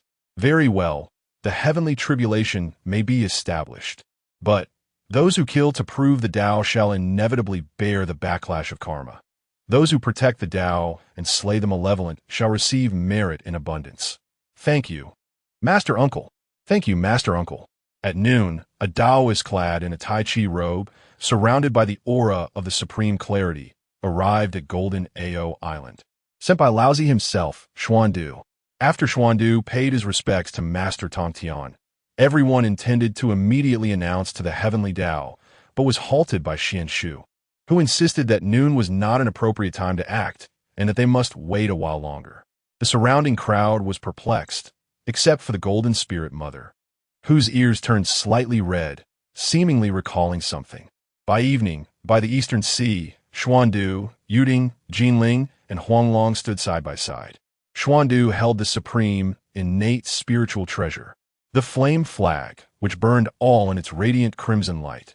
Yuding wielded the superior innate spiritual treasure, the demon-slaying sword, its blade reflecting the vast skies. Jinling grasped the superior innate spiritual treasure, the dragon tiger jade rui, with great solemnity. Huanglong bore the superior innate spiritual treasure, the Xianming cold ice glaive, surrounded by chilling air. The heavenly Dao is above. Yuding's voice mingled with the roar of the waves. Today, Xuan Shu, Yuding, Huanglong, and Jinling, for the perfection of the heavenly Dao, establish the laws of heavenly tribulation. Those who kill creatures without cause shall be struck by heavenly thunder. Those who protect the Tao and eradicate evil shall be granted merits. Yet beneath the celestial order, there exists a slender thread of hope. Those who transcend the tribulations of heaven may dispel their karmic burdens. The tribulations manifest as the 3-9 heavenly tribulations, the 6-9 heavenly tribulations, and the 9-9 heavenly tribulations. Furthermore, for cultivators aspiring to attain immortality. The process of transformation necessitates the experience of these tribulations. Each time one breaks through a significant realm, they must confront the tribulations in accordance with their own karmic conditions. Those who successfully navigate these heavenly trials shall be graced with the blessings of the celestial order, while those who falter shall find their lives and paths rendered into oblivion. As the words fell, the skies above churned with thunderclouds, not the fierce lightning of calamity, but rather the resplendent clouds of accumulated merit. Chapter 38. The River of the Underworld. Have I offended the Xianmen? By the shores of the East Sea, Xuan Shu gazed at the golden twilight illuminated by the radiance of virtue, transmitting a message to the Holy Mother of Golden Spirits. Master, I have mentioned that the light of virtue would permeate the clouds over the entire golden AOL island. Is this twilight not exquisite? The Holy Mother of Golden Spirits, observing the resplendent clouds, could not help but smile, her eyes shimmering with a gentle glow. Indeed, it is beautiful. 5 beams of golden light descended from the heavens, settling upon Xiandu, Yuding, Golden Spirit, Huanglong, and Xuan Shu. As the organizer, Xuan Shu also received a portion of the virtue. Upon the descent of this virtue, the real person Huanglong appeared radiant, with an ethereal aura of Xian and Huang subtly circulating around him. The great master Xiandu smiled faintly, the flame banner in his hand swaying gently, his Tai Chi robe moving as if caught by an unseen breeze, lending him an air of transcendence. After receiving the virtue, Yuding felt invigorated, his bottleneck loosening, while Golden Spirit sensed her essence of Tai, golden, immortal, solidifying, with a hint of imminent breakthrough. Suddenly, 2 thunderclouds coalesced in the sky, heralding the thunder tribulation for the Tai, golden immortal to ascend to the Deluo golden immortal realm. The 2, having just established their tribulation, found themselves first to enjoy its benefits. Yuding and Golden Spirit exchanged knowing smiles and sought out open spaces to prepare for the thunder tribulation. Yuding wielded the sword of demon slaying, pointing it towards the sky as the sword aura surged, resonating with the thunderclouds. Golden Spirit held the dragon tiger, Jade Rui, its golden light swirling as she closed her eyes in concentration, seemingly in communion with the cosmos. As the thunderclouds roiled, the tribulation finally descended. Yuding and Golden Spirit struck simultaneously, their sword light and golden radiance intertwining, colliding with the thunder, producing a deafening roar. With each successive bolt of tribulation, Yuding and Golden Spirit grew ever more resolute. Their cultivation continuously surged under the refining power of the tribulation, their auras becoming ever more formidable. At last, the final bolt of thunder struck. Both Yuding and Golden Spirit exhaled a breath of turbid air, their faces breaking into smiles. They had successfully transcended the bottleneck of the Tai, golden immortal, and stepped into the realm of the Daluo golden immortal. In the rear hall of the Bayou Palace, the primordial lord gazed at the figures of several individuals reflected in the water mirror, suddenly chuckling softly. The ethereal image of Laozi's Tai Chi diagram materialized in the mirror. Third brother, this thunder tribulation aligns perfectly with your cutting path of the Jiejiao. The primordial lord's expression turned serious. With the establishment of the tribulation, the clarity of the killing tribulation would enable the disciples to better understand the balance between killing and protecting. Years ago, during the Dao lecture at the Zhixiao Palace, the master spoke of heaven and earth lacking benevolence. Yet unbeknownst to them, the path of true benevolence lay precisely within these regulated bounds. Meanwhile, in the depths of the Blood Sea, within the palace of the ancestor of the underworld river, the 12th grade karmic fire red lotus trembled violently, reflecting the blinding golden light of virtue at the horizon of the East Sea. Observing the scene of the 4 immortals of the Xianmen confronting the thunder tribulation in the water mirror, he dug his nails deeply into his palm. Karmic fire dripping through his fingers, igniting the blood pool beneath him into hissing white smoke. Such audacity from the Xianmen. The ancestor of the underworld river gritted his teeth. The establishment of the thunder tribulation and the division of the killing tribulation were clearly aimed at my Azura clan's path of karmic fire. He abruptly rose, Drawing the Yuan Tu and the Abi swords from their sheaths, their blood patterns resonating with the laws of the thunder tribulation, emitting a reluctant hum. Since the War of the Witches and the Demons, the Azura clan had expanded vastly through the Blood Sea's karmic power, and now, with the tribulation established, those who kill without reason would surely face divine retribution, effectively severing his foundation of proving the Tao through slaughter. Old ancestor, grave news. An Azura general has intruded into the palace, and the karmic passage from the East Sea has been inexplicably severed, rendering the newly born Azura warriors unable to form a corporeal body. The pupils of the river of Hades constricted sharply. This karmic passage is the very foundation of the Azura race's birth. If severed, the newborns of the clan will find it exceedingly difficult to materialize. He calculated with a flick of his fingers, his complexion turning ashen. It is the Xian men. They possess such profound understanding of the laws of karmic fire, manipulating matters during the heavenly tribulation. Have I wronged the Xian men in any way? Why are they so intent on targeting me? This cannot stand. I must seek an explanation.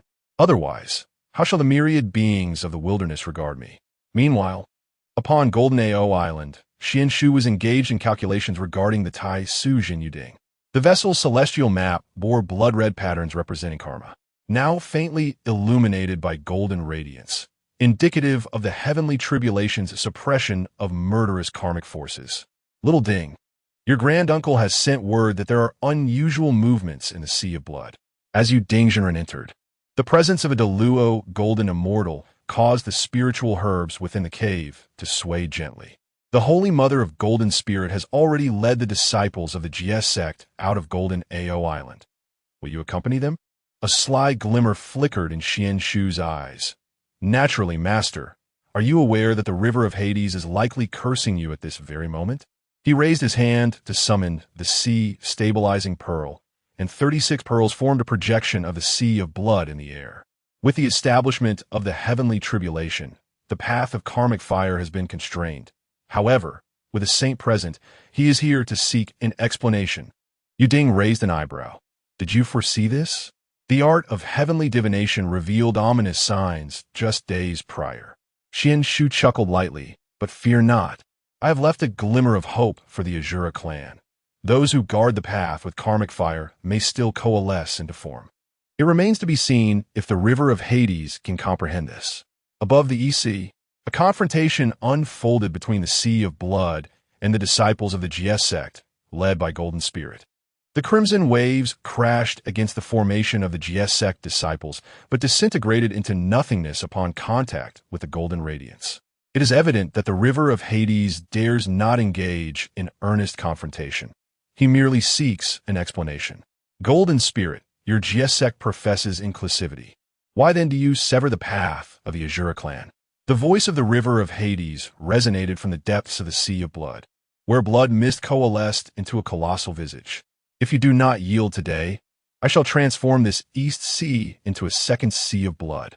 Behind Golden Spirit, the disciples of the GS sect held the Wutu Spirit banner, forming the earth-subduing Nine Abyss formation, firmly repressing the Sea of Blood. Her gaze was icy. River of Hades, the heavenly tribulation does not sever the path of life. It is a prohibition against wanton slaughter. Should you cease the indiscriminate killing of innocents among your warriors, the karmic passage shall naturally be restored. As her words faded, a flash of golden light appeared. Xuan Shu descended upon the sea stabilizing pearl, holding a jade slip inscribed with the laws of karmic fire. I, Xuan Shu of the Xian men, pay my respects to the esteemed Elder River of Hades.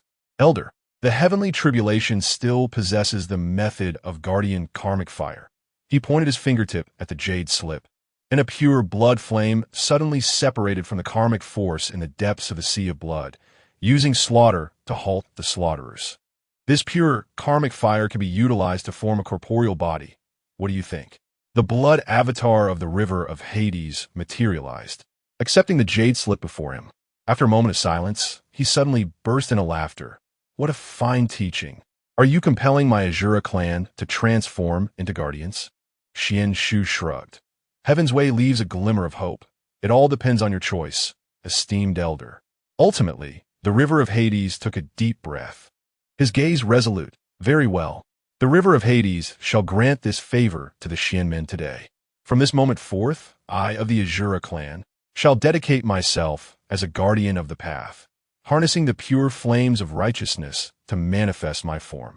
However, the mystical door must also pledge not to intrude upon my sea of blood without cause. Alas, the saints belong to the mystical door, and I am left to endure. Yet, there exists an alternative. The river of the underworld is well aware that the path of proving one's worth through slaughter is futile. I do possess an idea. Should I slay a saint at the pinnacle of quasi-sainthood, it may indeed be possible. No, I must not dwell on that. Let us instead explore whether this path proves viable. Could this perhaps be a chance bestowed by the ancients?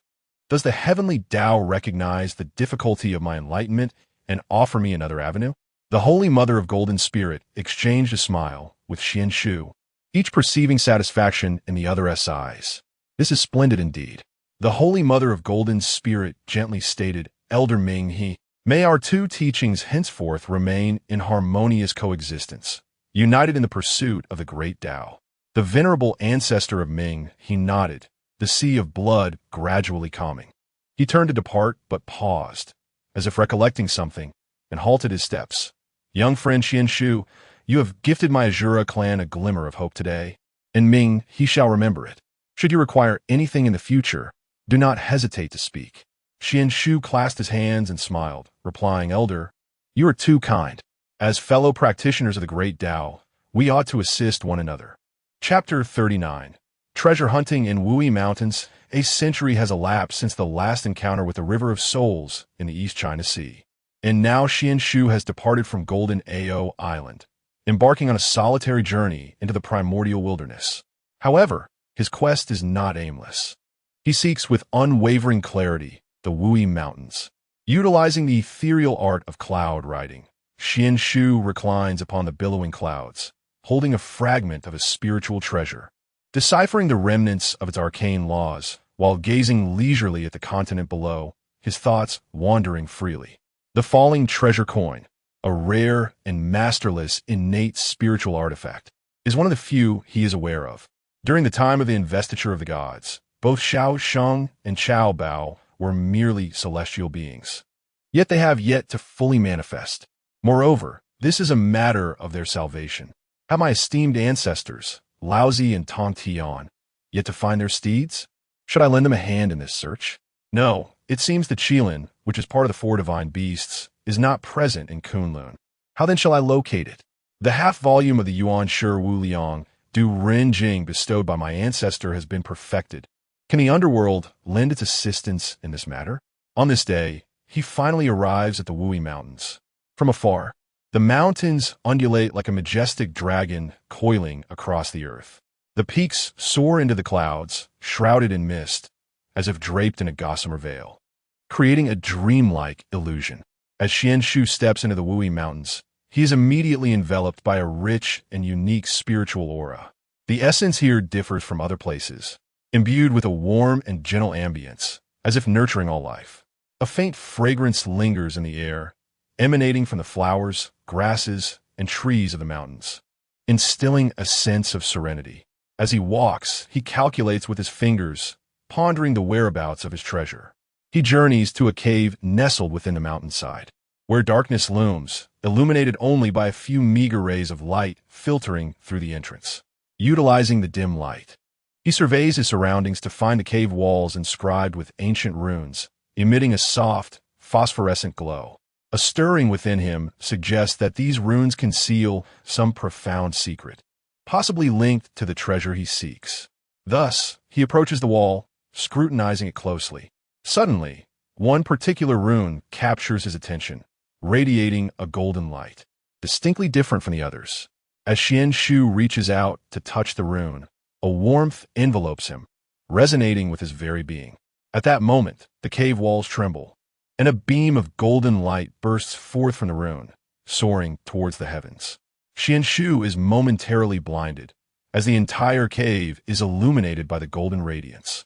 Amidst this brilliance, a small artifact resembling a coin gradually materializes. It is none other than the fabled falling treasure coin. He carefully stows it away and continues along the spiritual veins of the Wui Mountains. His fingertips graze the moss upon the rocks, and the patterns of the Tai Su Zhen Yu Ding warm against his palm, a sign from the Tian Yin technique indicating the presence of innate spiritual roots nearby. Closing his eyes to attune his senses, he perceives a faint, elusive fragrance of tea wafting from the southeast, mingling with a purity of spiritual energy, far from that of ordinary herbs. As he rounds 3 bends in the mountain path, a steep cliff face comes into view. On the sheer cliff, a towering tea tree thrives, its trunk resembling cast copper, and its leaves glimmering with a golden-red sheen. Each leaf is adorned with delicate, lightning-like patterns along its edges, embodying the legendary high-grade, primordial spiritual root, the Hong Pao tea tree. Beneath the tree, on a stone platform, 2 subtly glowing treasures lie in quiet repose. 1. An ancient coin of bronze, entwined at its hole with the ethereal shadow of a green insect. The other, a 3-foot-long white phoenix feather, its tip crystallized with the true fire of Dan Mountain. What a splendid sight of Dan Mountain's white phoenix perches upon red copper, while the green insect entwines the coin. Summoning thunder, Xuan Shu chuckled softly, for the heavenly transformation technique had revealed the true names of the treasures: Wui green insect coin and Dan Mountain white phoenix feather. As he moved closer, the tea tree suddenly emitted a melodious chime, and 9 beams of lightning burst forth from its leaves, forming the heavenly tea array in midair. Who dares to intrude upon the spiritual veins of Wui? A figure emerged amidst the lightning, an elder clad in a tea-patterned robe, wielding a T00 and imbued with spiritual radiance, the spirit of the tea tree itself. Xuan Shu hastily bowed, introducing himself as the junior Xuan Shu. Passing through the sacred land solely to behold the essence of the spiritual root, he produced the Luobao gold coin, and the celestial patterns inscribed upon it resonated with the green insect coin. Esteemed elder, please observe, this treasure appears to share a connection with your esteemed domain. The elder's gaze sharpened slightly. Luobao gold coin? It does bear some relation to my green insect coin. Very well. If you can endure 3 cups of tea, I shall permit you to take away the treasures. No sooner had he spoken than 3 jade cups materialized on the stone platform. The first cup held tea shimmering with lightning, the second swirled with fiery essence, and the third contained a chaotic-hued infusion. Xuan Shu activated the heavenly transformation technique to decipher the laws within the tea, discovering they corresponded to the powers of thunder, fire, and chaos, respectively. The tree spirit's intentions seemed less than pure. Perhaps it had grown greedy. After all, this was his first fishing expedition, though it was merely a Tai golden immortal. It could fuse the power of laws into this tea. Very well, he thought, I shall indulge in this playful challenge. After all, fortune and misfortune are intertwined. Taking a deep breath, he lifted the first cup, drinking it in one gulp. He felt the thunder coursing through his body. Yet it was absorbed and transformed by the intricate patterns of the Tai Su Zhen Yu Ding, allowing him to glean a fragment of the law of thunder. The second cup of fiery tea slid down his throat as he formed the Yuqing divine formula with his fingertips, guiding the fiery essence into the cauldron to merge with the law of gung metal, enhancing his comprehension of the fire law, albeit marginally. From the Dinghai God Pearl, Xuan Shu deciphered the paths of space and water, utilizing the space pathway to transcend to the great Luo golden immortal. Whenever possible, he analyzed the myriad heavenly materials and earthly treasures bestowed by Yuanshi, along with fragments of spiritual treasures acquired from the Dragon Palace, unraveling other laws such as the 5 elements, yin-yang, and ice. The third cup of chaotic tea was the simplest, merely a confluence of various powers. Visually impressive, yet lacking the intrigue of the previous 2 cups. Channeling his energy, Xuan Shu manifested the Taiji diagram within his consciousness, incorporating the chaotic power into the flow of yin and yang. After finishing all 3 cups, he exerted his magical force, beads of sweat forming on his forehead. Yet he smiled and said, Esteemed elder, your tea array indeed possesses an intriguing essence of thunder and fire. The elder stood momentarily stunned. This foolish young man was unfazed? Then he clapped his hands and laughed heartily. What a keen perception! In ancient times, when the great Pangu opened the heavens, his essence fell upon this place, giving birth to this old man's Dahong Pao. In this moment, you find yourself intertwined with the green beetle money and the white phoenix feather. So take them with you. He gestured to dismantle the formation, and the treasures transformed into two streaks of flowing light, soaring into Xuan Shu's palm. Upon inspection, it became evident that these two spiritual treasures bore the mark of another's refinement. Observing the anxious demeanor of the tree spirit, Xuan Shu inquired, "Elder, I also wish to take this tea tree with me. What do you suggest?" The elder replied, "Young one, do not be overly ambitious. I have already bestowed upon you two spiritual treasures. Is that so?" Xuan Shu's fingertips tapped the air, mimicking the vibrations of a cauldron and creating a subtle resonance with the elder's aura. Suddenly, he raised an eyebrow.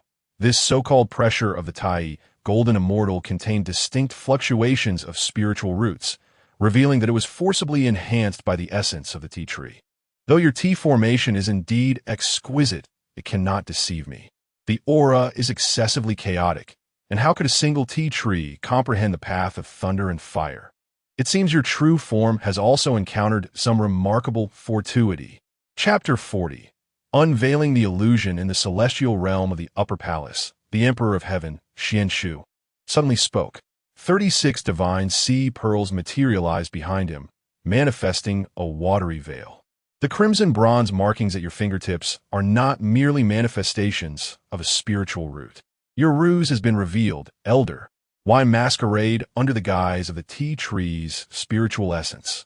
The elder's form stiffened abruptly, revealing a half-exposed arm of crimson bronze beneath his tea-patterned robe, still adorned with lingering thunder markings. You dare to pry into the essence of my being." Before his words could fully escape, Xuan Shu wielded the laws of space to sever the area surrounding the grand red-robed tea tree. His aura plummeted dramatically, descending from the peak of the Tai golden immortal realm to the late stage of true immortal. The phantom of the tea tree behind him swayed wildly, unable to sustain its former might. It turned out that this elder was a manifestation of the crimson bronze essence, having unknowingly parasitized the roots of the grand red-robed tea tree, disguising himself as the spirit of the mountain's protective array through the power of the spiritual root. It seems the marks left by your transformation tribulation have granted you a fleeting understanding of the path of thunder and fire. Yet alas, your character is lacking. You, a mere junior, have thwarted my plans of half a lifetime. The crimson bronze essence bellowed, forming intricate seals with his hands, causing the spiritual veins of Wui Mountain to abruptly reverse. A tempest of thunderlight and alchemical flames coalesced into a chaotic torrent, surging towards Xuan Shu. Xuan Shu had long anticipated such a maneuver. A mere true immortal could not conceal their flaws from his discerning gaze. He deftly performed a celestial incantation, summoning the ethereal image of the Tai, Suzhen Yuding. The star map upon the cauldron illuminated fiercely, drawing the chaotic flood within, transforming it into pure spiritual energy that replenished him. The taste is rather pleasing, though somewhat scant. Did you truly believe you could deceive me by borrowing the essence of the tea tree? Xuan Shu scoffed, as the divine sea pearls transformed into 36 water dragons, each entwined with the laws of space. How audacious to impersonate a Tai at the true immortal level. Your audacity surpasses even that of your true form. Seeing his attack falter, the crimson bronze essence's eyes flickered with dread as he attempted to retreat into the roots of the tea tree. Xuan Shu would not allow such an escape. The divine sea pearls morphed into a colossal net, forcibly extracting his true form, a piece of crimson bronze, or etched with thunder markings, from the roots of the tea tree. Spare me. I am willing to offer the tea tree's spiritual essence with both hands. The crimson bronze essence struggled desperately within the net. This grand red robe is forged from Pangu's essence. Possessing it could. Too late. You remain unaware of what you have forfeited. Xuan Shu shook his head, delivering a decisive blow that extinguished the essence of his soul. Impersonating a spiritual root, deceiving past cultivators, and coveting my treasures, this is your fate. Moreover, You were the one who deceived me first. As the crimson bronze essence dissipated, the grand red-robed tree emitted a melodious chime, its branches shedding the thunder markings to reveal its true form. A main trunk of crimson bronze adorned with 36 golden red tea leaves, each imbued with a pure spiritual aura. Indeed, an innate spiritual root nurtured by the blood of Pangu. The 36 leaves still bore a trace of chaotic energy, while the trunk was more mundane, primarily serving to provide a tranquil spiritual platform to guard against inner demons.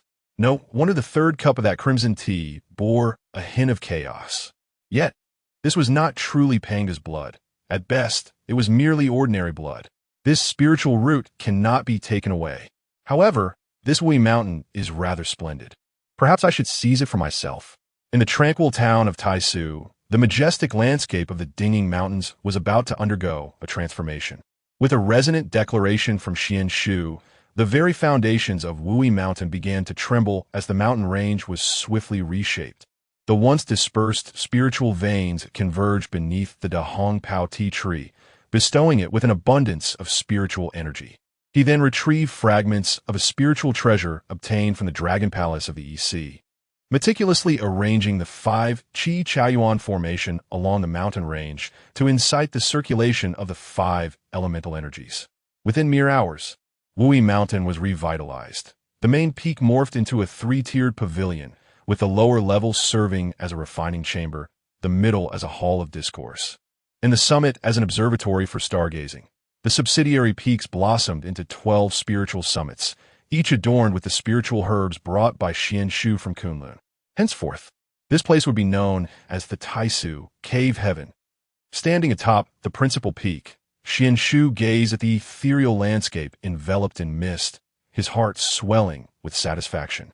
The clouds of Wui Mountain swirled, and a beam of azure light descended from the heavens, revealing the figure of the Jade Cauldron True Man. Observing the resplendent Taisu Cave Heaven before him, a flicker of astonishment crossed his eyes, prompting him to activate the external attack formation, rousing Xuan Shu from his meditation as he refined the falling treasure golden thread. My dear little cauldron, after merely a century apart, you have managed to unearth such a treasure, refining spiritual roots and reshaping the earth's veins? Xuan Shu greeted with a smile. Master, your words flatter me. It is merely a fortunate opportunity bestowed by the innate spiritual roots. With a wave of his hand, a tea leaf from the Da Hong Pao tea tree floated down, transforming into spiritual tea that materialized on the stone table. Do take a sip. Does this Da Hong Pao to your liking? The Jade Cauldron True Man sampled the tea, feeling invigorated and mentally refreshed. Indeed, this spiritual root is quite commendable. I shall take some with me later. He gazed at Xuan Shu, now matured into a young man, and sighed with nostalgia. You have achieved the status of a great Luo golden immortal. It is time for you to step forth. I have merely just entered the great Luo myself, yet your arrangements here are commendable. Master, you flatter me. I perceive the presence of the Tao of Heaven's power surrounding you. Could it be that you have finally secured an official position in the heavenly court? Much like Uncle Huang Long? Is not without reason. After you established the heavenly tribulation, you fled, leaving me to bear the burden. The heavenly tribulation must be governed by the heavenly court, necessitating a presiding figure. Did you not assert that the Tao of Heaven operates autonomously? My senior brother, Xuan Du, retreated to the serene peaks of Shouyang, and Jinling pushed me forward. The Jade Emperor appointed me as the Emperor of the Upper Palace of Goqing, tasked with overseeing the heavenly tribulation, balancing the polarities of the cosmos, and governing the affairs of mortals while commanding the stars. Upon hearing this, Xuan Shu's eyes widened in surprise, followed by a chuckle. Master, the position of Emperor of the Upper Palace of Goqing is coveted by many. Why do you seem reluctant? The Jade Cauldron True Man waved his hand dismissively. Alas, the regulations of the heavenly court are numerous. I still prefer a carefree existence. However, this imperial position does have its advantages, as it allows for deeper insights into the secrets of the Tao of Heaven. Xuan Shu nodded in agreement. You speak truthfully, Master. The mysteries of the Tao of Heaven are indeed worthy of exploration. By the way, Master, Is there any particular reason for your visit today? Certainly. I bring you a fortuitous deed, the Jade Cauldron said cryptically. What sort of deed? You do not mean to enlist my assistance in your celestial endeavors, do you? My dear little cauldron, do not fail to recognize the goodwill directed towards you. Yuding earnestly explained, how harsh it sounds to speak of labor. It is, in fact, the accumulation of merit. He continued with utmost seriousness. The merit I possess now far surpasses the amount you garnered during the celestial tribulation. He scoffed at the meager merit bestowed by the heavenly court, declaring, I have no interest in that. No interest at all. You should find another disciple. What nonsense are you spouting, my child? Yuding retorted. Since you disdain it, allow me to offer you another opportunity for merit. Xuan Shu regarded Yuding with skepticism, pondering how his master had become so adept at acquiring merit, as if it were something to be collected piece by piece. What must I do? He inquired. At present, I am uncertain, Yuding admitted awkwardly. It was your grandmaster who mentioned that there exists a significant merit within the teachings. Xuan Shu observed Yuding's unreliable demeanor and thought to himself, indeed, there was no doubt. This was his master. In Yuding's presence, Xuan Shu began to calculate the heavenly secrets. Suddenly, he opened his eyes wide, a grave expression adorning his face. The 3 sovereigns and 5 emperors have begun. What is it, Xuan Shu? Yuding asked, noticing his disciple's tense demeanor, fearing something dreadful had occurred. However, Xuan Shu, seeing Yuding's anxious expression, suddenly lost the desire to speak, turning on his heel to flee, leaving behind only the words, I couldn't divine it, ha ha ha. Little Ding, how dare you deceive your master? Today, I shall ensure that you experience the might of wielding the 5 thunders. Chapter 41. The 3 sovereigns and 5 emperors a decade ago, amidst chaos. The 6 sages alongside Hao Ian gathered within the Zixiao Palace, with Hongjun occupying the principal seat. Disciples, pay your respects to the master. Everyone intoned in unison. Rise, came a voice, and a gentle force lifted them all. Among them, Yuanshi exerted effort to resist this power, only to discover that he, like the others, was effortlessly elevated. He promptly feigned solemnity, gazing intently at the exquisite mat where Hongjun sat, pretending not to notice the master's scrutinizing glance. Ah, what a splendid mat! May I inquire what the master's decree entails? Jane ventured, having sensed Hongjun's disapproving gaze directed at Yuanshi. Hongjun withdrew his gaze, aware that the two were merely contemplating their own paths and testing the waters. I have summoned you to discuss the matter of the human race's role in the heavenly realm. Upon hearing this, Nuwa immediately became animated.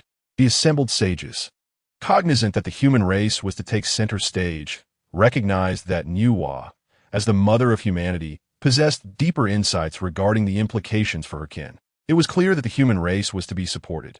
After all, how could a lineage of merely 3 Luo golden immortals ascend to prominence?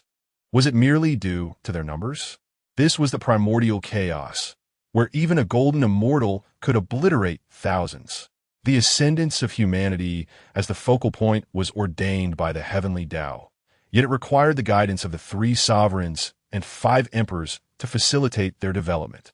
The 3 sovereigns and 5 emperors would need your disciples to instruct them, and once their merit was fulfilled, those who provided such instruction would reap abundant rewards. You shall convene to devise specific regulations, and then you may disperse. With that, Hongjun gradually dissipated, primarily to avoid any further disturbances from Tongtian, leaving them to contend among themselves. As Hongjun vanished, Hao Ian appeared bewildered. Master, have you forgotten me? What am I to do?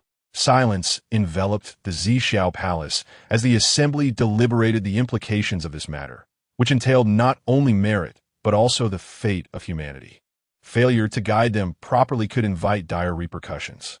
Seeing the silence, Tongtian broke the tension. My disciples are numerous. I demand 1 position as the Earth Emperor's master and 3 as the masters of the 5 emperors. Yuanshi immediately objected. The master instructed us 6 to deliberate. Tongtian, it seems inappropriate for you to claim half the positions. Half. The 3 sovereigns oversee the greatest teachings. I seek only 1 position with lesser merit as the Earth Emperor.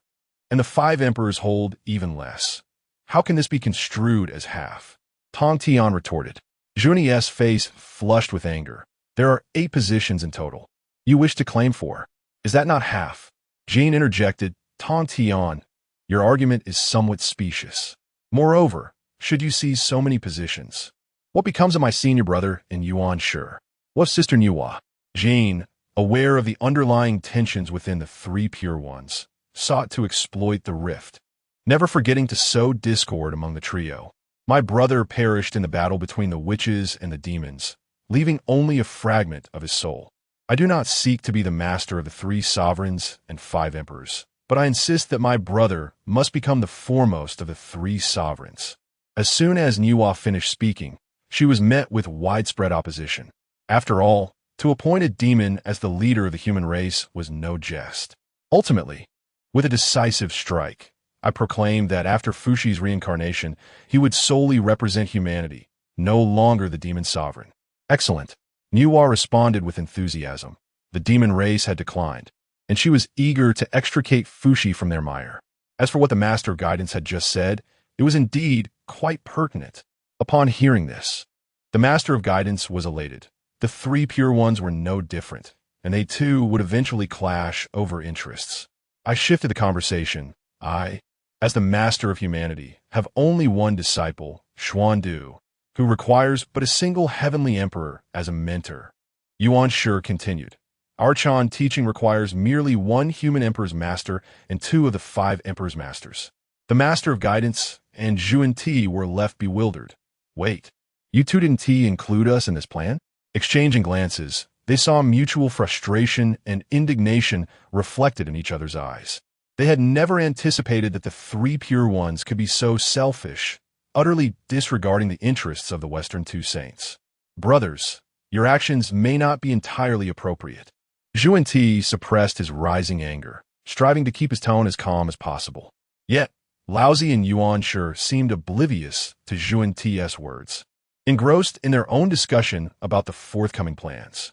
Witnessing this, the Master of Guidance felt even more incensed, realizing that if they did not fight for their share today, the Western teachings would gain nothing. Brothers, we in the Western teachings are also of the saintly lineage. Shouldn't we be entitled to a portion? Finally, the Master of Guidance could no longer contain himself and questioned them. Upon hearing this, Yuanshi frowned slightly, responding, Master of Guidance, it is not that we disregard you. It is simply that the positions of the 3 sovereigns and 5 emperors are limited. Our Chan teaching can only accommodate 3 seats, which is already a struggle. Laozi nodded in agreement with Yuanshi's statement. Zhuan Ti, seeing this, became even more enraged. He understood that if they did not argue their case today, the Western teachings would utterly lose this opportunity. Brothers, do you not fear the heavenly retribution for your actions? The tone of Zhuan Ti's voice had taken on an ominous edge. Laozi and Yuanshi, however, remained unyielding. They knew that while Zhuan Ti spoke with threats, he did not dare to take action. After all, the 3 pure ones were united in strength, and should Zhuan Ti and the Master of Guidance truly oppose them, they would likely not fare well. Master Zhuan Ti, refrain from speaking recklessly. Our actions are measured by the heavenly decree, and you cannot simply cast aspersions here. Yuanshi's expression darkened, his tone becoming frigid. Moreover, this matter pertains to the rise of humanity and the fate of the wilderness. We implore the West to refrain from interference. Yuanshi, your words are misguided. We in the West are undeniably part of the wilderness. How can you claim otherwise? The Master of Guidance quickly retorted. Tong Tian, being impatient by nature, wished to avoid a debate with the Master of Guidance and Zhuan Ti, declaring that the matter of distribution would be settled through action. Let us go into the chaos and fight. Upon hearing this, the Master of Guidance and Zhuan Ti's expressions changed. They understood that Tong Tian's words were not mere bluster. Given his temperament, he could indeed take action. Master Tong Tian, why must you be so hasty? Zhuan Ti endeavored to maintain composure, seeking to alleviate the tension. Perhaps we should deliberate further. We might discover a resolution that satisfies all parties. Jade Ding promptly concurred. Indeed, Brother Tong Tian, Resorting to violence is not a wise course of action. Let us prioritize harmony. Let it be settled thus, he declared, or else I shall engage in a chaotic battle, and you both may join me. Jade and Yuanshi fell into silence. Recalling the words spoken by the Dao ancestor during the division of treasures, the sword array of slaying immortals can only be breached by the four saints. Will they truly strike their heads against it? So be it then, Tong Tian proclaimed, not even casting a glance at the two. Upon witnessing the consensus among the assembly, Hao Tian spoke. Esteemed brothers and sisters, the Heavenly Court plans to hold a grand ceremony a century hence to announce its re-establishment to the myriad beings of the wilderness. I humbly invite you all to grace the occasion with your presence. Chapter 42. The naivety of Hao Yin. Very well, I shall naturally return when the time comes. Do not worry, junior brother, Tong Tian replied with a hearty laugh, refraining from further words as he turned his gaze towards the other saints. Niwa gently parted her lips, her voice soft. As for the ceremony, I shall certainly participate, but I kindly ask that everyone pays heed to the matters concerning the human race. Laozi nodded slightly in agreement. Although he felt indifferent towards the Heavenly Court, he had no intention of actively obstructing it. Yuanshi Tianzun let out a cold snort, reluctantly consenting as well. Jane and Junti exchanged glances. Although they harbored some reluctance, they understood that now was not the time to confront the three pure ones head-on. Thus they too chose to compromise. In that case, we shall await the good news from junior brother, Jane said with a slight smile, his tone laced with a hint of formality and distance. Upon returning to the 33 heavens from the Purple Cloud Palace, Hao Yin summoned the Star Lord of the White Planet, a survivor of the great calamity of the witches and demons. Despite his somewhat lower cultivation, he was otherwise perfectly equipped, well-versed in the various forces of the primordial world, adept at managing the internal affairs of the Heavenly Court, and capable of attracting talent while handling both significant and trivial matters with finesse. Having followed the Dao ancestor since childhood, Hao Yin was inexperienced in establishing forces and navigating human interactions. Thus, the Star Lord of the White Planet had implicitly become the Grand Steward of the Heavenly Court. Over the years, under the guise of the Dao ancestors' incentives, the Heavenly Court managed to recruit 3 or 4 great Luo Jingxian and several lower-tier Xianxian and Jinxian. But the number of truly capable individuals barely reached 50 or 60,000, a mere drop in the bucket for such a vast court. After all, Hao Yin and Yaoqi were indeed lacking in reputation, and those aware of their formidable powers were predominantly quasi-saints or peak great Luo Jingxian. Their strength was sufficient. Yet all knew they were but 2 young acolytes. Who would give them any regard? Was it not more pleasurable to live freely? Tied by. I have just returned from the Purple Cloud Palace, where I shared the news of the Heavenly Court's re-establishment a century hence with several senior saints. They have all agreed to come and offer their congratulations. Hao Yin exclaimed, his face alight with joy. Upon hearing this, the Star Lord of the White Planet felt an overwhelming sense of relief, for he had long desired to secure the merit of the dragon's endeavor, though the intricacies of a journey were not fit for external ears. Congratulations, Your Majesty. If that is the case, after the ceremony, the Heavenly Court will surely be inundated with visitors. At that time, with the mandate of heaven upon you and the support of the 6 saints, you shall dominate the primordial realm and command the 3 realms, with all beings compelled to comply. Listening to the words of the Star Lord, Hao Yin was filled with excitement. This was far more pleasant than his time in the Purple Cloud Palace. Although serving the Dao ancestor, there was beneficial for enlightenment. Governing the Heavenly Court would bring immense merit, and progress would come swiftly. Your Majesty, the pressing matter is to announce the establishment of the Heavenly Court to the primordial realm through the Heavenly Dao. You should personally inscribe the invitations and send trusted messengers to deliver them to each saint.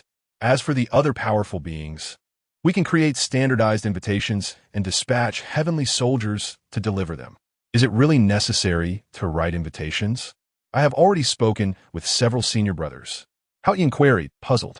Forgive my overreach, but while the saints have agreed, if invitations are sent solely to others without including the saints.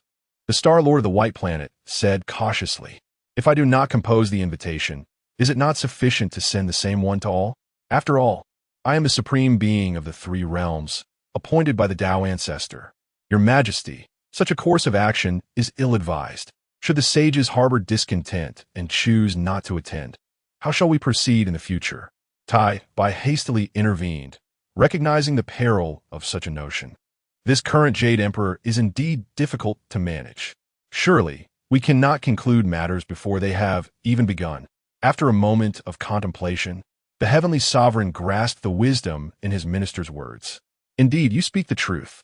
The sages hold their dignity in high regard. Thus, we must not neglect the rituals. Once I have finished the invitations, let the barefoot immortal deliver them. The only ones capable of representing the heavenly court are the great Luo golden immortals. Your Majesty is truly wise. Tai Bai wiped the perspiration from his brow, smiling amiably. On this day, the spiritual energy of heaven and earth surged forth, and the radiance of the sun, moon, and stars appeared to be drawn together by a mysterious force, converging in brilliance. Beyond the 33 heavens, layers of colorful, auspicious clouds billowed, interspersed with enigmatic runes, illuminating the entire heavenly court as brightly as day. The light even penetrated the veils of clouds, casting its glow upon every corner of the primordial land. At the center of this luminosity stood the Jade Emperor, Hao Tian, adorned in a resplendent imperial robe, surrounded by an ethereal golden aura. He stood upon a rainbow lotus, and with each step, the lotus blossomed in a dazzling display, its petals fluttering and dispersing threads of celestial power.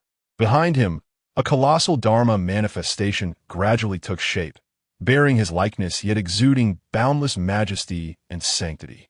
The eyes of the Dharma were like two blazing suns, illuminating all within their gaze.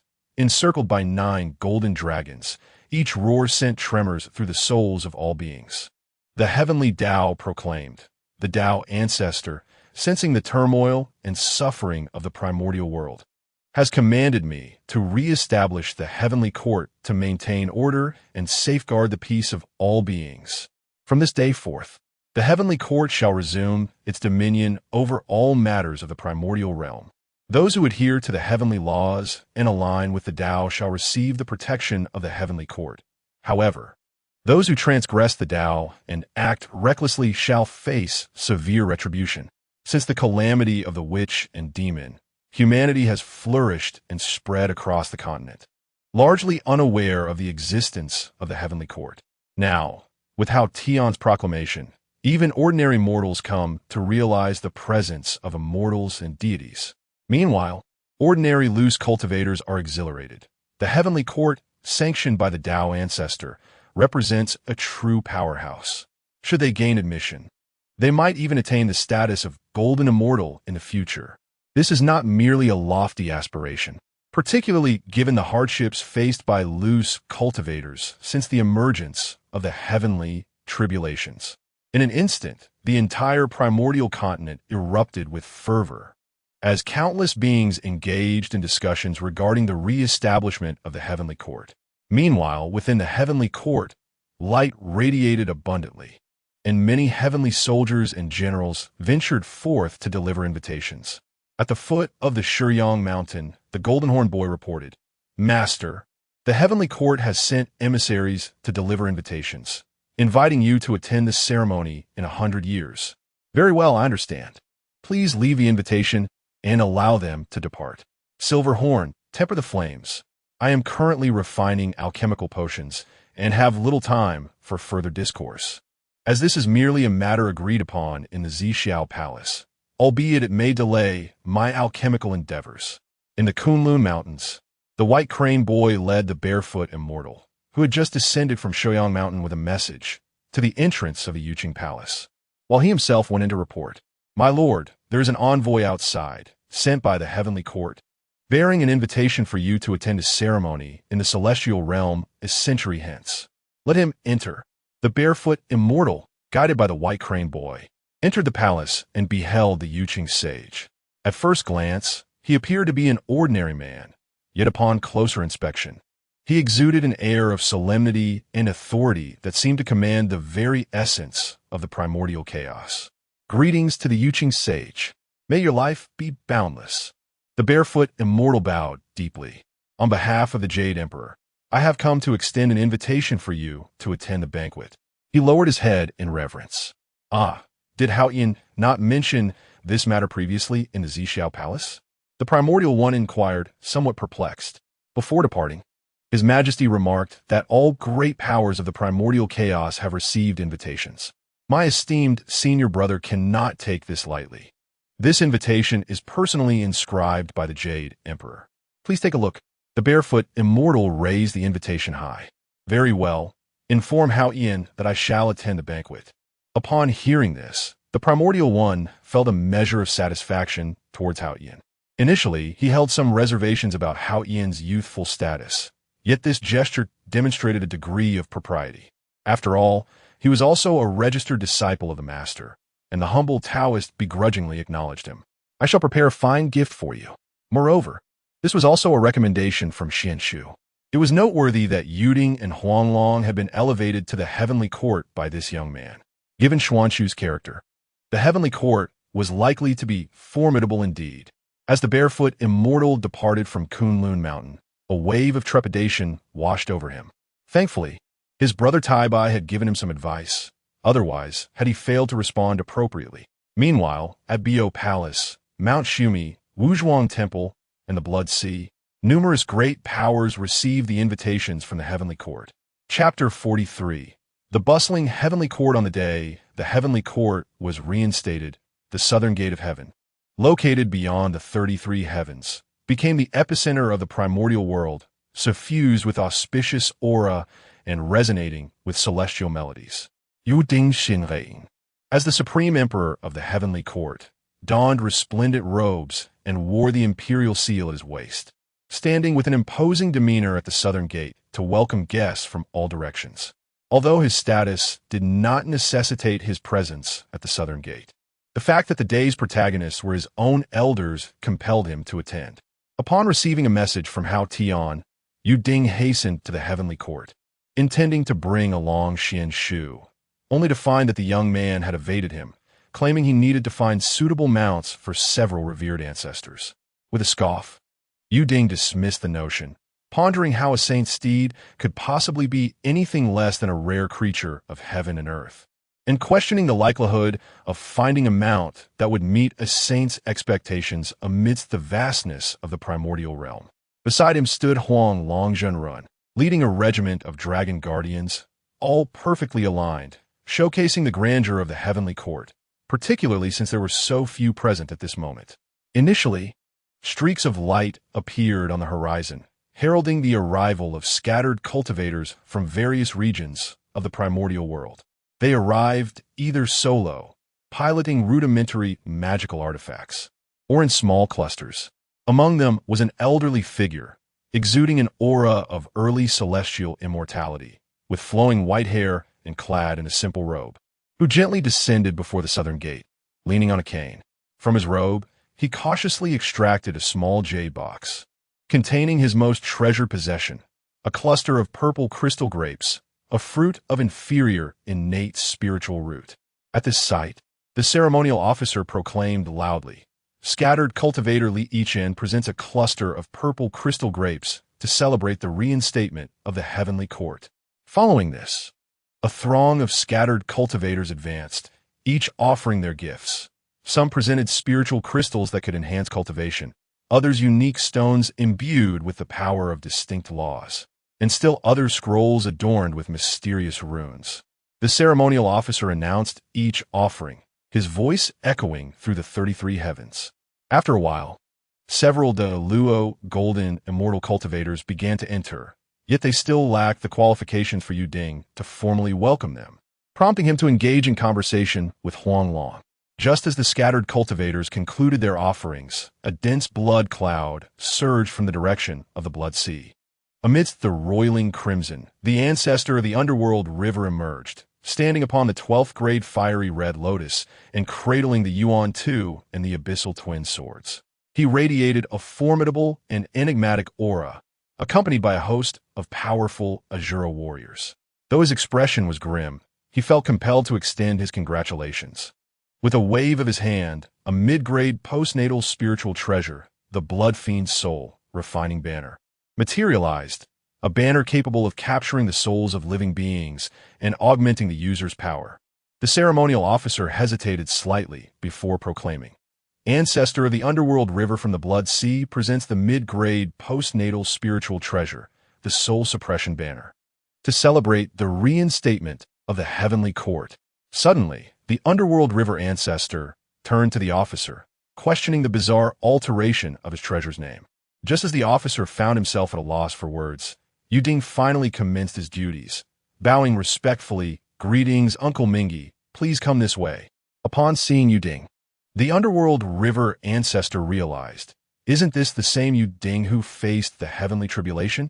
With a cold snort, he walked away, lost in his own thoughts. Yu Ding was momentarily taken aback, then responded with a wry smile, realizing that he had brought this upon himself. Why had he even bothered to engage? However, it did serve to relieve the pressure on the ceremonial official. After the Nether River, a beam of azure light surged towards them from the direction of Mount Wansho. The esteemed Taoist Jin Yuan, clad in a Taoist robe and wielding a whisk, was accompanied by the two young disciples, Qing Feng and Ming Wei. As they gracefully descended upon the southern heavenly gate, Jin Yuan wore a gentle smile, exuding an ethereal aura. From his sleeve, he produced an exquisite wooden box, which he opened to reveal 3 ginseng fruits emanating a peculiar fragrance. The ceremonial official promptly announced, "From Mount Wansho, the venerable Jin Yuan Taoist presents ginseng fruits to congratulate the heavenly court on its re-establishment. Master Jin Yuan, please enter."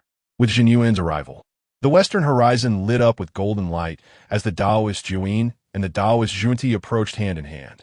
The Taoist Juin held a divine banner, surrounded by a radiant glow, while the Taoist Junti swayed a wondrous tree of jewels, which scattered thousands of golden glimmers. Following them were disciples such as Methriya and Ksitigarbha from the Western teachings.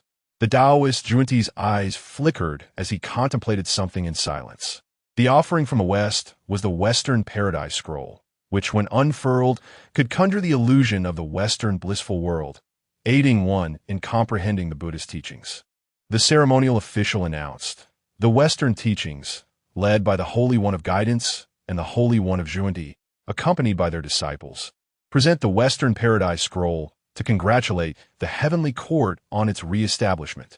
Yu Ding and Huang Long bowed in reverence. "We pay our respects to our venerable masters, the Holy One of Guidance and the Holy One of Junti." "Yes, no need for formalities." "Has your master arrived?" Junti inquired, glancing at the imperial crowns adorning Yu Ding and Huang Long, pondering the audacity of such youthful disciples to stand before the saints. What was Yuanshi thinking? Allowing his disciples such liberties? In response to Master Junti, "My master has yet to arrive." They had met with their fellow disciple, the Holy One of Guidance and the Holy One of Junti, who had been welcoming the guests in the grand hall when they heard about the saints' arrival and promptly came out to greet them. Following the 2 Western saints, colorful auspicious clouds drifted from the direction of chaos, revealing the presence of the goddess Nuwa, adorned in a magnificent feather gown and crowned with a phoenix tiara. She radiated a holy aura.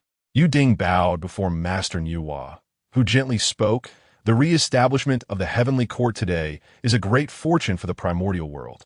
Here is the medium-grade, innate spiritual treasure, the 5-colored spirit pearl, which nourishes all things. May the heavenly court flourish and protect all living beings." "Thank you, Sister Nuwa," exclaimed Hao Yin and Yao Tai, standing nearby.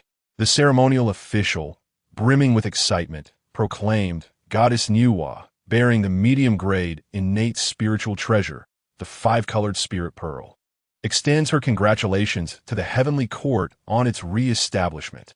Before Nuwa could enter the hall, a sudden, formidable presence surged from the horizon. A young Taoist was seen riding atop a jet-black water buffalo, its horns curving like crescent moons, surrounded by auspicious light. 4 of his most devoted disciples followed closely behind. "My fellow disciple Hao Yin, today I bring the utmost gift to the heavenly court, the supreme postnatal spiritual treasure, the Shangqing extermination flag, crafted from the extermination sword array, a treasure of immense power. The words of the celestial master Tong Tian carried a hint of pride. The ceremonial official's voice rang out once more. Infused with awe, celestial master Tong Tian, leader of presents the supreme postnatal spiritual treasure, the Shangqing extermination flag, to congratulate the heavenly court on its re-establishment. Upon encountering brother Tong Tian, Niwa performed a respectful bow. Sister, there is no need for such formality. Greeted brother Tong Tian. I extend my gratitude for your generous gifts, brother, exclaimed Hao Yin, his face aglow with excitement, for indeed, the three pure ones were exceedingly affluent. His gaze inadvertently swept over the two saints of the West, only to be keenly observed by Zhuyi, who pondered Hao Yin's intentions. I have graced this gathering with my presence, have I not? Greetings, Uncle Tong Tian, said Yuding. Greetings, Aunt Niwa, added duo bow. Ah, Yuding, Xuan Shu has inquired about my Koalong, Tong Tian chuckled amiably. Observing the Koalong beneath Tong Tian, Yuding felt a pang of helplessness. It seemed Tong Tian had an uncanny knack for raising topics best left untouched. Yet, dear uncle, your Koalong is undoubtedly magnificent. However, as I am presently bound by my duties in the heavenly court, I fear I cannot indulge in lengthy reminiscences. Tong Tian, upon hearing this, let out a hearty laugh. No matter, no matter. There will be ample opportunities in the future. Just then, a distant aura of jade-clear energy enveloped the air as Yuanshi Tianzun approached. Seated upon a creature resembling a qilin with dual horns, a leopard's tail, and a dragon's body, exuding auspicious light. He held in his hands the three treasures Jade Rui and advanced slowly, accompanied by the Southern Pole Elder, the lamplighting Taoist, and numerous disciples of the Chan sect, each radiating formidable energy, showcasing the might of the Chan sect. Salutations to Uncle Tong Tian. Salutations to Aunt Niwa. The disciples chorused in unison, leaving the lamplighting Taoist somewhat flustered as he merely followed suit with a bow, lacking the exuberance of Xuan Shu, who would have shouted the loudest despite the differences. Guan Qingzi stepped forward, presenting a precious seal to the officiant. This is the supreme postnatal spiritual treasure, the Yuqing Zhenshin seal. This seal harbors immense sealing power, capable of fortifying the foundations of the heavenly court.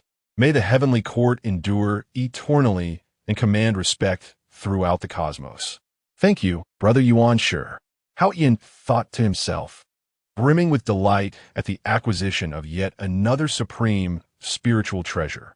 The officiant's voice resonated. The Chan sect's leader, Yuanshi Tianzun, presents the supreme postnatal spiritual treasure, the Yuqing Zhenshin seal, congratulating the heavenly court on its re-establishment.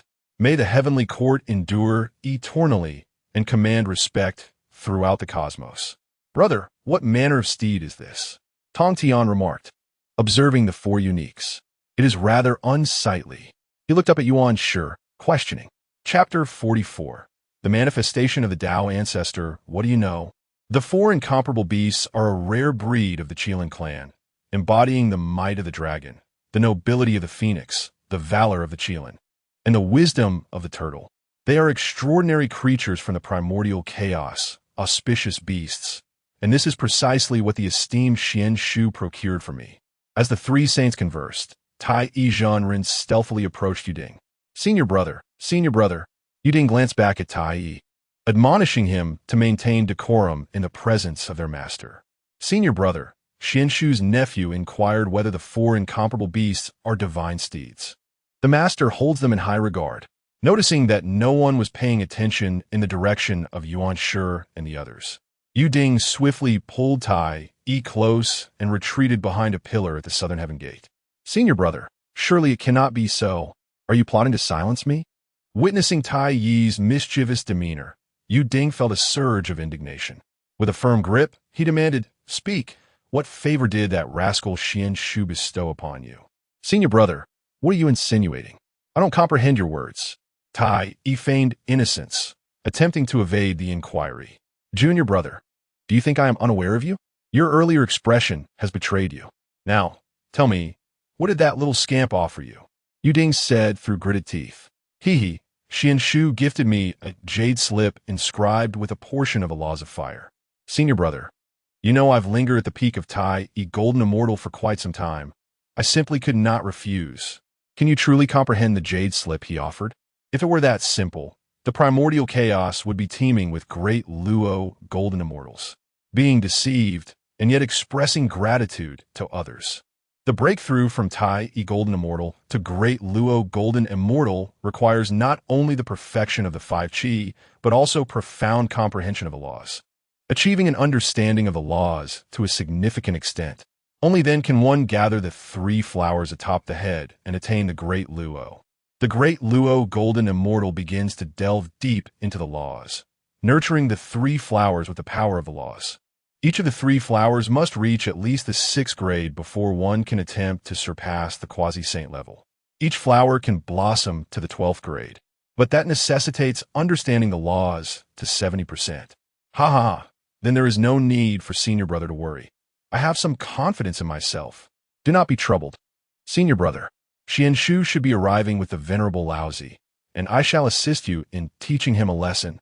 As he spoke, Tai E wore a righteous expression, unaware that he might be deceiving himself. Just refrain from causing any trouble. Yu Ding released Tai E, adjusted his garments, and stepped out from behind the pillar. Indeed, it was not long before a mist of purple qi appeared on the horizon, with Taiching Laozi gracefully riding a blue bull adorned with horn patterns. The beast's back embellished with the 8 trigrams and clouds swirling beneath its feet. Following closely were the composed Xuan Du, Xuan Shu, and another man. Observing the mischievous glances exchanged by Xuan Shu, Yu Ding felt an enhancement in his mastery of the 5 thunder divine powers. Everyone offered their respects, and Xuan Du presented the congratulatory gifts from a human teaching. The ceremonial official again sought to assert his presence, proclaiming, the master of the human teaching, Taishang Laozi, arrives with the supreme postnatal spiritual treasure, the Taiching 1 Qi talismans, to congratulate the heavenly court on its restoration. Laozi led the way, and the assembly entered the grand hall, where the 6 saints took their seats at the high table, even Hao Yin occupying a lower step. Such is the awe-inspiring might of the saints.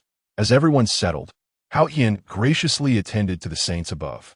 In the scene that unfolds, Xuan Shu finds himself seated behind Yu Ding, unable to escape this time, as Tai obstructs everyone's view, relishing the spectacle with a sense of mischief.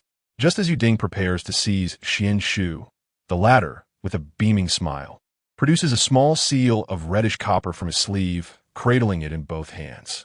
Master, this is the exquisite postnatal spiritual treasure Thunderfire seal that I specially crafted for you, though it has cost me a significant portion of my resources.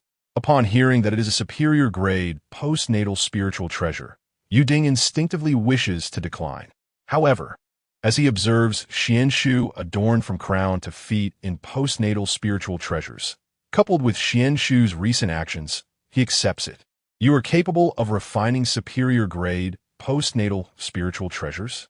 Naturally, the materials for this Thunderfire seal were slightly lacking. Otherwise, it would have been a premium grade treasure. Xuan Shu replies with uncontainable pride. Noticing Xuan Shu's boastful demeanor, Yu Ding turns away to scrutinize the Thunderfire seal presented to him. The seal's reddish copper surface is adorned with faintly visible runes, swirling with the forces of thunder and fire. A gentle shake of the seal evokes a distant rumble of thunder and the flicker of flames.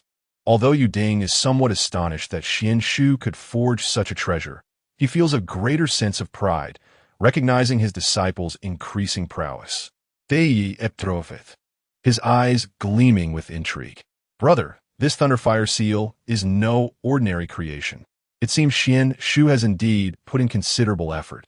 Yu Ding casts him a sidelong glance and retorts, you seem to know quite a bit, yet you were just assisting him in mocking me. Dei diaklis e, scratching his head and falling silent. At that moment, silence envelopes the grand hall, and all eyes turn towards the figure of Hao Yin on the platform. Rising with an air of solemnity, Hao Yin proclaims, today marks the re-establishment of the heavenly court, a truly significant event for the wilderness. Yet, in these tumultuous times of complexity and strife among various factions, I implore all sages to devise strategies for the heavenly court and collectively safeguard the peace of the wilderness. Tong Tian, the foremost speaker, declares boldly, our Jiejiao has always adhered to the principle of teaching without discrimination. With numerous disciples under our wing, we stand ready to serve the heavenly court. Before Tong Tian's words could fade, Laozi interjects, Hao Ian, my esteemed junior. I shall leave the benevolent corpse of the Supreme Lord here at the heavenly court today. Though lacking in other abilities, he can certainly forge some golden elixirs for the court.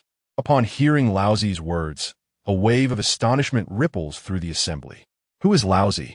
The sage of supreme clarity, the leader of the three pure ones, demonstrating such unwavering support for the heavenly court?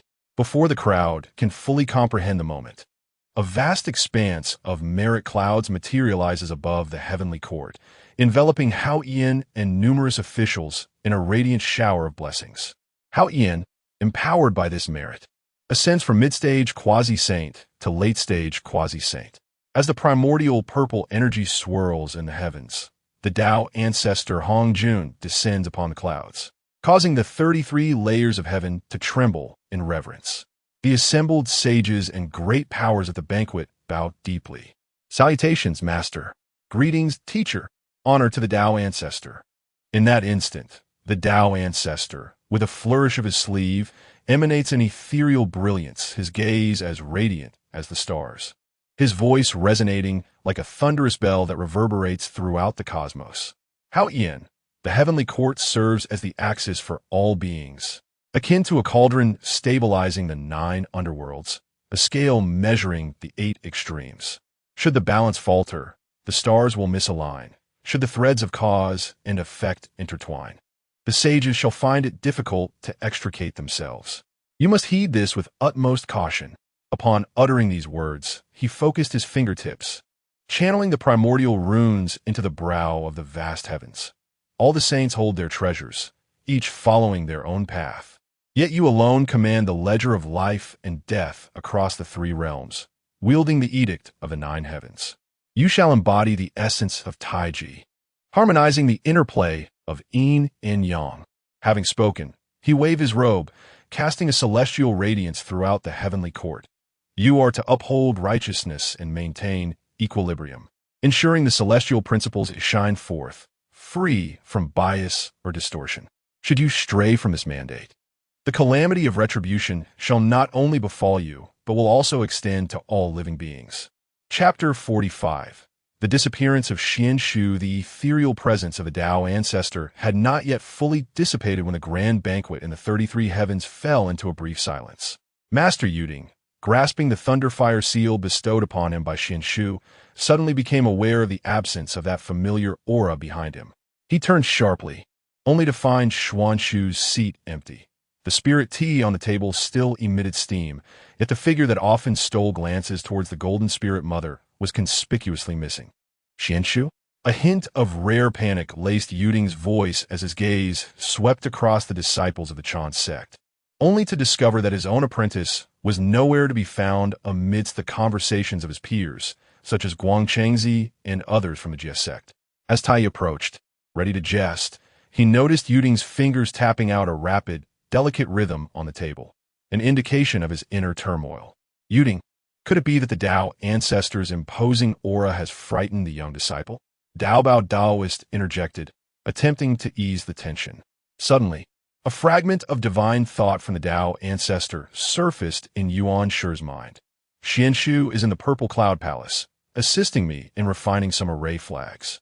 Observing Yuding's flustered demeanor, Yuanshi could not suppress a chuckle, for he had never witnessed such a side of Yuding before. Closing his eyes to compose himself, he pondered how he had momentarily resembled his younger brother. Calm yourself. I shall convey Xuan Shu's whereabouts, Yuanshi finally relayed, dispelling the anxiety that enveloped Yuding. In the depths of the Purple Cloud Palace, Xuan Shu inscribed the final star pattern with his fingertips, the faint luminescence of the chaotic membrane filtering through the palace walls, casting delicate purple-golden lines upon his brow. Xuan Shu, the great formation requires array flags. This chaotic transformation formation is your invention, and thus you shall forge the flags, lest others usurp your merit. The Grand Master urged. But, esteemed ancestor, I lack sufficient heavenly materials. Xuan Shu protested. This task is simple. The spiritual materials in the rear hall are at your disposal. Hongjun replied, cheerfully. Xuan Shu's earlier doubts had been for this very purpose. The Dao ancestor possessed an abundance of treasures that he could not utilize, so Xuan Shu felt compelled to shoulder a portion of the burden. Within the Purple Cloud Palace, the Dao ancestor admired the formation map that emerged above Xuan Shu's head, a glimmer of approval crossing his gaze. During the ancient battles of the Wu and the Lich, the great formation of the constellations and the 12 capital heavenly gods had perished, leaving behind remnants of starlight in the chaos. Now, with Xuan Shu's innate spiritual treasure manifesting in form, he had managed to merge the formation map with the great constellation of the Taizu Jinyueding, creating a novel formation capable of continuously generating array flags, thereby enhancing the formation's power. This innovation intricately integrated with the divine hierarchy of the Fengshen Bang, truly remarkable. The more Hongjun observed Xuan Shu, the more satisfied he became, primarily due to the brilliance of this formation. He, being one with the Heavenly Dao, had anticipated witnessing the decline of the primordial chaos as spiritual energy waned and the essence of the Heavenly Dao gradually depleted. However, Xuan Shu's ingenuity had fundamentally resolved this issue, allowing for the healthy development of the Dao's essence. Thus, it became apparent that he too could advance further. It turned out that the merit Xuan Shu had invoked at Yuling Mountain was derived from his 5 millennia of contemplation on the chaotic transformation formation. The reason for his delayed return to the primordial world a century after first departing the Purple Cloud Palace was indeed due to Xuan Shu's deep immersion in the chaotic membrane.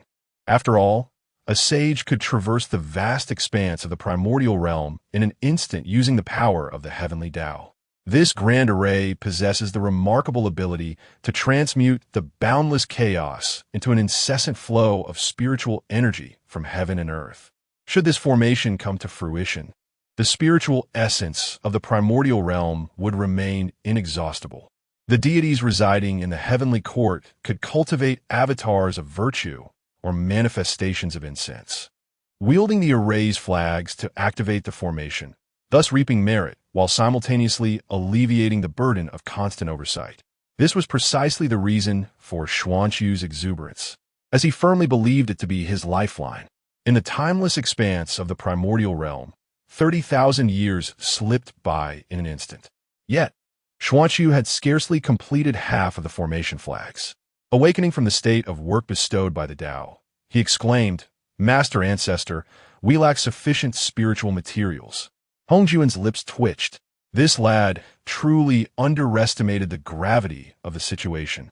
Although the quality of the flags was commendable, at least 1/3 of the materials from the rear hall had found their way into his own possession. Xuan Shu, I grant you another 30,000 years. Should you fail to finish, the calamity of the sealing of the gods shall commence.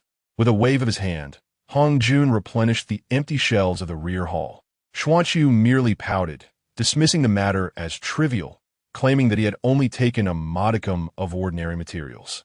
Moreover, the calamity of the sealing of the gods was still distant.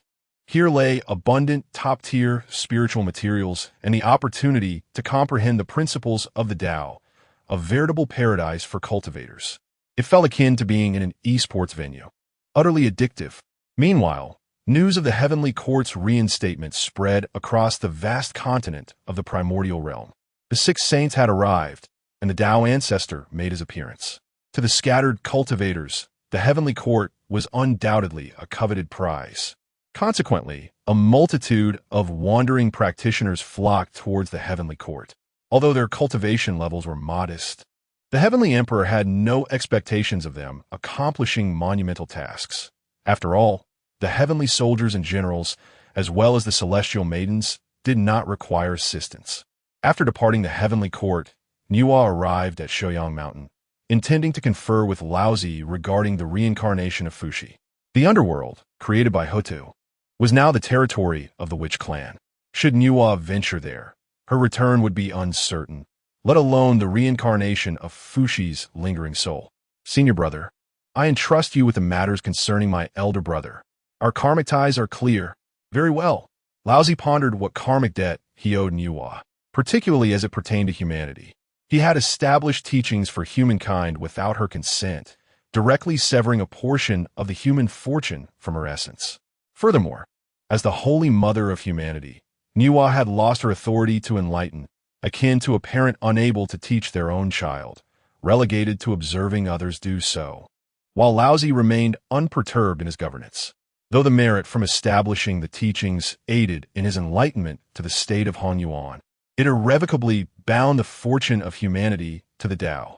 The notion of humanity triumphing over heaven was merely a hollow proclamation. Deep within the depths of the dark underworld, Laozi traversed the blood sea upon a golden bridge formed from the Taiji diagram. The winds of the nine nether tore at the dual energies of yin and yang. Yet they transformed into gentle flowing clouds upon encountering his azure robe. Suddenly, the six-winged dark crows fell silent, gazing as the Xianming Hall at the bridge's end burst open with a resounding echo. The arrival of the Taiji saint illuminated the realm of the underworld. The voice of the Earth Mother resonated from within the hall, as the totems of the 12 ancestor witches swirled upon the crystal wall, manifesting and dissolving. Despite Hutu's declaration of the cessation of the witch clan, it was evident that such a notion was impossible. Leaning against the reincarnation jade couch, the three-live stone at her waist reflected myriad hues of the mortal realm. Laozi bowed respectfully, and from his sleeves emerged 3 exquisite 9-turn golden pills. Landing gracefully on the table, I have come here to request the use of the 6 paths of reincarnation disc. The fragrant essence of the pills transformed into ethereal blue phoenixes, circling thrice, and successfully liberated all the restless spirits wandering within the hall.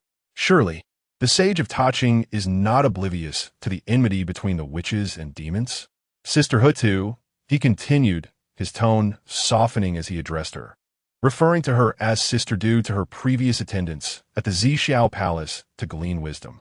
The conflict between the witches and demons is the inevitable outcome of the evolution of the Heavenly Dao and a choice made by both clans. Why does Niwa not come herself? Hutu inquired, her tone growing somewhat solemn. Dear sister, there is no need for such concern. Should Sister Niwa venture into this netherworld, she may find it challenging to escape unscathed. In that case, my witch clan shall also intervene in the affairs of the 3 sovereigns. Chapter 46. The Conditions of the Witch Clan. The emergence of Fushi Laozi breathed a sigh of relief. As long as there were conditions, negotiations could commence. If negotiations were possible, then solutions could be found. It was merely a matter of retreating 1 step or 2. Which great witch from the witch clan would be willing to undergo reincarnation? As long as the witch clan's mark could be cleansed, it was feasible. Suddenly, Hutu burst into laughter. Indeed, even the most profound of beings could find humor in the heights of absurdity. To cleanse the mark of the witch clan, would they still be witches? They would merely be human. What use would that be even if they were to become the Emperor of Heaven?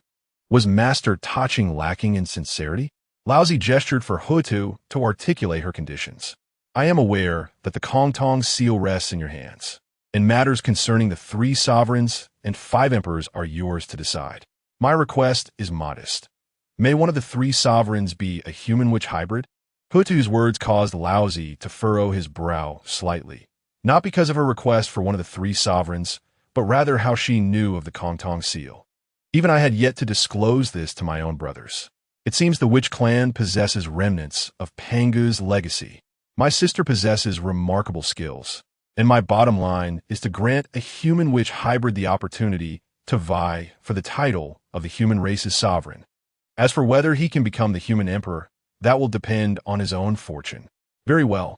I wonder which sovereign among the 3 talents of heaven, earth, and humanity shall it be? Hutu inquired.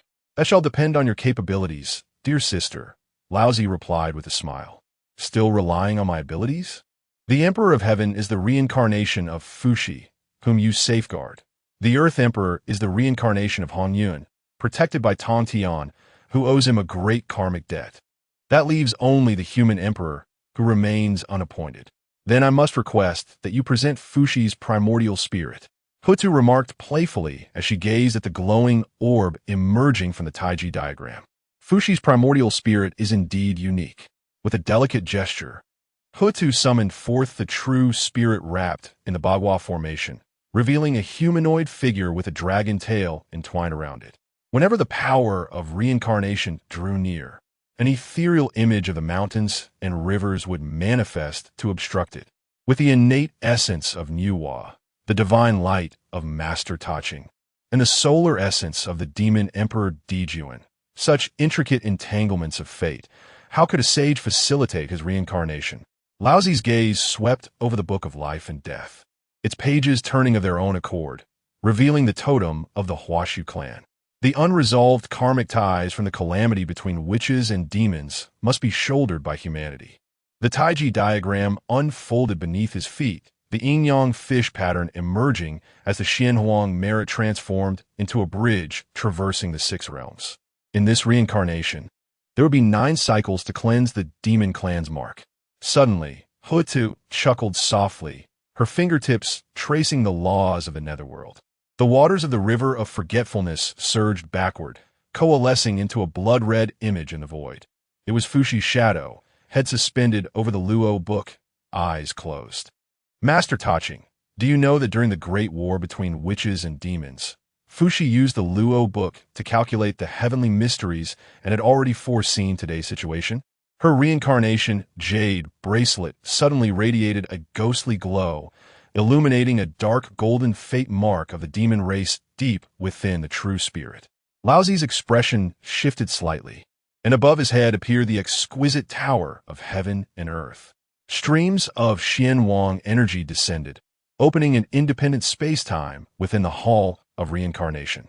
Thus, I have brought this.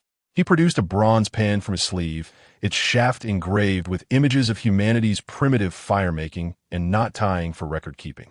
As the pen tip grazed the Book of Life and Death, a mournful sound of the sun reverberated throughout the entire underworld. Hutu's pupils constricted sharply, and the spectral figure of the ancestral shaman roared from behind, the spring and autumn brush of the Swearing clan. How dare you intercept the fate of humanity and alter it? Before the words could fully escape, the reincarnation Jade register suddenly flipped open on its own, revealing the cycle of Fushi's 9 reincarnations. At the end of each life, it was inscribed that they perished under the onslaught of demonic stars. Only in the 10th life did the name of the Feng clan and the traces of the Thunder Marsh appear. The Heavenly Dao encompasses 50 aspects, of which 49 are in use. I delicately sketched upon the destiny of the 10th life, and, as the brush passed, arcs of lightning shimmered forth. This slender thread of life shall be contended for by humanity. The 6 paths of reincarnation suddenly quaked violently, and the innermost eye of humanity burst forth with resplendent golden light, engulfing Fushi's true spirit within. Meanwhile, Xuan Shu was diligently crafting the great array of chaos transformation at the Purple Cloud Palace. Although he occasionally quarreled with the Dao ancestor Hong Jun over materials within this palace, his comprehension of the Heavenly Dao advanced rapidly, and his skills in array crafting became increasingly sophisticated, the power of the array flags exceeding all expectations. At this moment, the vast wilderness was stirred by the imminent arrival of the 3 sovereigns and 5 emperors. In the Feng clan of the Eastern Sacred Continent, there was a woman named Huashu. One day, while strolling by the Thunder Marsh, Huashu chanced upon a colossal footprint. Out of curiosity, she placed her own foot within it, and in an instant, a peculiar radiance flashed, filling her with a mysterious power, leading to her unexpected pregnancy. After 2 years of unwed motherhood, the tribe believed Huashu's child to be a monster. Though her father was the clan leader, she was ultimately expelled from the tribe, lost and bewildered in the mountains. Huashu discovered a thatched cottage and took refuge there. The following day, a Qilin appeared, presenting her with spiritual fruits, further affirming her belief that her child was extraordinary. A year later, a woodcutter ascending the mountains spotted the Qilin and Huashu together, and upon learning this, the tribe welcomed her back. 2 years later, Huashu gave birth to a son who was none other than Fushi. When Fushi was born, a radiant kaleidoscope of light filled the sky, leading the tribe to believe that he was a reincarnation of a celestial deity. Amidst the commotion, Master Xuan Shu descended from the heavens, riding upon a qilin. Seeing the qilin in the sky, Huaxi was elated, recognizing it as the very creature that had bestowed her with spiritual fruits. Father, that qilin is the little red one I told you about. Naturally, the qilin, a being of the golden immortal realm, overheard this. Well, I thought only Huaxi knew. Now everyone does. Where shall I place my dignity as a noble beast? Sensing the qilin's agitation beneath him, Xuan Shu gently patted its head. The qilin immediately settled down. After all, it was about accumulating merit, which was not shameful. Descending from the clouds, Xuan Shu addressed the assembly. I am Xuan Shu, the foremost disciple of the Taiji sage of the human teaching. I have come in accordance with the sage's decree. This young one shares a connection with me. May he be permitted to take me as his master? Huaxi's father readily consented, recognizing that this was a tremendous opportunity for his grandson. From the moment of his birth, Fuxi exhibited extraordinary talents. He was innately wise, brimming with curiosity about the myriad wonders of the world, his eyes glistening with vibrant light. Observing the hardships endured by the people of his tribe, he began to contemplate ways to enhance their lives. Through the meticulous observation of the celestial bodies and the study of the behaviors of birds, beasts, and insects, he gradually discerned certain natural laws governing the universe. At the tender age of 3, inspired by the intricate webs spun by spiders to ensnare their prey, Fuxi invented the fishing net and taught his people to use it for catching fish and taming wild animals, significantly augmenting the tribe's capacity for survival. By the age of 5, Xuan Shu began to impart knowledge to Fuxi, and as Fuxi matured, his renown spread far and wide, earning the admiration of surrounding tribes for his wisdom and abilities. By the time he reached 20, Fuxi had attained the status of a golden immortal, and upon realizing that he could teach no more, Xuan Shu returned to Shouyang Mountain. With Fuxi's growing reputation, neighboring tribes gradually joined the Feng clan, resulting in a remarkable increase in the size of Fuxi's tribe. Chapter 47. The Era of Fuxi After Years of Diligent Development. Fuxi transformed his tribe into the foremost among the primordial lands, with the dissemination of his knowledge to all of humanity. He was ultimately elected as the sovereign of humankind amidst widespread acclaim, establishing Chengdu as the capital of the human race. The age governed by Fuxi heralded profound and pivotal transformations for humanity. In terms of lifestyle, he guided people away from dependence on foraging and hunting, steering them towards agricultural practices. He imparted the wisdom of seed selection, land cultivation, and crop irrigation, ensuring a stable food supply that fostered population growth and the gradual expansion of the tribe. In the realm of social organization, he instituted a clear division of labor. He appointed individuals responsible for maintaining public order to safeguard the safety of the clansmen, designated personnel to oversee water management, ensuring that farmlands received adequate irrigation, and established a position to manage rituals, thus fostering a cohesive belief among the tribe. These measures resulted in a well-ordered social structure. Militarily, confronted with external threats, Fuxi taught his people to forge practical weapons, such as sharp stone spears and sturdy shields. He meticulously trained a disciplined army, which repeatedly succeeded in repelling invasions from adversaries, thereby creating a secure and stable environment for human development, allowing people to live in peace and propagate their lineage. At this juncture, Laozi calculated that Fuxi was still one step away from achieving complete merit. The Zandu and the Celestial Emperor were but one element shy of fulfillment. Above the northern sea, the Grand Master of Zandu rode a qilin, majestically forging a path ahead, its scales glimmering with auspicious light. Guang Qingzi, holding the Panga banner, bore a solemn expression as the runes upon the banner resonated faintly with the forces of heaven and earth.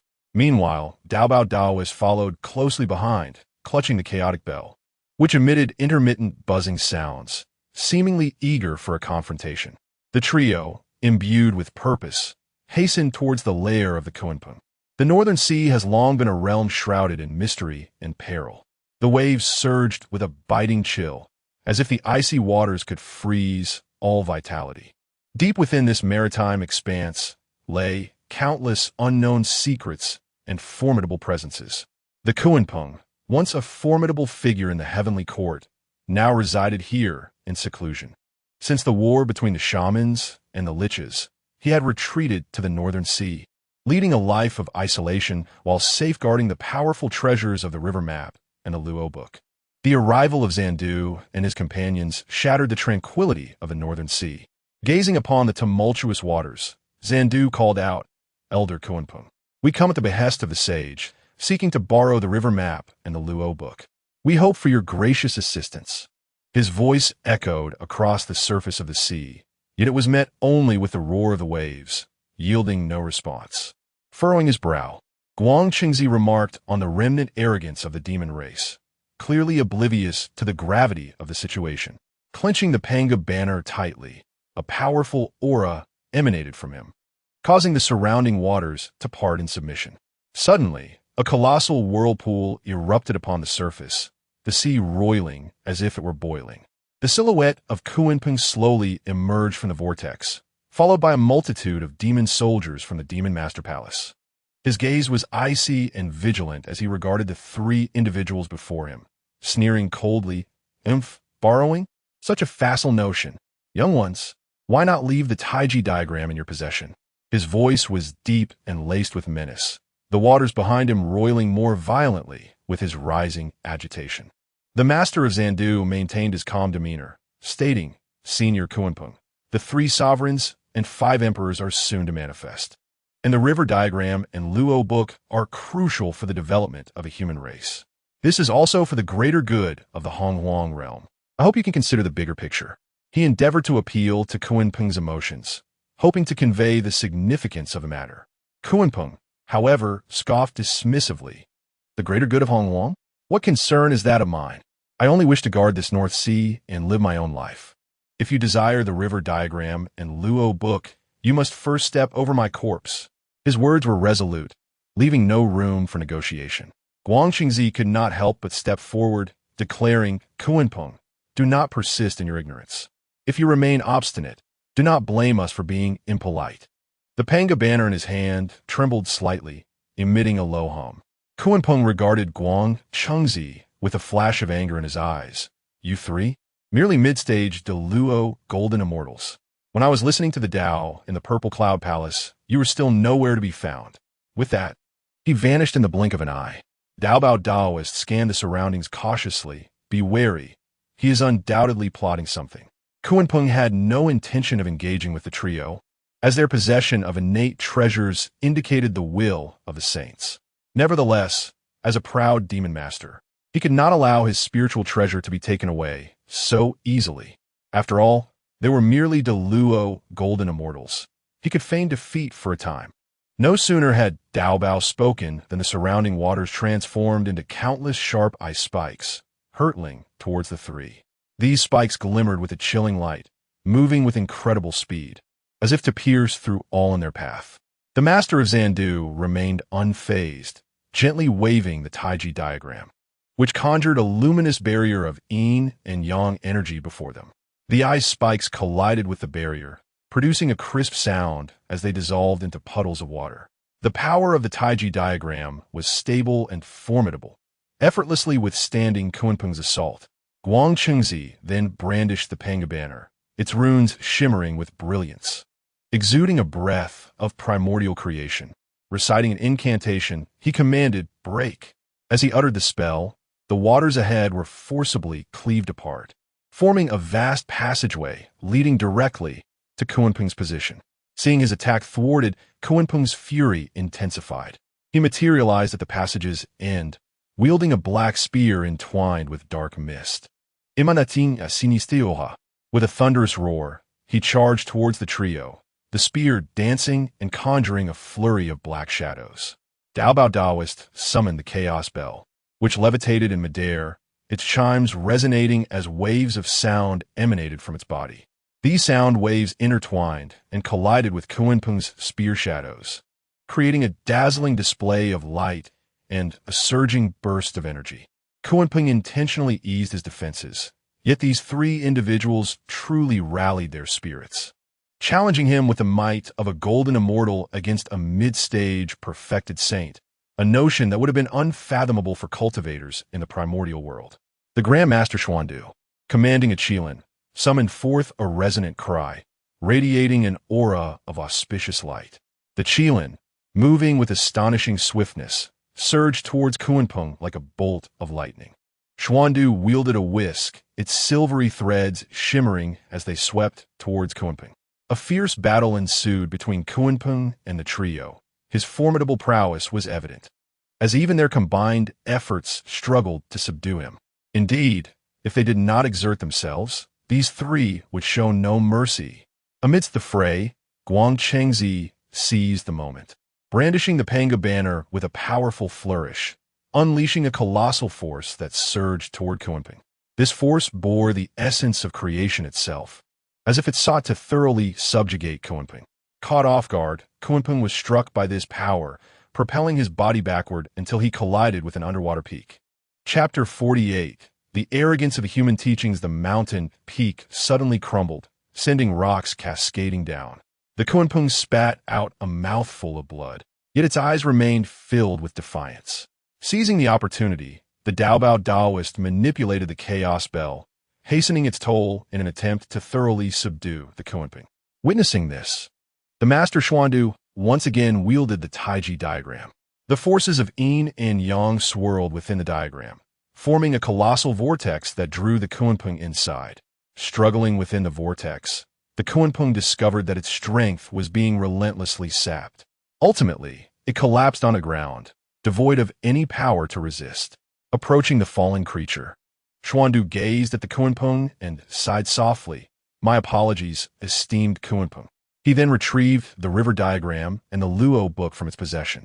Observing the departing figures of the three, the Kunpeng shed its earlier feeble demeanor and sighed in relief, lamenting to itself, "What misfortune befalls me? It is indeed fortunate to have the support of a sage." Suddenly, a glimmer of inspiration flickered in its eyes, as if a thought had struck. After acquiring the river diagram and the Luo book, the three returned to Shuyang Mountain to report to Laozi. To their surprise, they were each rewarded with a gourd of 9 transformation golden elixir from Laozi, who was engrossed in alchemy. Xuan Shu accepted the gift with an impassive expression, while Daobao and Guang Chengzi wore puzzled looks. Is this the daily life of a disciple of the human teachings? I too wish to join. Is there still a pathway? Noticing that Laozi had once again turned his attention to the alchemical furnace, Xuan Shu guided the two away from the hall.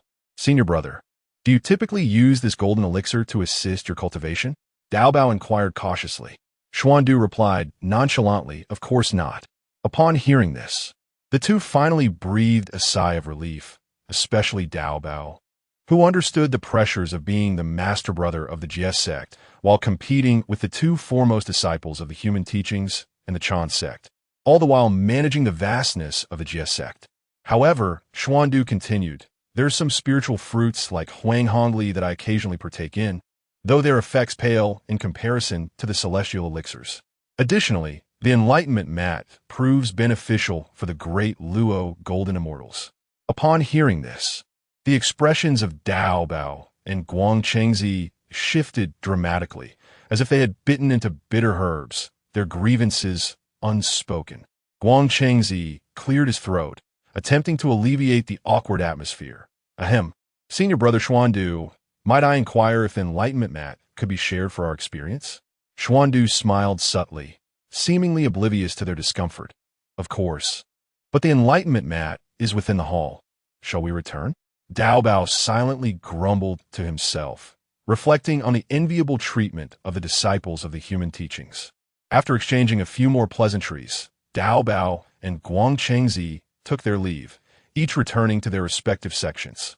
Xuan Shu, however, did not show himself, allowing the Qilin to transform into a dragon steed to deliver the river book and Luo diagram to Fushi. At that moment, Fushi sat by the banks of the Weishui River, contemplating a solution to the recent calamities besieging humanity, which had resulted in countless casualties. Suddenly, a dragon steed leaped from the river, bearing a familiar treasure upon its back. The patterns of these two artifacts shimmered and shifted, as if narrating the principles of the cosmic order. Fuxi gently extended his hand, touching the river diagram and Luo book. Within his perception, every line and symbol of the river diagram and Luo book began to pulsate, creating a wondrous resonance with his spirit. Images of the celestial body's orbits, the changes of the seasons, and the growth patterns of all living things continually surfaced in his mind.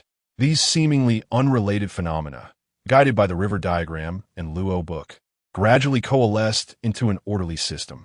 As time passed, Fuxi's understanding deepened. He began to draw various symbols upon the earth. These symbols intertwined and transformed, slowly giving rise to the embryonic form of the Bagua. Qian represents heaven, Kuan represents earth, Zhen symbolizes thunder, Sun symbolizes wind, Kan symbolizes water, Li symbolizes fire, Jin symbolizes mountain, and Dui symbolizes marsh. The Bagua are interdependent yet opposing, embodying profound philosophies of yin and yang balance and cyclical recurrence. When a final stroke was made, the complete pattern of the Bagua unveiled itself before him. Ha ha ha, my path is accomplished. Henceforth, humanity shall no longer be troubled by the calamities of heaven and earth. In that instant, the skies transformed and auspicious energies converged. Multicolored auspicious clouds swirled above the city of Chun. Celestial cranes sang in unison, and ethereal music floated through the air. A golden beam of light descended from the heavens, enveloping Fuxi's form. This radiance contained boundless merit, a reward for his enlightenment of the innate Bagua, revealing the mysteries of the cosmos to all beings. Bathed in this golden light of merit, Fuxi's aura underwent an astonishing transformation. His cultivation surged like a tidal wave, breaking through the bottleneck of the Golden Immortal realm and entering the stage of the great Luo Golden Immortal. The gathered common folk sensed this change, kneeling in reverence and exclaiming, "Congratulations, Master, on achieving the great Luo Golden Immortal. May you bless our race with prosperity." Fuxi stared blankly at the people before him, as memories of his past life among the demon tribe surged forth. Once they had slaughtered humanity, and now he had become the sovereign of the human race. How absurd! From that moment forth, there would be only Fuxi, the sovereign of humanity, and no longer the Emperor Fuxi, with a vow established in his heart. The fortunes of humanity were bestowed upon him.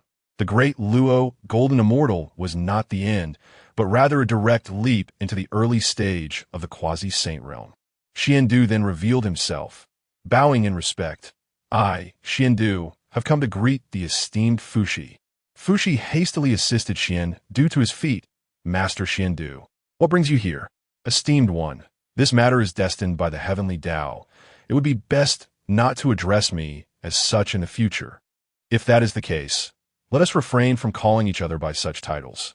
Henceforth, let us refer to one another as fellow practitioners, shall we?" "Agreed.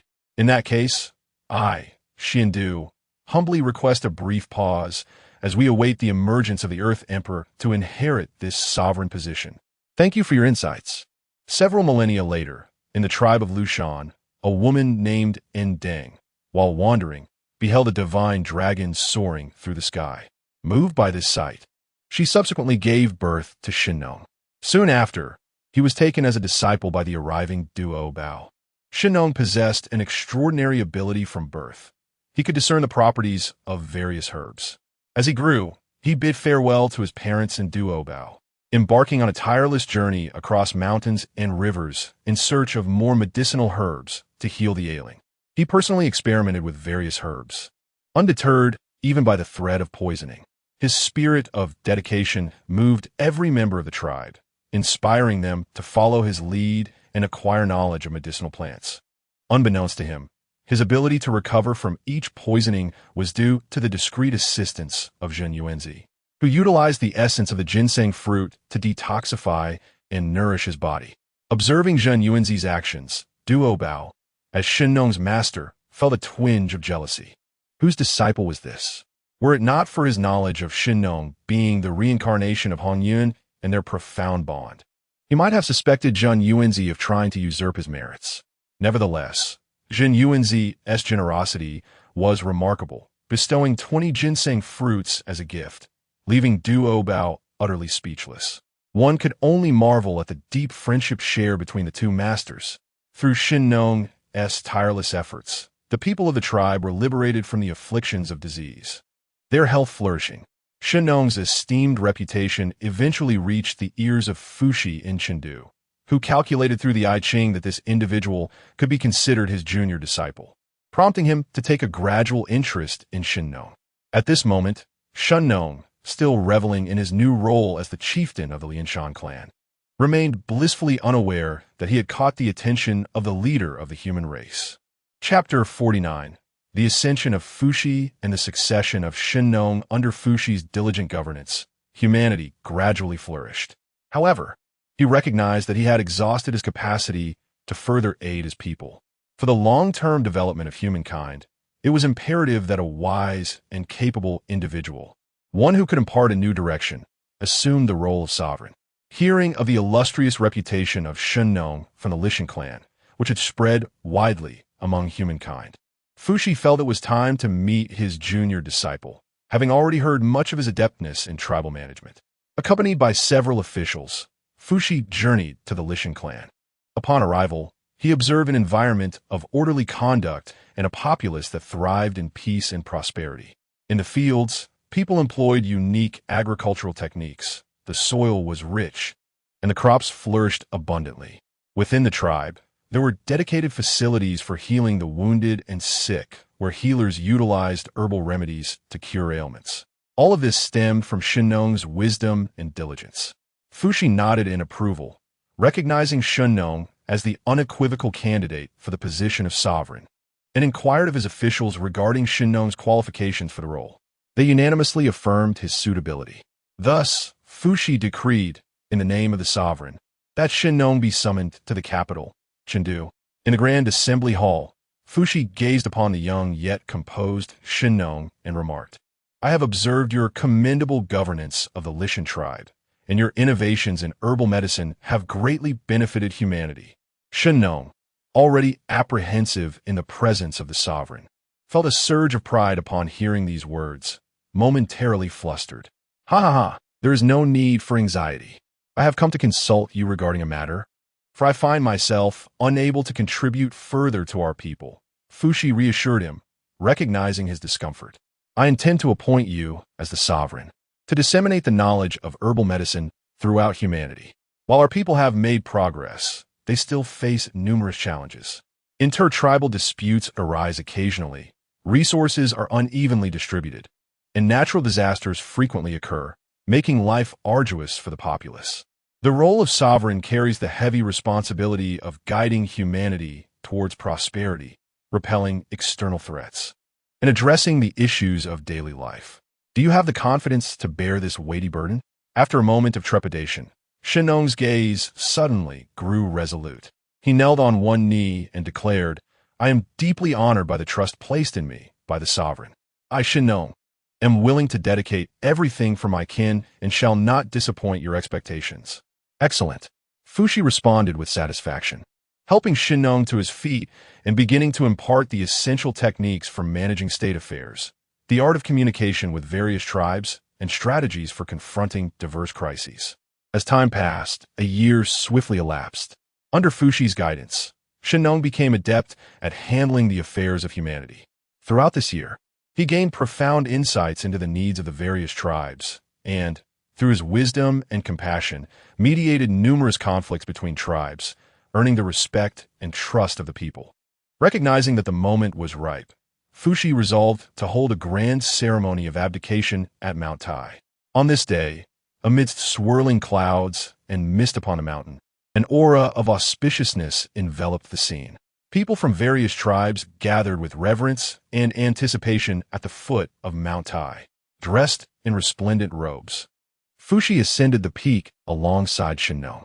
Facing the heavens and the earth, Fuxi proclaimed with a resonant voice, "Heavenly principles reign above. Today I, Fuxi, bestow the sovereign position of humanity upon Shen Nong. May humanity, under his leadership, prosper and enjoy everlasting peace." As soon as the words were spoken, the sky burst forth with radiant light, and the figures of the 6 saints emerged one after another. Laozi emanated a serene aura of Taiji. Yuanshi Tianzun bore a solemn expression. Tongtian Jiaozhu exuded an imposing presence. Nuan Yangyang radiated kindness and warmth. The Taoist of Jian was filled with compassion, and the Taoist of Zhuanti possessed profound gaze. Their appearance compelled all present to kneel in reverence, while others remained stoic. Only the Saint Nuwa's eyes shimmered with tears of excitement. Her elder brother had returned. The Grand Master, Xuan Shu, descended slowly from the clouds, holding Laozi's decree in his hands, and proclaimed in a booming voice, "The Taiji Saint has decreed. Fuxi has taught and guided humanity, achieving complete merit. From this day forth, he shall retreat to the Fire Cloud Cave to cultivate and stabilize the fate of humankind. The divine farmer, with a heart for the people and exceptional abilities, shall assume the position of the human sovereign, leading humanity, inheriting the great Tao, and safeguarding all." As the decree was completed, a radiant light, imbued with boundless merit, descended from the heavens and fused into Fuxi's being. His cultivation, at the early stage of quasi-saint, surged dramatically until he broke through to the pinnacle of quasi-saint, gradually retracting his aura. Fuxi ascended into the 7-colored divine chariot drawn by a Qilin and turned to bestow the sovereign's jade seal upon the divine farmer. "Junior brother, I shall await good news within the Fire Cloud Cave. I hope you will not keep me waiting too long." "Ha ha ha. Rest assured, elder brother. The divine farmer will ensure that humanity dwells in peace and prosperity." With laughter resounding, Fuxi departed from Mount Tai, receiving the emblem of the sovereign position amidst the witness of the people. The divine farmer became the new leader of humanity. Upon assuming office, he immediately devoted himself to the grand endeavor of human development, drawing on years of experience in tribal governance and dealings in the capital. He recognized that grain was crucial to humanity's survival. To discover high-yield and palatable crops, he resolved to traverse the continent in search of sustenance that would liberate humanity from reliance on hunting and fishing. His master and friend, the Taoist Du Bao and Zhen Yuanzi, learned of this undertaking and provided covert protection. They journeyed eastward, arriving at a dense forest, teeming with mystery and peril. Towering trees obscured the sunlight, and an eerie atmosphere sent chills down their spines. Suddenly, a colossal beast leapt from the woods, resembling a fierce tiger but possessing 3 heads, spewing black flames that turned trees to ashes in its wake. Witnessing this, Du Bao Taoist immediately summoned the Chaos Bell, which resonated with powerful sound waves, repelling the beast's flames. Zhen Yuanzi waved his whisk, conjuring the phantom of the ginseng fruit tree as countless roots, akin to ropes, ensnared the beast. After enduring numerous trials and tribulations, with the blessing of heaven, the divine farmer finally discovered suitable grains. Rice, flourishing in paddy fields, was plump and fragrant when cooked. Millet, drought-resistant and easy to cultivate, was an excellent choice for arid regions. Barnyard millet, highly adaptable, thrived in various soils. Wheat, with a high yield, could be crafted into diverse foods and legumes. Rich in nutrients, greatly benefited the human body. The divine farmer returned to the human tribe with the seeds of these grains, personally teaching the people how to cultivate them. Under his promotion and the impetus of his policies, the cultivation of grains flourished across the lands inhabited by humanity, leading to a significant enhancement in food production, alleviating the populace's concerns over famine. In the course of governing the human race, Shinnong encountered Tingjia, the daughter of the Qishui clan. Tingjia, possessing beauty, kindness, and intelligence, held profound admiration for Shinnong's ideals and ambitions. She frequently accompanied him, offering counsel and strategies, and, as they spent time together, a tender affection blossomed between them. Before long, they celebrated a grand wedding, with citizens from various tribes coming to extend their congratulations, rejoicing in this momentous occasion. After their marriage, Tingjia and Shinnong supported each other, diligently working towards the advancement of humanity. Soon after, Tingjia gave birth to a delightful daughter, whom they named Enhua, and her arrival brought boundless joy to Shinnong's family. Chapter 50. The transformation of Enhua into Jingwei as time flows. Shen Nong has governed the human race for over a millennium. Under his leadership, humanity has flourished, reaping abundant harvests, and the populace enjoys peace and prosperity. Shen Nong's daughter, Enhua, has blossomed into a lively and spirited young maiden. Possessing delicate features and an exuberant personality, she is cherished by her kin and often accompanies Shen Nong on his travels. Witnessing the myriad sufferings of the world, deep within her heart, she harbors an indomitable spirit, always yearning to make a difference for her people. One day, Enhua learned of the disturbances along the shores of the East Sea, where sea creatures wreaked havoc, often engulfing fishermen's vessels and shattering many families. Growing up with tales of heroes, her heart brimmed with a sense of justice. Thus, unbeknownst to her parents, she stealthily took to the clouds, setting her course for the East Sea, determined to teach a lesson to those who perpetrated evil and restore tranquility to the people. The East Sea stretches infinitely, its waters as blue as jewels, yet fraught with hidden dangers. As Enhua ventured into the depths, she was beset by fierce storms. Waves towered like mountains, and the howling winds stirred monstrous surges. One colossal wave struck, plunging Enhua into the water. She struggled desperately to surface, only to be mercilessly pulled into the abyss by the relentless currents. Upon learning of Enhua's solitary journey to the East Sea, Shen Nong and Ting Xiao were consumed with anxiety, hastily gathering their kin to scour the shoreline for any sign of her. Yet, amidst the vast expanse of the ocean, there was no trace of their beloved daughter. After a prolonged search, Shen Nong discovered a familiar scarlet corner of fabric caught on a jagged rock, fluttering in the storm like a tattered butterfly. He stumbled to the shore, pressing his palm against the damp sand, yet could not feel the warmth of his daughter's skin.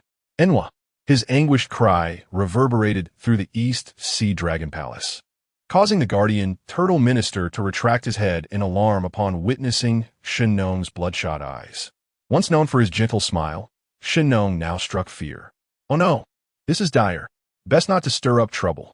When Enhua's lifeless body was finally cast ashore by the waves, traces of moisture still lingered on her lips.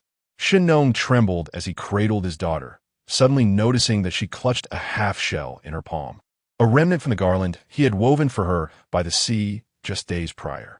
Ting Xiao rushed to him, tears streaming down her face, her nails digging deeply into Shen Nong's arm, yet failing to elicit even a flutter from Enhua's eyelashes. It is my fault.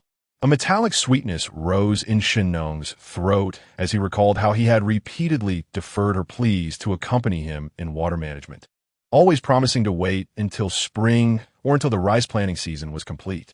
Now that spring had arrived and the seeds had spread throughout the land, he would never have the chance to teach her which aquatic plants could ward off floods. 3 days later, Enhua's funeral was held by the banks of the Jiang River.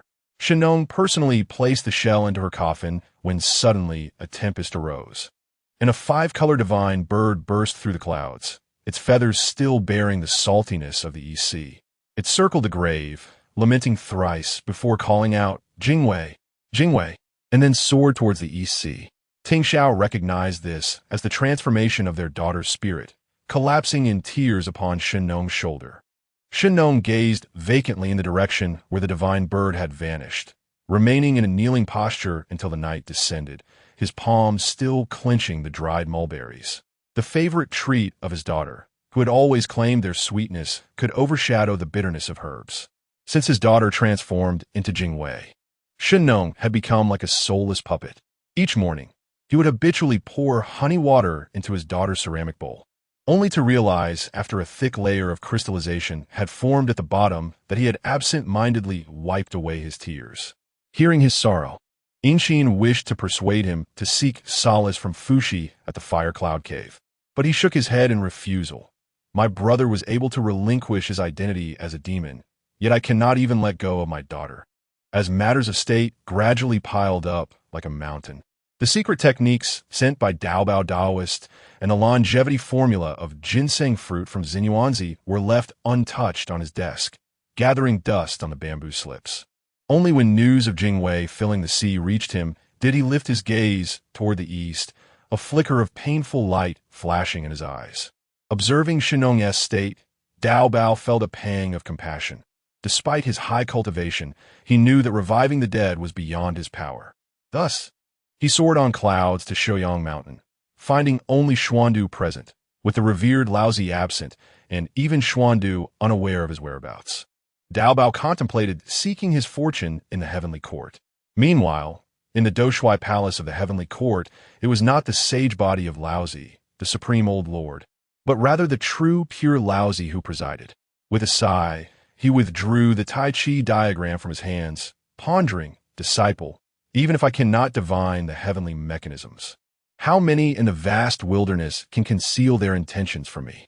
The only ones who wish to prevent Hong Yun from achieving his Tao are likely you. Thus, the karmic ties grew ever larger. How perplexing. Dao Bao hastened his way to the 33 heavens of the Heavenly Court. Master Uncle, I have encountered difficulties and come to seek medicine. Dao Bao's heart was filled with urgency. He understood Shennong's current state, and if not resolved swiftly, it could lead to calamity. Laozi regarded Dao Bao with a gaze that conveyed both helplessness and profound understanding. Slowly speaking, Dao Bao, do you know that all things in this world have their ordained fate, which cannot be forced? Upon hearing this, Dao Bao's heart tightened, yet he comprehended the implication of Laozi's words. Nevertheless, he remained unwilling to relent. Master Uncle, Shennong has made immense contributions to humanity, yet he now languishes in despair due to the loss of his daughter. I cannot bear this in my heart. I earnestly beseech you to grant a medicine to help him through this tribulation. After a moment of silence, Laozi retrieved a pill emanating a faint glow from his sleeve. This is the 9 Revolutions soul returning pill. You shall. As he watched Dao Bao depart, Laozi sighed to himself, uncertain whether Dao Bao had discerned the underlying intricacies or was merely feigning ignorance. He suddenly found himself pondering about the young Xuan Shu and how he would handle such a situation. However, if that grand formation were to succeed, the Taoist could hardly imagine the splendor that would unfold in the wilderness. With the sought-after pill in hand, Dao Bao maintained a tranquil demeanor, for he had already perceived the hidden motives behind this affair. Having managed the teachings of the for so many years, he was no stranger to subterfuge, and his years of effort were not in vain. Moreover, as a great Luo golden immortal, how could he not save even a mere earth immortal with his divine powers?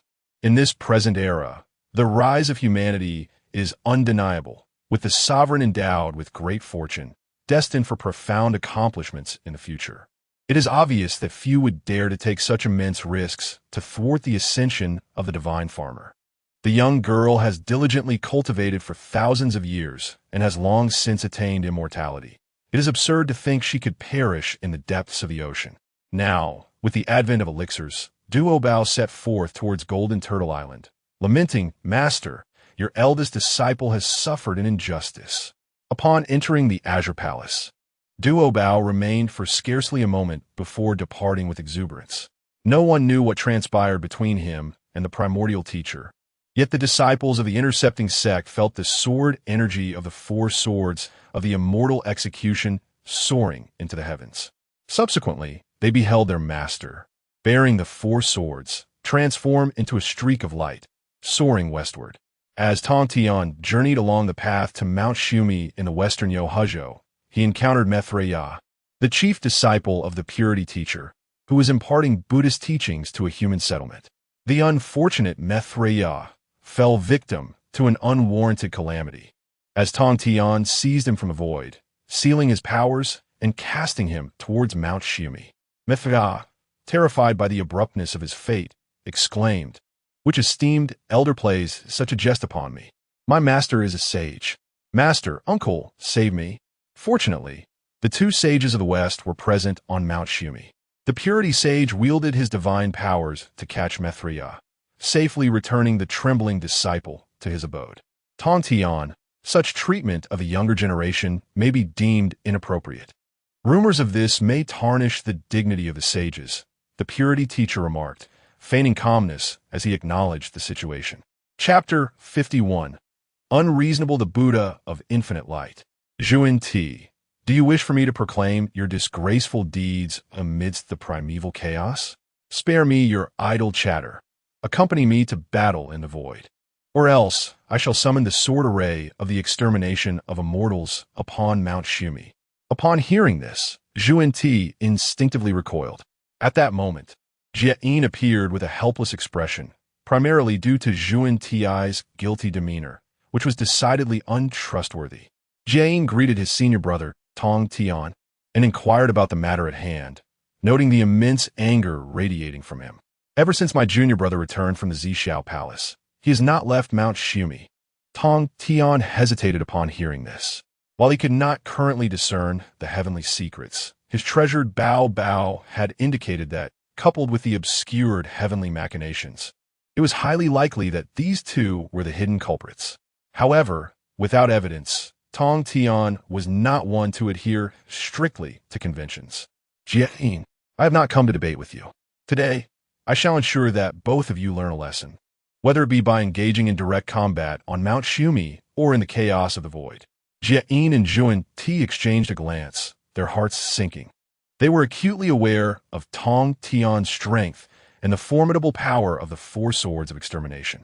Should a battle erupt on Mount Shumi, the entire Western sect would likely be obliterated. Tong Tian, there is no need for such haste. Jade spoke slowly, attempting to ease the tension. Let us sit down and discuss this matter calmly.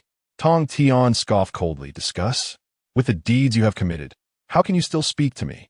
If you do not provide me with a satisfactory explanation today, do not expect this to end peacefully. Realizing there was no way to evade the confrontation, Ti steeled himself and said, Senior brother Tong Tian, there must be a misunderstanding. We have been diligently cultivating on Mount Shumi and have never interfered in the affairs of humanity. A misunderstanding? Huh. Tong Tian laughed bitterly in anger. Then let us engage in battle right here on Mount Shumi.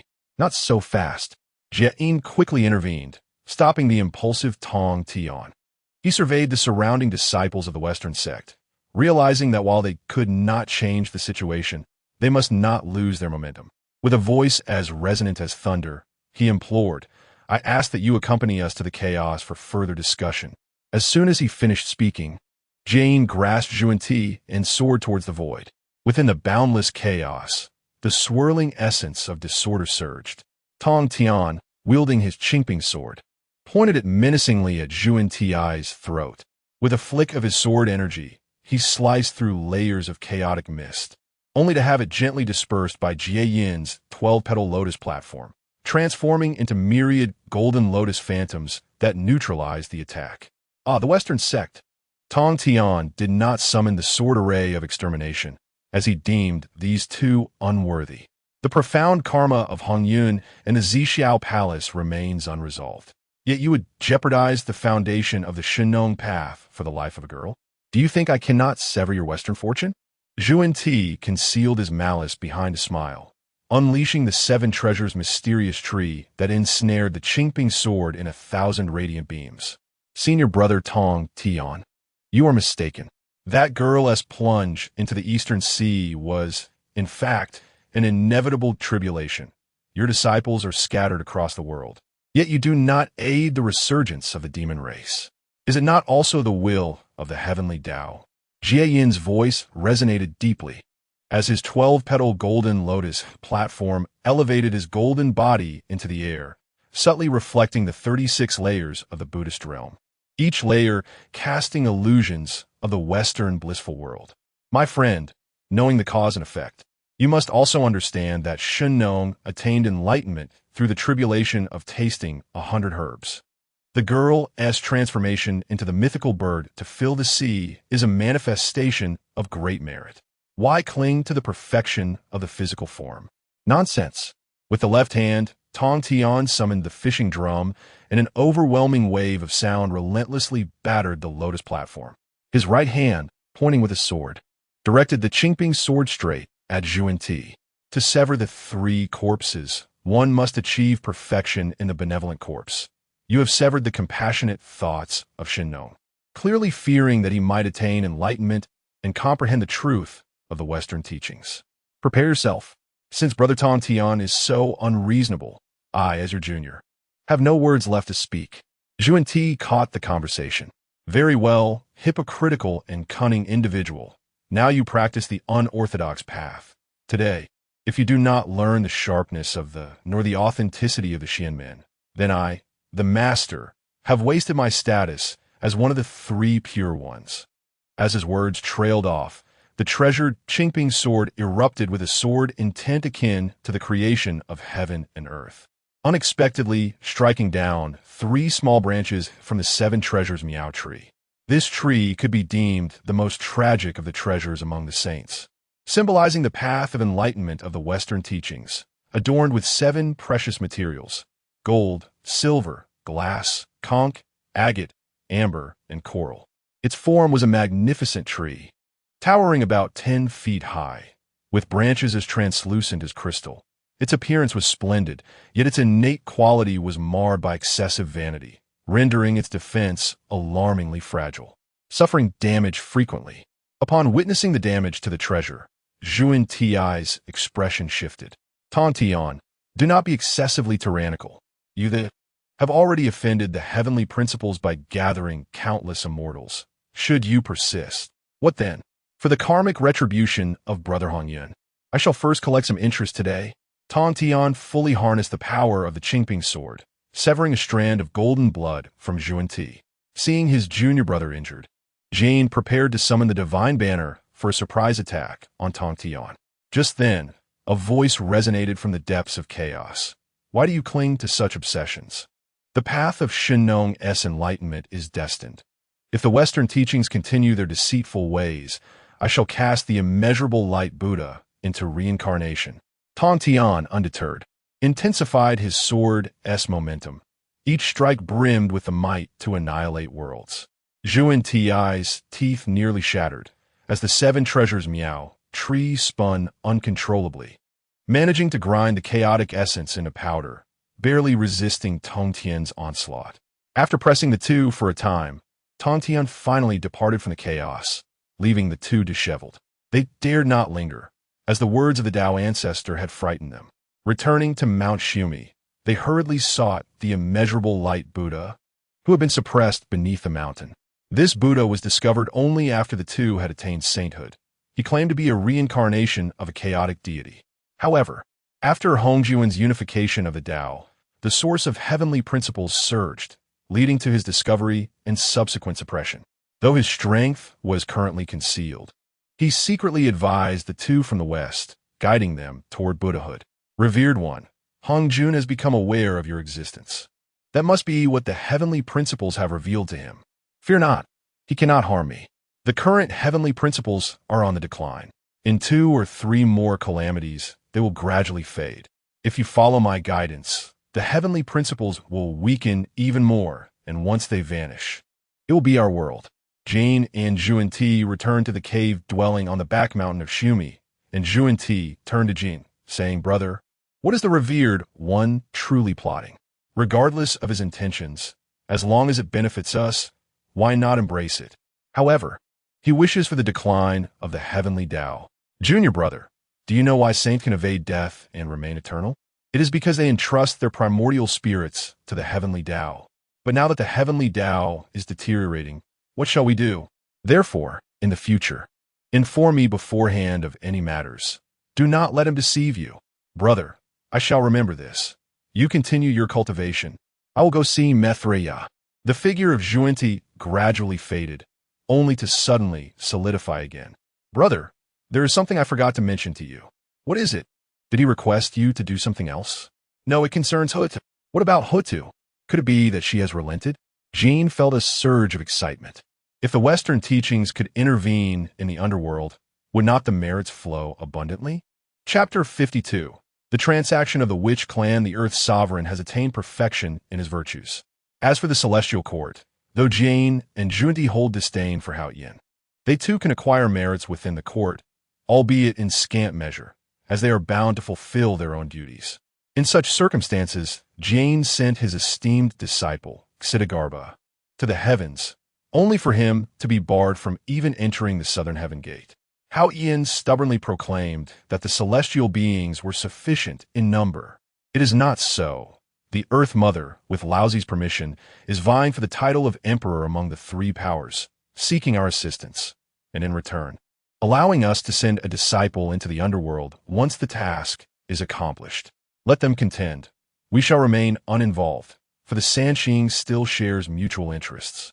I am eager to witness the grand spectacle between the Chan sect and the Witch clan. Meanwhile, Xidigarba's path lies within the underworld. Let him now venture forth to seek his way. Upon hearing Jin's words, Xuanti grasped his intent, seized the benefits first while the prospect of confrontation loomed, especially with Tang Tian having departed. In their view, the Sanqing now stood united in their interests, and it would be prudent to avoid provoking trouble. As the blossoms of two flowers bloom, each tells its own tale. Here, the Daobao Daoist, after requesting Tang Tian to act on his behalf, leisurely ascended on clouds toward Chengdu. Shenong, the Daobao Daoist, entered Shenong's chamber, where he was comforting Ting Zhao. I have procured elixirs for my master to save the girl. With that, he produced the elixir and unveiled the coffin he had just unearthed. The elixir radiated a kaleidoscope of colors, exuding a rich spiritual aura. Gently placing it in the girl's mouth, he positioned the Jingwei he had encountered along the way beside her body. In an instant, the girl emanated a soft glow. As Jingwei gradually dissipated, merging into her flesh, and her once pallid complexion began to regain its rosy hue. Upon witnessing this, Ting Zhao trembled with excitement, grasping Shenong's arm tightly, his eyes brimming with anticipation. Moments later, the girl slowly opened her eyes, gazing around in confusion. Father, mother, what is happening? Unable to contain himself, Ting Zhao embraced the girl, weeping joyfully. My child, you have finally returned. Shenong, trembling, extended his hand to gently caress the girl's face, tears streaming down his cheeks. I am eternally grateful to my master for saving her. Such kindness shall never be forgotten by Shenong. The Daobao Daoist waved his hand dismissively, smiling. There is no need for thanks. It is merely the girl's fate not to perish, and the compassion of my master.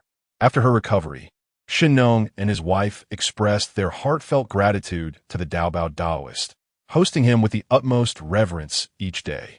After a few days in Chengdu, the Daobao Daoist imparted some advice to Shenong before taking his leave, ascending on clouds to stand guard beside Yuanshi, who remained ever vigilant. Before Daobao could even pay his respects, Yuanshi presented him with 20 ginseng fruits, stating he possessed little else as a token of gratitude. My esteemed uncle, you are too kind. This is merely my duty. My master has already departed for the west. Daobao continuously declined, yet his hands accepted the offering without hesitation. Ha ha! Thank you, dear nephew. Yuanshi laughed heartily, understanding all that remained unspoken. After the girl's recovery, Shenong regained his vigor and embraced the responsibilities of co-ruler, diligently governing the human race. At the same time, reflecting on the plight of many commoners he had witnessed suffering from diseases during his quest for grains. He was pained by their loss of life due to the lack of effective treatments. Thus, he resolved to meticulously document the flavors and medicinal properties of the various plants he had encountered, culminating in the creation of the Shenong Benchao Jing. After 2 years of labor, the completion of this compendium resonated throughout the heavens and the earth. Suddenly, auspicious clouds of 5 colors appeared in the sky, accompanied by celestial melodies as countless petals descended from above, enveloping the human tribes of the primordial land in an aura of good fortune. A magnificent golden light of merit descended, surrounding Shenong. This was the recognition and reward from the Heavenly Dao. The beings of the primordial world were astonished. What was the meaning of this? Was the human race truly favored by the Heavenly Dao, receiving such frequent blessings of merit? As the Heavenly Dao manifested the Shenong Benchao Jing, all beings marveled at its significance. This herbal compendium was not only applicable to humans, but also held immense value for the ordinary creatures of the primordial realm. Furthermore, the discussions within the text regarding the yin-yang combinations of medicinal substances and the roles of monarchs and ministers had laid the groundwork for the medical practices of the primordial world, establishing a solid foundation for future advancements in medicine. In an instant, Shenong's name echoed throughout the primordial expanse, becoming an object of reverence for countless beings. With Shen Nong attaining the Tao of the earthly sovereign, his radiance of merit grew ever brighter, subtly aligning with the Heavenly Dao. This not only filled the human tribes with elation, but also instilled tremendous pressure upon other races in the primordial world. Particularly, those who had previously looked down upon the human race now regarded them with trepidation. Tong Tian sensed the extraordinary phenomena above Chengdu and was overjoyed, recognizing that this was a prime opportunity for Dao Bao to become a quasi-saint, the first among the disciples of the Jie sect to attain such a status. However, the mood of Jin and Zhuani soured. They were vexed that Shen Nong had indeed achieved the Dao. Their burdens seemed to multiply. It was clear that for the Western teachings to flourish, discord among the three pure ones was a necessary precondition. Concealing his intentions from Jin, Zhuani made his way to the foot of Mount Shumi, a venture he had undertaken before. Meanwhile, Shen Nong felt a powerful force surge within him, propelling his cultivation into a rapid ascension. From the early stage of quasi-saint, he broke through to the mid-stage, then to the late stage, ultimately reaching the pinnacle of quasi-saint. Under the baptism of the golden light of merit, a multitude of memories from his past life flooded into his mind. He recalled scenes of listening to teachings in the Zhixiao Palace, his interactions with Yuanshi, and his various experiences during the war between the witches and the demons. It turned out he was the reincarnation of Hong Yun, gazing at the postnatal supreme treasure of merit, the Shen Nong Ben Chao Jing. Nourished by merit and the faith of the human race, he was lost in thought. Congratulations, Dao brother, your cultivation has soared. Do you still remember Yuanshi? A gaunt figure suddenly appeared beside him, with a long beard reaching his chest, clad in a simple green robe, interrupting Shen Nong's reverie. The individual before us is none other than Zhen Yuanshi, who, upon witnessing Hong Yin finally regain his memories, could not resist making his presence known. Dao brother, my name is Shen Nong. If you do not find it bothersome, I must admit to feeling quite tempted by that ginseng fruit. Ha ha! Regardless of the name you bear in this life, as long as you are a friend of Zhen Yuanshi, the ginseng fruit shall be plentiful. Moreover, due to his teachings to Shen Nong, Dao Bao experienced a significant enhancement in his cultivation. As Shen Nong's virtues were absorbed, the Heavenly Dao bestowed blessings upon him, allowing his cultivation to ascend from the mid-stage of the Great Luo Golden Immortal to the pinnacle of the Great Luo Golden Immortal.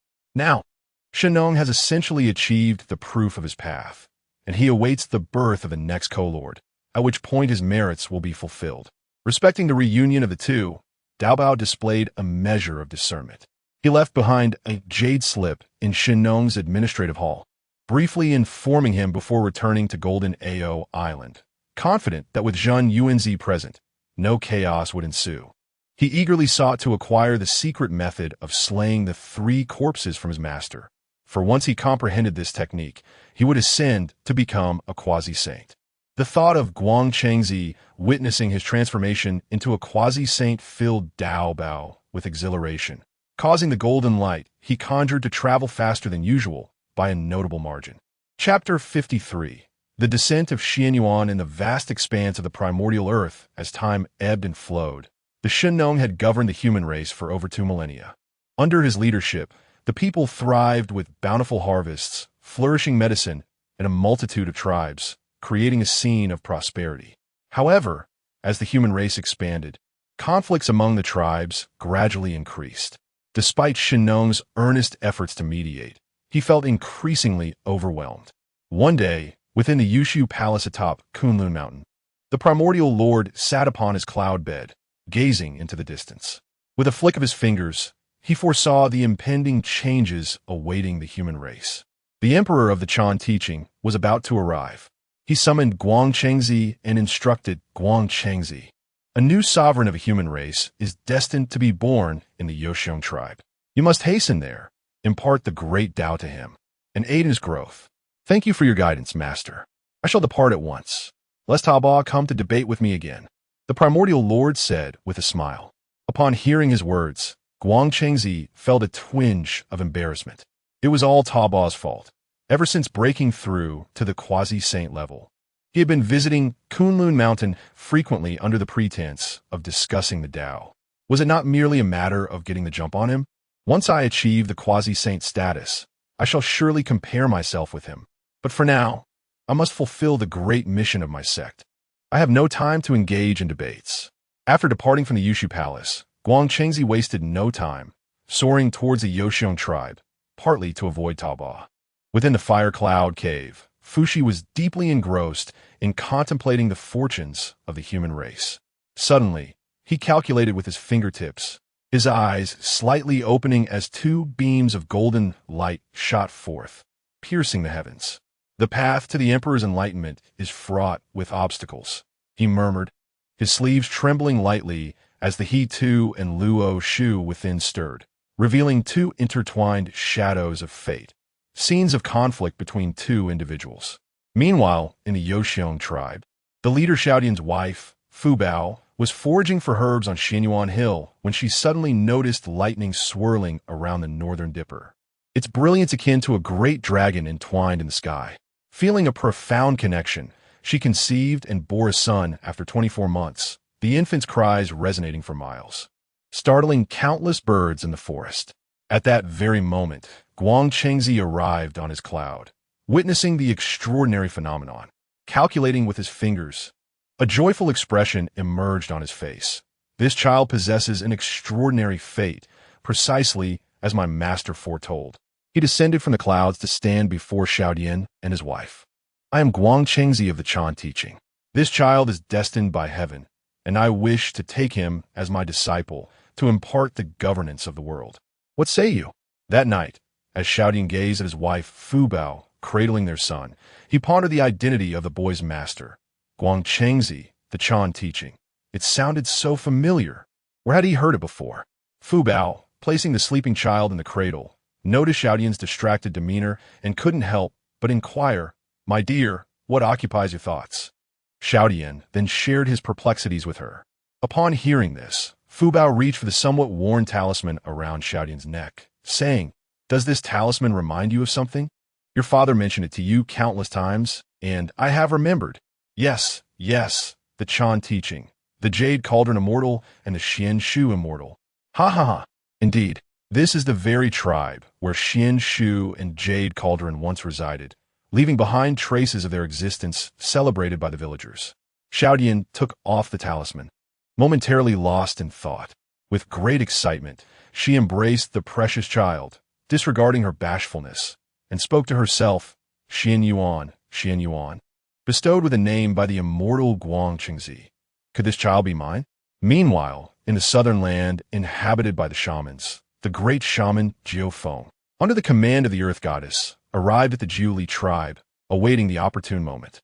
Suddenly, the earth trembled, and a blood-stained black iron descended from the heavens, embedding itself in the heart of the Jiuli tribe. At that moment, the chief's son was also born. A male infant, fists clenched and wailing, was enveloped in the totemic patterns of the shaman clan, yet exuded an aura of humanity. Jiufeng, peering through obstacles at the infant, was overjoyed upon seeing the shamanic markings upon him, exclaiming, "This is a prodigy of human-shaman hybrid lineage, precisely as the earth goddess foretold." A turning point. As a great shaman, Jiufeng had awaited this moment in the Jiuli tribe for centuries, earning the tribe's reverence even beyond that of their chief. She named the boy Chi Yu, nourishing him with the blood of wild beasts while imparting the shamanic warfare formations and mystical arts. Utilizing the black iron as a foundation, she commanded the tribe's blacksmiths to forge the Jiuli war axe, its blade inscribed with ancestral shamanic symbols that could summon malevolent energies from the underworld. Under the tutelage of Guangchengzi, Xian Yuan was able to articulate profound truths at the tender age of 3, mastered military texts and formations by 5, and at 7. He adeptly comprehended the foundational teachings of the Jade Pure Celestial Method from Kunlun Mountain. Recognizing his exceptional talent, Guangchengzi generously imparted the defensive techniques of the Wuji Xinghuang banner and the enemy-capturing art of the Luopolo bell, taking him on extensive journeys through the primordial wilderness to witness the customs of various tribes. Indeed, the Wuji Xinghuang banner, regarded as the most suitable defensive treasure for practitioners of low cultivation within the teachings, was procured by Guangchengzi from the primordial one. It had once been utilized by Xuan Shu, but regrettably, it was reclaimed upon their return to Kunlun, leading to Yu Ding flaunting the demon-slaying sword before Xuan Shu for an extended period.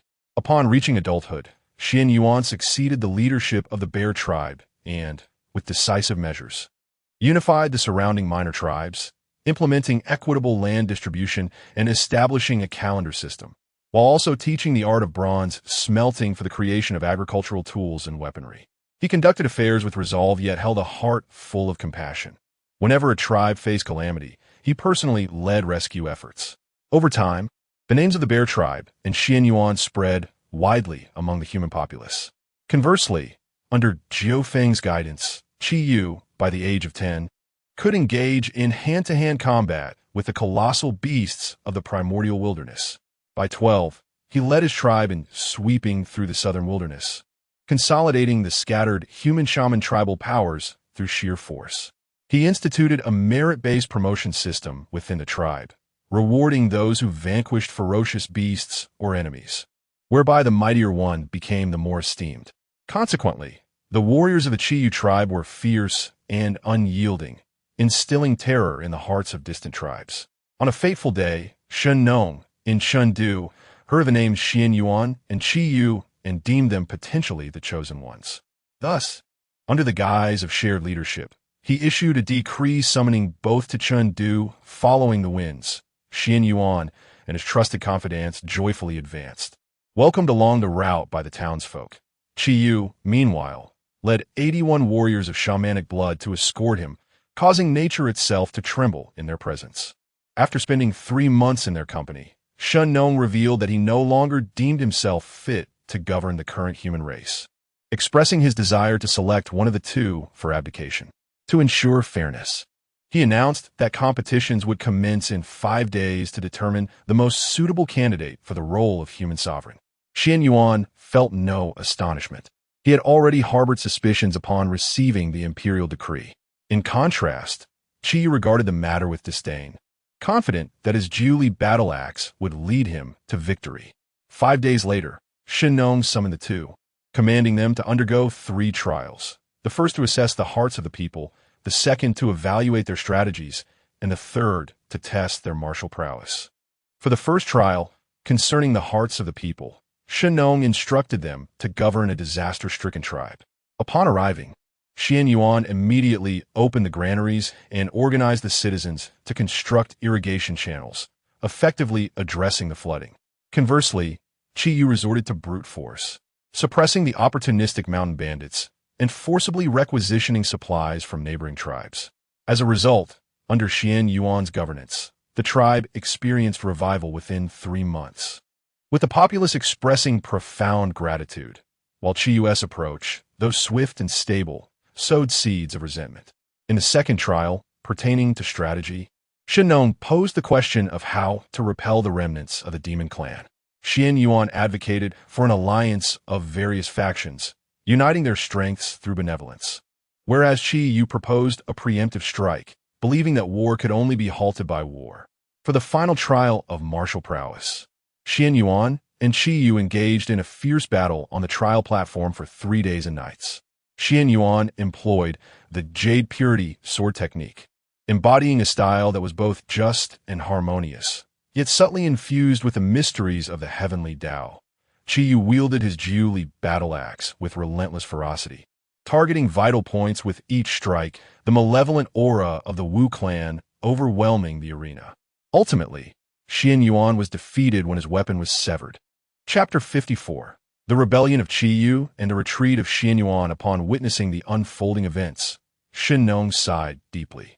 He recognized that Xian Yuan possessed the virtues of benevolence, making him a suitable candidate for the Emperor of Humanity, while Qi Yu, with his martial prowess, could serve as a formidable aid.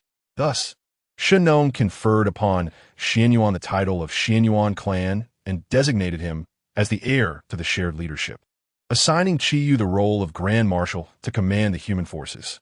On the surface, Xian Yuan and Qi Yu appeared to govern the human race together. However, beneath this facade, discontent brewed within Qi Yu. He believed Xuan Yuan's kindness was excessively lenient, hindering the true strength of humanity. Meanwhile, the 9 phoenixes began to subtly incite Qi Yu. For his ability to contend was a chance granted by Hutu, a gift exchanged from the hands of the ancients. The witch clan sought to manipulate the fate of humanity to reverse their own decline, and with Xianyuan in power, their ambitions would be significantly hampered. At the altar in Chengdu, clouds and mist swirled like dragons and tigers in a dance, with auspicious light cascading in a kaleidoscope of colors, illuminating the altar as if it were a celestial realm. Shennong, holding the imperial seal of shared leadership, gazed towards the eastern horizon. The 6 saints materialized from the void. Laozi rode a green ox, accompanied by purple mist. Yuanshi Tianzun wielded the Panga banner. Arriving in a grand chariot drawn by 9 dragons, Tong Tian Jiaozhu stood with his sword, and Nuwa, with flowing garments, graced the scene. Jane and Zhuanti joined their palms in recitation, intertwining the essence of Tao and the light of Buddhism, causing the spiritual energies of heaven and earth to surge. Today, I bestow the leadership upon the Xianyuan clan. Xianyuan is endowed with intellect and benevolence, complemented by an assertive demeanor. He shall assume the responsibilities of the human race's leader and guide us towards new glories. You all must lend your utmost support to this grand undertaking. Upon concluding his address, Shennong turned to face Xianyuan and Qi Yu. Dressed in a blue robe, Xianyuan bore a sword at his waist, his demeanor calm and composed. In contrast, Qi Yu, clad in beastly armor, leaned upon his battle axe, yet a flicker of resentment lingered in his eyes. From the direction of Huayun Cave, Fuxi arrived in a chariot drawn by a Qilin, and as he passed, auspicious clouds parted to reveal a path. Descending from his chariot, Fuxi's gaze rested gently upon Xianyuan and Qi Yu. Today marks a new beginning.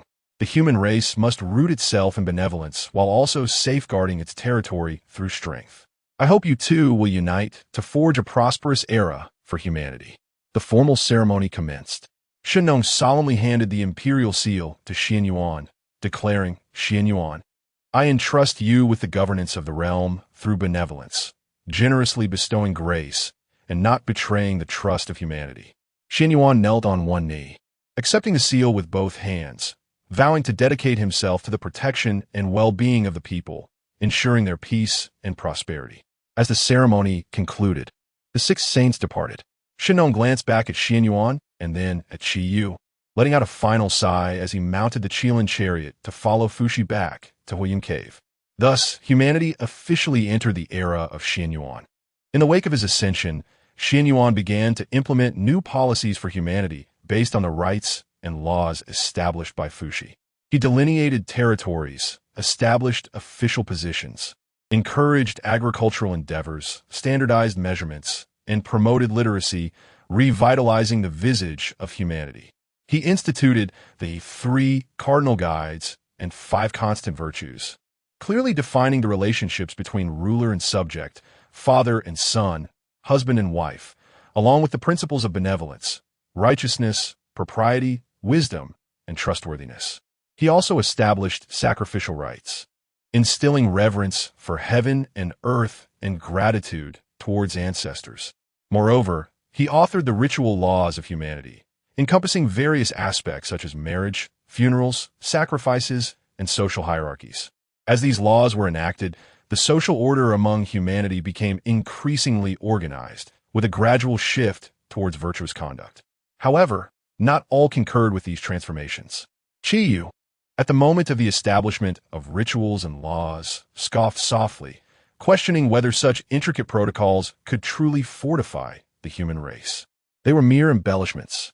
Qi Yu, possessing might that could stabilize a nation, was nonetheless unfit to govern. Rituals and laws are not shackles, but the very foundation of human civilization. Observing the unanimous agreement among the crowd, Qi Yu felt a twinge of resentment, yet could only acquiesce, a flicker of disdain glimmering in his eyes. Upon returning to the barracks, Qi Yu witnessed his warrior's disdain for the cumbersome ceremonies, and his dissatisfaction only intensified. The so-called rituals, he mused, merely rendered humanity feeble. Qi Yu roared in anger, asserting that formidable strength was the fundamental law of existence in the primordial world. When had such empty ceremonies ever been necessary? The methods of Xianyuan were utterly impractical. Seeing this, Jiufeng felt a surge of delight, yet discreetly fanned the flames. Qiyu, you are exceptionally gifted. Your combat prowess is unparalleled. Why should you remain beneath Xianyuan? If humanity wishes to grow strong, it must conquer the lands through might, not through these empty formalities. Gripping his Jiu Li battle axe tightly, a fierce glint sparkled in Chiyu's eyes. You speak wisely. I, Qiyu, shall not be subservient to others. What Xianyuan can achieve, I can too, and I shall do it even better. In the subsequent 3 years, Qiyu outwardly submitted to Xianyuan while secretly amassing strength. He ordered the creation of more weapons, trained the warriors, and covertly allied with the remnants of surrounding demon tribes, biding his time to strike. Though Xianyuan was aware of Qiyu's disloyalty, he cherished their past bond and repeatedly sent envoys to persuade him, hoping to sway his heart. However, Qiyu perceived Xuanyuan's goodwill as weakness. One fateful day, the remnants of the Eastern Sea demon tribe inexplicably surged forth, launching a surprise attack on Chengdu. Xianyuan led his army to confront the enemy, only to be taken aback when Qiyu suddenly turned against him, driving his forces to repel the demons before advancing toward Xuanyuan's rear. Xianyuan, you teach others through benevolence, yet fail to recognize that the law of the jungle prevails. Qiyu's Jiu Li battle axe cleaved through Xuanyuan's defensive barrier, declaring, "Today, I shall demonstrate what it truly means to be the sovereign of humanity." Xianyuan, heartbroken, implored, "Qiyu, I have treated you as a brother. Why do you rebel?" "Brother?" Qiyu laughed heartily. "In this primordial world, only the strong can stand firm. Your virtue will only lead humanity to be slaughtered at will. Today, I shall carve a bloody path for humanity, making it clear that only through strength can we achieve true greatness." As his words hung in the air, Qiyu swung his axe once more, igniting the onset of a brutal internal conflict among humanity. The two soon engaged in fierce combat. Xianyuan shielded the citizens of Chengdu with the apricot yellow banner, while Qiyu unleashed the Jiu Li battle axe, each strike aiming for Xuanyuan's demise. The teachings of the church and the shaman tribe also formally intervened in the conflict among humanity. Guang Chengzi summoned the Luanpa Bell, attempting to subdue Qiyu, while Jiufeng led the shaman warriors to set up the 12 capital divine killing formation, confronting Guang Chengzi. In the ensuing years, Xianyuan and Qiyu clashed in numerous skirmishes. In their initial battle, Xianyuan ensnared Qiyu with the mysterious gate escape formation, only to have it cleaved apart by the Jiu Li battle axe. In their next encounter at Qingqiu, Qiyu summoned the ominous energy of the underworld, nearly turning Xuanyuan's army into mere bones, saved only by Guang Chengzi's protective 8 trigrams purple robe. After each battle, Xianyuan gathered the displaced populace, winning their hearts through virtue, leading to an increasing number of tribes from the human race pledging their allegiance. In contrast, Qiyu, with each city he conquered, resorted to brutal repression, achieving victories but ultimately losing the people's support. As the shaman clan, represented by the 9 phoenixes, began to witness a decline in popular sentiment, they decided to place all their hopes on Qiyu, nurturing him with the essence of their great shaman, along with his 81 warrior shamans. Despite their waning influence, the shaman clan succeeded in cultivating Qiyu to the realm of the Grand Luo Golden Immortal, while the 81 warrior shamans ascended to the status of the Supreme Unity Golden Immortal. As Qiyu broke through to the Grand Luo Golden Immortal, Xianyuan, a Supreme Unity Golden Immortal, found himself outmatched and faced relentless retreat. Chapter 55.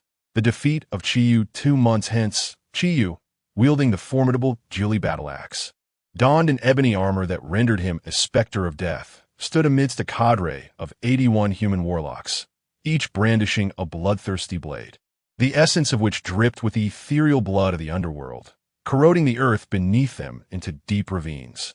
Qiyu surveyed the battlefield of Zhuolu, his form enveloped in the ominous violet glow of the witch tribe's totems.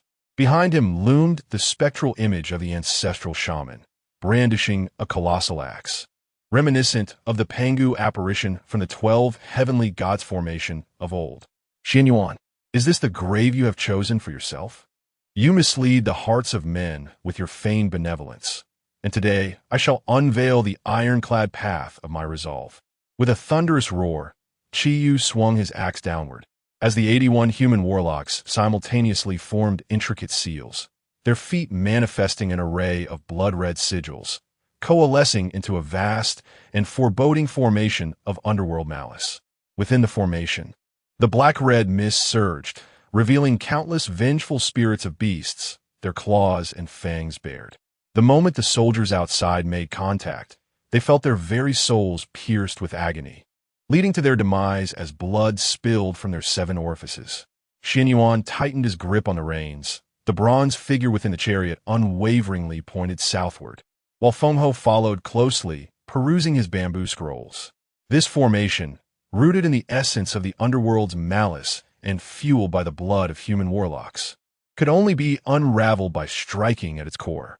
Before his words could fully resonate, a battalion of black-robed warriors burst forth from the formation. The blood demon guards nurtured by Chi Yu, each wielding a bone whip entwined with the remnant souls of living beings, leaving desolation in their wake. Guang Chengzi was the first to confront them. His bell reverberated with a resounding clang, unleashing layers of luminous clarity that shattered the bone whips into dust. Brothers, we must dismantle the 8 gates of malice. As he spoke, Chizengzi invoked the yin-yang mirror, its crimson light melting the underworld's malice like snow under the sun. Xuan Shu summoned the dragon escape stake, transmuting into 3 golden dragons that ensnared the eastern gate of malice, provoking a furious roar from the ancestral shaman's apparition. Jade Ding Zhenren commanded the heavenly soldiers, the avatar of Emperor Gocheng behind him wielding a seal of thunder and fire, merging the 2 forces to vaporize the blood rain within the formation. Soldiers of the heavens, heed my command. Form the celestial net to suppress the malice of this great formation. Indeed, Guang Qingzi had summoned all 12 golden immortals. The witch tribe may be unreasonable, but our teachings are not without strength. Observing the unfolding scene, Xin Yuan brandished the Xian Yuan sword, aiming directly at the heart of the formation. Feng Ho, let us see if your chariot can breach this labyrinth. Feng Ho urged the chariot forward, the bronze figure's finger unwaveringly directed toward the formation's weakest point. As the chariot advanced, the black mist parted like waves, revealing the sanguine altar within. Upon the altar stood 81 blood banners, each inscribed with the arcane sigils of the witch tribe, the very core of the formation. My lord, you may use the Xian Yuan sword gifted by Master Guang Chengzi to shatter the formation. Limu, following closely behind Xian Yuan, reminded him. This sword was forged by Laozi from the copper of Shoshan, a superior postnatal spiritual treasure. Following the severing of his weapon during the duel with Chi Yu, Guang Chengzi bestowed this sword upon Xian Yuan, which was hastily named the Xian Yuan sword. Without hesitation, Xian Yuan raised the Xian Yuan sword, channeling his full power to cast it towards the altar. The blade enveloped in a fierce, cutting aura, shattering the blood banners at the formation's core into fragments. The ominous blood fiend Great Formation suddenly faltered, causing those who presided over it to spout blood in distress. Upon witnessing this, Chio's eyes bulged with fury as he swung his battle axe towards them, only to be thwarted by Guang Chengzi, who deflected the attack with his 8 trigrams purple silk celestial garment. Chi Yu, your excessive slaughter has led you to this day of reckoning. As Chi Yu saw the formation's core destroyed, he let out a thunderous roar, biting his tongue and spraying his vital blood onto the Julie battle axe, which then revealed the ethereal visage of the ancestral shaman. Today, you shall witness the true power of the shamanic blood.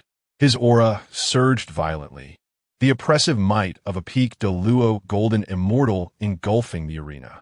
Simultaneously, 81 human shamans fell to their knees, chanting the sacred incantations of their clan and forcibly summoning the remnants of their ancestral shamans to possess Chi Yu. The heavens darkened, and the sky above Zhuolu filled with ominous clouds as a colossal ancestral shamanic figure descended upon the clouds.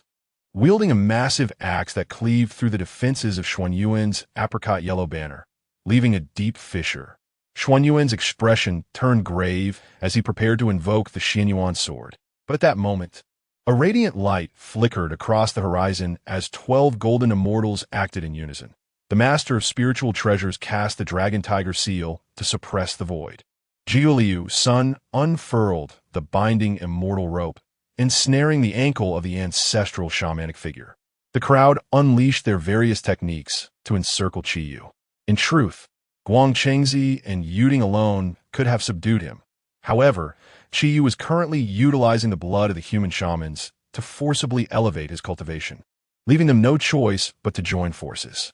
Qiyu, you who defy the heavens, shall surely face divine retribution. As light illuminated the scene, the vital blood of the human shamans was forcibly drawn away, transforming into glimmering gold that merged into Xuan Yuan's being. Turning back, the onlookers beheld a luminous pearl floating before Randin, emanating flames and light. It was indeed Randin who had acted, employing the flame radiance amber pearl obtained from the Dragon Palace to dismantle Qiyu's trump card. Primordial Beginning had no qualms regarding his disciple.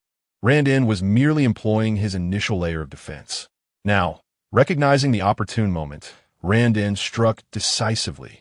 Seizing the chance, Yuding transformed the Thunderfire seal into a colossal imprint, pressing it down onto Qiyu's head. With the might of this heavenly tribulation, I shall subdue your source of malevolence. The imprint crackled with lightning, invoking the thunderclouds of the 9 heavens, as bolts of pristine divine lightning descended, shattering Qiyu's ancestral shamanic visage into fragments. Wounded and kneeling, Qiyu watched as the Julie battle axe splintered into 2, his gaze drifting towards the common folk of Xianyuan's army who welcomed him with open arms. A flicker of confusion crossing his eyes. Why? Is it wrong to stop slaughter with slaughter? Seeing the tide of battle turning against him, Jiufeng had no choice but to retreat. Xianyuan stepped forward, personally tending to Qiyu's wounds, stating, "The path of the primordial world is not solely about bloodshed. Look at the people of this world. All they seek is a life of peace and prosperity. If one governs with benevolence and virtue, why must rivers run red with blood?"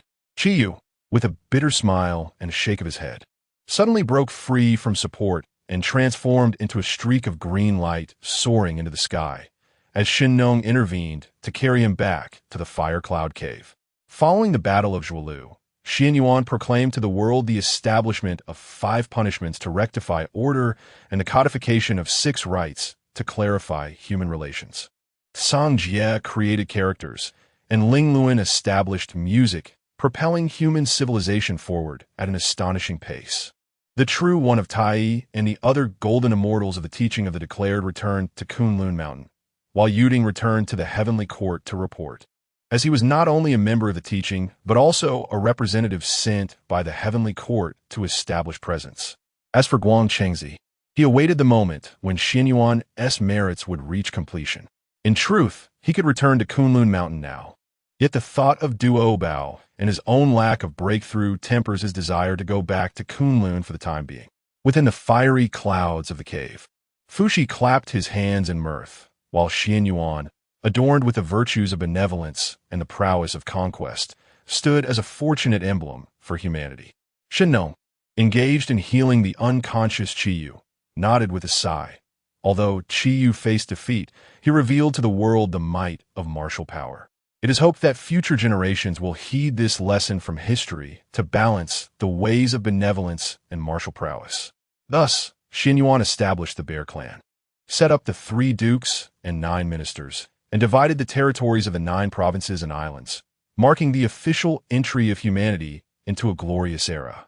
The remnants of the battlefield at Zhuolu eventually transformed into a vast grassland, where Qiyu's 9-ly battle axe stood proudly at its center, serving as a stark reminder to the beings of the primordial world. The struggle for the Great Way cannot be resolved through killing, but rather through benevolence that abates bloodshed.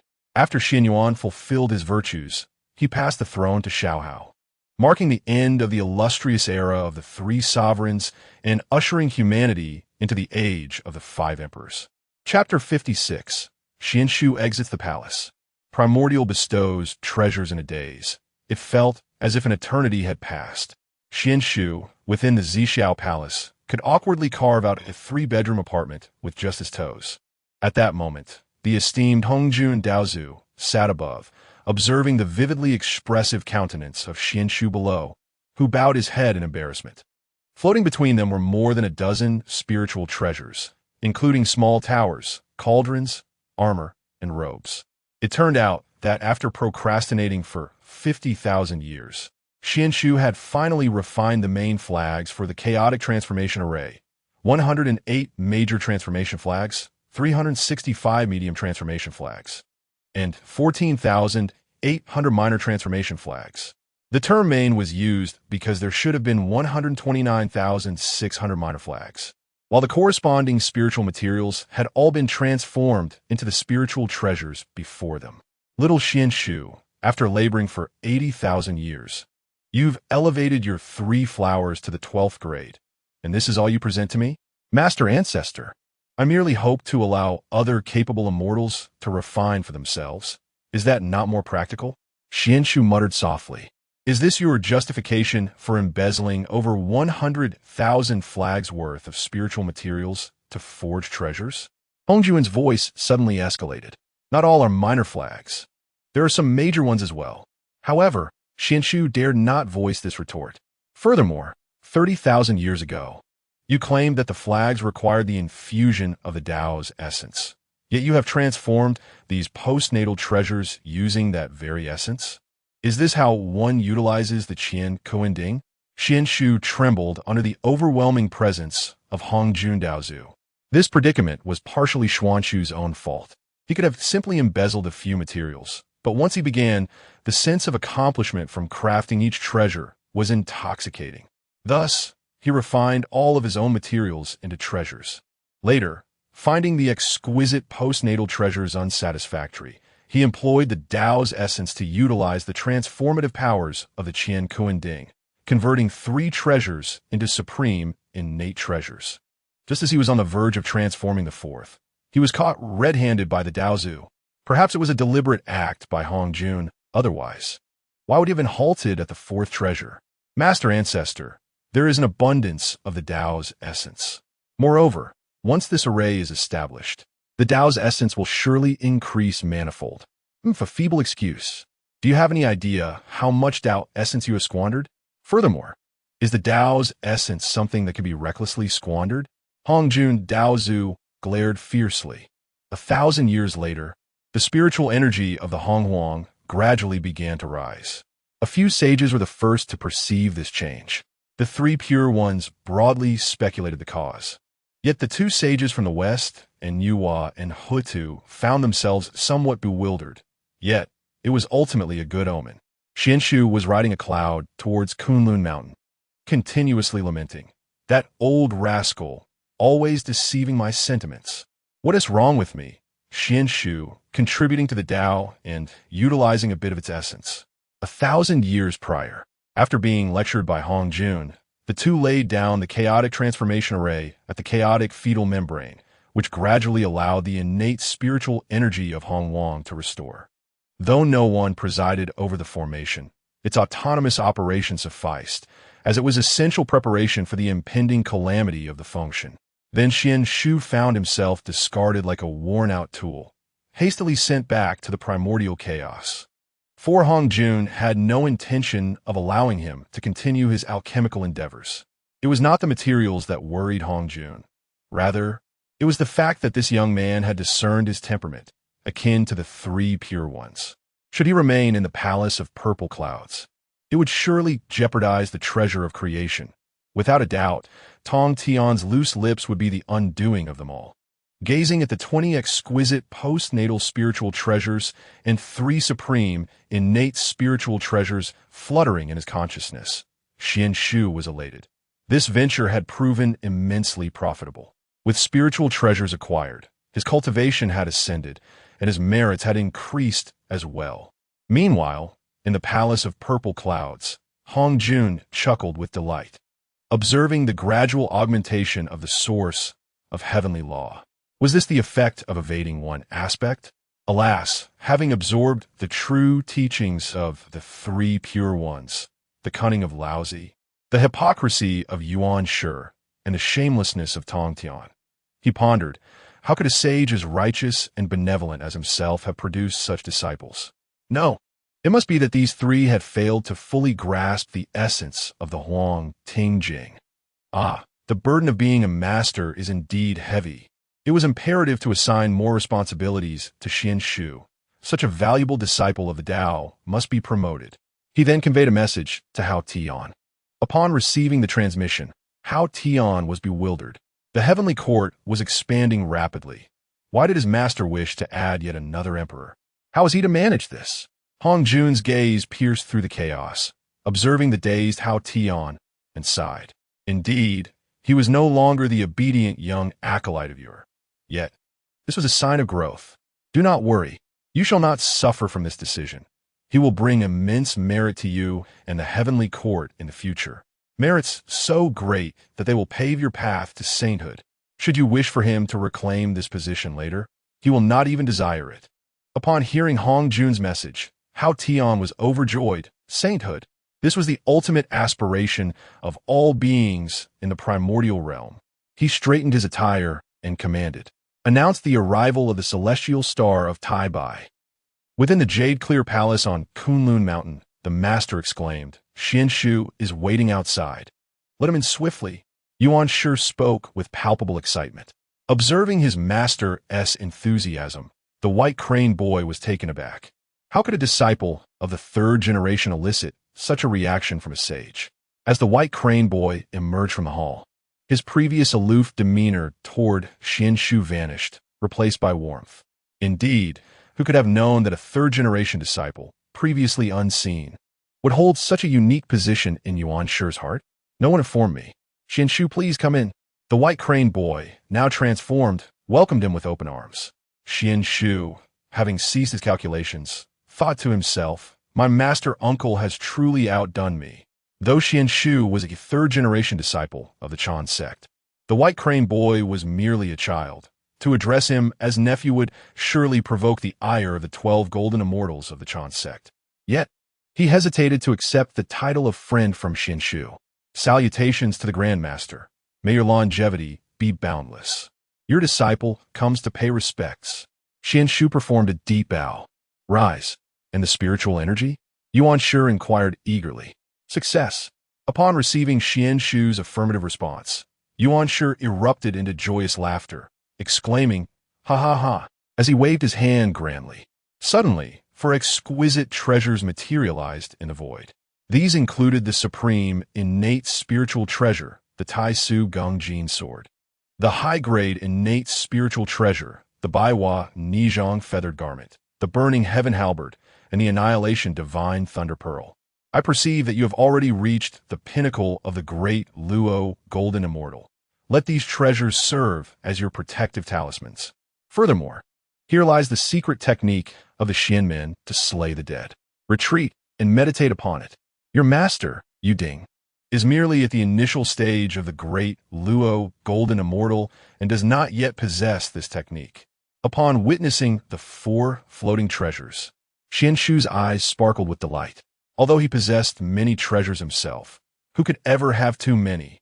I am grateful for the generous gifts, esteemed ancestor. Your disciple shall take his leave now. I must pay a visit to my master. Go, go, Yuanshi replied, not wishing to detain him further, for the young lad had many others to meet. Moreover, he himself was eager to share this splendid news with his elder brother and third brother. Exiting the Yusu Palace, he exchanged greetings with the white crane boy before teleporting to the skies above Yuquan Mountain. Observing Jade Ding and Huang Long enjoying tea, he promptly descended. I pay my respects to my master, and to you, Uncle Tai Yi and Uncle Huang Long.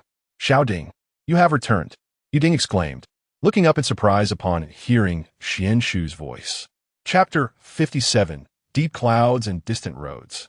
2 souls in harmony, the celestial crane at the golden cloud cave flapped its wings gracefully over the spiritual spring, while the laughter of Master Jade Ding mingled with the aroma of tea wafting through the air.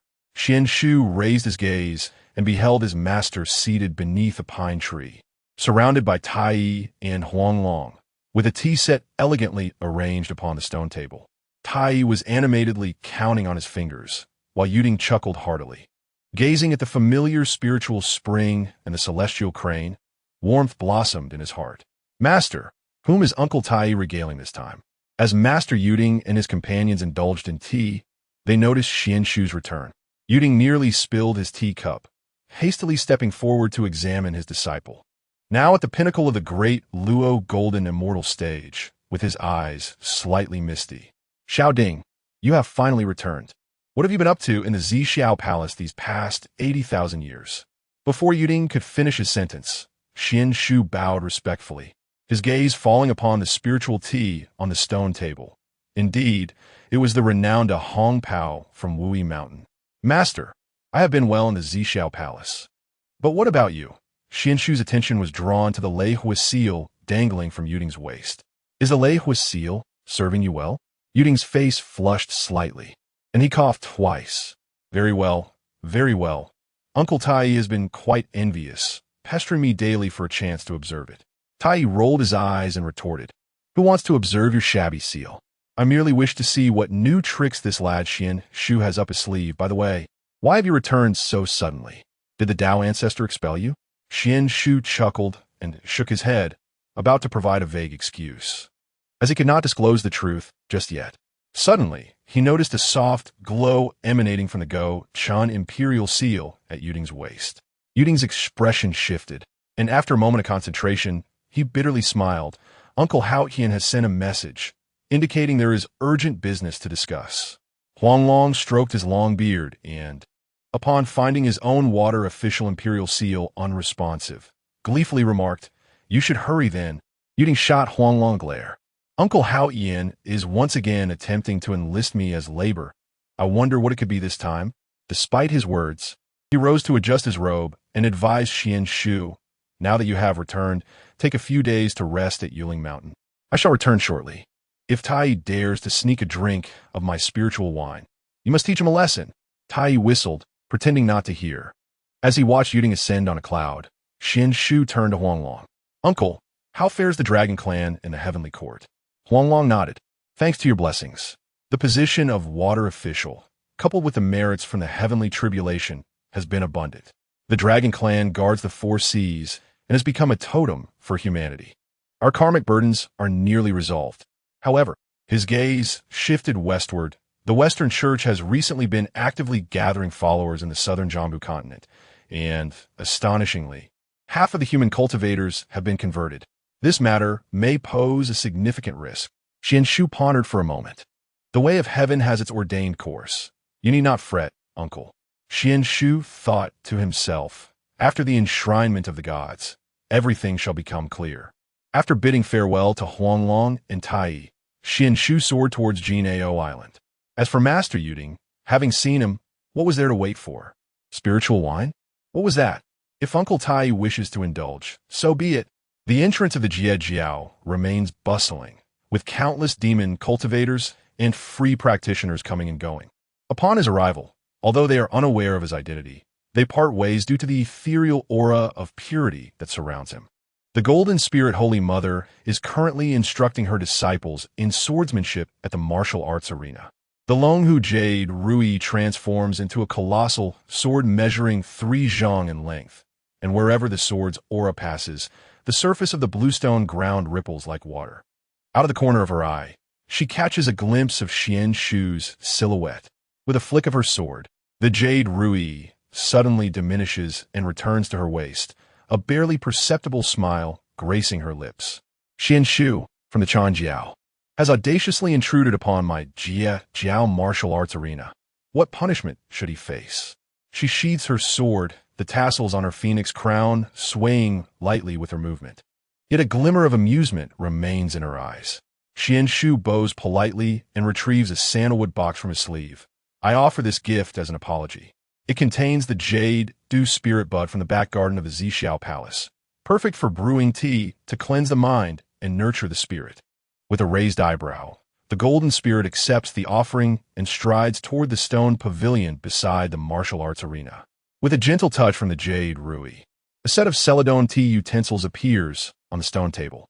I have heard that you received guidance from the Dao ancestor at the Zixiao Palace. she inquires as she pours the tea, the liquid taking on the ethereal form of the Wutu mountain range within the cup. What? Have you now grown disdainful of the refining techniques of the Chanjiao?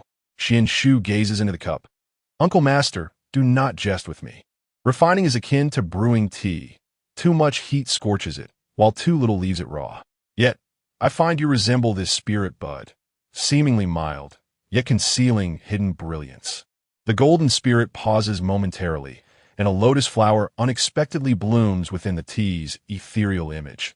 You certainly know how to flatter me. Just the other day, your Uncle Master laughed at me, claiming that the Wutu divine sand I have refined for 30,000 years pales in comparison to your creations as a Tai golden immortal. Xuan Shu shakes his head.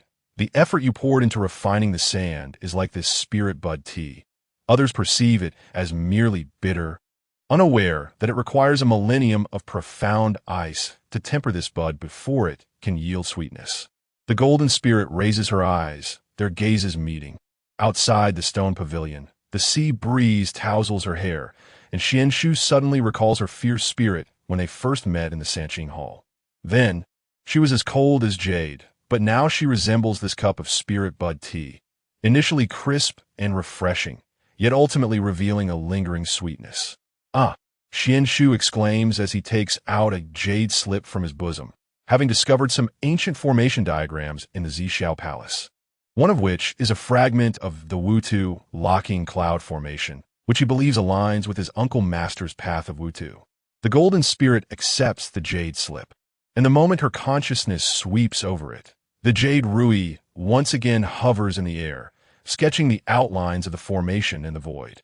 Observing this, Xuan Shu also activates the Tai Su Zheng Yu Ding, its celestial map intertwining with the formation's ethereal image, coalescing upon the stone table into a miniature labyrinth, where the Wutu mountain range and celestial orbits intertwine, subtly emanating the power to seal spaces. Remarkable!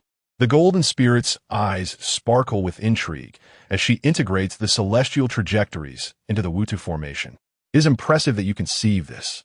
However, she suddenly retracts her smile, her fingertip brushing the edge of the formation's diagram, realizing that its focal point is set at Difu Mountain, which happens to infringe upon the forbidden grounds of the Jiejiao. Only then does Xuan Shu recall that Difu Mountain is a secret realm where the Jiejiao confines its offenders. Hastily waving his hand, I have been remiss in my considerations. Uncle Master, please.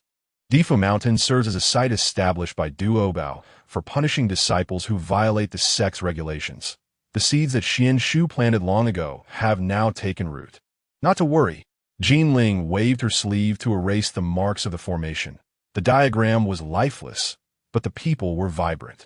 Tomorrow, I shall send Senior Brother Duobao to adjust the flow of the spiritual veins in the Earth Lung Mountain. After all, that place is due for a renovation.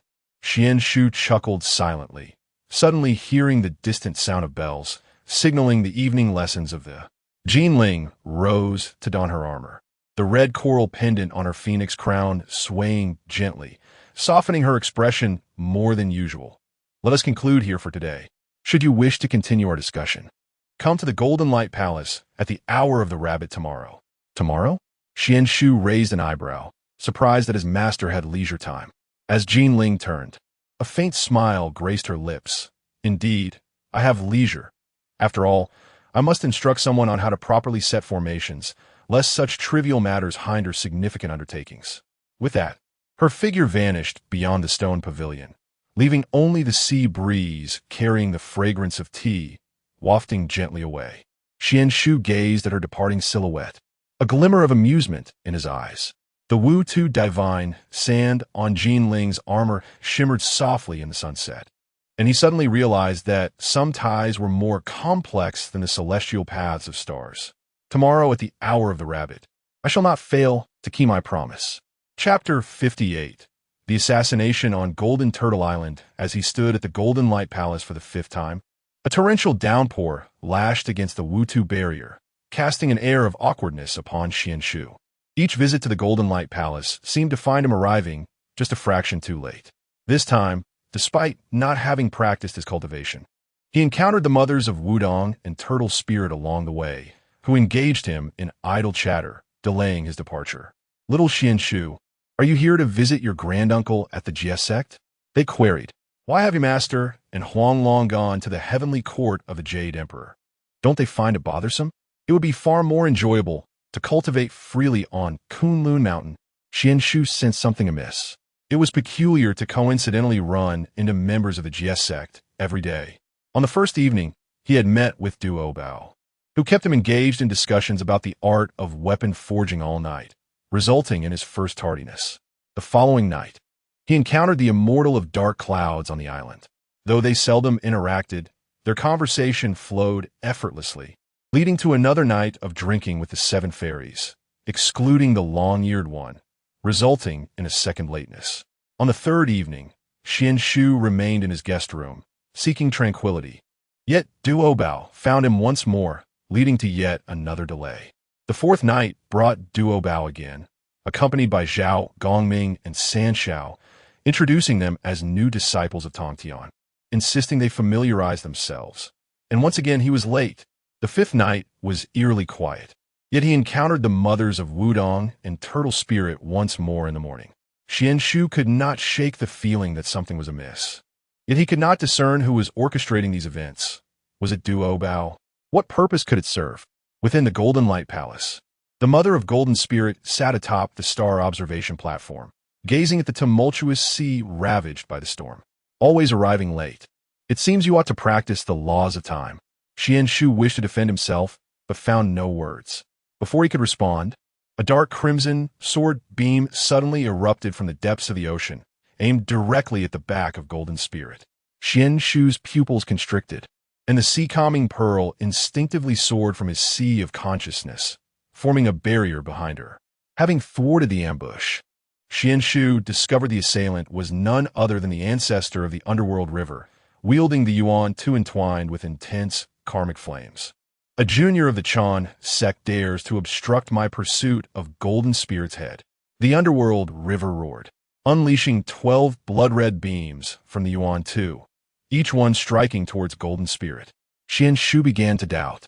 Had the underworld river not acquired the cultivation method of the Azura long ago? The misunderstanding should have been resolved, especially as it pointed him towards a clear path. "Underworld river, do you intend to oppose the Jie sect today?" Unfazed, the underworld river revealed that he had conjured 2 avatars, observing the 2 blood deities before him. Xuan Shu questioned, "What does the ancestor wish to achieve?" "I shall do as I please," declared the ancestor. "Have you lost your mind?" Xuan Shu retorted in confusion. "You, a quasi-saint, dare to assassinate the direct disciple of a saint within a great holy sect?" Ignoring Xuan Shu's protest, the underworld river ignited the karmic flames around the Yuan Tu and swung it towards Xuan Shu. With no time to ponder, Xuan Shu summoned the sea-calming pearl and merged it with Golden Spirit's Wutu divine sand to form a shield, bracing for the full force of the blood deity's strike. The three engaged in a fierce struggle for a quarter of an hour, with Xuan Shu and Golden Spirit desperately defending against the relentless onslaught of the underworld river. Suddenly, the long-absent abyss of the river of the underworld lunged at Jin Ling's back.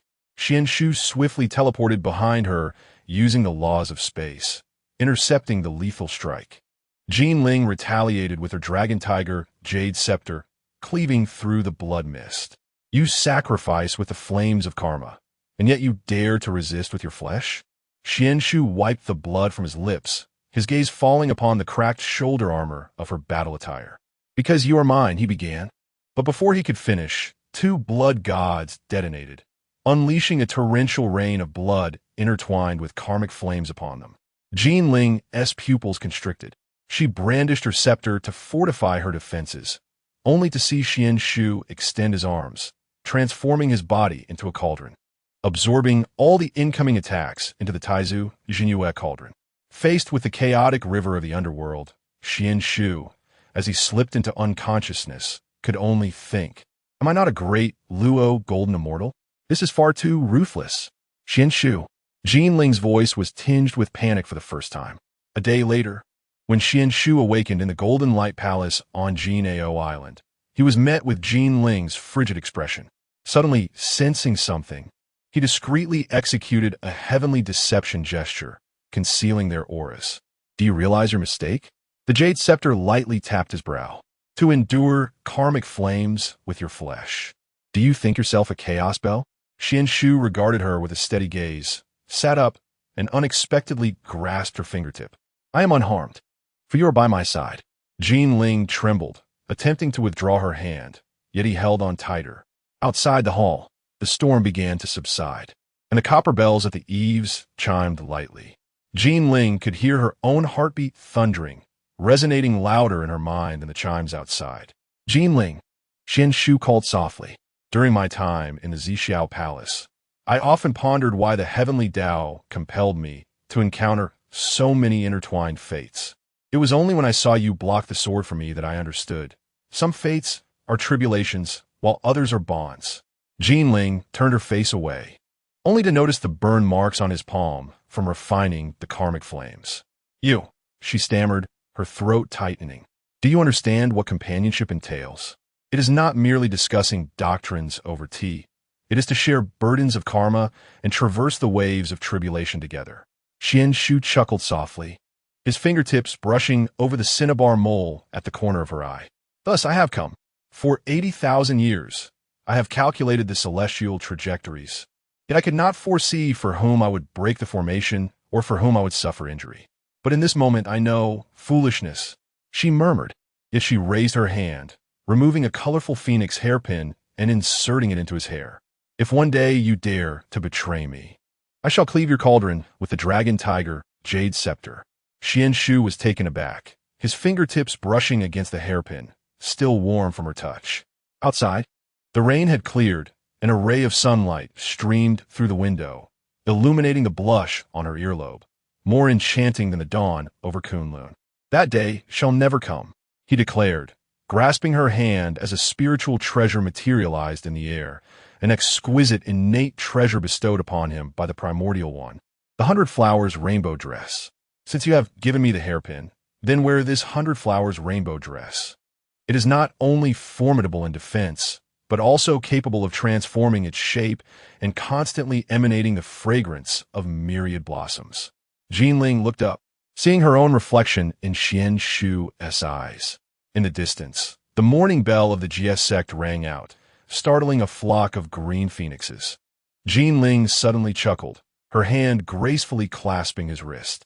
In that case, let us proceed to the Bo Palace to meet my master, lest that old fellow accuses me of hiding things. Xuan Shu was momentarily taken aback, then burst into laughter. Outside the window, the sunlight after the rain in the east sea pierced through the clouds, casting fragments of gold upon their intertwined hands. Just half a month prior, they merely harbored mutual affection. Yet at this moment, as Xuan Shu held her hand, he saw his own reflection mirrored in her eyes. It seemed that some destinies not only required a millennium to settle, but also demanded a torrential downpour, a hairpin, and a single phrase. Let's go. Jin Ling rose, her delicate hand waving as she donned the exquisite attire of 100 flowers. First, we shall borrow Brother Duobao's Millennium Spirit wine to silence the Jade Ding Zhenren, preventing him from claiming I have absconded with the treasures of the Chan sect. Xuan Shu allowed her to lead him, listening to her animatedly outline her plan to teach Yu Ding a lesson in order to foster goodwill. In that instant, he realized that the most exquisite path in this world lay not in grand philosophies, but rather in the warmth of her palm, and in the journey they traversed together amidst the light and shadows that lay ahead. Chapter 59. The Shy Golden Spirit. The Golden Spirit Mother grasped Xuan Shu's hand, expertly navigating through the intricate maze set by Daobao outside the cave dwelling. Her fingertips lightly tapped thrice on the stone door, harmonizing with the rhythm of the 3 talents, questioning the heart technique of the Daobao. Her senior brother must have gone to Kunlun Mountain to discuss swordsmanship with Guang Chengzi. We must act swiftly, she whispered, pressing against the corridor pillar. Xuan Shu watched her deftly dispel the cave's protective barriers, unable to suppress a chuckle. How many times have you sneaked a drink of your brother's spirit wine? Shu. The golden spirit shot him a glare, the cinnabar mole at the corner of her eye glimmering softly. When I first became a disciple, my master always said that Daobao hid wine, and I. Her voice trailed off abruptly. Before them, the wine rack inside the cave was conspicuously empty, save for a delicate jade box on the top shelf, adorned with a yellow talisman inscribed in Dao Bao's handwriting. To my dear junior sister, Golden Spirit. With a determined bite, the Golden Spirit tore open the seal, revealing 2 bottles of spirit wine within, each etched with 3,000 years aged brew from Zue Xianju. Xuan Shu raised an eyebrow. It seems that my uncle was well prepared. Fuming, the Golden Spirit ripped off the talisman and suddenly noticed a small note pressed at the bottom of the box. Remember to refill the wine jar after taking. They exchanged glances, laughter bubbling forth simultaneously. The Golden Spirit thrust the jade box into Xuan Shu's arms. Hold this. Let's go to Bo Palace. At the jade steps of Bo Palace, the Golden Spirit abruptly paused, hesitating. Inside the grand hall, the laughter of the Tongtian patriarch echoed. Dao Bao. When do you think that young couple will figure out? Does this old Taoist have it easy playing the charade? Dao Bao sighed in resignation. Master, you promised not to frighten them. The Golden Spirit suddenly sensed something amiss, her attention drawn to the sly glint in Dao Bao's eyes. Recalling the coincidences she had discovered in Dao Bao's cave, her fingers tightened instinctively. Dao Bao, you better safeguard your wine rack. With that, the Tongtian patriarch turned his gaze towards the two, the Qingping sword soaring from his palm, hovering in the air to project a water mirror.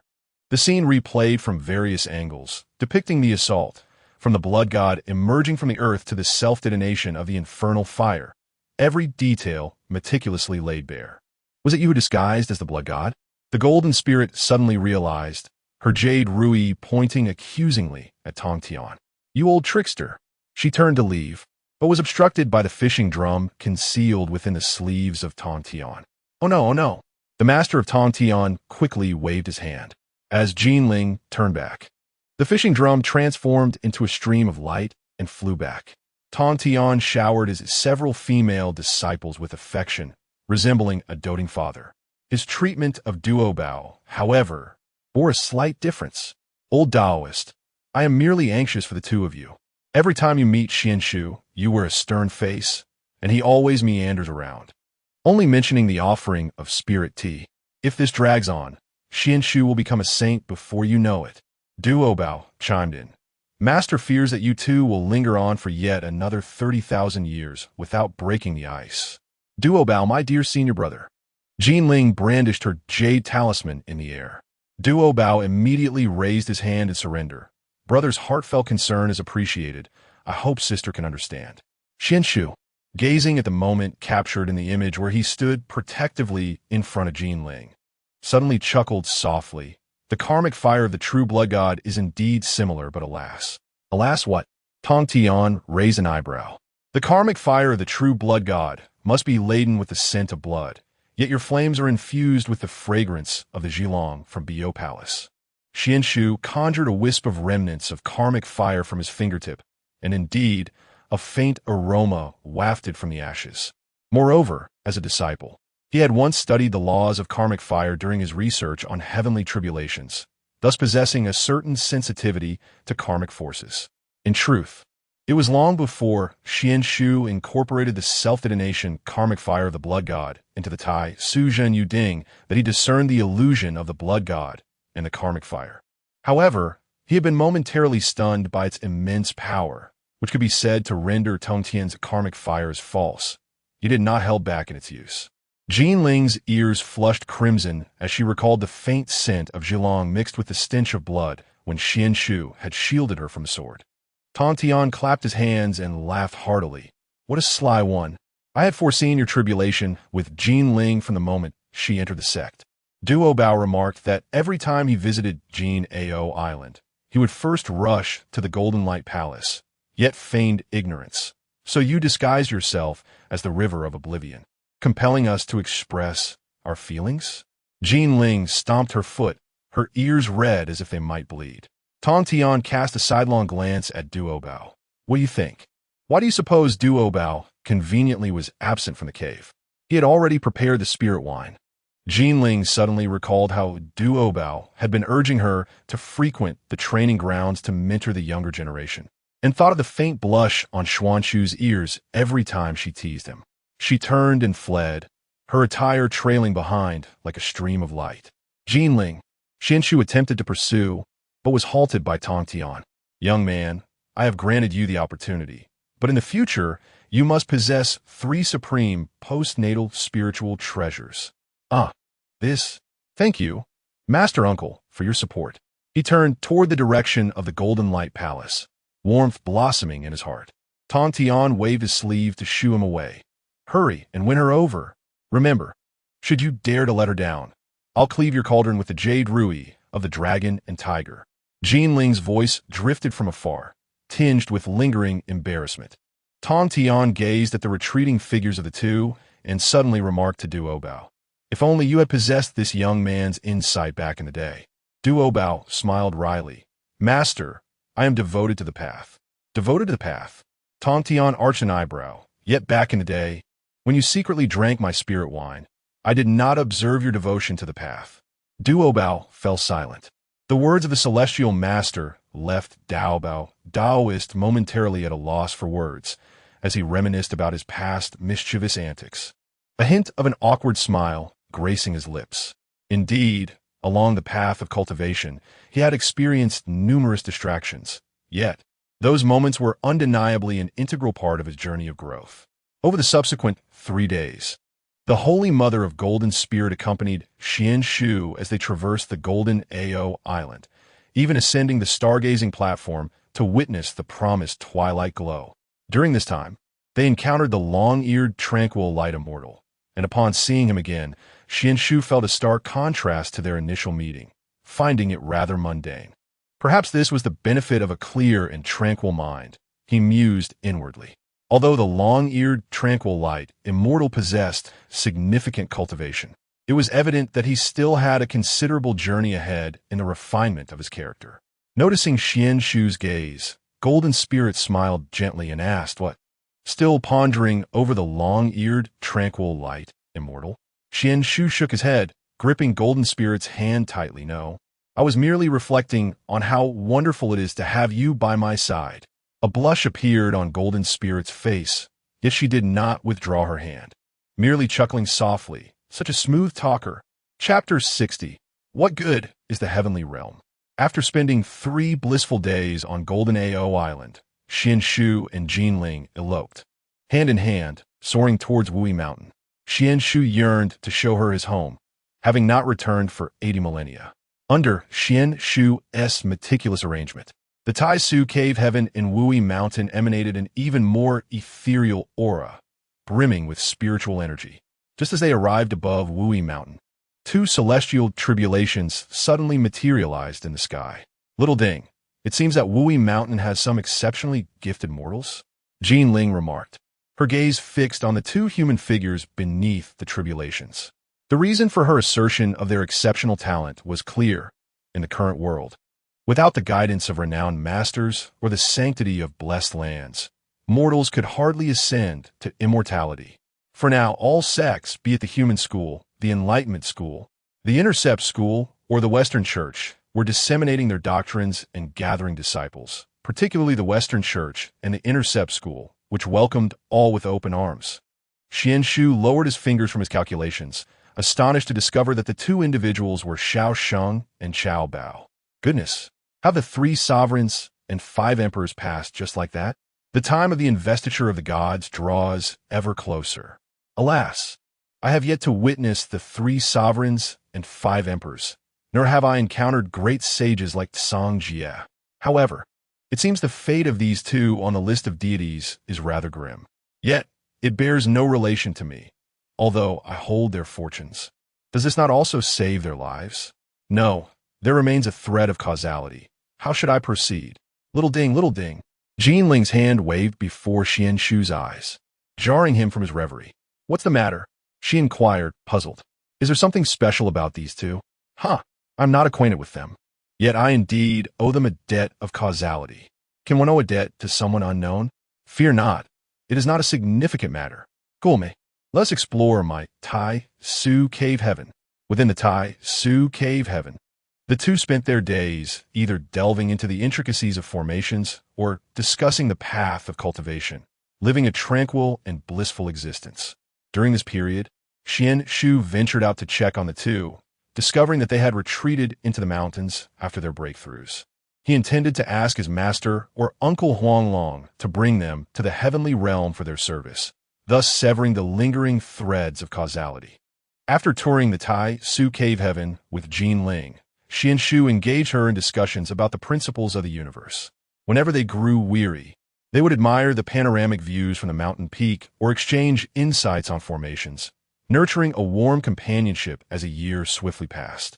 One day, having just completed the crafting of a set of spiritual treasures with Jin Ling, Xuan Shu received a transmission from the Jade Cauldron Immortal, urging their prompt return to Kunlun Mountain. Xuan Shu exchanged glances with Jin Ling, intuitively grasping her thoughts. Haha, let us go. We are destined to meet my master sooner or later. After packing their belongings, they took flight towards Kunlun Mountain. I must tell you, my master is someone you have encountered. One cannot say he is easy to get along with. He is exceedingly amiable, though he is quite the chatterbox. Upon their return to Kunlun Mountain, Xuan Shu and Jin Ling first paid their respects to the Jade Cauldron Immortal.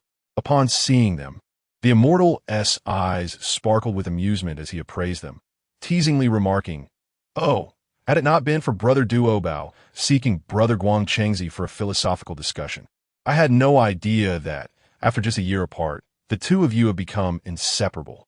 Upon hearing this, Jin Ling's face immediately flushed with a rosy hue. Yet she graciously greeted them. Xuan Shu, with a hint of exasperation, cast a glance at Yu Ding and remarked, "Master, please refrain from teasing us. This is Da Hong Pao, a gift for you, along with 2 jars of a millennium-aged brew brought by Jin Ling." Jade Ding Zhenren chuckled heartily, patting Xuan Shu's shoulder. "Very well. In light of Jin Ling's presence, I shall spare you this time.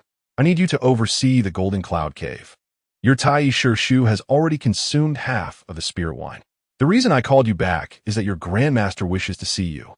Xuan Shu and Jin Ling followed Jade Ding Zhenren to the Yuqing Palace, where they promptly prostrated themselves before Yuanshi Tianzun. Observing the two, Yuanshi Tianzun's face broke into a satisfied smile.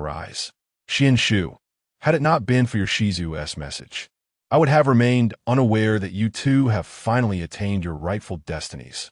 Jin Ling, your mutual affection with Xuan Shu is indeed a delightful occurrence." With a flourish, Yuanshi Tianzun summoned a superior innate spiritual treasure that hovered in the air, slowly gliding toward Jin Ling. This treasure, known as the Su Xianguang Mirror, was inscribed with intricate runes, emanating a gentle luminescence. This mirror can dispel worldly illusions and suppress all malevolent spirits. Jin Ling, accept it as my token of greeting. Jin Ling hurriedly accepted the spiritual treasure, her heart brimming with joy. Surely, this was indicative of the saint's favor. She promptly bowed in gratitude, and after leaving the Yuqing Palace, the two returned to Yuquan Mountain to converse with Yu Ding. At that moment, Tai Zhenren and Huanglong Zhenren entered. Upon seeing the two, Tai Zhenren jestingly remarked, "Ah, Xuan Shu, your pace is rather slow. It has taken you quite a while to win over junior sister Jin Ling." Jin Ling's face flushed once more, while Xuan Shu shot a disgruntled glance at Tai Zhenren, saying, "Tai Shu, could you refrain from saying such things?" Huanglong Zhenren chimed in with a smile. "Indeed, Tai spare them your jesting. However, Xuan Shu, you must treat Jin Ling well." Xuan Shu quickly nodded, assuring, "Rest assured, Huanglong Shu, I shall certainly care for Jin Ling." "Huanglong, you are merely pretending to be the good guy now. Back when you and Yu Ding Xixiang used the water mirror technique to secretly watch Xuan Shu gifting hairpins, you were not so chivalrous."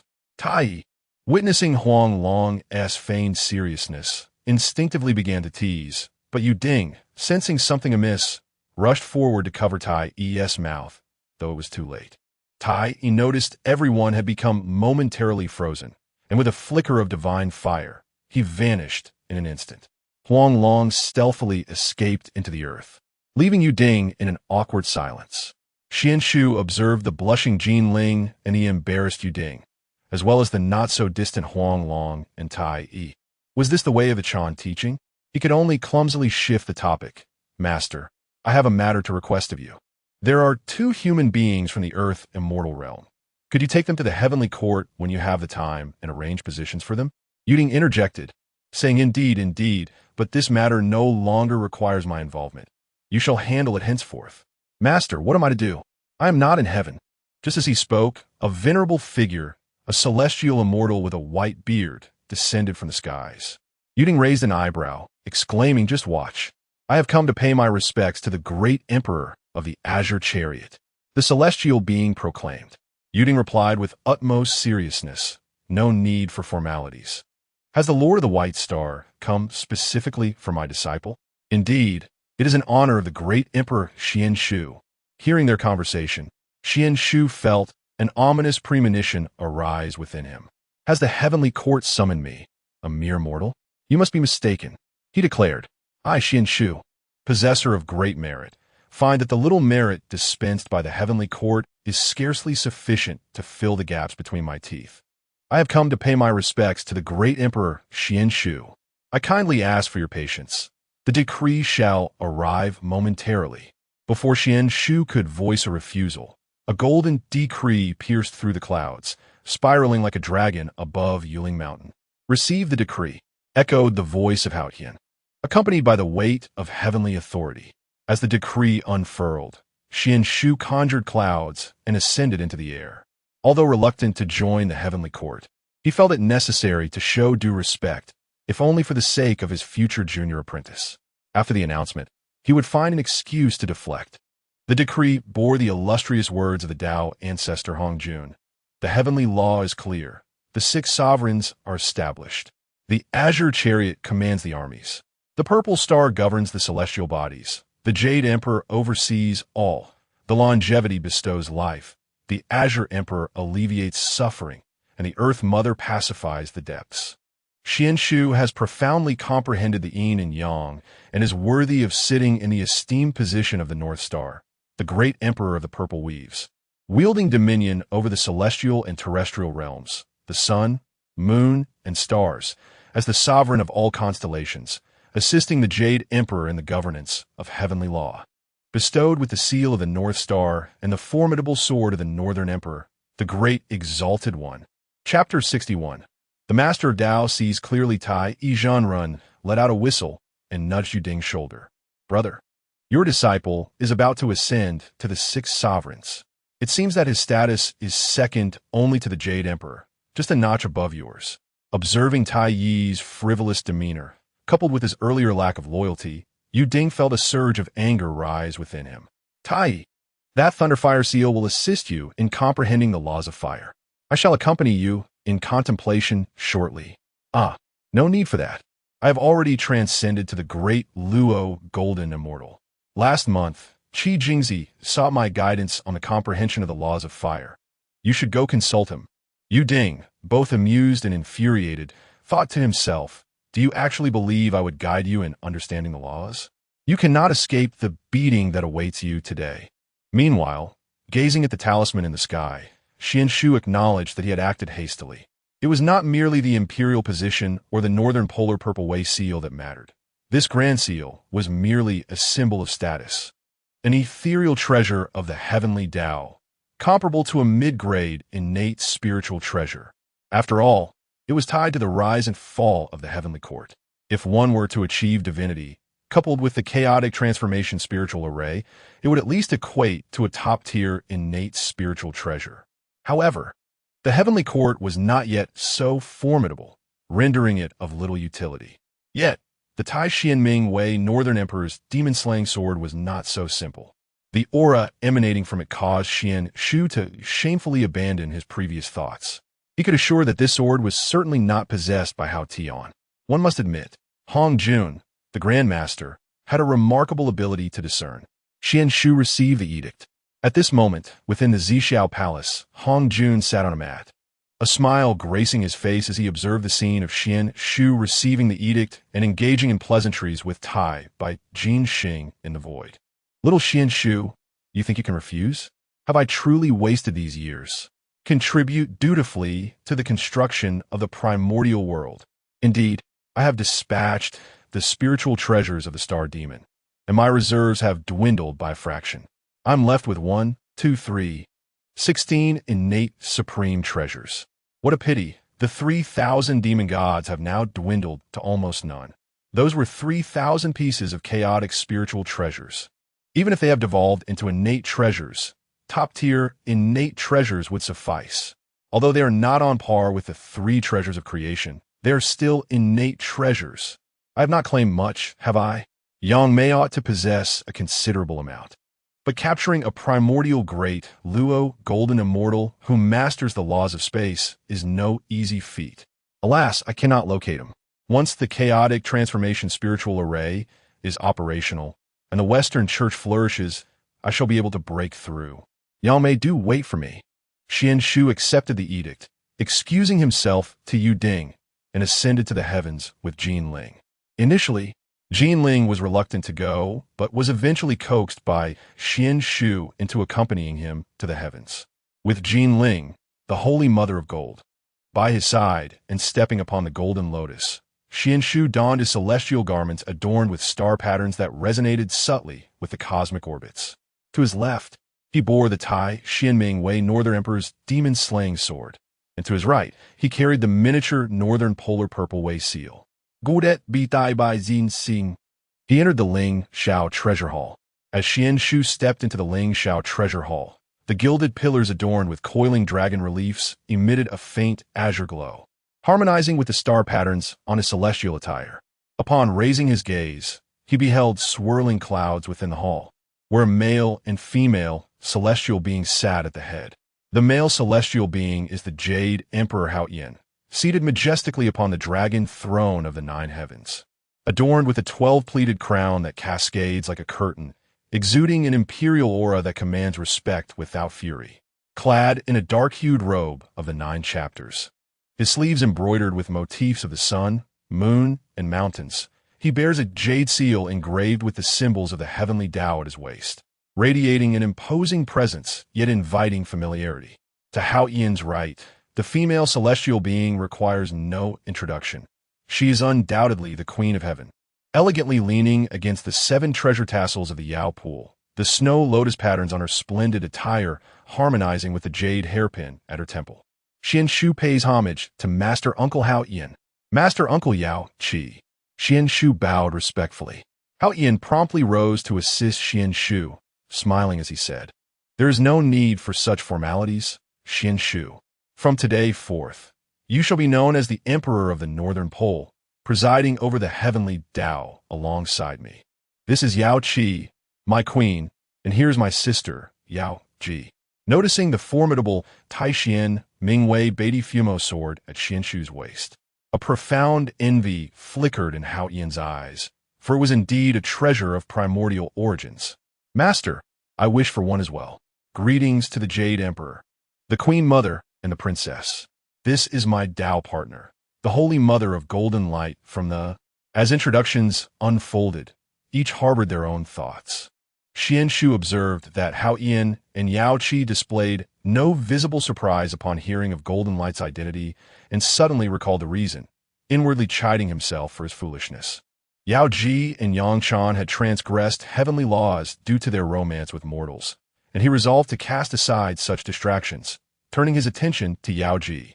The lady clad in a lotus-pink ensemble below them bore a demeanor strikingly distinct from the 2 celestial beings. Eschewing opulent attire, she simply gathered her long hair with a jade pin, her earrings shaped like lively fishtails swaying gently with her movements. Yet, her eyes concealed a hint of youthful cunning, untouched by worldly affairs. Yao Ji stepped forward, offering a gentle smile to Xuan Shu and Jin Ling. "I have long heard of the esteemed reputation of Emperor Xuan Shu. Seeing you today, it is indeed remarkable." Jin Ling replied, "Your reputation precedes you, and it seems you are a perfect match." Xuan Shu hastily returned the courtesy. "Princess Yao Ji, your praises are excessive. I am but a mere junior, and to be recognized by Master Uncle Jade Emperor and esteemed elders is a great fortune. Your grace is most admirable, Princess." Yao Qi interjected with a laugh. "Enough of your mutual flattery. Xuan Shu, having accepted the decree, you are now a member of the Heavenly Court. You are to assist Haoyan in maintaining the tranquility of the primordial realm." Xuan Shu solemnly affirmed. I shall exert every effort to meet your expectations. Thereafter, the Jade Emperor instructed the arrangement of a banquet to welcome Xuan Shu and Jinling. At the feast, the atmosphere was harmonious as they exchanged toasts. The Heavenly Court had begun to show signs of revival. Through conversations with Hao Yan, Xuan Shu gleaned an understanding of its current state. While the ranks of heavenly soldiers were plentiful, backed by the 6 saints and Dao ancestors, the lower tiers scattered immortals of the primordial realm had largely been accounted for. However, the high-end combat power, particularly those above the Great Luo Golden Immortal level, was markedly lacking. Currently, only a handful, such as the Barefoot Immortal and the Real Person of Deliverance, remained, since the last banquet to re-establish the Heavenly Court. No immortals of Great Luo Golden Immortal status had joined. As for the Dragon Clan, the 4 Seas Dragon Kings, along with their inherent strength, were formidable. Yet they were kings, not subjects. After the banquet concluded, Xuan Shu and Jinling, under the guidance of the illustrious Tai Bai Jinxing, arrived at their new abode, Ziwaigong. At the entrance of Ziwaigong, the Emperor and Empress welcomed them, stating, "This shall be your residence. Should anything be amiss, please inform me, and I shall summon the personnel from the Supervision Bureau to make the necessary adjustments." Jinling, still unaccustomed to Tai Bai's formal address, appeared somewhat bewildered, unsure if the words were directed at her. "Thank you, Star-Lord, this place is splendid. Additionally, due to the haste of our arrival, I regret not bringing an appropriate gift. I shall certainly make amends next time," Xuan Shu remarked with a smile, recognizing the old man as cleverness. Responding aptly could prove advantageous in the future. Although he and Hao Yan were nominally equal among the 6 sovereigns, Hao Yan held the esteemed position of their leader, slightly above the others. While Xuan Shu harbored no fear of him, he preferred to avoid unnecessary conflict. "Oh dear, your words bring me great embarrassment, Your Majesty. It is we who should present gifts upon your ascension." He chuckled, "But enough of that. You may return now, and I shall surely compensate you in due time." After exchanging pleasantries, Tai Bai Jinxing took his leave to report back. Ziwaigong, situated in the heart of the Heavenly Court beyond the 33 heavens, was a sanctuary adorned with celestial stars, embodying the profound mysteries of the cosmos, a truly enchanting realm filled with ethereal energy. As they approached the entrance, 2 heavenly soldiers stationed at the gate felt a twinge of apprehension. Having just observed Tai Bai Jinxing bowing respectfully to this pair, they realized their significance was far from ordinary. Chapter 62, Truly Illusory.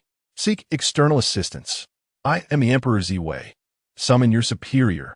The small seal at Xuan Shu's waist soared into the void, transforming into the original size of the northern polar Ziwei seal. Upon seeing the Grand Seal, the 2 individuals immediately knelt on one knee in reverence, paying homage to the Emperor. "Indeed, go and fetch them." Having spoken, Xuan Shu entered the Ziwei Palace, his divine sense rapidly expanding to gain a rough understanding of the entire palace. The council hall, sleeping quarters, cultivation chambers, alchemy rooms, and artifact forging chambers. Everything appeared quite satisfactory. "Jinling, in the future, you shall also serve in the celestial realms." "That is unfeasible. I cannot abandon my fellow disciples of the Jia sect." Jinling's voice bore a hint of determination, albeit tentative. Xuan Shu chuckled silently at Jinling's cautious demeanor. Her timidity was indeed amusing. In time, the Jia sect will ascend to the heavens as well. Master Bao Bao will oversee the Golden Ao Island, and, as the eldest sister, you shall manage the celestial Jia sect. Jinling, hearing this, expressed skepticism. Did she not join the Jia sect for the protection of a sage, to become a free-spirited immortal? Furthermore, with a sage expounding the teachings and fellow disciples engaging in discourse, they could leisurely explore the mountains and waters in their free time, collaborating when necessary, and seeking guidance from their master if things went awry, who would voluntarily endure the torments of the Heavenly Court. Just as Jinling was about to inquire further, a resounding voice echoed from outside. "This humble one, Zhou Wu, seeks an audience with the Emperor. Enter." As Zhou Wu stepped into the hall, Xuan Shu was momentarily taken aback. Was this the only one capable of conversing in the illustrious Ziwei Palace? However, he soon found his thoughts changing. Zhou Wu, a robust figure with a purple face and flowing beard, entered the grand hall, kneeling on one knee, fists clasped, and declared loudly, "This humble one, Zhou Wu, pays respects to the Emperor Ziwei. Rise, Zhou Wu. Do you know why this emperor has summoned you?" Xuan Shu inquired with feigned authority. Zhou Wu stood, his gaze resolute. "This humble one does not know, but please enlighten me, and Zhou Wu shall bravely face any challenge without hesitation." Xuan Shu nodded in satisfaction, his impression of Zhou Wu improving. "Very well. I am new to this realm and unfamiliar with the affairs of the Heavenly Court. Please detail the current situation of the Heavenly Court and the state of the Ziwei Palace." Without a moment's hesitation, Zhou Wu began to articulate the matters at hand. From the deployment of the Heavenly Court's forces to the distribution of power among the various palaces and the daily affairs of the Ziwei Palace, Zhou Wu spoke with clarity and confidence. Upon the conclusion of Zhou Wu's account, Xuan Shu felt a sense of despair. Acquiring the innate treasures would not be easy. Zhou Wu was the commander of the Ziwei Palace's guardian troops, possessing foundational cultivation at the early Golden Immortal stage, commanding 30,000 soldiers, including 2 Earth Immortals and over 10 True Immortals, with the remainder mostly being Earth Immortals and a few Celestial Immortals. The entire Ziwei Palace lacked even a proper celestial official, and Zhou Wu was an old minister who had followed the tide by jinxing since the establishment of the Heavenly Court. Previously a wandering cultivator, his potential was commendable and could be cultivated further. "From this day forth, you shall become the marshal of the Northern Polar Force Saints under my command, and your troops shall be designated as the Black Sha Army. Thank you, great Emperor. This humble one shall pledge unwavering loyalty to the Emperor, dedicating my life and soul without reservation." Zhou Wu's voice trembled with excitement. He never anticipated that as a mere loose cultivator, he would be esteemed so highly by the newly appointed Emperor Ziwei, who directly promoted him to the position of the Yixing Marshal of the Four Saints of the North Polar, commanding the Haisha army. Xuan Shu nodded slightly, contemplating internally that although Zhou Wu's cultivation was not particularly advanced, his profound understanding of heavenly affairs rendered him a valuable asset. As for his cultivation level, Xuan Shu mused, there are myriad ways to enhance it. If he were to establish a firm foothold in the Heavenly Court, he must focus on nurturing his trusted aides. "Zhou Wu, you may withdraw and make preparations. In 3 days, the Haisha army will convene at the training grounds." "Yes, I take my leave." After watching Zhou Wu's figure disappear at the doorway, Jinling was about to inquire about Xuan Shu's earlier remarks, but was interrupted by Xuan Shu's query. "Jinling, I must have the 7 stars of the Big Dipper under my command. They constitute the core officials of the Emperor Ziwei's celestial forces. Only those of close kinship may hold such positions." "Oh, but I shall not take on such a role," Jinling replied playfully. "No, you need not serve in that capacity." "Then what do you mean?" "Your masters from the Chan school certainly won't come, and he is even less likely." Jinling, you will undoubtedly become the Dongmu Yuanshi, the mother of all stars." Jinling paused, taken aback by the title, and a blush unexpectedly crept upon her cheeks. "Xiaoding, why had I never noticed your... Jinling teased, though a smile betrayed her delight. "Ha ha, come, the Ziwei Palace feels too empty. Let us visit the Doshui Palace to see our revered ancestors' benevolent corpse and borrow some elixirs." Xuan Shu took Jinling, who was somewhat shy, and they soared towards the Doshui Palace. The Doshui Palace is located in the Li Hentian of the 33 Heavens, serving as the residence of the benevolent corpse of the Supreme Being, Tai Ching.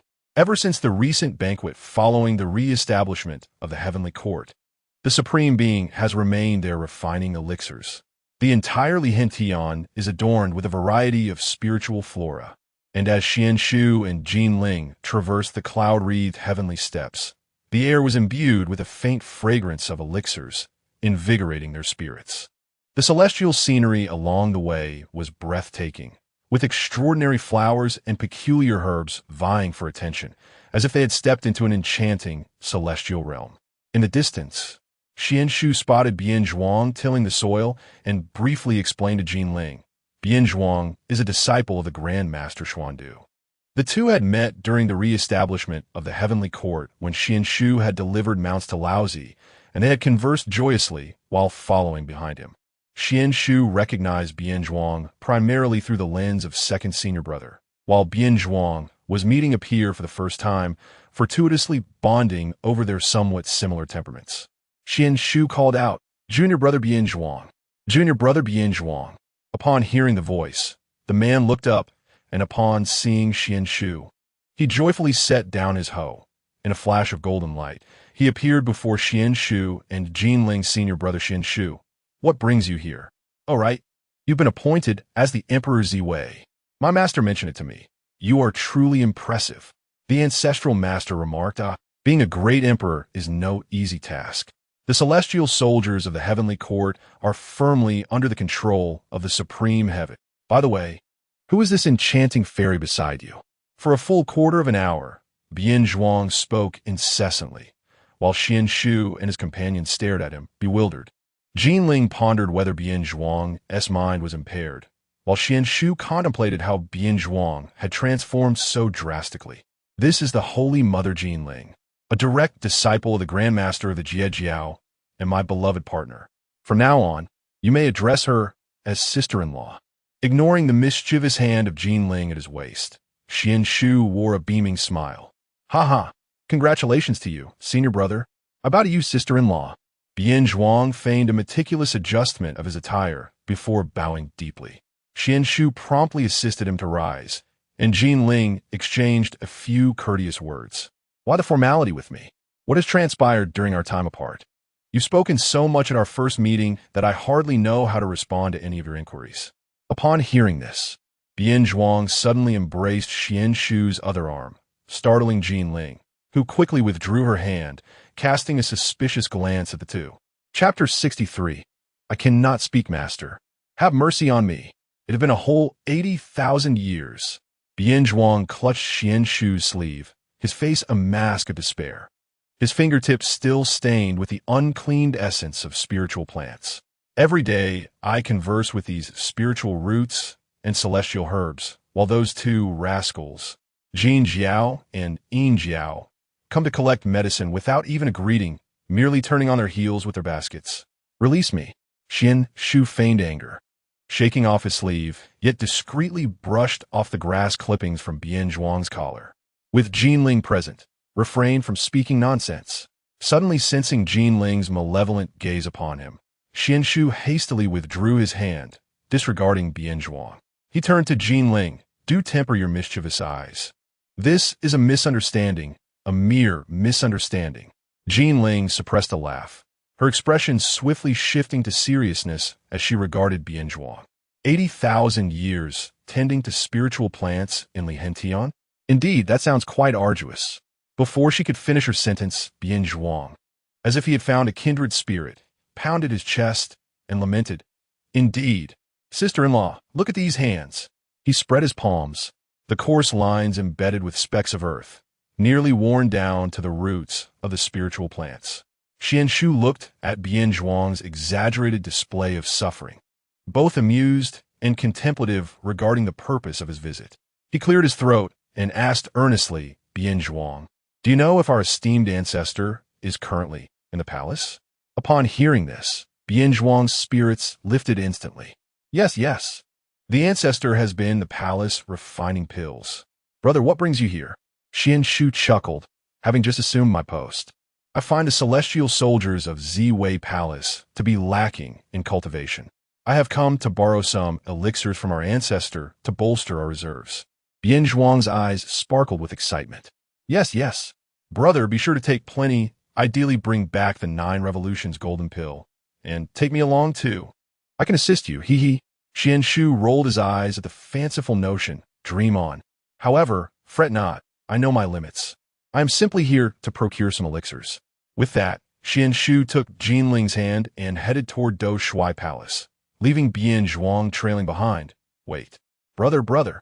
Upon reaching the entrance of Do Shui Palace, the horned bull was sprawled at the door, basking in the sunlight. Suddenly, he felt the warmth above him vanish. Frowning, he snorted without opening his eyes and grumbled, Bian Zhuang, do not bother me. I cannot speak. This remark elicited a peal of laughter from Jinling, while the horned bull, hearing the melodious laughter, recognized the presence of an outsider. Without opening his eyes, he slowly rose, inquiring, "Who dares intrude upon Do Shui Palace?" Jinling, having just stifled her laughter, found herself amused once more at the bull's foolish demeanor. "Old bull, do you not recognize who I am?" The horned bull, suddenly sensing familiarity in her voice, recalled the one who once assured him of food and shelter. His ears perked up, and he abruptly lifted his head, his murky eyes sparkling like copper bells. "It is the great Xuan Shu. What brings you to Li Hentian?" Xuan Shu observed the bull's eager demeanor, his lips twitching in bemusement. When, he wondered, had the horned bull learned such worldly ways? Moreover, why did the bull's face bear such an obsequious expression? He pointed towards the palace gate and inquired, "Why are you not grazing on Shouyang Mountain, but instead loitering here as a gatekeeper?" The azure bull, flicking its tail, rose to its feet, the sound of its hooves echoing against the stone steps. "Do not mention it. Ever since that lad Bian Zhuang incessantly pestered me with tales of the mortal realm, the sage found my chatter irksome and dispatched me to guard the palace gate." "Nonsense," Bian Zhuang retorted, exasperated. "It is clearly your sloth that has led to this assignment. It is your master who commanded you to stand watch." Hearing Bian Zhuang's words, Xuan Shu surmised the situation. "Old bull, it seems you are rather comfortable here. Look at what the great immortal said. I am merely a mount, and with the sage not venturing forth, I am left with naught to do." "But wait," Xuan Shu pondered. "Didn't Bian Zhuang mention that Jin Jiao and Yin Jiao are both here? Did Bian Zhuang fail to inform you?" The azure bull gazed innocently at Bian Zhuang. Xuan Shu shook his head. "Very well. I shall enter directly. Your timing is impeccable. The sage has just completed a batch of 9 transformation golden elixirs, and Jin Jiao and Yin Jiao have just stepped out." The azure bull's voice resonated from behind Xuan Shu, leading Jinling inside. The aroma of elixirs enveloped them. Within the 8 trigrams purple gold furnace, the true fire blazed brilliantly, revealing the presence of Tai Ching Laozi seated beside the exquisite artifact. Xuan Shu bowed deeply. "Greetings, revered master. May you enjoy boundless longevity." "Greetings, master. May you enjoy boundless longevity." Jinling echoed. Why does the newly appointed emperor of ZY find time to visit my Duoshui palace?" Laozi regarded Xuan Shu and his companion with a warm smile. "We simply came to pay our respects to you," Xuan Shu replied with a broad grin. "We initially intended to seek your favor, but stumbled upon the esteemed one." "Is that so? Then why not visit Shouyang Mountain?" Laozi inquired further.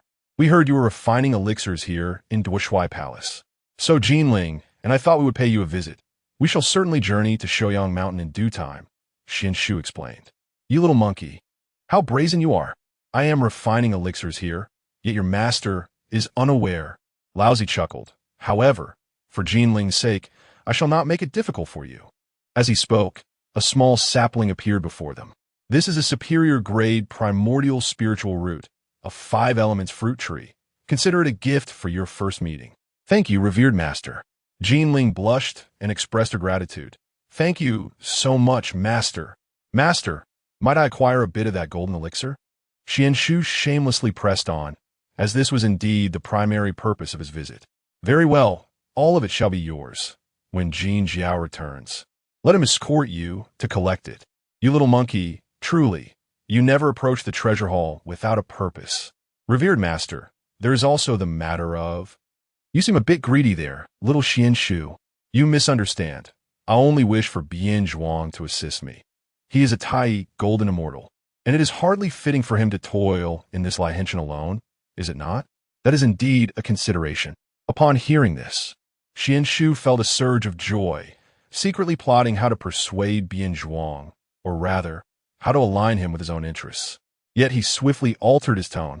"However, if Bian Zhuang departs, who will tend to the spiritual plants of Lihention?"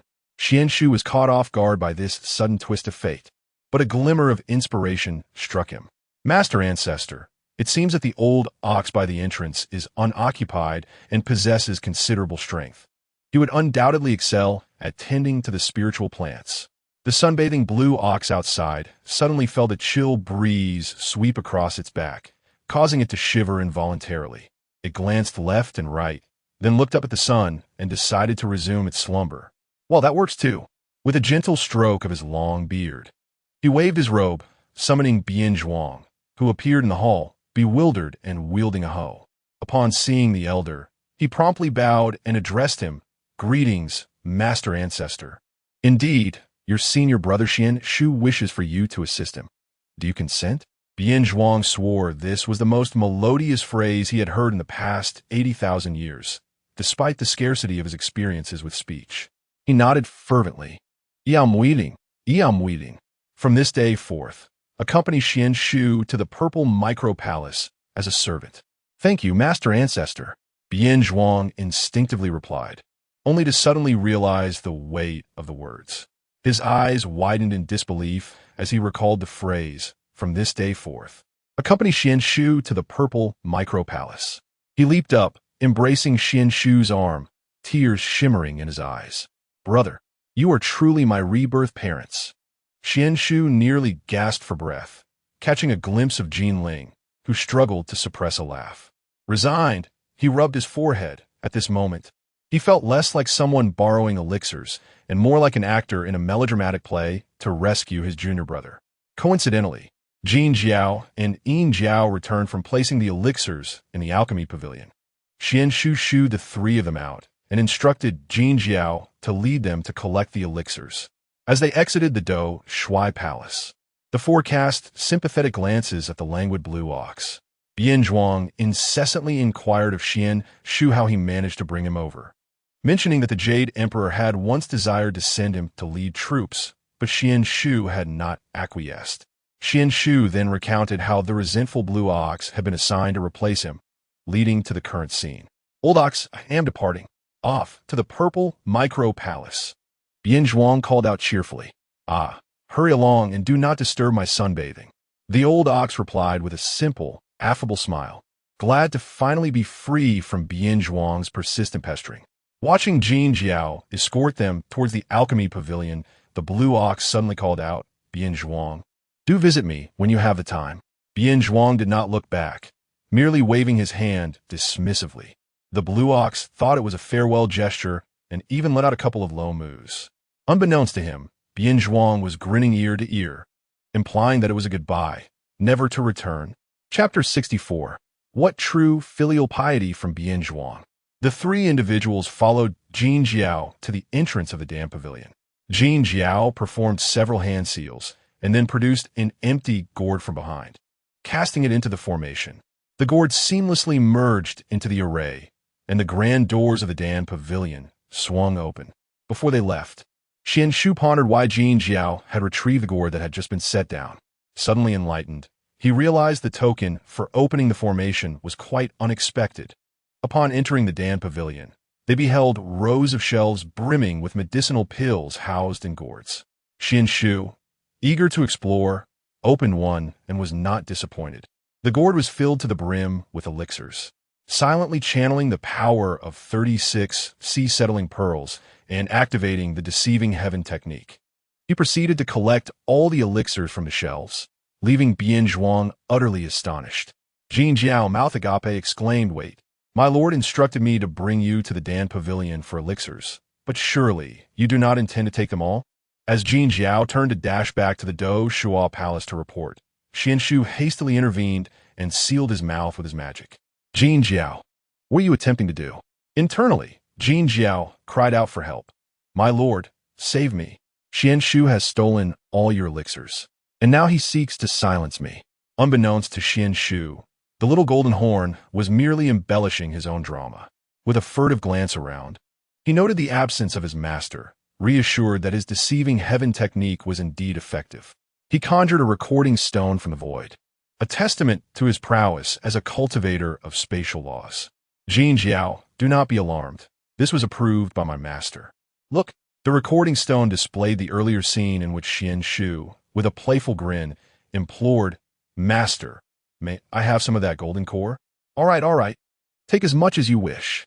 When Jin Jiao returns, Let him take you to collect. His master replied, beaming with delight. Seeing the confirmation from his lord, Jin Jiao was still incredulous. But my lord, are we truly going to take all of it?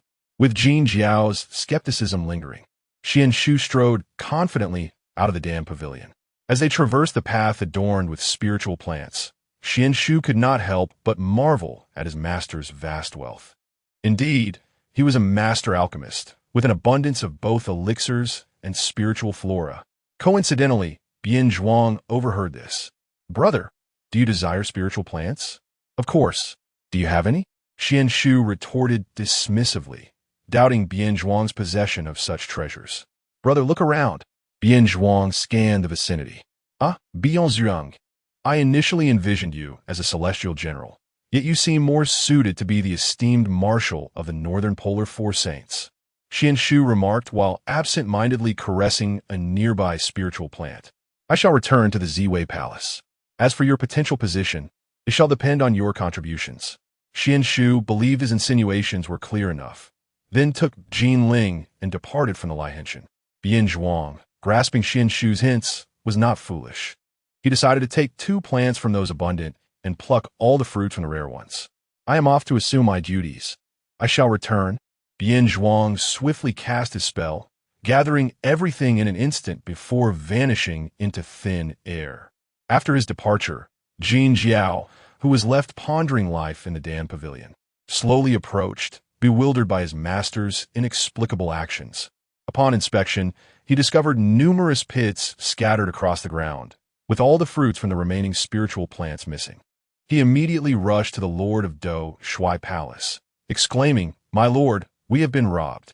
After hearing Jin Jiao recount the entire ordeal, I calculated the situation and realized that I had only accounted for Bian Zhuang's theft of the spiritual plants, neglecting to consider that Xuan Shu had absconded with all the elixirs. A mix of joy and anger surged within me. I was pleased to see Xuan Shu's genuine progress. But as for my irritation, the deed was done, and I had no desire to pursue its return, for where would my dignity lie? After all, the essence of alchemy lies in the process. As for the elixirs, let them serve to support the teachings of Chan and Jie. I then sent a message to Xuan Shu, instructing him to deliver half to Jie Jiao. I told him to inform Qing Niu to diligently care for the spiritual plants of Lihen Tian, explaining that this was a directive from Xuan Shu, establishing it as his new daily task. Jin Jiao and Yin Jiao accepted their orders and departed, momentarily elated, for without spiritual plants and fruits, there would be no need for alchemy. Alas, it was a pity for Qing Niu, toiling alone, no a single ox laboriously plowing the fields. The hoe fell with a thud as it called out, "Bian Zhuang, great immortal, Bian Zhuang, great immortal." Those unaware would think Qing Niu was yearning for Bian Zhuang, oblivious to the fact that Qing Niu was contemplating 2 individuals. 3 days later, amidst the surging clouds, the flags of the sun and moon fluttered vigorously in the training grounds of the Ziwei Palace. 30,000 heavenly soldiers stood in formidable armor, arrayed like an impenetrable wall. Xuan Shu, hands clasped behind his back, stood upon the platform, his dark robe embroidered with the 7 stars of the Big Dipper, the jade pendant at his waist glimmering softly with each breath. "Attention!" Xuan Shu waved his sleeves lightly, the reverberation parting the clouds and revealing the rotating star chart of the Ziwei Dou Shu above. "I am Xuan Shu, the great emperor of the North Pole, henceforth entrusted with the celestial mandate to oversee the heavenly pivot. From this day forth, you shall be known as the He Sha Army." With a flick of his fingers, 36 alchemical furnaces materialized in midair. As the lids lifted, an enchanting aroma wafted forth, and the elixirs transformed into fireflies, soaring towards each camp. These are the Sanjuan Huang Long Dan, personally refined by Taishang Laojun. I have procured 36 furnaces. Additionally, we have a newly established spiritual plant garden, brimming with moonlight grass and jade dew mushrooms. But let me be clear.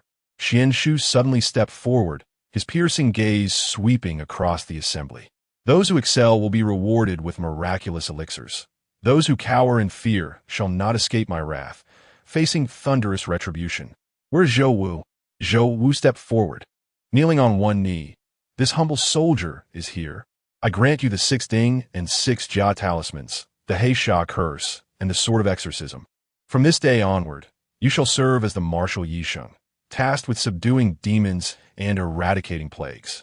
Command the Heisha army. The Heisha army is fully equipped with 500,000 soldiers, yet it is better to have fewer than to have an excess. Thank you, great emperor. This humble soldier accepts the order. Bianzhuang, you too. I am here. I appoint you as the Marshal Tianpeng, granting you the Tianpeng seal and the imperial bell. You shall oversee the 4 seasons and 8 festivals, controlling the yin and yang of creation, commanding 360,000 heavenly soldiers. Thank you, great emperor. You must remember, now that the heavenly court is re-established, only through iron and blood can the heavenly principles be safeguarded. From this day forth, all members of the Black Sha's army shall attain the initial stage of celestial immortality.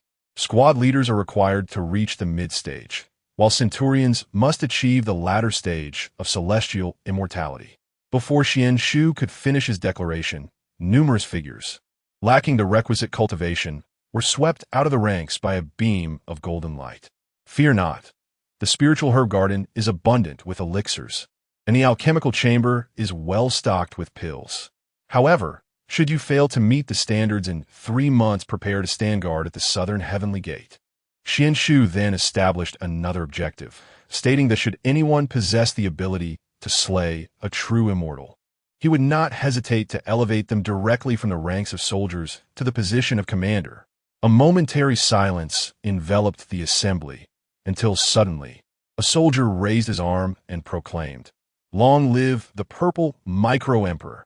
I vow to clear the path of thorns for the emperor and safeguard the heavenly threshold." The clashing of 30,000 celestial soldiers' armors resounded as they performed a grand salute, their fervent cries of clearing the path of thorns, safeguarding the heavenly threshold, shattered the surrounding clouds into flowing hues of twilight. In the blink of an eye, years have passed. As for the distribution of elixirs, that can wait for another time. Over the years, Xuan Shu, accompanied by Jin Ling, traversed the 33 heavens, where the radiance of the Lihen Tian was most resplendent, and the flames of the alchemical furnace dyed the clouds of the 9th heaven. Though he felt a twinge of trepidation upon arrival, the scenery of the Tishida heaven was unparalleled, with jade towers and celestial palaces amidst cascading waterfalls that shattered like pearls. Throughout these years, he deciphered the profound truths of the corpse-slaying secret techniques and, during their excursions, perceived the shifts of the Heavenly Dao's opportunities. After conveying this to Jin Ling, the two hastily returned to the purple micro-palace, where Xuan Shu entered a secluded chamber, activating a grand formation, awaiting the moment to sever the compassionate and pure-hearted remnants of the benevolent corpses. Chapter 65. The early stages of sanctity. Xuan Shu was seated in the secluded chamber of the purple micro-palace, with the Chaos Trinary Creation Tower suspended above him. This tower was one of the 3 exquisite, innate spiritual treasures harvested from the Purple Sky Palace. Regrettably, the Qinquan Cauldron was not an innate supreme treasure. Otherwise, Xuan Shu would have refined it into one. The tower radiated a tricolor glow of chaos, harmonizing beautifully with the Tao rhythm of the Tai Su Jinyue cauldron within his consciousness. Within his mind, 3 golden lotuses of the 12th rank gently swayed, the central thread of compassionate goodwill resembling the soft yet resilient morning mist of spring. Xuan Shu exerted all his efforts in channeling his cultivation method, using his own merits as a guide. The tower trembled violently as a golden bridge extended from the Chaos Trinary Creation Tower. At the end of the bridge, the benevolent corpse, clad in a moon-white Taoist robe, approached with measured steps. The benevolent corpse gradually enlarged as it passed through the doorway of the Creation Tower, while the tower itself diminished in size, ultimately merging into the center of the benevolent corpse's forehead. Xuan Shu gazed at the benevolent corpse, noting its appearance bore a striking resemblance to his own, yet it exuded a softer and more inclusive aura. "My name is Qingwei. Having encountered your true form, I shall guard the purple micro-palace and uphold the harmony of the Heavenly Dao." The benevolent corpse Qingwei spoke its voice gentle as flowing spring water, yet imbued with a sense of solemnity. "Ha ha! Pleased to meet you, my friend." Xuan Shu will not stand on ceremony. After responding to Qing Wei, Xuan Shu gradually returned to his senses. Upon opening his eyes, a glimmer of clarity shone within them. Rising to his feet, he stretched his limbs, feeling the smooth circulation of energy throughout his body. The insights gained from the benevolent corpse elevated his understanding of the Heavenly Dao, while the speed of his celestial transformation technique also increased. "Jinling, let's first make a trip to Kunlun Mountain. Last time, in the midst of busyness, I neglected our important matters. How about we then take a stroll through the Hongwang?" Xuan Shu smiled as he turned to the door, where Jinling, clad in a gown of floral hues and feather garments, held a dragon and tiger jade scepter for his protection. Upon hearing his words, she turned with a smile in her eyes. "Sound good, but let me known, you must not get lost in the comprehension of water principles like last time in the Eastern Sea, forgetting to observe the changes of the tides." Jinling teased, linking her arm with Xuan Shu's. The two transformed into a streak of light, heading straight towards Kunlun Mountain. At the front of the Yushu Palace on Kunlun Mountain, Guang Chengzi was engaged in a heated debate with Chijingzi and Taiyi Zhenren. From a distance, Taiyi Zhenren's loud voice could be heard. "My fire-pointed spear can only unleash its maximum power with a Millennium Phoenix Tree. Brother Guang Chengzi, could you lend me your ancient Phoenix Tree for a time?" Guang Chengzi furrowed his brow. "That sounds lovely, Taiyi, but if it is alone, when shall it be returned?" Taiyi, unfazed, chuckled. "Brother, rest assured, I will surely return you in even finer spiritual material. You said the same when you borrowed the Chaos Spirit Jade from me last time." Guang Chengzi emphasized the word borrow. "Brother, you surely do not wish for me to be looked down upon for lacking suitable spiritual treasures, do you? If the Western teachings see this, they might think our Chan sect cannot afford them." Guang Chengzi was about to firmly refuse when he noticed Taiyi's clever manipulation of the argument regarding the 9-dragon divine fire shield. Just then, Xuan Shu and Jinling descended, prompting Guang Chengzi to greet them warmly. "Xuan Shu, Jinling, what brings you here?" Xuan Shu smiled and bowed, saying, "Greetings, Shirbois. Is Taiyi Shu again coveting your treasures?" Upon noticing the support, Taiyi Zhenren immediately perked up, exclaiming, "Indeed, your Shirbois, Guang Chengzi, is rather stingy, unwilling to lend me even a single tree." Qi Jingzi stifled a laugh from the side, adding, "Taiyi Shixiang, are you aware that once that phoenix tree is damaged, Guang Chengzi Shixiang will lament for quite some time?" "Junior brother, which side are you on? Do not forget." Taiyi did not finish his sentence. Guang Chengzi suddenly understood, thinking, "You two are colluding to swindle my treasures." He shot a glare at Qi Jingzi, then turned to Xuan Shu. "Though I cannot fully comprehend you, I can sense a subtle threat emanating from you. It seems you have made another breakthrough." "Shirbois, you see clearly." Xuan Shu then briefly recounted the matter of the Xuan Shu guarding the Ziwei Palace, with Jinling chiming in.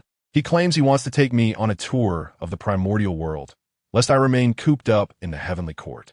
Taiyi Zhenren, with a gleam in his eye, leaned closer and proposed, "In that case, why not persuade Guang Chengzi Shixiang to lend me the phoenix tree for a while?" Xuan Shu chuckled, addressing Guang Chengzi, "Shirbois, since Taiyi Shu has a genuine need, would it not be reasonable to lend it to him? I can offer you a supreme postnatal spiritual treasure, the Qiantian Zhenma banner." Guang Chengzi waved his hands repeatedly, bewildered. "What do you mean, dear nephew? It is merely a phoenix tree." Xuan Shu's gesture left Guang Chengzi and the others feeling somewhat embarrassed. It was improper for a junior to present treasures to an elder. If this were to spread, it would surely tarnish the reputation of the Way of Enlightenment, and Yuanshi Tianzun would likely have them all hanging by their heels. "Shirbois, you have misunderstood. This treasure is not exclusive to you. All 12 elders of the Way of Enlightenment possess it." As he spoke, Xuan Shu elegantly waved his sleeve, revealing 12 formation flags and a wooden staff hovering before them. "I have comprehended a formation in the Zhixiao Palace, named the Zhou Tian Lieshu, corresponding to the 12 celestial stars of the heavenly order, aligning with the heavenly phenomena and subduing demons below. This Qiantian Zhenma banner is the primary flag of the formation, along with 11 additional flags. I would also trouble you, Sherbois, to deliver the flags to the other elders when the opportunity arises. As for the Ling Shou Panlong staff, is a tribute for Nanji Sherbois, which I kindly ask you to pass on. The three of the Way of Enlightenment were utterly astonished by Xuan Shu's grand gesture, while Tai Zhenren felt that crafting a fire spear paled in comparison. Dear nephew, this? Qi Jingzi was equally taken aback. Guang Qingzi regained his composure, exclaiming, by the heavenly law, I too wish to take on disciples. How fortunate Brother Yuding has been in his pursuits. From the Yao Guang fan to the Lei Huisil. Regaining his composure, Guang Qingzi continued, Dear nephew, this matter is of great significance and must be reported to your Shizuzu. With that, he summoned clouds beneath his feet, whisking everyone towards the Yushu Palace, while Jin Ling remained behind. Xuan Shu truly did not wish to escalate the situation. Otherwise, he would not have asked Guang Qingzi to relay the message. However, seeing Guang Qingzi's serious demeanor, he refrained from intervening, reflecting, I did not intend to reveal my prowess in public. Bang! The golden bell before the Yushu Palace rang out, within the main hall of the Jade Void Palace. A mist of violet aura swirled, and 12 dragon-entwined jade pillars soared majestically towards the heavens. Each pillar was inscribed with celestial runes that glimmered with radiant light, illuminating the hall as if it were daylight. Floating beside Xuan Shu were 12 battle flags, while 12 golden immortals and a host of Jade Void disciples, including the venerable elder of the Southern Pole, stood solemnly on the steps below. The resonant chime of the golden bell and jade chime commanded all disciples of the Chan teaching to abandon their tasks and hasten to the Jade Void Palace in obedience. Although the primordial heavenly sovereign had yet to make an appearance, whispers filled the air among the gathered. Xuan Shu, you've descended from the heavenly court in such haste. I, for one, persevered for a millennium. Teased Huang Long, casting a playful gaze at Xuan Shu. Ah, dear uncle, our circumstances differ greatly. Pray, was it your grandmaster who summoned you? Huang Long inquired, a hint of confusion in his tone. Uncle, to reveal it now would diminish the intrigue. You shall witness it for yourself when you ascend to the heavens. He thought to himself, harboring the delightful anticipation that Qing Wei would present a splendid surprise. You're being rather ostentatious, flaunting so many spiritual treasures at once. Chapter 66, The Celestial Array of the Zodiac, Distribution of Treasures, Part 1. Upon witnessing the smile of Xuan Shu, Huang Long instantly sensed that mischief was afoot. He hastily redirected the conversation, inquiring about the small flags surrounding Xuan Shu. Master uncle, this cannot be considered mine. You shall soon find out. Huang Long, feeling somewhat vexed, ceased further discourse with Xuan Shu, lamenting the silence of this impish disciple, tormented by his insatiable curiosity.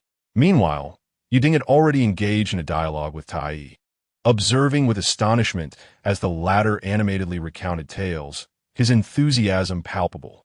Xuan Shu clicked his tongue and remarked, Master Uncle Huang Long, it appears you have not gleaned much from my master. Senior brother Guang Cheng, has the sounding of the golden bell heralded significant news? The esteemed Ling Bao De Fa master hastily arrived, seeking clarification from Guang Cheng. Do not fret, junior brother. This is indeed auspicious. Esteemed masters and elders. This formation is known as the Celestial Array of the Zodiac, a creation that harmonizes the celestial wonders of the stars and the might of the 12 primordial spirits. No sooner had Xuan Shu's words echoed than he flicked his fingers lightly into the void. 12 streams of radiance materialized, transforming into 12 array flags that spiraled gracefully in the air, their ethereal patterns cascading through the hall like a river of stars. Each flag could integrate the innate treasures of the masters with the celestial essences. For instance, the Azure Dragon 7 constellation banner wielded by his master contained the essence of the celestial sword Qi and the power of the 7 stars, capable of conjuring the 9 transformations of lethality. The Vermilion Bird Flame banner of Master Tai, he could summon the Southern Ming Fire Calamity, vanquishing all malevolent spirits. The Lunar Dark Water banner of Master Ci, Hang guarded the northeast position, capable of manifesting the lunar star's phantom to freeze the spiritual energy of foes. Xuan Shu gestured towards the northeastern section of the array, indicating that, when combined with Master Zhu Liuxuan's earthly virtue banner, it could channel the Earth's meridians into a confining cage. Should all masters achieve the status of great Luo golden immortals, even the mightiest of semi-saints would find it arduous to breach this celestial net. As soon as he concluded, Xuan Shu suddenly stepped forward, and the heavenly demon-suppressing banner radiated a brilliant golden light, drawing spiritual energy into a swirling vortex within the hall. Xuan Shu proclaimed, "This banner serves as the core of the formation, capable of unifying the spiritual energies of the 12 flags into one, with the added ability to draw upon the spiritual essence of adversaries to replenish its own. Once the esteemed masters and elders refine the array flags and recite the zodiac array incantation, the formation shall function as a furnace of heaven and earth, capable of vanquishing all evils." Just as Xuan Shu finished his introduction, a voice, both authoritative and serene, resonated from the upper seat. "Xuan Shu, this array is remarkably profound. Your comprehension of such a grand principle is indeed a boon for our teaching." Guangcheng swiftly stepped forward, bowing respectfully, "Master. The array flags brought forth by my nephew Xuan Shu represent a significant asset for our teachings. I implore your judgment." The primordial heavenly sovereign nodded slightly, his gaze resting upon the 12 flags, a glimmer of approval illuminating his eyes. "Xuan Shu, should this array come to fruition, it will provide an additional layer of protection for our teachings, safeguarding against external threats and preserving the three purities doctrine." "Splendid, splendid. Xuan Shu, you have truly lived up to my expectations. With this array, not only will you be the foremost disciple of the third generation of our teachings, but you may also ascend as a leading disciple of the Celestial Gate." Xuan Shu, overwhelmed with excitement, expressed his gratitude. "Thank you, Master Ancestor." At that moment, Qi Jingzi, one of the 12 golden immortals, stepped forward, his eyes glistening as he regarded the array flags. "Nephew Xuan Shu, the crafting of these array flags is no trivial feat. To have forged 12, I wonder how much effort you have expended?" Xuan Shu, with a bashful smile, replied, "Master Uncle, although the crafting of this formation flag is somewhat intricate, it has received the great support of the venerable Dao Ancestor. I have merely expended a bit of time." Tai Zhenren, unable to contain his excitement, leaned closer to Xuan Shu and remarked, "Nephew, your formation flag is so formidable. Have you prepared several for me? In case my fire-sharp spear gets damaged, it would be prudent to have a substitute." Xuan Shu chuckled in response, "Rest assured, Master Uncle. Each formation flag can seamlessly incorporate the treasure techniques of all esteemed masters, ensuring that each person has their own, with no omissions. As for your desire for air replacement, as long as materials are available, crafting a premium postnatal spiritual treasure is certainly not an issue." Tai chuckled awkwardly. "You mischievous lad. I was just borrowing some phoenix wood from your master brother." Zhu Lusun gazed at the formation flag, a hint of concern flickering in his eyes. "Xuan Shu, although this formation is powerful, how shall we respond if confronted by a formidable opponent well-versed in the way of the stars?" Xuan Shu confidently answered, "Do not worry, Master Uncle. This formation subtly embodies the principle of the cycle of heavenly laws, ceaseless and eternal. Even when faced with a master of the star path, we can harness the power of the stars through the formation flags, using their own methods against them." Deep understanding of the star path. "I, the Emperor of the Northern Pole, the Purple Tenuity, am currently within the Purple Tenuity Palace, contemplating the star path. Who could possibly comprehend it better than I?"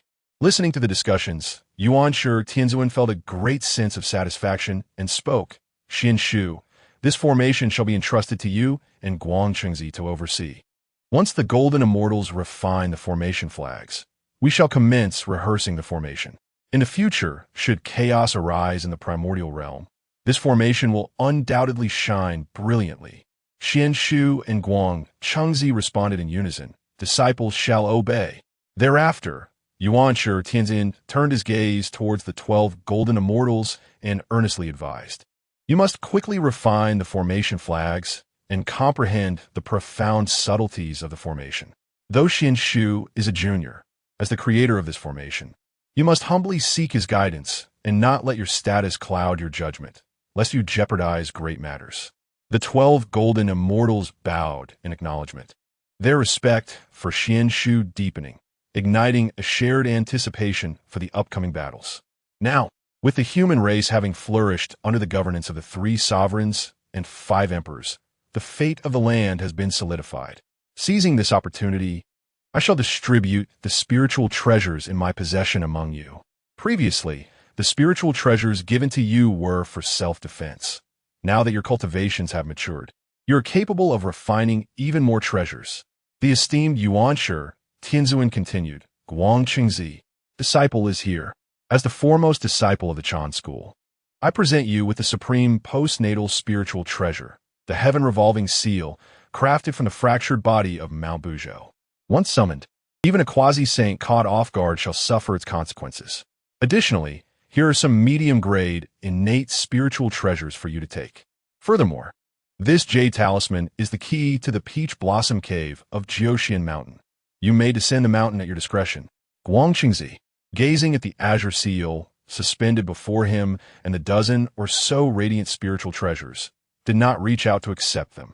Instead, he knelt down and said, Disciple is deeply grateful for Master's generous favor, having served at your side for countless years. Where has the disciple fallen short? I humbly beseech you, Master, to retract your decree.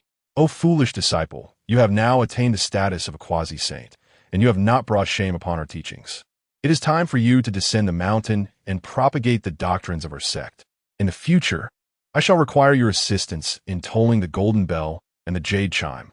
Upon hearing this, Guangqingzi understood and accepted the heaven-turned seal along with numerous spiritual treasures, expressing his gratitude to his master. As a devoted disciple, he vowed to honor his master's kindness by widely disseminating the teachings and flourishing our sect. Very well. Yuanshi waved his hand, signaling Guangqingzi to withdraw. Yu Ding, the disciple is here. Yu Ding solemnly approached the center of the Grand Hall. Chapter 67. The Front Gate Wind and the Distribution of Treasures. Part 2. Upon witnessing the array of mid-grade and low-grade postnatal spiritual treasures adorning Yu Ding, Yuanshi could not help but cast a sidelong glance at Xuan Shu. I ought not to bestow any more spiritual treasures upon you. Your avaricious little disciple is extravagantly wealthy. The others erupted in laughter, especially Tai Yi, as the solemn atmosphere was instantly shattered. They all assumed Yuanshi was referring to the 12 formation flags and the plethora of treasures possessed by Yu Ding. In truth, however, Yuanshi had been subtly admonished by Hong Jun through a telepathic message, urging him to properly discipline Xuan Shu and rectify the demeanor of the Chan sect. Initially unaware of the underlying situation, Yuanshi argued staunchly, My disciple has rendered immense contributions to the Heavenly Dao and the primordial realm. He must be nurtured with care. Master, are you not being a tad too greedy? It was only when Hong Jun, with a resigned expression, recounted how diligently Xuan Shu had contributed within the Zixiao Palace that Yuanshi's spirits lifted. He countered, In any case, those treasures are of no use to you. So what if I were to bestow them all upon my disciple? He mentioned 3 mid-grade, innate spiritual treasures and 5 postnatal ones, adding that the Dongfu could be well represented by the splendid Yuchuan Mountain. With a dismissive wave of his hand, he concluded his remarks. Observing Yuanshi's nonchalant demeanor, Yu Ding felt a wave of despair wash over him. Master, I too am your esteemed disciple. Why is there such a disparity between me and Brother Guangqingzi? Furthermore, all of this is a token of filial piety from my disciple. I am not desiring it. Doi Yi, present master. Tai Yi's face lit up with excitement, having just relished in a private moment of mockery directed at Yu Ding for having wielded the thunder fire seal against him. Now, I shall finally rise. A magnificent array of spiritual treasures manifested in the air, surpassing even those previously presented to Guangqingzi. Witnessing the spectacle, Yu Ding's composure shattered, his inner voice screaming, No. You already possess the supreme, innate spiritual treasure, the 9-dragon divine fire cover. These treasures are bestowed upon you, along with some divine herbs and spiritual plants. Also, this jade talisman from the golden light cave of Qianyuan Mountain. Thank you, Master. I shall endeavor to further the glory of our Chan sect. Yuanshi gazed at him, his eyes filled with treasures, and like Xuan Shu, Yu Ding's eyes sparkled at the sight of the spiritual treasures. He could not help but feel a pang of envy. Had it not been for Tai's eloquent words, Yuanshi would have insisted on fostering closer ties with the three treasures and the jade ruby. Huang Long, this is the pearl of creation. Si Hong. And this jade talisman from the Lujia cave of Putuo Mountain. After bestowing these treasures, everyone, except for Yu Ding and the Dao Xing and Qing Su, appeared quite pleased. Dao Xing and Qing Su needed to transcend to the great Luo golden immortal realm before descending the mountain. As for Yu Ding, while he discovered an exceptional spiritual treasure among the postnatal ones, the Yu Su Shun Xiao talisman, he still felt a twinge of dissatisfaction. From his observations, Tai possessed at least 26 spiritual treasures, which he meticulously counted. Given Yu Ding's understanding of Tai, it was evident that for at least a century, the treasures granted today would serve as Tai Yi's conversation starters, particularly since his collection was twice the size of Yu Ding's. As Yuanshi's figure gradually melded into the void, Guang Chengzi stepped forward to disperse the gathering, leaving them with a reminder. In a millennium, we shall rehearse the formations at Kunlun Mountain. As he observed the crowd dispersing in twos and threes, Tai craned his neck in search of Yu Ding, unaware that Yu Ding had long since departed. Disciple, Tai called out to Xuan Shu, but before he could inquire further, Xuan Shu hastily remarked that his master had taken the yellow dragon uncle back to the Jinxia cave and hurried away. The reason was clear. He still had something in his possession that had yet to be delivered. Uncle Nanji, wait for me. Upon hearing someone call him uncle, the Nanji Xianwing knew instantly it was Xuan Shu. Though he found Xuan Shu somewhat troublesome, it did not affect their relationship. Uncle, why are you in such a rush? Xuan Shu caught up with Nanji Xianwing after he paused. It seems I am at fault here. I have yet to pursue my own matters with you. Nanji Xianwing chuckled. Uncle, I have come to bestow a gift. If you speak thus, I may just take my leave.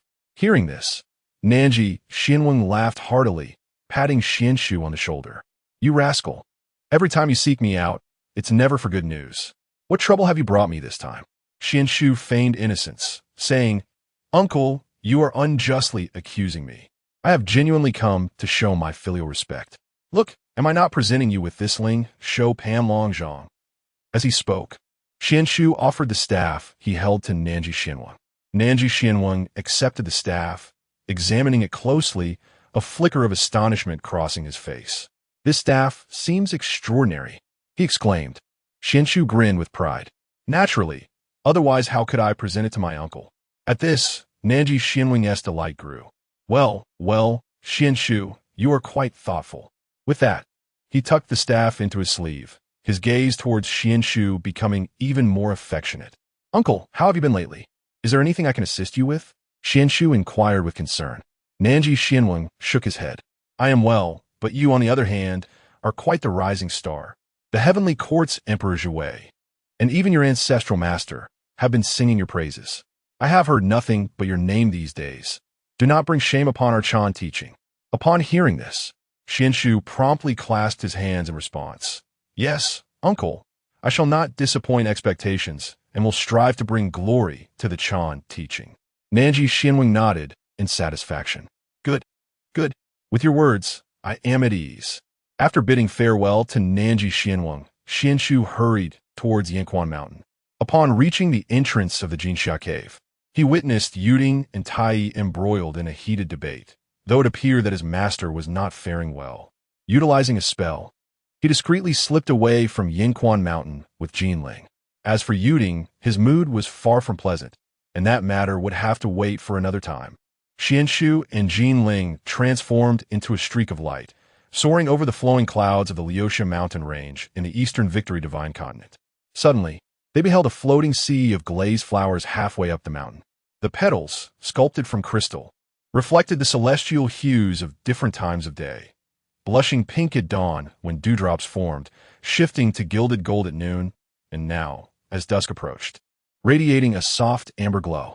This was the sea of suspended light flowers, with each bloom corresponding to the spiritual energy fluctuations of the 12 hours of a day. The two found themselves amidst a sea of flowers. Jinling, captivated by the beauty surrounding her, wished to pluck a bloom. However, as her fingers brushed against the petals, the flower unexpectedly blossomed, revealing a miniature sundial hidden within its core. "Xuan Shu, come quickly!" Jinling exclaimed in astonishment, beckoning him closer to witness the marvel before her. It was said that when Pangu's left eye transformed into the sun, the remnants of its light fell upon this place, giving rise to such a wondrous sight. As Jinling's fingertip glided over a flower that bloomed at the hour of the rabbit, the morning dew upon its petals suddenly coalesced into the shape of a jade rabbit, playfully leaping into Xuan Shu's sleeve. He chuckled, shaking his sleeve, as the jade rabbit transformed into a radiant light, merging with his brow, prompting Jinling to cover her mouth in a soft laugh. "So, it appears you have a connection with the moon rabbit?" Chapter 68. The transformation of the underworld, my essence bears a connection to the great Pangu. Perhaps this is the reason. As the two traversed to the heart of the sea of flowers, they beheld a radiant rainbow bridge constructed of luminous pillars, arching gracefully across the valley of blossoms. The patterns of clouds upon the bridge, sun and moon, rivers, bamboo groves, and starry skies, flowed in a mesmerizing dance of creation and dissolution. Jinling stepped upon the bridge, and suddenly, one of the cloud patterns transformed into a phoenix, soaring gracefully and lifting her into the air. Xuan Shu followed closely behind, releasing the sea-stabilizing pearl from his sleeve, which morphed into 12 reflective water mirrors suspended in the air. Each mirror captured a different aspect of Jinling and recorded her essence upon the stone of retrospection.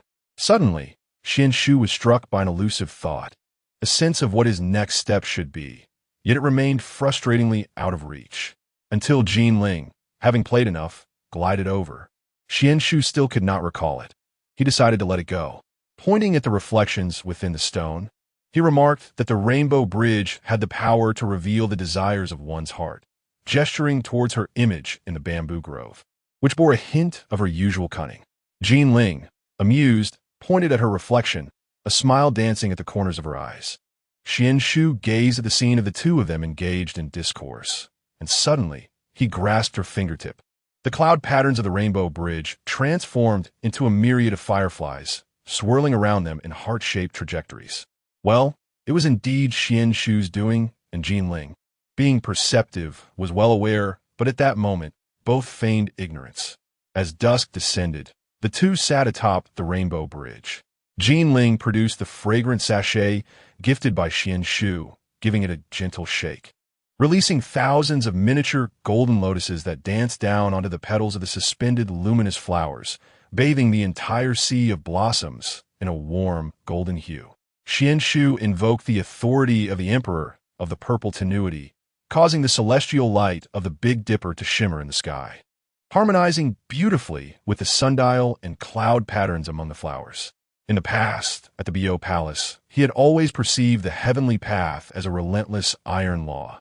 Thus he endeavored to carve out a sliver of hope for all beings. Jinling, gazing at the flowing starlight, gently rested her head upon Xuan Shu's shoulder.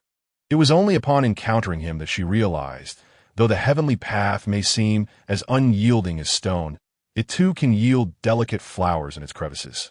Xuan Shu lowered his gaze and noticed a flower caught in her hair, its petals glowing with a warm, candle-like red. He reached out to pluck the flower, tucking it behind her ear. Upon touching her earlobe, it felt slightly warm. "You are the most unexpected tenderness I have found after calculating the stars." As the sundial among the flowers pointed to the hour of high, all the suspended luminous flowers closed simultaneously, yet their hearts emitted specks of phosphorescence, resembling countless bright lanterns. Jinling beheld this starry spectacle and suddenly let out a light laugh. A gentle breeze swept through, causing the petals of the luminous flower sea to flutter down like rain. Xuan Shu embraced Jinling's waist, twirling her gently amidst the floral rain, witnessing the myriad starlight reflected in her eyes. At that moment, he felt that the most resplendent starlight of the primordial world was not found in the heavens, but rather in the depths of the eyes before him. Amidst the swirling mists lay a shimmering expanse of water, imbued with a faint spiritual essence, reminiscent of a celestial realm. Is this the Yiming Marsh? I had not anticipated such an abundance of spiritual energy. Jinling tenderly brushed the tassels at her temples, her eyes sparkling with curiosity. Xuan Shu nodded, forming a gesture with his fingers as they strolled along the water's edge. There, they beheld towering seven-colored water lilies, whose petals opened and closed, exuding wisps of spiritual energy, enticing ethereal butterflies to dance gracefully. In the distance, a group of deer-like beings bent their heads to drink from the lake, their antlers adorned with glistening dewdrops, each reflecting a spectrum of colors. Look over there. Jinling gently tugged at Xuan Shu's sleeve, pointing toward a small island in the heart of the lake. Suddenly, a towering green mist rose from the direction of the island, within which the faint glimmer of scales could be seen, resembling countless pearls scattered upon the lake surface. Jinling felt a surge of excitement, but Xuan Shu restrained her hand, his gaze intensely fixed upon the mist. It was neither malevolent nor sinister, but rather seemed to be a manifestation of the ethereal energies of heaven and earth.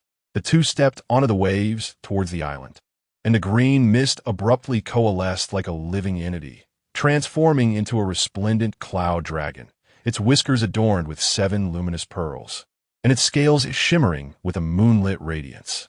Just as Xuan Shu was about to approach, he suddenly felt his footing sink. From the mud emerged a withered, yellowed arm, its nails caked with ancient blood. "Be careful," Jinling exclaimed in alarm, as Xuan Shu's Taoist robe instinctively rose to form a protective barrier, repelling the withered hand. The robe he wore, known as the robes of spirit regulation and purity, was a supreme postnatal spiritual treasure, boasting unparalleled defensive capabilities, as well as the ability to absorb spiritual energy to nurture itself and autonomously defend against danger. Slowly, a figure began to rise from the mire, disheveled and clad in tattered armor, still smeared with decayed grass. A deep, bone-exposing wound on his chest oozed with dark, resentful energy. His hollow eye sockets turned towards them, his voice gravelly like crushed stone. "You are immortals?" Xuan Shu activated the 36 celestial techniques to employ the insight of the barrier, a divine eye technique.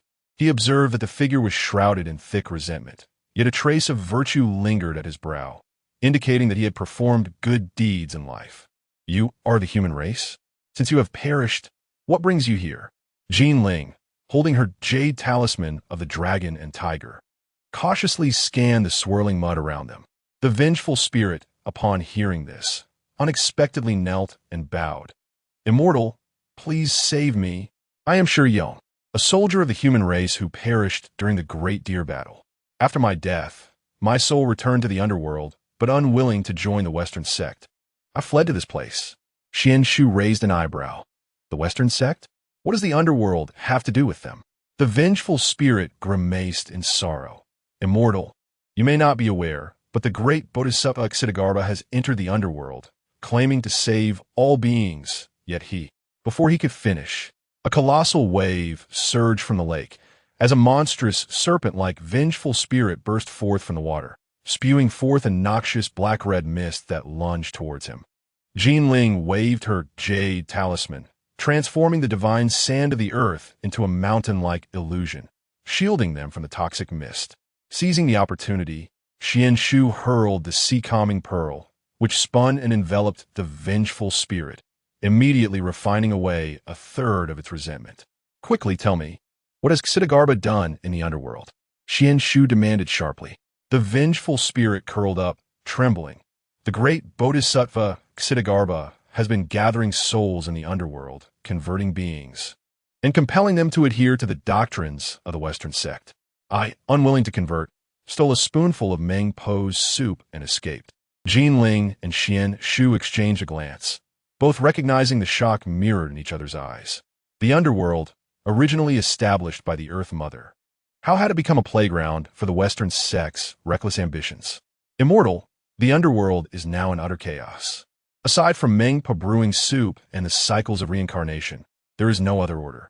The Ksitigarbha has independently delineated regions, and the souls he guides have transformed in peculiar ways. The petty spirits are indeed filled with dread," lamented the fierce ghost. Xuan Shu contemplated for a moment, then instructed. You shall first enter the realm of my dragon-suppressing pearl. The aquatic spiritual energy within will facilitate your recuperation. Once I venture to the underworld, I shall place you upon the wheel of reincarnation. Thank you, esteemed immortal. Thank you. After expressing his gratitude, Shi Yong transformed into a stream of light and entered the dragon-suppressing pearl. Jin Ling gazed at the now tranquil surface of the lake and murmured, "Little Ding. This matter may have far-reaching implications." The Empress of Tranquility. Jin Ling, you assert that the Empress of Tranquility embodies reincarnation. Should not all affairs within the underworld be under her dominion?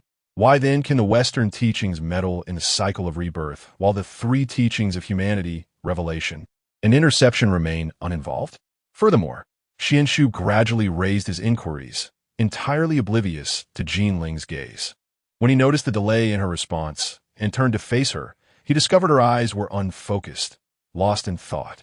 Jin Ling. Chapter 69. The game begins. What are you thinking? Xuan Shu inquired in astonishment. Excuse me, what did you just say? Jin Ling replied, her cheeks flushed, unable to confess her previous thoughts. You should return to Jinao Island and seek out Master Tong Tian, urging him to pay heed to the underworld. I've already instructed Xuan Shu to notify the teachings of the Chan and human sects. This matter cannot be occurring without the intervention of the Western saints. Xuan Shu advised earnestly. Then I shall proceed with caution. I will seek my master immediately. Jin Ling was no one to linger unnecessarily. After exchanging a few words of concern, they parted ways, with Xuan Shu heading towards the Blood Sea. Along the journey, he pondered the situation. The entry of the Xitigarbha into the underworld was rather ambiguous, perhaps a consequence of the Heavenly Dao. However, the current Xitigarbha was far from a supreme being who would later make grand vows. Engaging in such affairs beneath the watchful gaze of Lady Pingxin, would she truly be unaware? A Deluo, golden immortal, scheming under the scrutiny of saints, if not discovered, surely harbored deeper mysteries. Moreover, this Shi Yong, a mere soldier with a cultivation of qi refinement, managed to escape from the underworld? Yet, with the Western Church already intervening, even if Shi Yong served as bait, the human, Chan, and other sects would willingly take the hook, employing the earthly golden light in conjunction with spatial laws. He arrived at the Blood Sea within half an hour. Standing at the edge of the Blood Sea, he beheld the tumultuous dark purple waves, with crimson flames of karma dancing atop, resembling countless ferocious specters. The depths of the Blood Sea echoed with ghostly wails, as if countless wronged souls lamented their eternal sorrows. The air was thick with a ghastly miasma and the stench of decay, sending shivers down one's spine. He performed a hand gesture, invoking the miraculous transformation of his essence to deliberately assume the guise of a peculiar ghost. Handsome in appearance, neatly attired, and exuding a faint, ethereal aura. The fish has arrived, yet it remains uncertain who the angler is. Xuan Shu strode toward the grand gates of the underworld, which towered into the clouds, as dark as ink, adorned with ancestral shaman totems radiating ancient and mysterious power. Flanking the gates, 12 shamanic warriors stood vigil, holding bone spears, their expression solemn. Xuan Shu mused inwardly. I have taken the bait. Let us see what schemes you are concocting, lest I overturn the table. He steadied his mind, feigning the frailty of a ghost, blending among the throngs of souls as he slowly entered the underworld. Within, the skies were shrouded in dark clouds and cold winds howled. As he moved with the mass of spirits, he suddenly beheld an imposing Zen temple ahead, its plaque inscribed with the 4 golden characters Xitigarbha Zen Temple, shimmering with a peaceful golden light amidst the gloom. Outside the temple, countless souls were lined up in orderly rows, facing the temple, reciting scriptures in unison, fervently kneeling in prayer. Their voices harmonized with sincerity and zeal, as if placing all their hopes upon the Xitigarbha Bodhisattva, yearning for salvation into the Western teachings. Xuan Shu observed coldly, noting the varying qualities of these souls. Most possessed thin spiritual energy and murky gazes. Within the Zen temple, Xitigarbha sits majestically upon a lotus pedestal, his demeanor tranquil, seemingly indifferent to the wandering spirits outside. Occasionally, his gaze sweeps by, filled with disdain.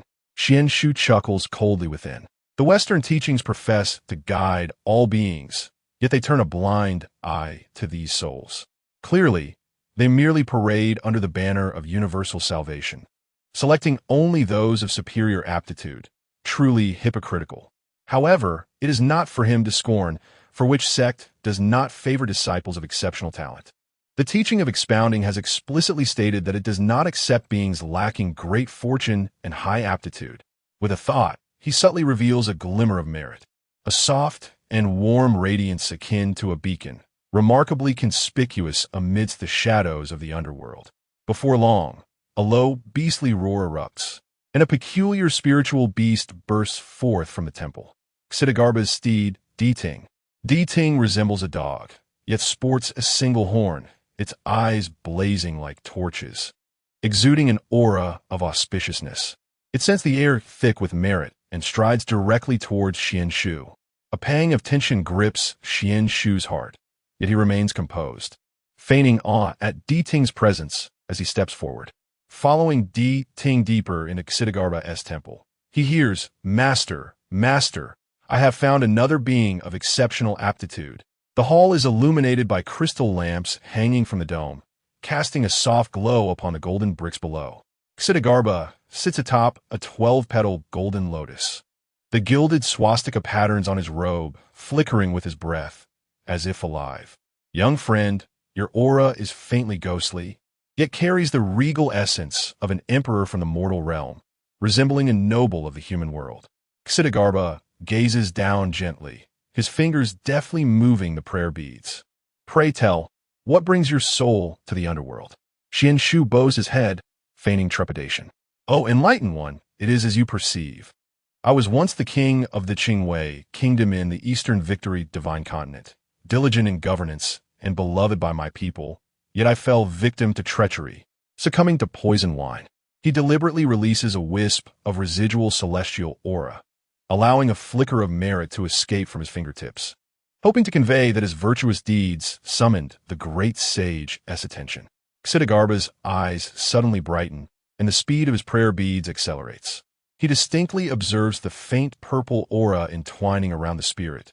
The merit radiance, though weak, is as pure as morning dew. Such roots, if nurtured within the Western teachings, could surely lead to the emergence of a protective deity of the highest order. Goodness, this is indeed a favor from the heavens. Xidigarba forms a mudra with his hands, golden light bursting forth from his palms, weaving like a spider's web towards Xuan Shu. "I shall open a convenient path for you, aiding your transcendence from the ghostly realm to the bliss of the Pure Land." A powerful force surges towards Xuan Shu, attempting to forcibly draw his soul into the golden light of the Western teachings. He internally scoffs, thinking, "You think you can guide me? Only a saint might stand a chance." The 12-petal golden lotus has been presented. The Western sages certainly possess audacity. The temple, the monk, and the Western teachings have strayed further down the path of heresy. Yet outwardly, he feigns resistance. "Oh, enlightened one, I, a simpleton, have heard of the Western teachings promise to deliver all beings. My subjects in Qingwei are all virtuous. Why then am I not afforded salvation?" Xidigarba smiles gently. "All beings are bound by karma. Those lacking sufficient aptitude and merit must undergo numerous cycles of rebirth to cultivate themselves. Your roots are remarkable.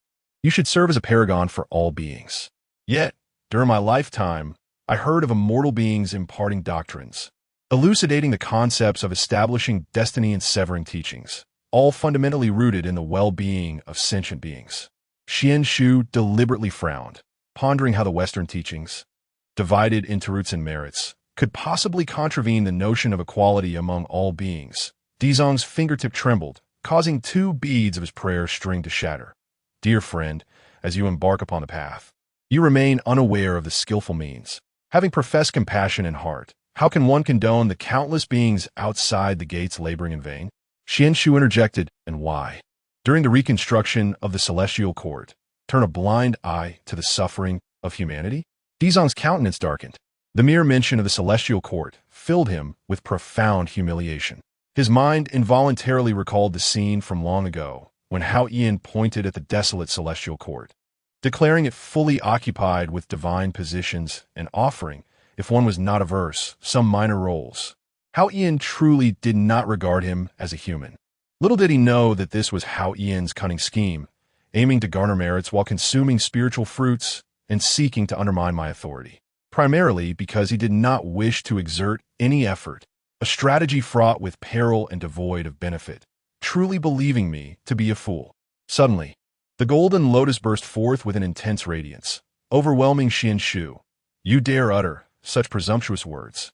Once you attain the fruit of Arhat, you shall come to comprehend the balance of heavenly principles. Chapter 70. The disruption of the Bodhi heart of K. Itagarbha. Xuan Shu secretly scoffed, allowing the golden light to pour over him while, deep within his consciousness, he employed the heavenly transformation technique to deconstruct the doctrines of the Western Church into mere fragments. He had long anticipated that K. Itagarbha, eager to enlighten him, would inevitably reveal the flaws within the teachings of the Western Church, much like the faint glow of merit he had intentionally displayed as bait. Are you aware, immortal, that the term causality is most fearful of attachment? Xuan Shu lifted his gaze, a glimmer of cunning flashing in his eyes. You are fixated on enlightening the superior root vessels, yet you have forgotten that even the lowly have a yearning for the path. Among the myriad souls in the underworld, which one is not born of the Heavenly Dao? K. Itagarbha abruptly rose, his robe billowing without wind. How dare you question the sincerity of my path? It is not a matter of doubt, but merely a thought. Xuan Shu's aura of purple energy and merit surged dramatically, shattering the bonds of golden light. Perhaps the ultimate bliss of the Western Church should first embrace the mortal realm's essence. Outside the Zen temple, Jade Ding suddenly emitted a fearful whimper. K. Itagarbha then realized that the merit light of the spirit before him had intertwined with the power of the purple star, transforming into a celestial map that reflected his golden light of bliss in layers. Who exactly are you? K. Itagarbha finally displayed a look of astonishment. Xuan Shu brushed off the dust, revealing his true form, his eyes like lightning beneath the purple golden crown. K. Itagarbha, do you not remember me? Once, I discussed causality with Maitreya. What does it mean for all beings to be equal?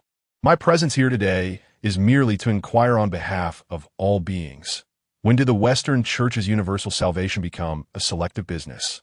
K. Itagarbha's complexion turned ashen. Yet he had no choice but to restrain his powers.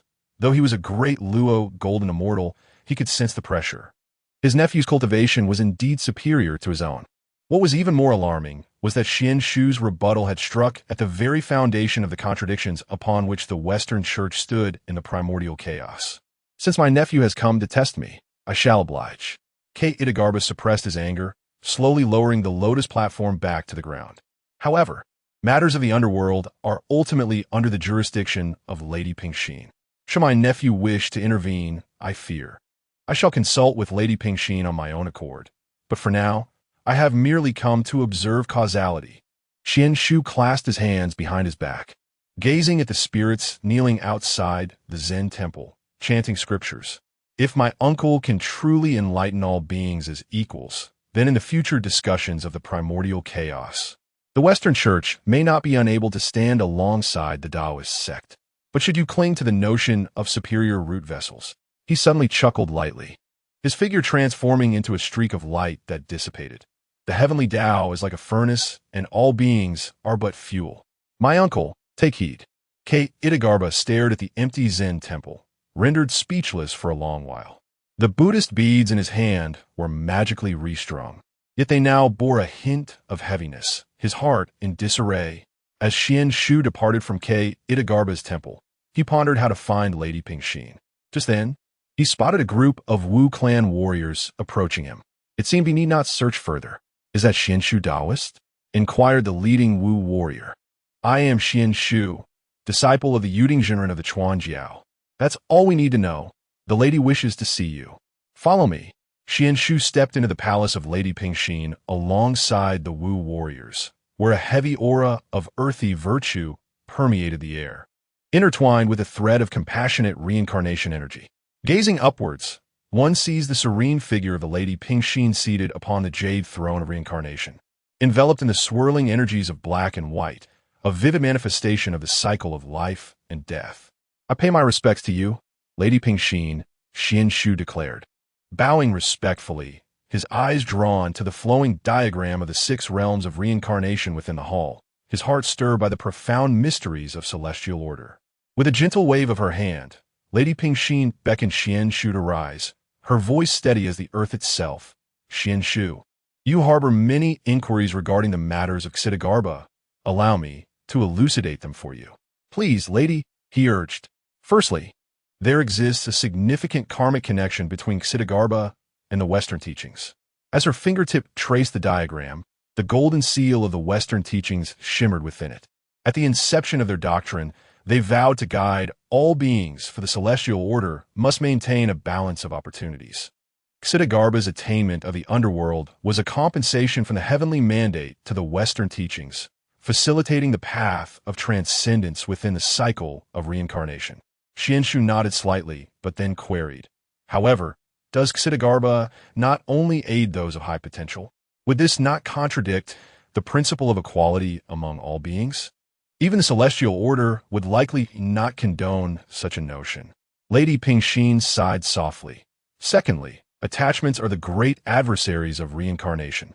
The more gifted the individual, the deeper their attachments in life, be it to fame, fortune, or the allure of divine powers. If not resolved, these attachments act as colossal boulders, obstructing the river of reincarnation. Xidagarba's guidance towards the West is, in truth, a means to alleviate the burdens of reincarnation. Currently, the underworld relies solely on me. It cannot endure much longer, which is why I permit the Western teachings to enter the underworld. But why not allow the Witch Clan?" Before he could finish, Xuan Shu dismissed the notion. The Witch Clan is already scarce in numbers, unable to perpetuate their lineage, making them akin to precious treasures. Moreover, with the limited intellect of ordinary warriors among them, what could they possibly achieve? After pondering for a moment, Xuan Shu presented a different perspective. "Lady, while I see the rationale behind Xidagarba's actions, I perceive 3 drawbacks." "Oh, do share," Lady Pingxin replied, a flicker of surprise in her eyes. "Firstly, allowing the Western teachings to guide souls in the underworld may appear to dissipate attachments. Yet in reality, it permits them to siphon the fortunes of humanity. Over time, this could undermine the educational efforts of the 3 teachings of the Tao. Secondly, those of high potential often serve as pillars of their clans, and their attachments are frequently intertwined with the rise and fall of their kin. Forcing their guidance may destabilize the very foundation of humanity." Thirdly, he paused, locking eyes with Lady Pingxin. "Your allowance of the Western teachings to act suggests that you harbor intentions to leverage their influence to seek opportunities for the Witch Clan. Does it not?" Lady Pingxin shuddered slightly, the energies of black and white upon the jade throne roiling violently. Xuan Shu continued, "The Witch Clan, burdened by karma, finds it challenging to attain sanctity. Yet they may seize opportunities through reincarnation into humanity. If gifted beings are guided by the Western teachings, the Witch Clan would have greater chances for rebirth among humanity, thereby obtaining opportunities to transcend their karmic burdens. This reflects your earnest desire to ensure the continuation of the Witch Clan's legacy." After a prolonged silence, Lady Pingxin finally spoke. "Xuan Shu, you are indeed astute. No wonder Master Sanqing holds you in such high regard. The decline of the Witch Clan compels me to resort to this desperate measure. Yet, I am also aware that this action contravenes the principles of celestial fairness. Lady, I have a plan that can harmonize all parties, ensuring both the smooth flow of reincarnation and the safeguarding of the fortunes of the Tao," Xuan Shu proclaimed, bowing respectfully. "Has the Empress never contemplated establishing a well-structured operational system for the underworld?" With a wry smile, I must ask, do you know what the Witch Clan relies upon for their cultivation? It is the essence of malevolence. Within this nether realm, do not the souls of living beings brim with dark energy? Xuan Shu appeared perplexed. Is this not fortuitous? However, what if the Witch Clan were to forcibly extract the malevolent essence from these souls for their own cultivation? Upon hearing Ping Xian's words, Xuan Shu gradually began to comprehend that if the witch clan were to seize control of the underworld, issuing prohibitions would be utterly ineffective, unless they were to vigilantly monitor each member of the witch clan. Ping Xin, well aware of the witch clan's temperament, would never dare to wager that they would willingly relinquish such a tempting bounty. Furthermore, with the witch clan's belief in the supremacy of their strongest members, should they pass judgment upon living beings, it is likely that those heinous individuals who slaughter the innocent would, in the eyes of the witch clan, be regarded as formidable and deserving of ascension to the realm of celestial beings. Chapter 71. Let the underworld be presided over by the Western teachings. Upon hearing this, Xuan Shu came to a realization. Ping Xin originally intended to utilize the Western teachings to alleviate the pressure of reincarnation, thereby ensuring the continued fortune of the witch clan. However, the Western teachings had their own calculations. Ping Xin felt that she could not fully control the situation regarding the Earth Store. Thus, she used Shi Yong to lure herself in, subsequently involving the three teachings into the underworld. This way, with various factions contending, Ping Xin, as the custodian of the reincarnation laws, will be able to reap the benefits as the overseer of the six realms and the underworld. Moreover, with everyone united in establishing the underworld, Ping Xin would accrue the most merit, granting the witch clan even more options. Neither Ping Xin nor the witch clan would suffer losses. The three teachings would not incur losses either, but rather owe gratitude to the witch clan for providing a means to accumulate merit. Xuan Shu then conveyed his thoughts to Ping Xin. For the establishment of the operational framework of the underworld essentially entailed a division of the authority of the Earth Mother. Failing to negotiate with her could lead to endless troubles in the future. As Ping Xin listened to Xuan Shu's account at that moment, the Earth Store was in a tumultuous state. He gazed at the spirits outside the Zen temple, bowing and reciting scriptures. Those spirits struck their foreheads against the blue bricks until blood appeared. Yet they lacked even the qualification to glance at the golden lotus, just as he had once overlooked countless insignificant ants when selecting the higher vessels. The prayer beads in his hand snapped once more, the sound echoing like thunder in his ears. The heavenly way is like water, indifferent to status. But when did he begin to transform the act of salvation into mere selection? Memories surged back to his initial arrival in the underworld, where he witnessed a young soul weeping while clutching a broken flute. At that time, he thought that this child lacked a spiritual root and could never amount to anything great. Now he understood that what was hidden within that broken flute was the purest father-son bond of the human realm, while his so-called compassion had long since morphed into the selective nature of a petty merchant in pursuit of merit. His fingertips dug deeply into his palm, the crimson blood appearing pitch black in the eyes of the Earth Store. These were the countless tears and blood of ordinary spirits mingled within the merit he had accumulated over the years. Xuan Shu's words, "The heavenly way is like a furnace. All beings are the firewood," suddenly erupted in his consciousness. He had once believed that guiding the higher vessels was the path of efficiency. Yet he had forgotten the profound aspirations of the two saints when establishing the Western teachings, which were rooted in boundless compassion and shared suffering. Looking up towards the heavens, the clouds roiled as if echoing the wails of countless spirits, a reflection of the suffering of beings he had chosen to ignore over the years. The Earth Store suddenly recalled what his master, Yuanshi, had said about the barrenness of the West, needing to leverage merit to rise. But if even the underworld became a marketplace of selective gains, how did the Western teachings differ from those demons who seize and plunder? The glazed lamps of the Zen temple began to shake violently, and the prayer beads began to show cracks. The Earth Store understood this as a sign of an unstable heart. Jade Ting, beside him, was anxious and at a loss. Suddenly, the Earth Store stepped forward, and the lotus platform shattered with a thunderous crash. Not the breaking of a treasure, but the shattering of his narrow-minded path he had clung to for years. The Earth Store knelt in reverence, acknowledging the heavenly way above. As a disciple of the Western teachings, the Earth Store awakened today, willing to relinquish the small self and embrace the path of great compassion, unbound by convention, to liberate all beings. I vow not to attain Buddhahood until hell is empty The resolute vow of the Itagarbha echoed throughout the underworld. In an instant, the perpetually overcast sky of the realm of the dead was pierced by a radiant golden light, an illumination of merit. Approved. The dispassionate voice of the Heavenly Dao reverberated through the netherworld. Simultaneously, Itagarbha's vow caught the attention of the sages. The two saints of the West were elated, with the deity of guidance overwhelmed with joy, for his disciple had discovered his destined path. Junior brother, make a visit to the underworld. From this day forth, the Western paradise shall reign over the netherworld. The deity of guidance restrained his inner excitement, his voice quivering slightly. Indeed, elder brother. Ha ha ha. Our Western teachings are finally set to flourish. Meanwhile, atop Kunlun Mountain, the Grand Supreme Elder and the Supreme Pure Tongtian were within the Jade Void Palace, where the atmosphere felt exceedingly oppressive. Elder brother, it seems the Western teachings are about to rise. The Grand Supreme observed. That Itagarbha possesses remarkable courage. But the underworld shall not be governed by the Western teachings. The elder's expression remained calm. Given the current circumstances, is a reversal still possible?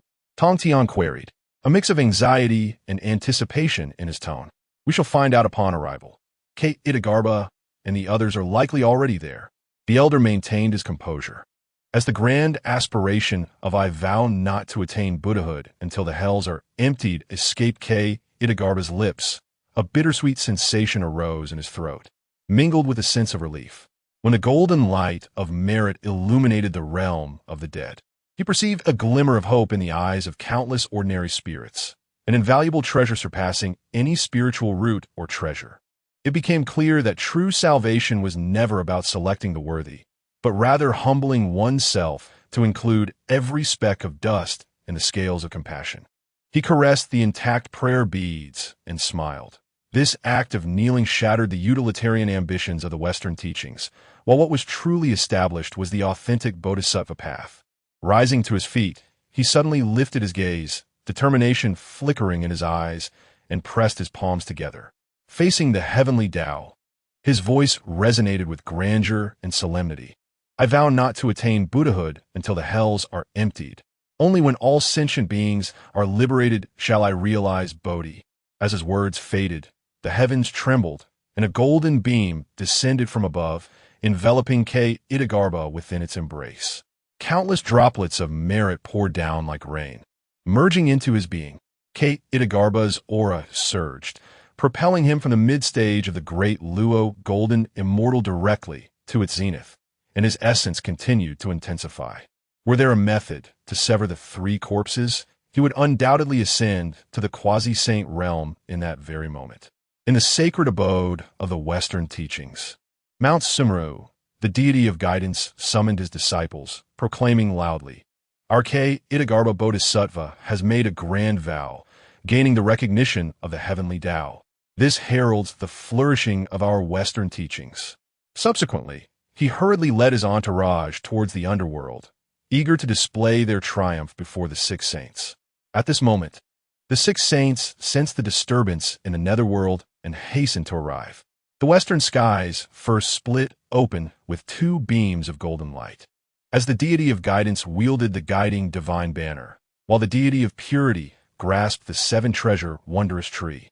Wherever they traversed, the ominous clouds parted like curtains. Before their arrival, the compassionate chants had already reached the underworld. Following closely, the east bore witness to the lowing of the azure bull.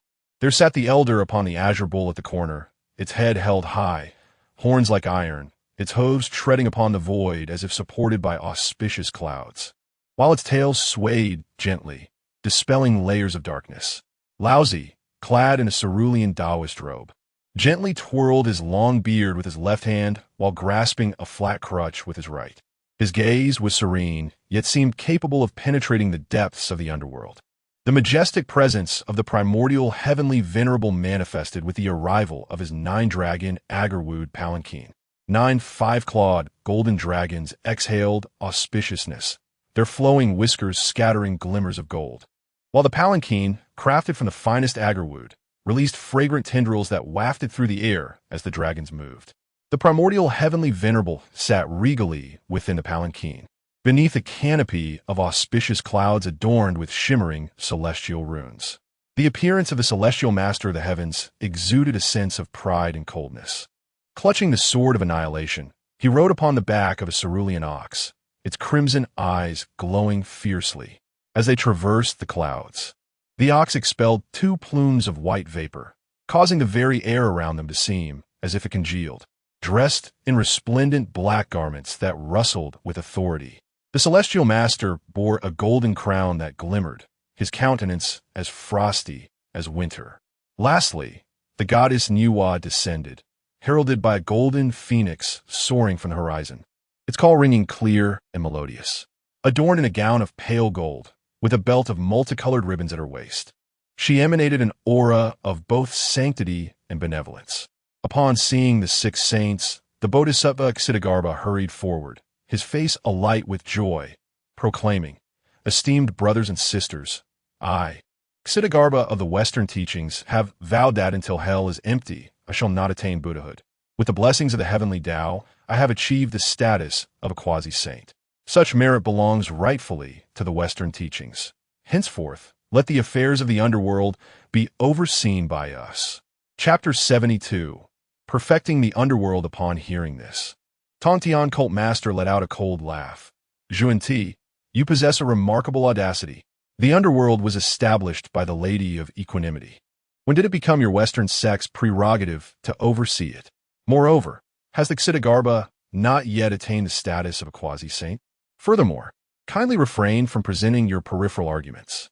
Yuanshi Tianzun furrowed his brow slightly and remarked, "Junior brother Xuan, one must not speak so recklessly." Yet Xuan remained undeterred, continuing, "Why must my esteemed brothers be so petty? Our Western sect guides sentient beings and accumulates merit. The underworld is an ideal domain for my disciples to assist wandering souls. In this manner, all beings in the primordial chaos could benefit. Wouldn't that be a splendid affair?" Just as Xuan reveled in his own hubris, a clarion call echoed once more. "Heavenly Dao above, I vow to establish an 18-layered hell, using 36 stabilizing pearls as the foundation, alongside the River of Oblivion, the Bridge of Sighs, and the Yellow Springs Road, clearly delineating the operational order of the underworld, appointing the 5 ghost emperors and the 10 Yama kings, ensuring that all duties within the underworld are fulfilled and that reincarnation occurs in an orderly manner." Xuan Shu stood suspended in the void, bellowing "Begone," as he hurled the 36 stabilizing pearls into the sky.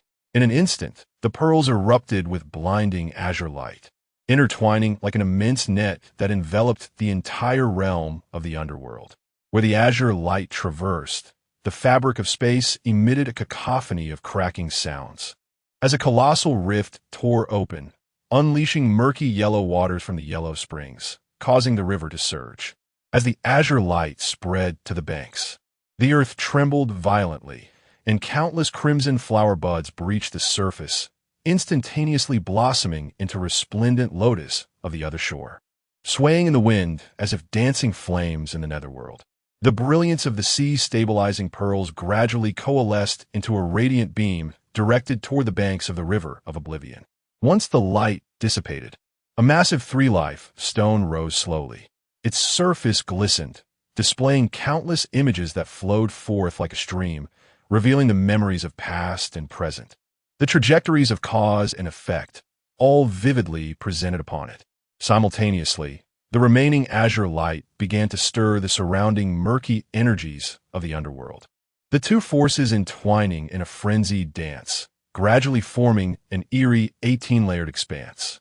Mountains of blades, seas of fire, boiling cauldrons, and crimson copper pillars exuded a chilling atmosphere, awaiting the heavily sin-laden souls to face their punishments.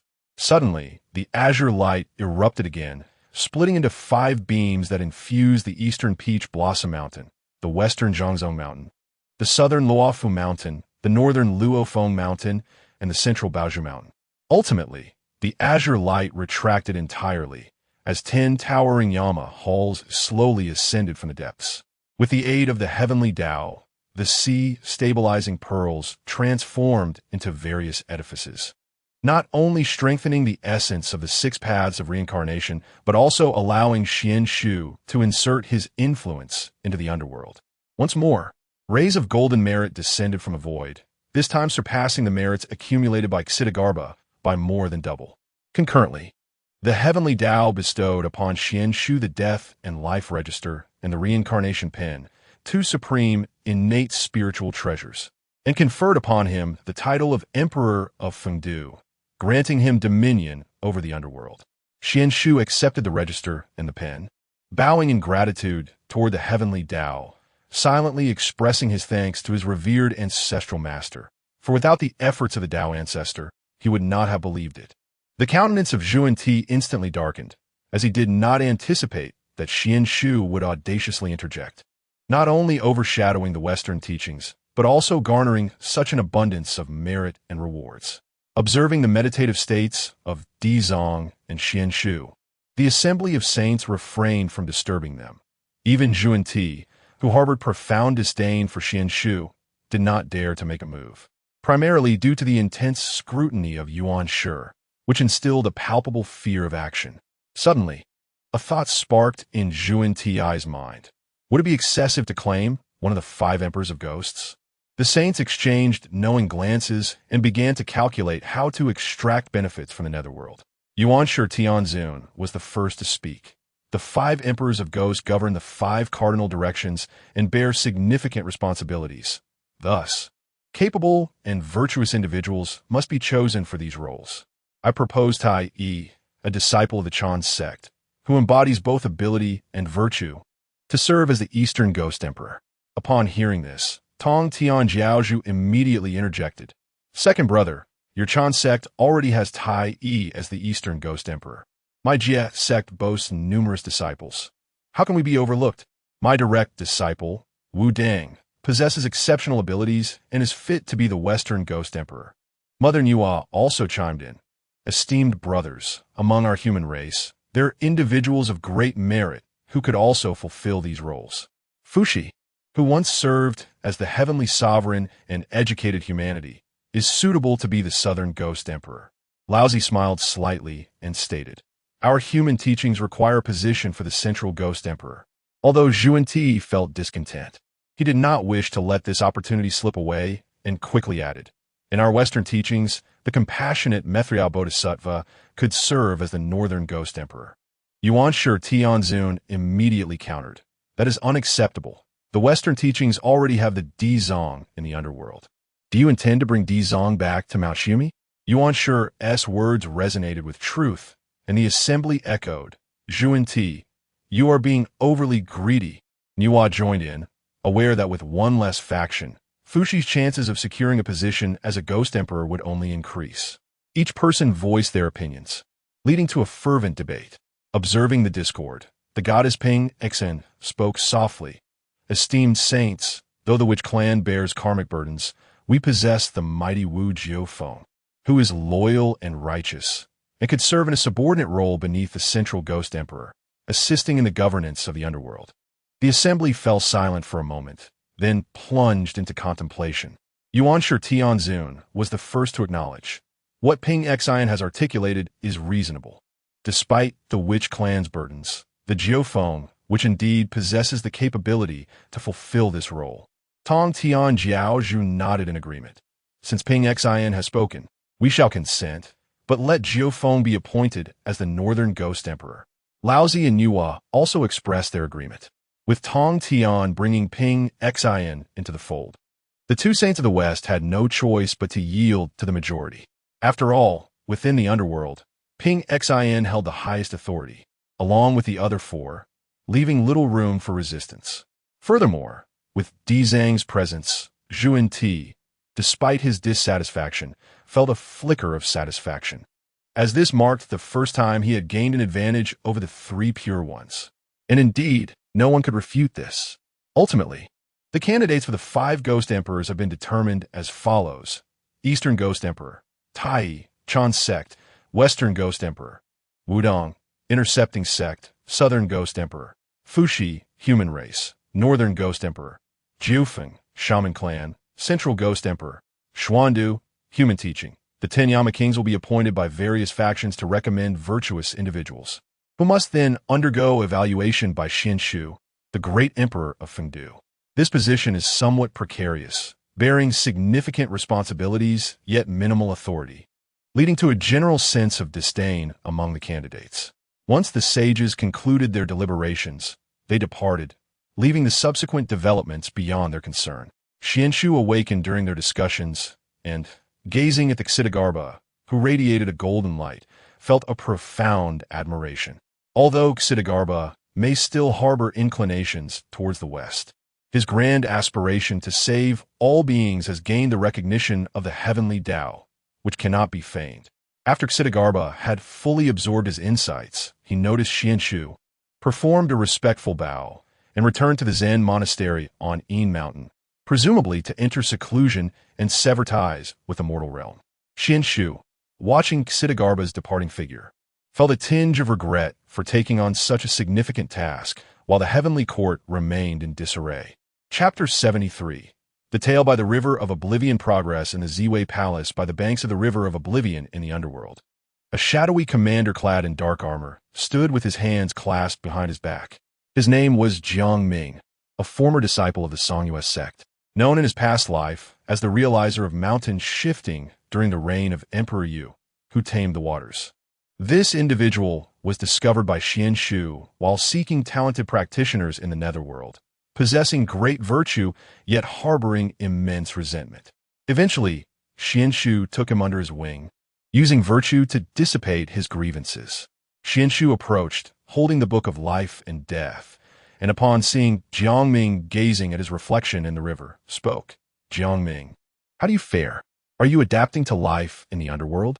I am fortunate to have received the Emperor's grace, which not only rescued me from the endless cycle of reincarnation, but also appointed me as a shadow commander, allowing me to continue guarding this realm of shadows.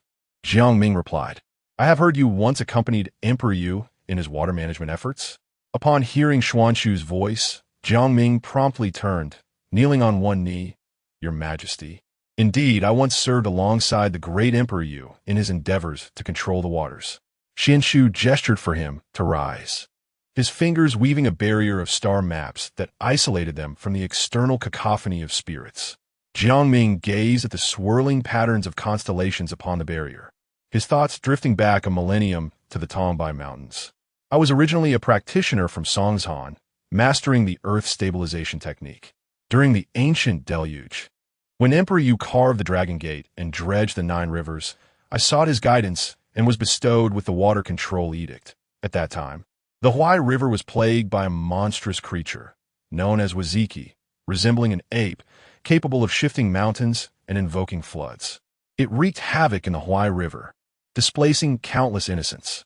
Jiang Ming's throat tightened as he recounted, Emperor Yu personally led his army to quell the beast, and I used the earth stabilization technique to confine it within the illusory shadows of the 5 mountains. Yet I was pierced through the heart by a dark water arrow it unleashed. He revealed a faint golden scar on his chest. The arrow was laced with the poisonous mist of the 9 nether, corroding the soul and gnawing at the bones. In my dying moments, a singular thought lingered.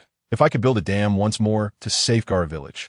Xuan Shu's fingertip coalesced a beam of golden light, directed towards the scar on Jiang Ming's heart.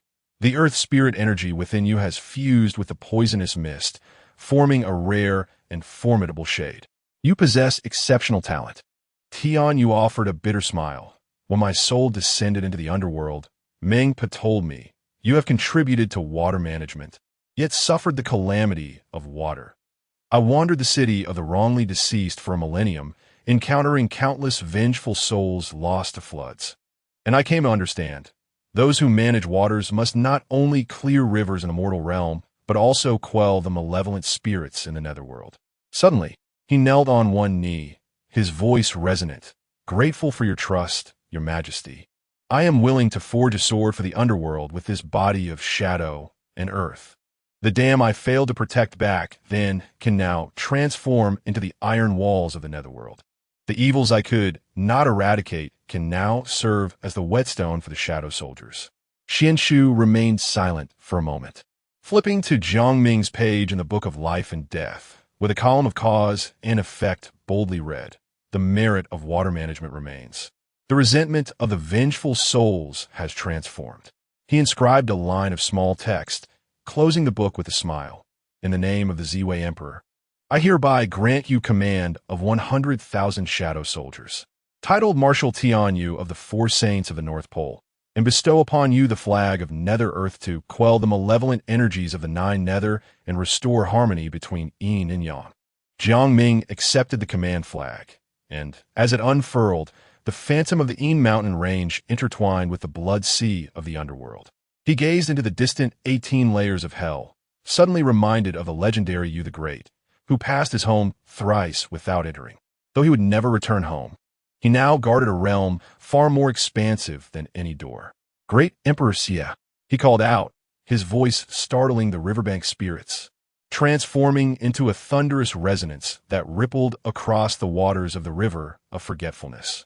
As Xuan Shu turned, he imparted a few more words, designating Jiang to guard the underworld in his stead. Regarding the Emperor of Fengdu, he wielded the authority of the underworld to create a doppelganger using the supreme innate spiritual treasure, the primordial two extremes returning to Ruin's mirror, along with the teachings bestowed by the primordial supreme being through the primordial infinite sutra for saving beings, liberating the reincarnated beings of the primordial chaos from suffering and clarifying their minds. This also fulfilled his duty as a teacher. As for the esteemed innate spiritual treasure, he expressed gratitude for the reward from his ancestral master. In the days to come, should he discern the righteous and the malevolent, vanquishing the evil entities, it would be the wicked spirits who guard the underworld. Remember, Xuan Shu paused, the ghostly soldiers may slay demons, but must not harm the innocent. They may quell malevolence, but must not disturb the righteous path. The command flag in your hand is not a tool for slaughter, but a promise from the celestial order to all living beings. Tianyu nodded heavily, watching Xuan Shu's figure dissipate into the mist, and suddenly raised a hand to caress the scar upon his chest. It no longer ached. Instead, a warm breath surged forth, imbued by Xuan Shu, akin to the bowl of ginger soup once offered by King Yu. Along the banks of the river of the underworld, the flowers of the other shore bloomed anew.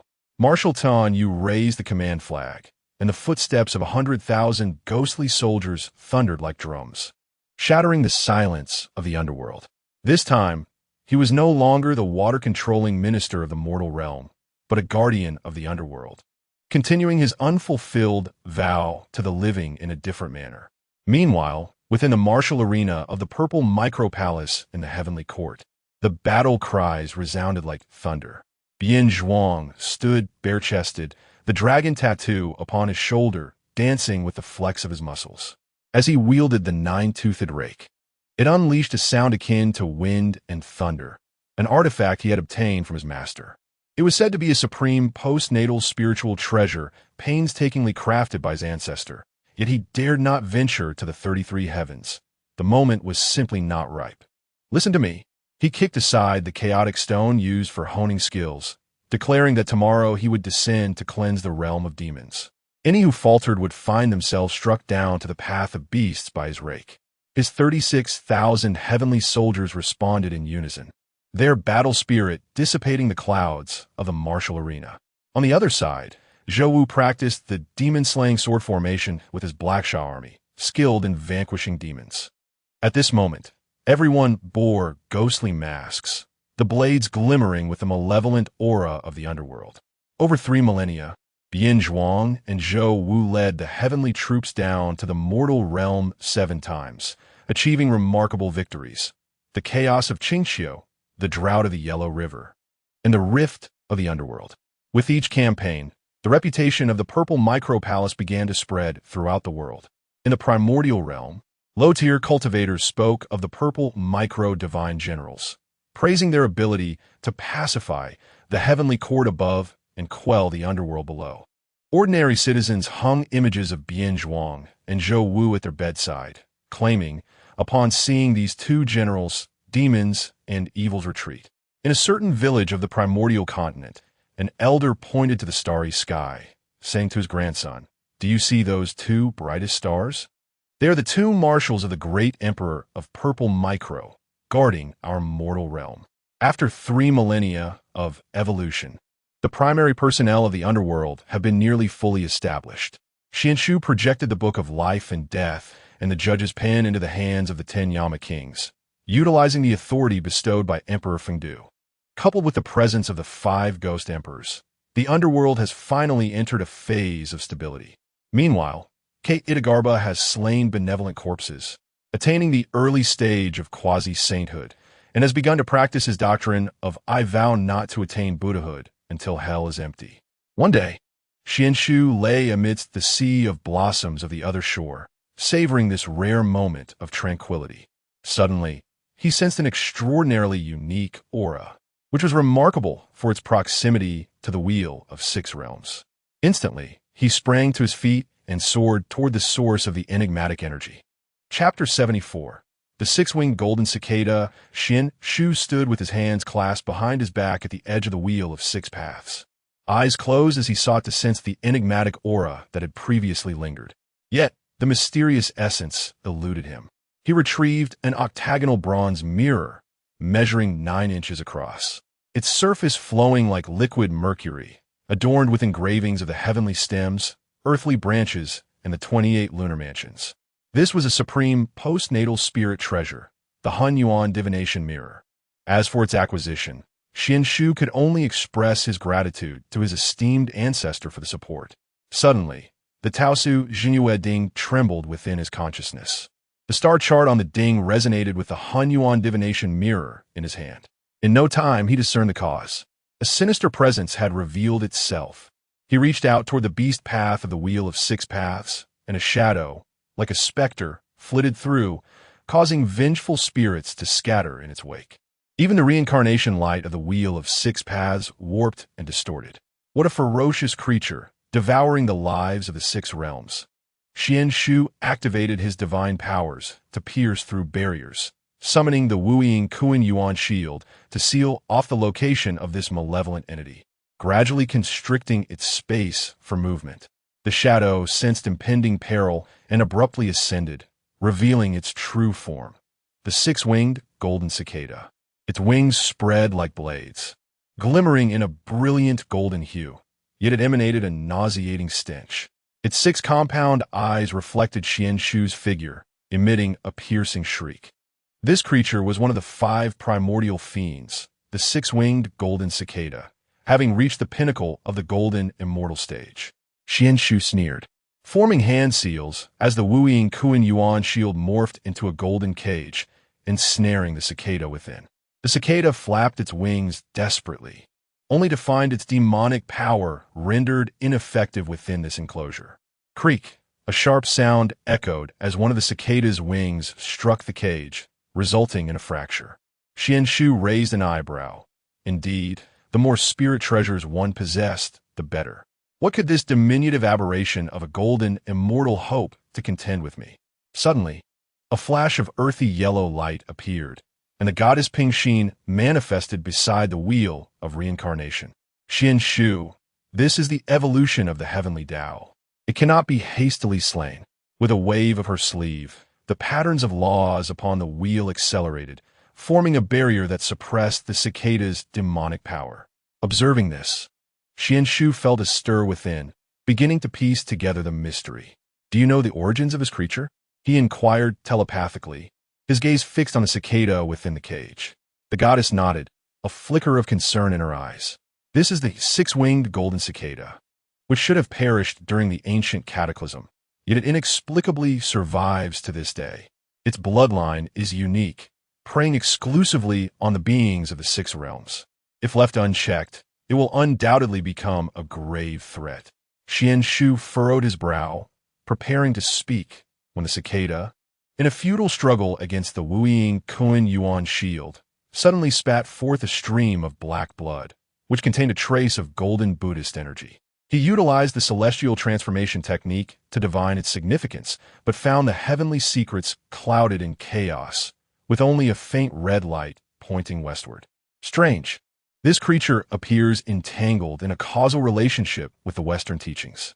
Xuan Shu murmured to himself, suddenly recalling the great vow established by Ksitigarbha Bodhisattva. A surge of realization struck him. Could this creature indeed be the key to the future rise of the Western teachings? The golden cicada? Xuan Shu pondered for a moment and concluded, in that case, it would be prudent to erase his consciousness, allowing a fragment of my spirit to inhabit his corporeal form. Thus, I shall cleanse the entanglements of karma and subsequently cast him into the cycle of reincarnation, observing how the celestial order unfolds. My lady, please entrust this wretch to me. Although the underworld shrouds its secrets, I implore you to veil the heavenly mysteries. Lady Pingxin nodded, waving her hand, enveloping the realm of the underworld with the divine radiance of the cycle of reincarnation. A piercing scream escaped Jin Shan as his body quaked violently. His 6 wings gradually folded, transforming into a lifeless cicada form. Within, Xuan Shu's spirit circulated, discovering a thread of faint Buddhist power coursing through his meridians. He could not help but marvel at the profundities of the celestial order. It seemed that the Western teachings had clearly defined Buddha, suggesting that the emergence of this concept was imminent. No longer dwelling on such thoughts, he began to fragment his spirit. Though significant, such a division bore less weight for one of his caliber, a Taoist above the great Luo, golden immortal, contemplating the upcoming journey to the West. An unexpected thrill coursed through Xuan Shu. Lady Pingxin cast a golden-brown light, enveloping Jin Shan within. The principles of reincarnation once again activated, and Jin Shan's essence gradually dissipated, as if he had never existed.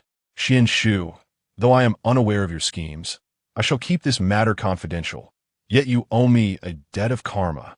Lady Pingxin cautioned, her figure fading away. Xuan Shu nodded, bearing Jin Shan's corporeal form, and stealthily made his way to the vicinity of the Dizong Zen temple at the foot of Yin Mountain. He carefully placed Jin Shan's body at the temple entrance, channeling his power to inscribe a restriction within, ensuring that upon his rebirth, he would tread the righteous path. Having completed this, Xuan Shu gazed up at the Buddha's radiance above the temple, murmuring softly, "Oh, Jin Shan, I wonder how the congregation at the Mahavirakan temple will react when you unleash the jade pure divine thunder in the future." With that, Xuan Shu transformed into a streak of light and returned to the Fengdu Palace, then grandly re-entered the Heavenly Court's purple micro-palace. Meanwhile, at the entrance of the Dizong Zen temple, Jin Shan's corporeal form gradually regained consciousness and joined the chanting assembly before the temple. Time flowed on, and a century slipped by in the blink of an eye. Xuan Shu sat atop the purple micro-palace, engaging in amiable conversation with the serene corpse Qing Wei. One cannot help but acknowledge that Hong Jun truly deserves the title of Dao ancestor. The secret technique of severing the 3 corpses is astonishing. It allows the embodiment of one's compassion, righteous intent, and self-attachment into a primordial treasure, granting its self-awareness. It is indeed ineffable. Observing Bian Zhuang training the heavenly soldiers in the martial arena, he reclined against his cloud bed, savoring a delightful sip of tea. How utterly blissful. After returning from the underworld, he had rarely stolen a moment of leisure, yet tranquility was abruptly shattered by the sound of hurried footsteps. "Report. I bring word to the great emperor. Marshal Yisheng has returned grievously wounded." The trembling voice of the heavenly soldier conveyed urgency. Xuan Shu lifted his gaze, witnessing Zhou Wu stumbling in, supported by 2 black-clad soldiers. The iron breastplate upon his chest lay shattered, revealing skin marred by a web of dark curse marks, while blood oozing from his wounds had congealed into iron-like granules, scorching the azure bricks of the hall. "What has transpired?" Xuan Shu rose abruptly, and the Tai Xian Mingwei, the North Emperor's demon subduing sword, unsheathed itself by 3 inches, its sound resonating like a dragon's roar, splitting the air. Zhou Wu knelt on one knee, his armored form trembling violently. "I report to the great emperor I, the humble general, led the Black Sha army to eradicate the water buffalo demons of the southern Jambu continent. But to my dismay, The demon leader is none other than one of the 10 demon saints of the North Ju Lu continent under the command of Si Tai. His voice faltered suddenly, as 2 soldiers behind him simultaneously lifted their garments, revealing deep claw marks on their backs. Wounds so severe that the bone was visible. The edges imbued with a dark iron hue, evidently inflicted by claws imbued with demonic magic. I was unaware of Si Tai's personal arrival and fell victim to his Xian Tai Chi Gu curse. Had it not been for my brothers who shielded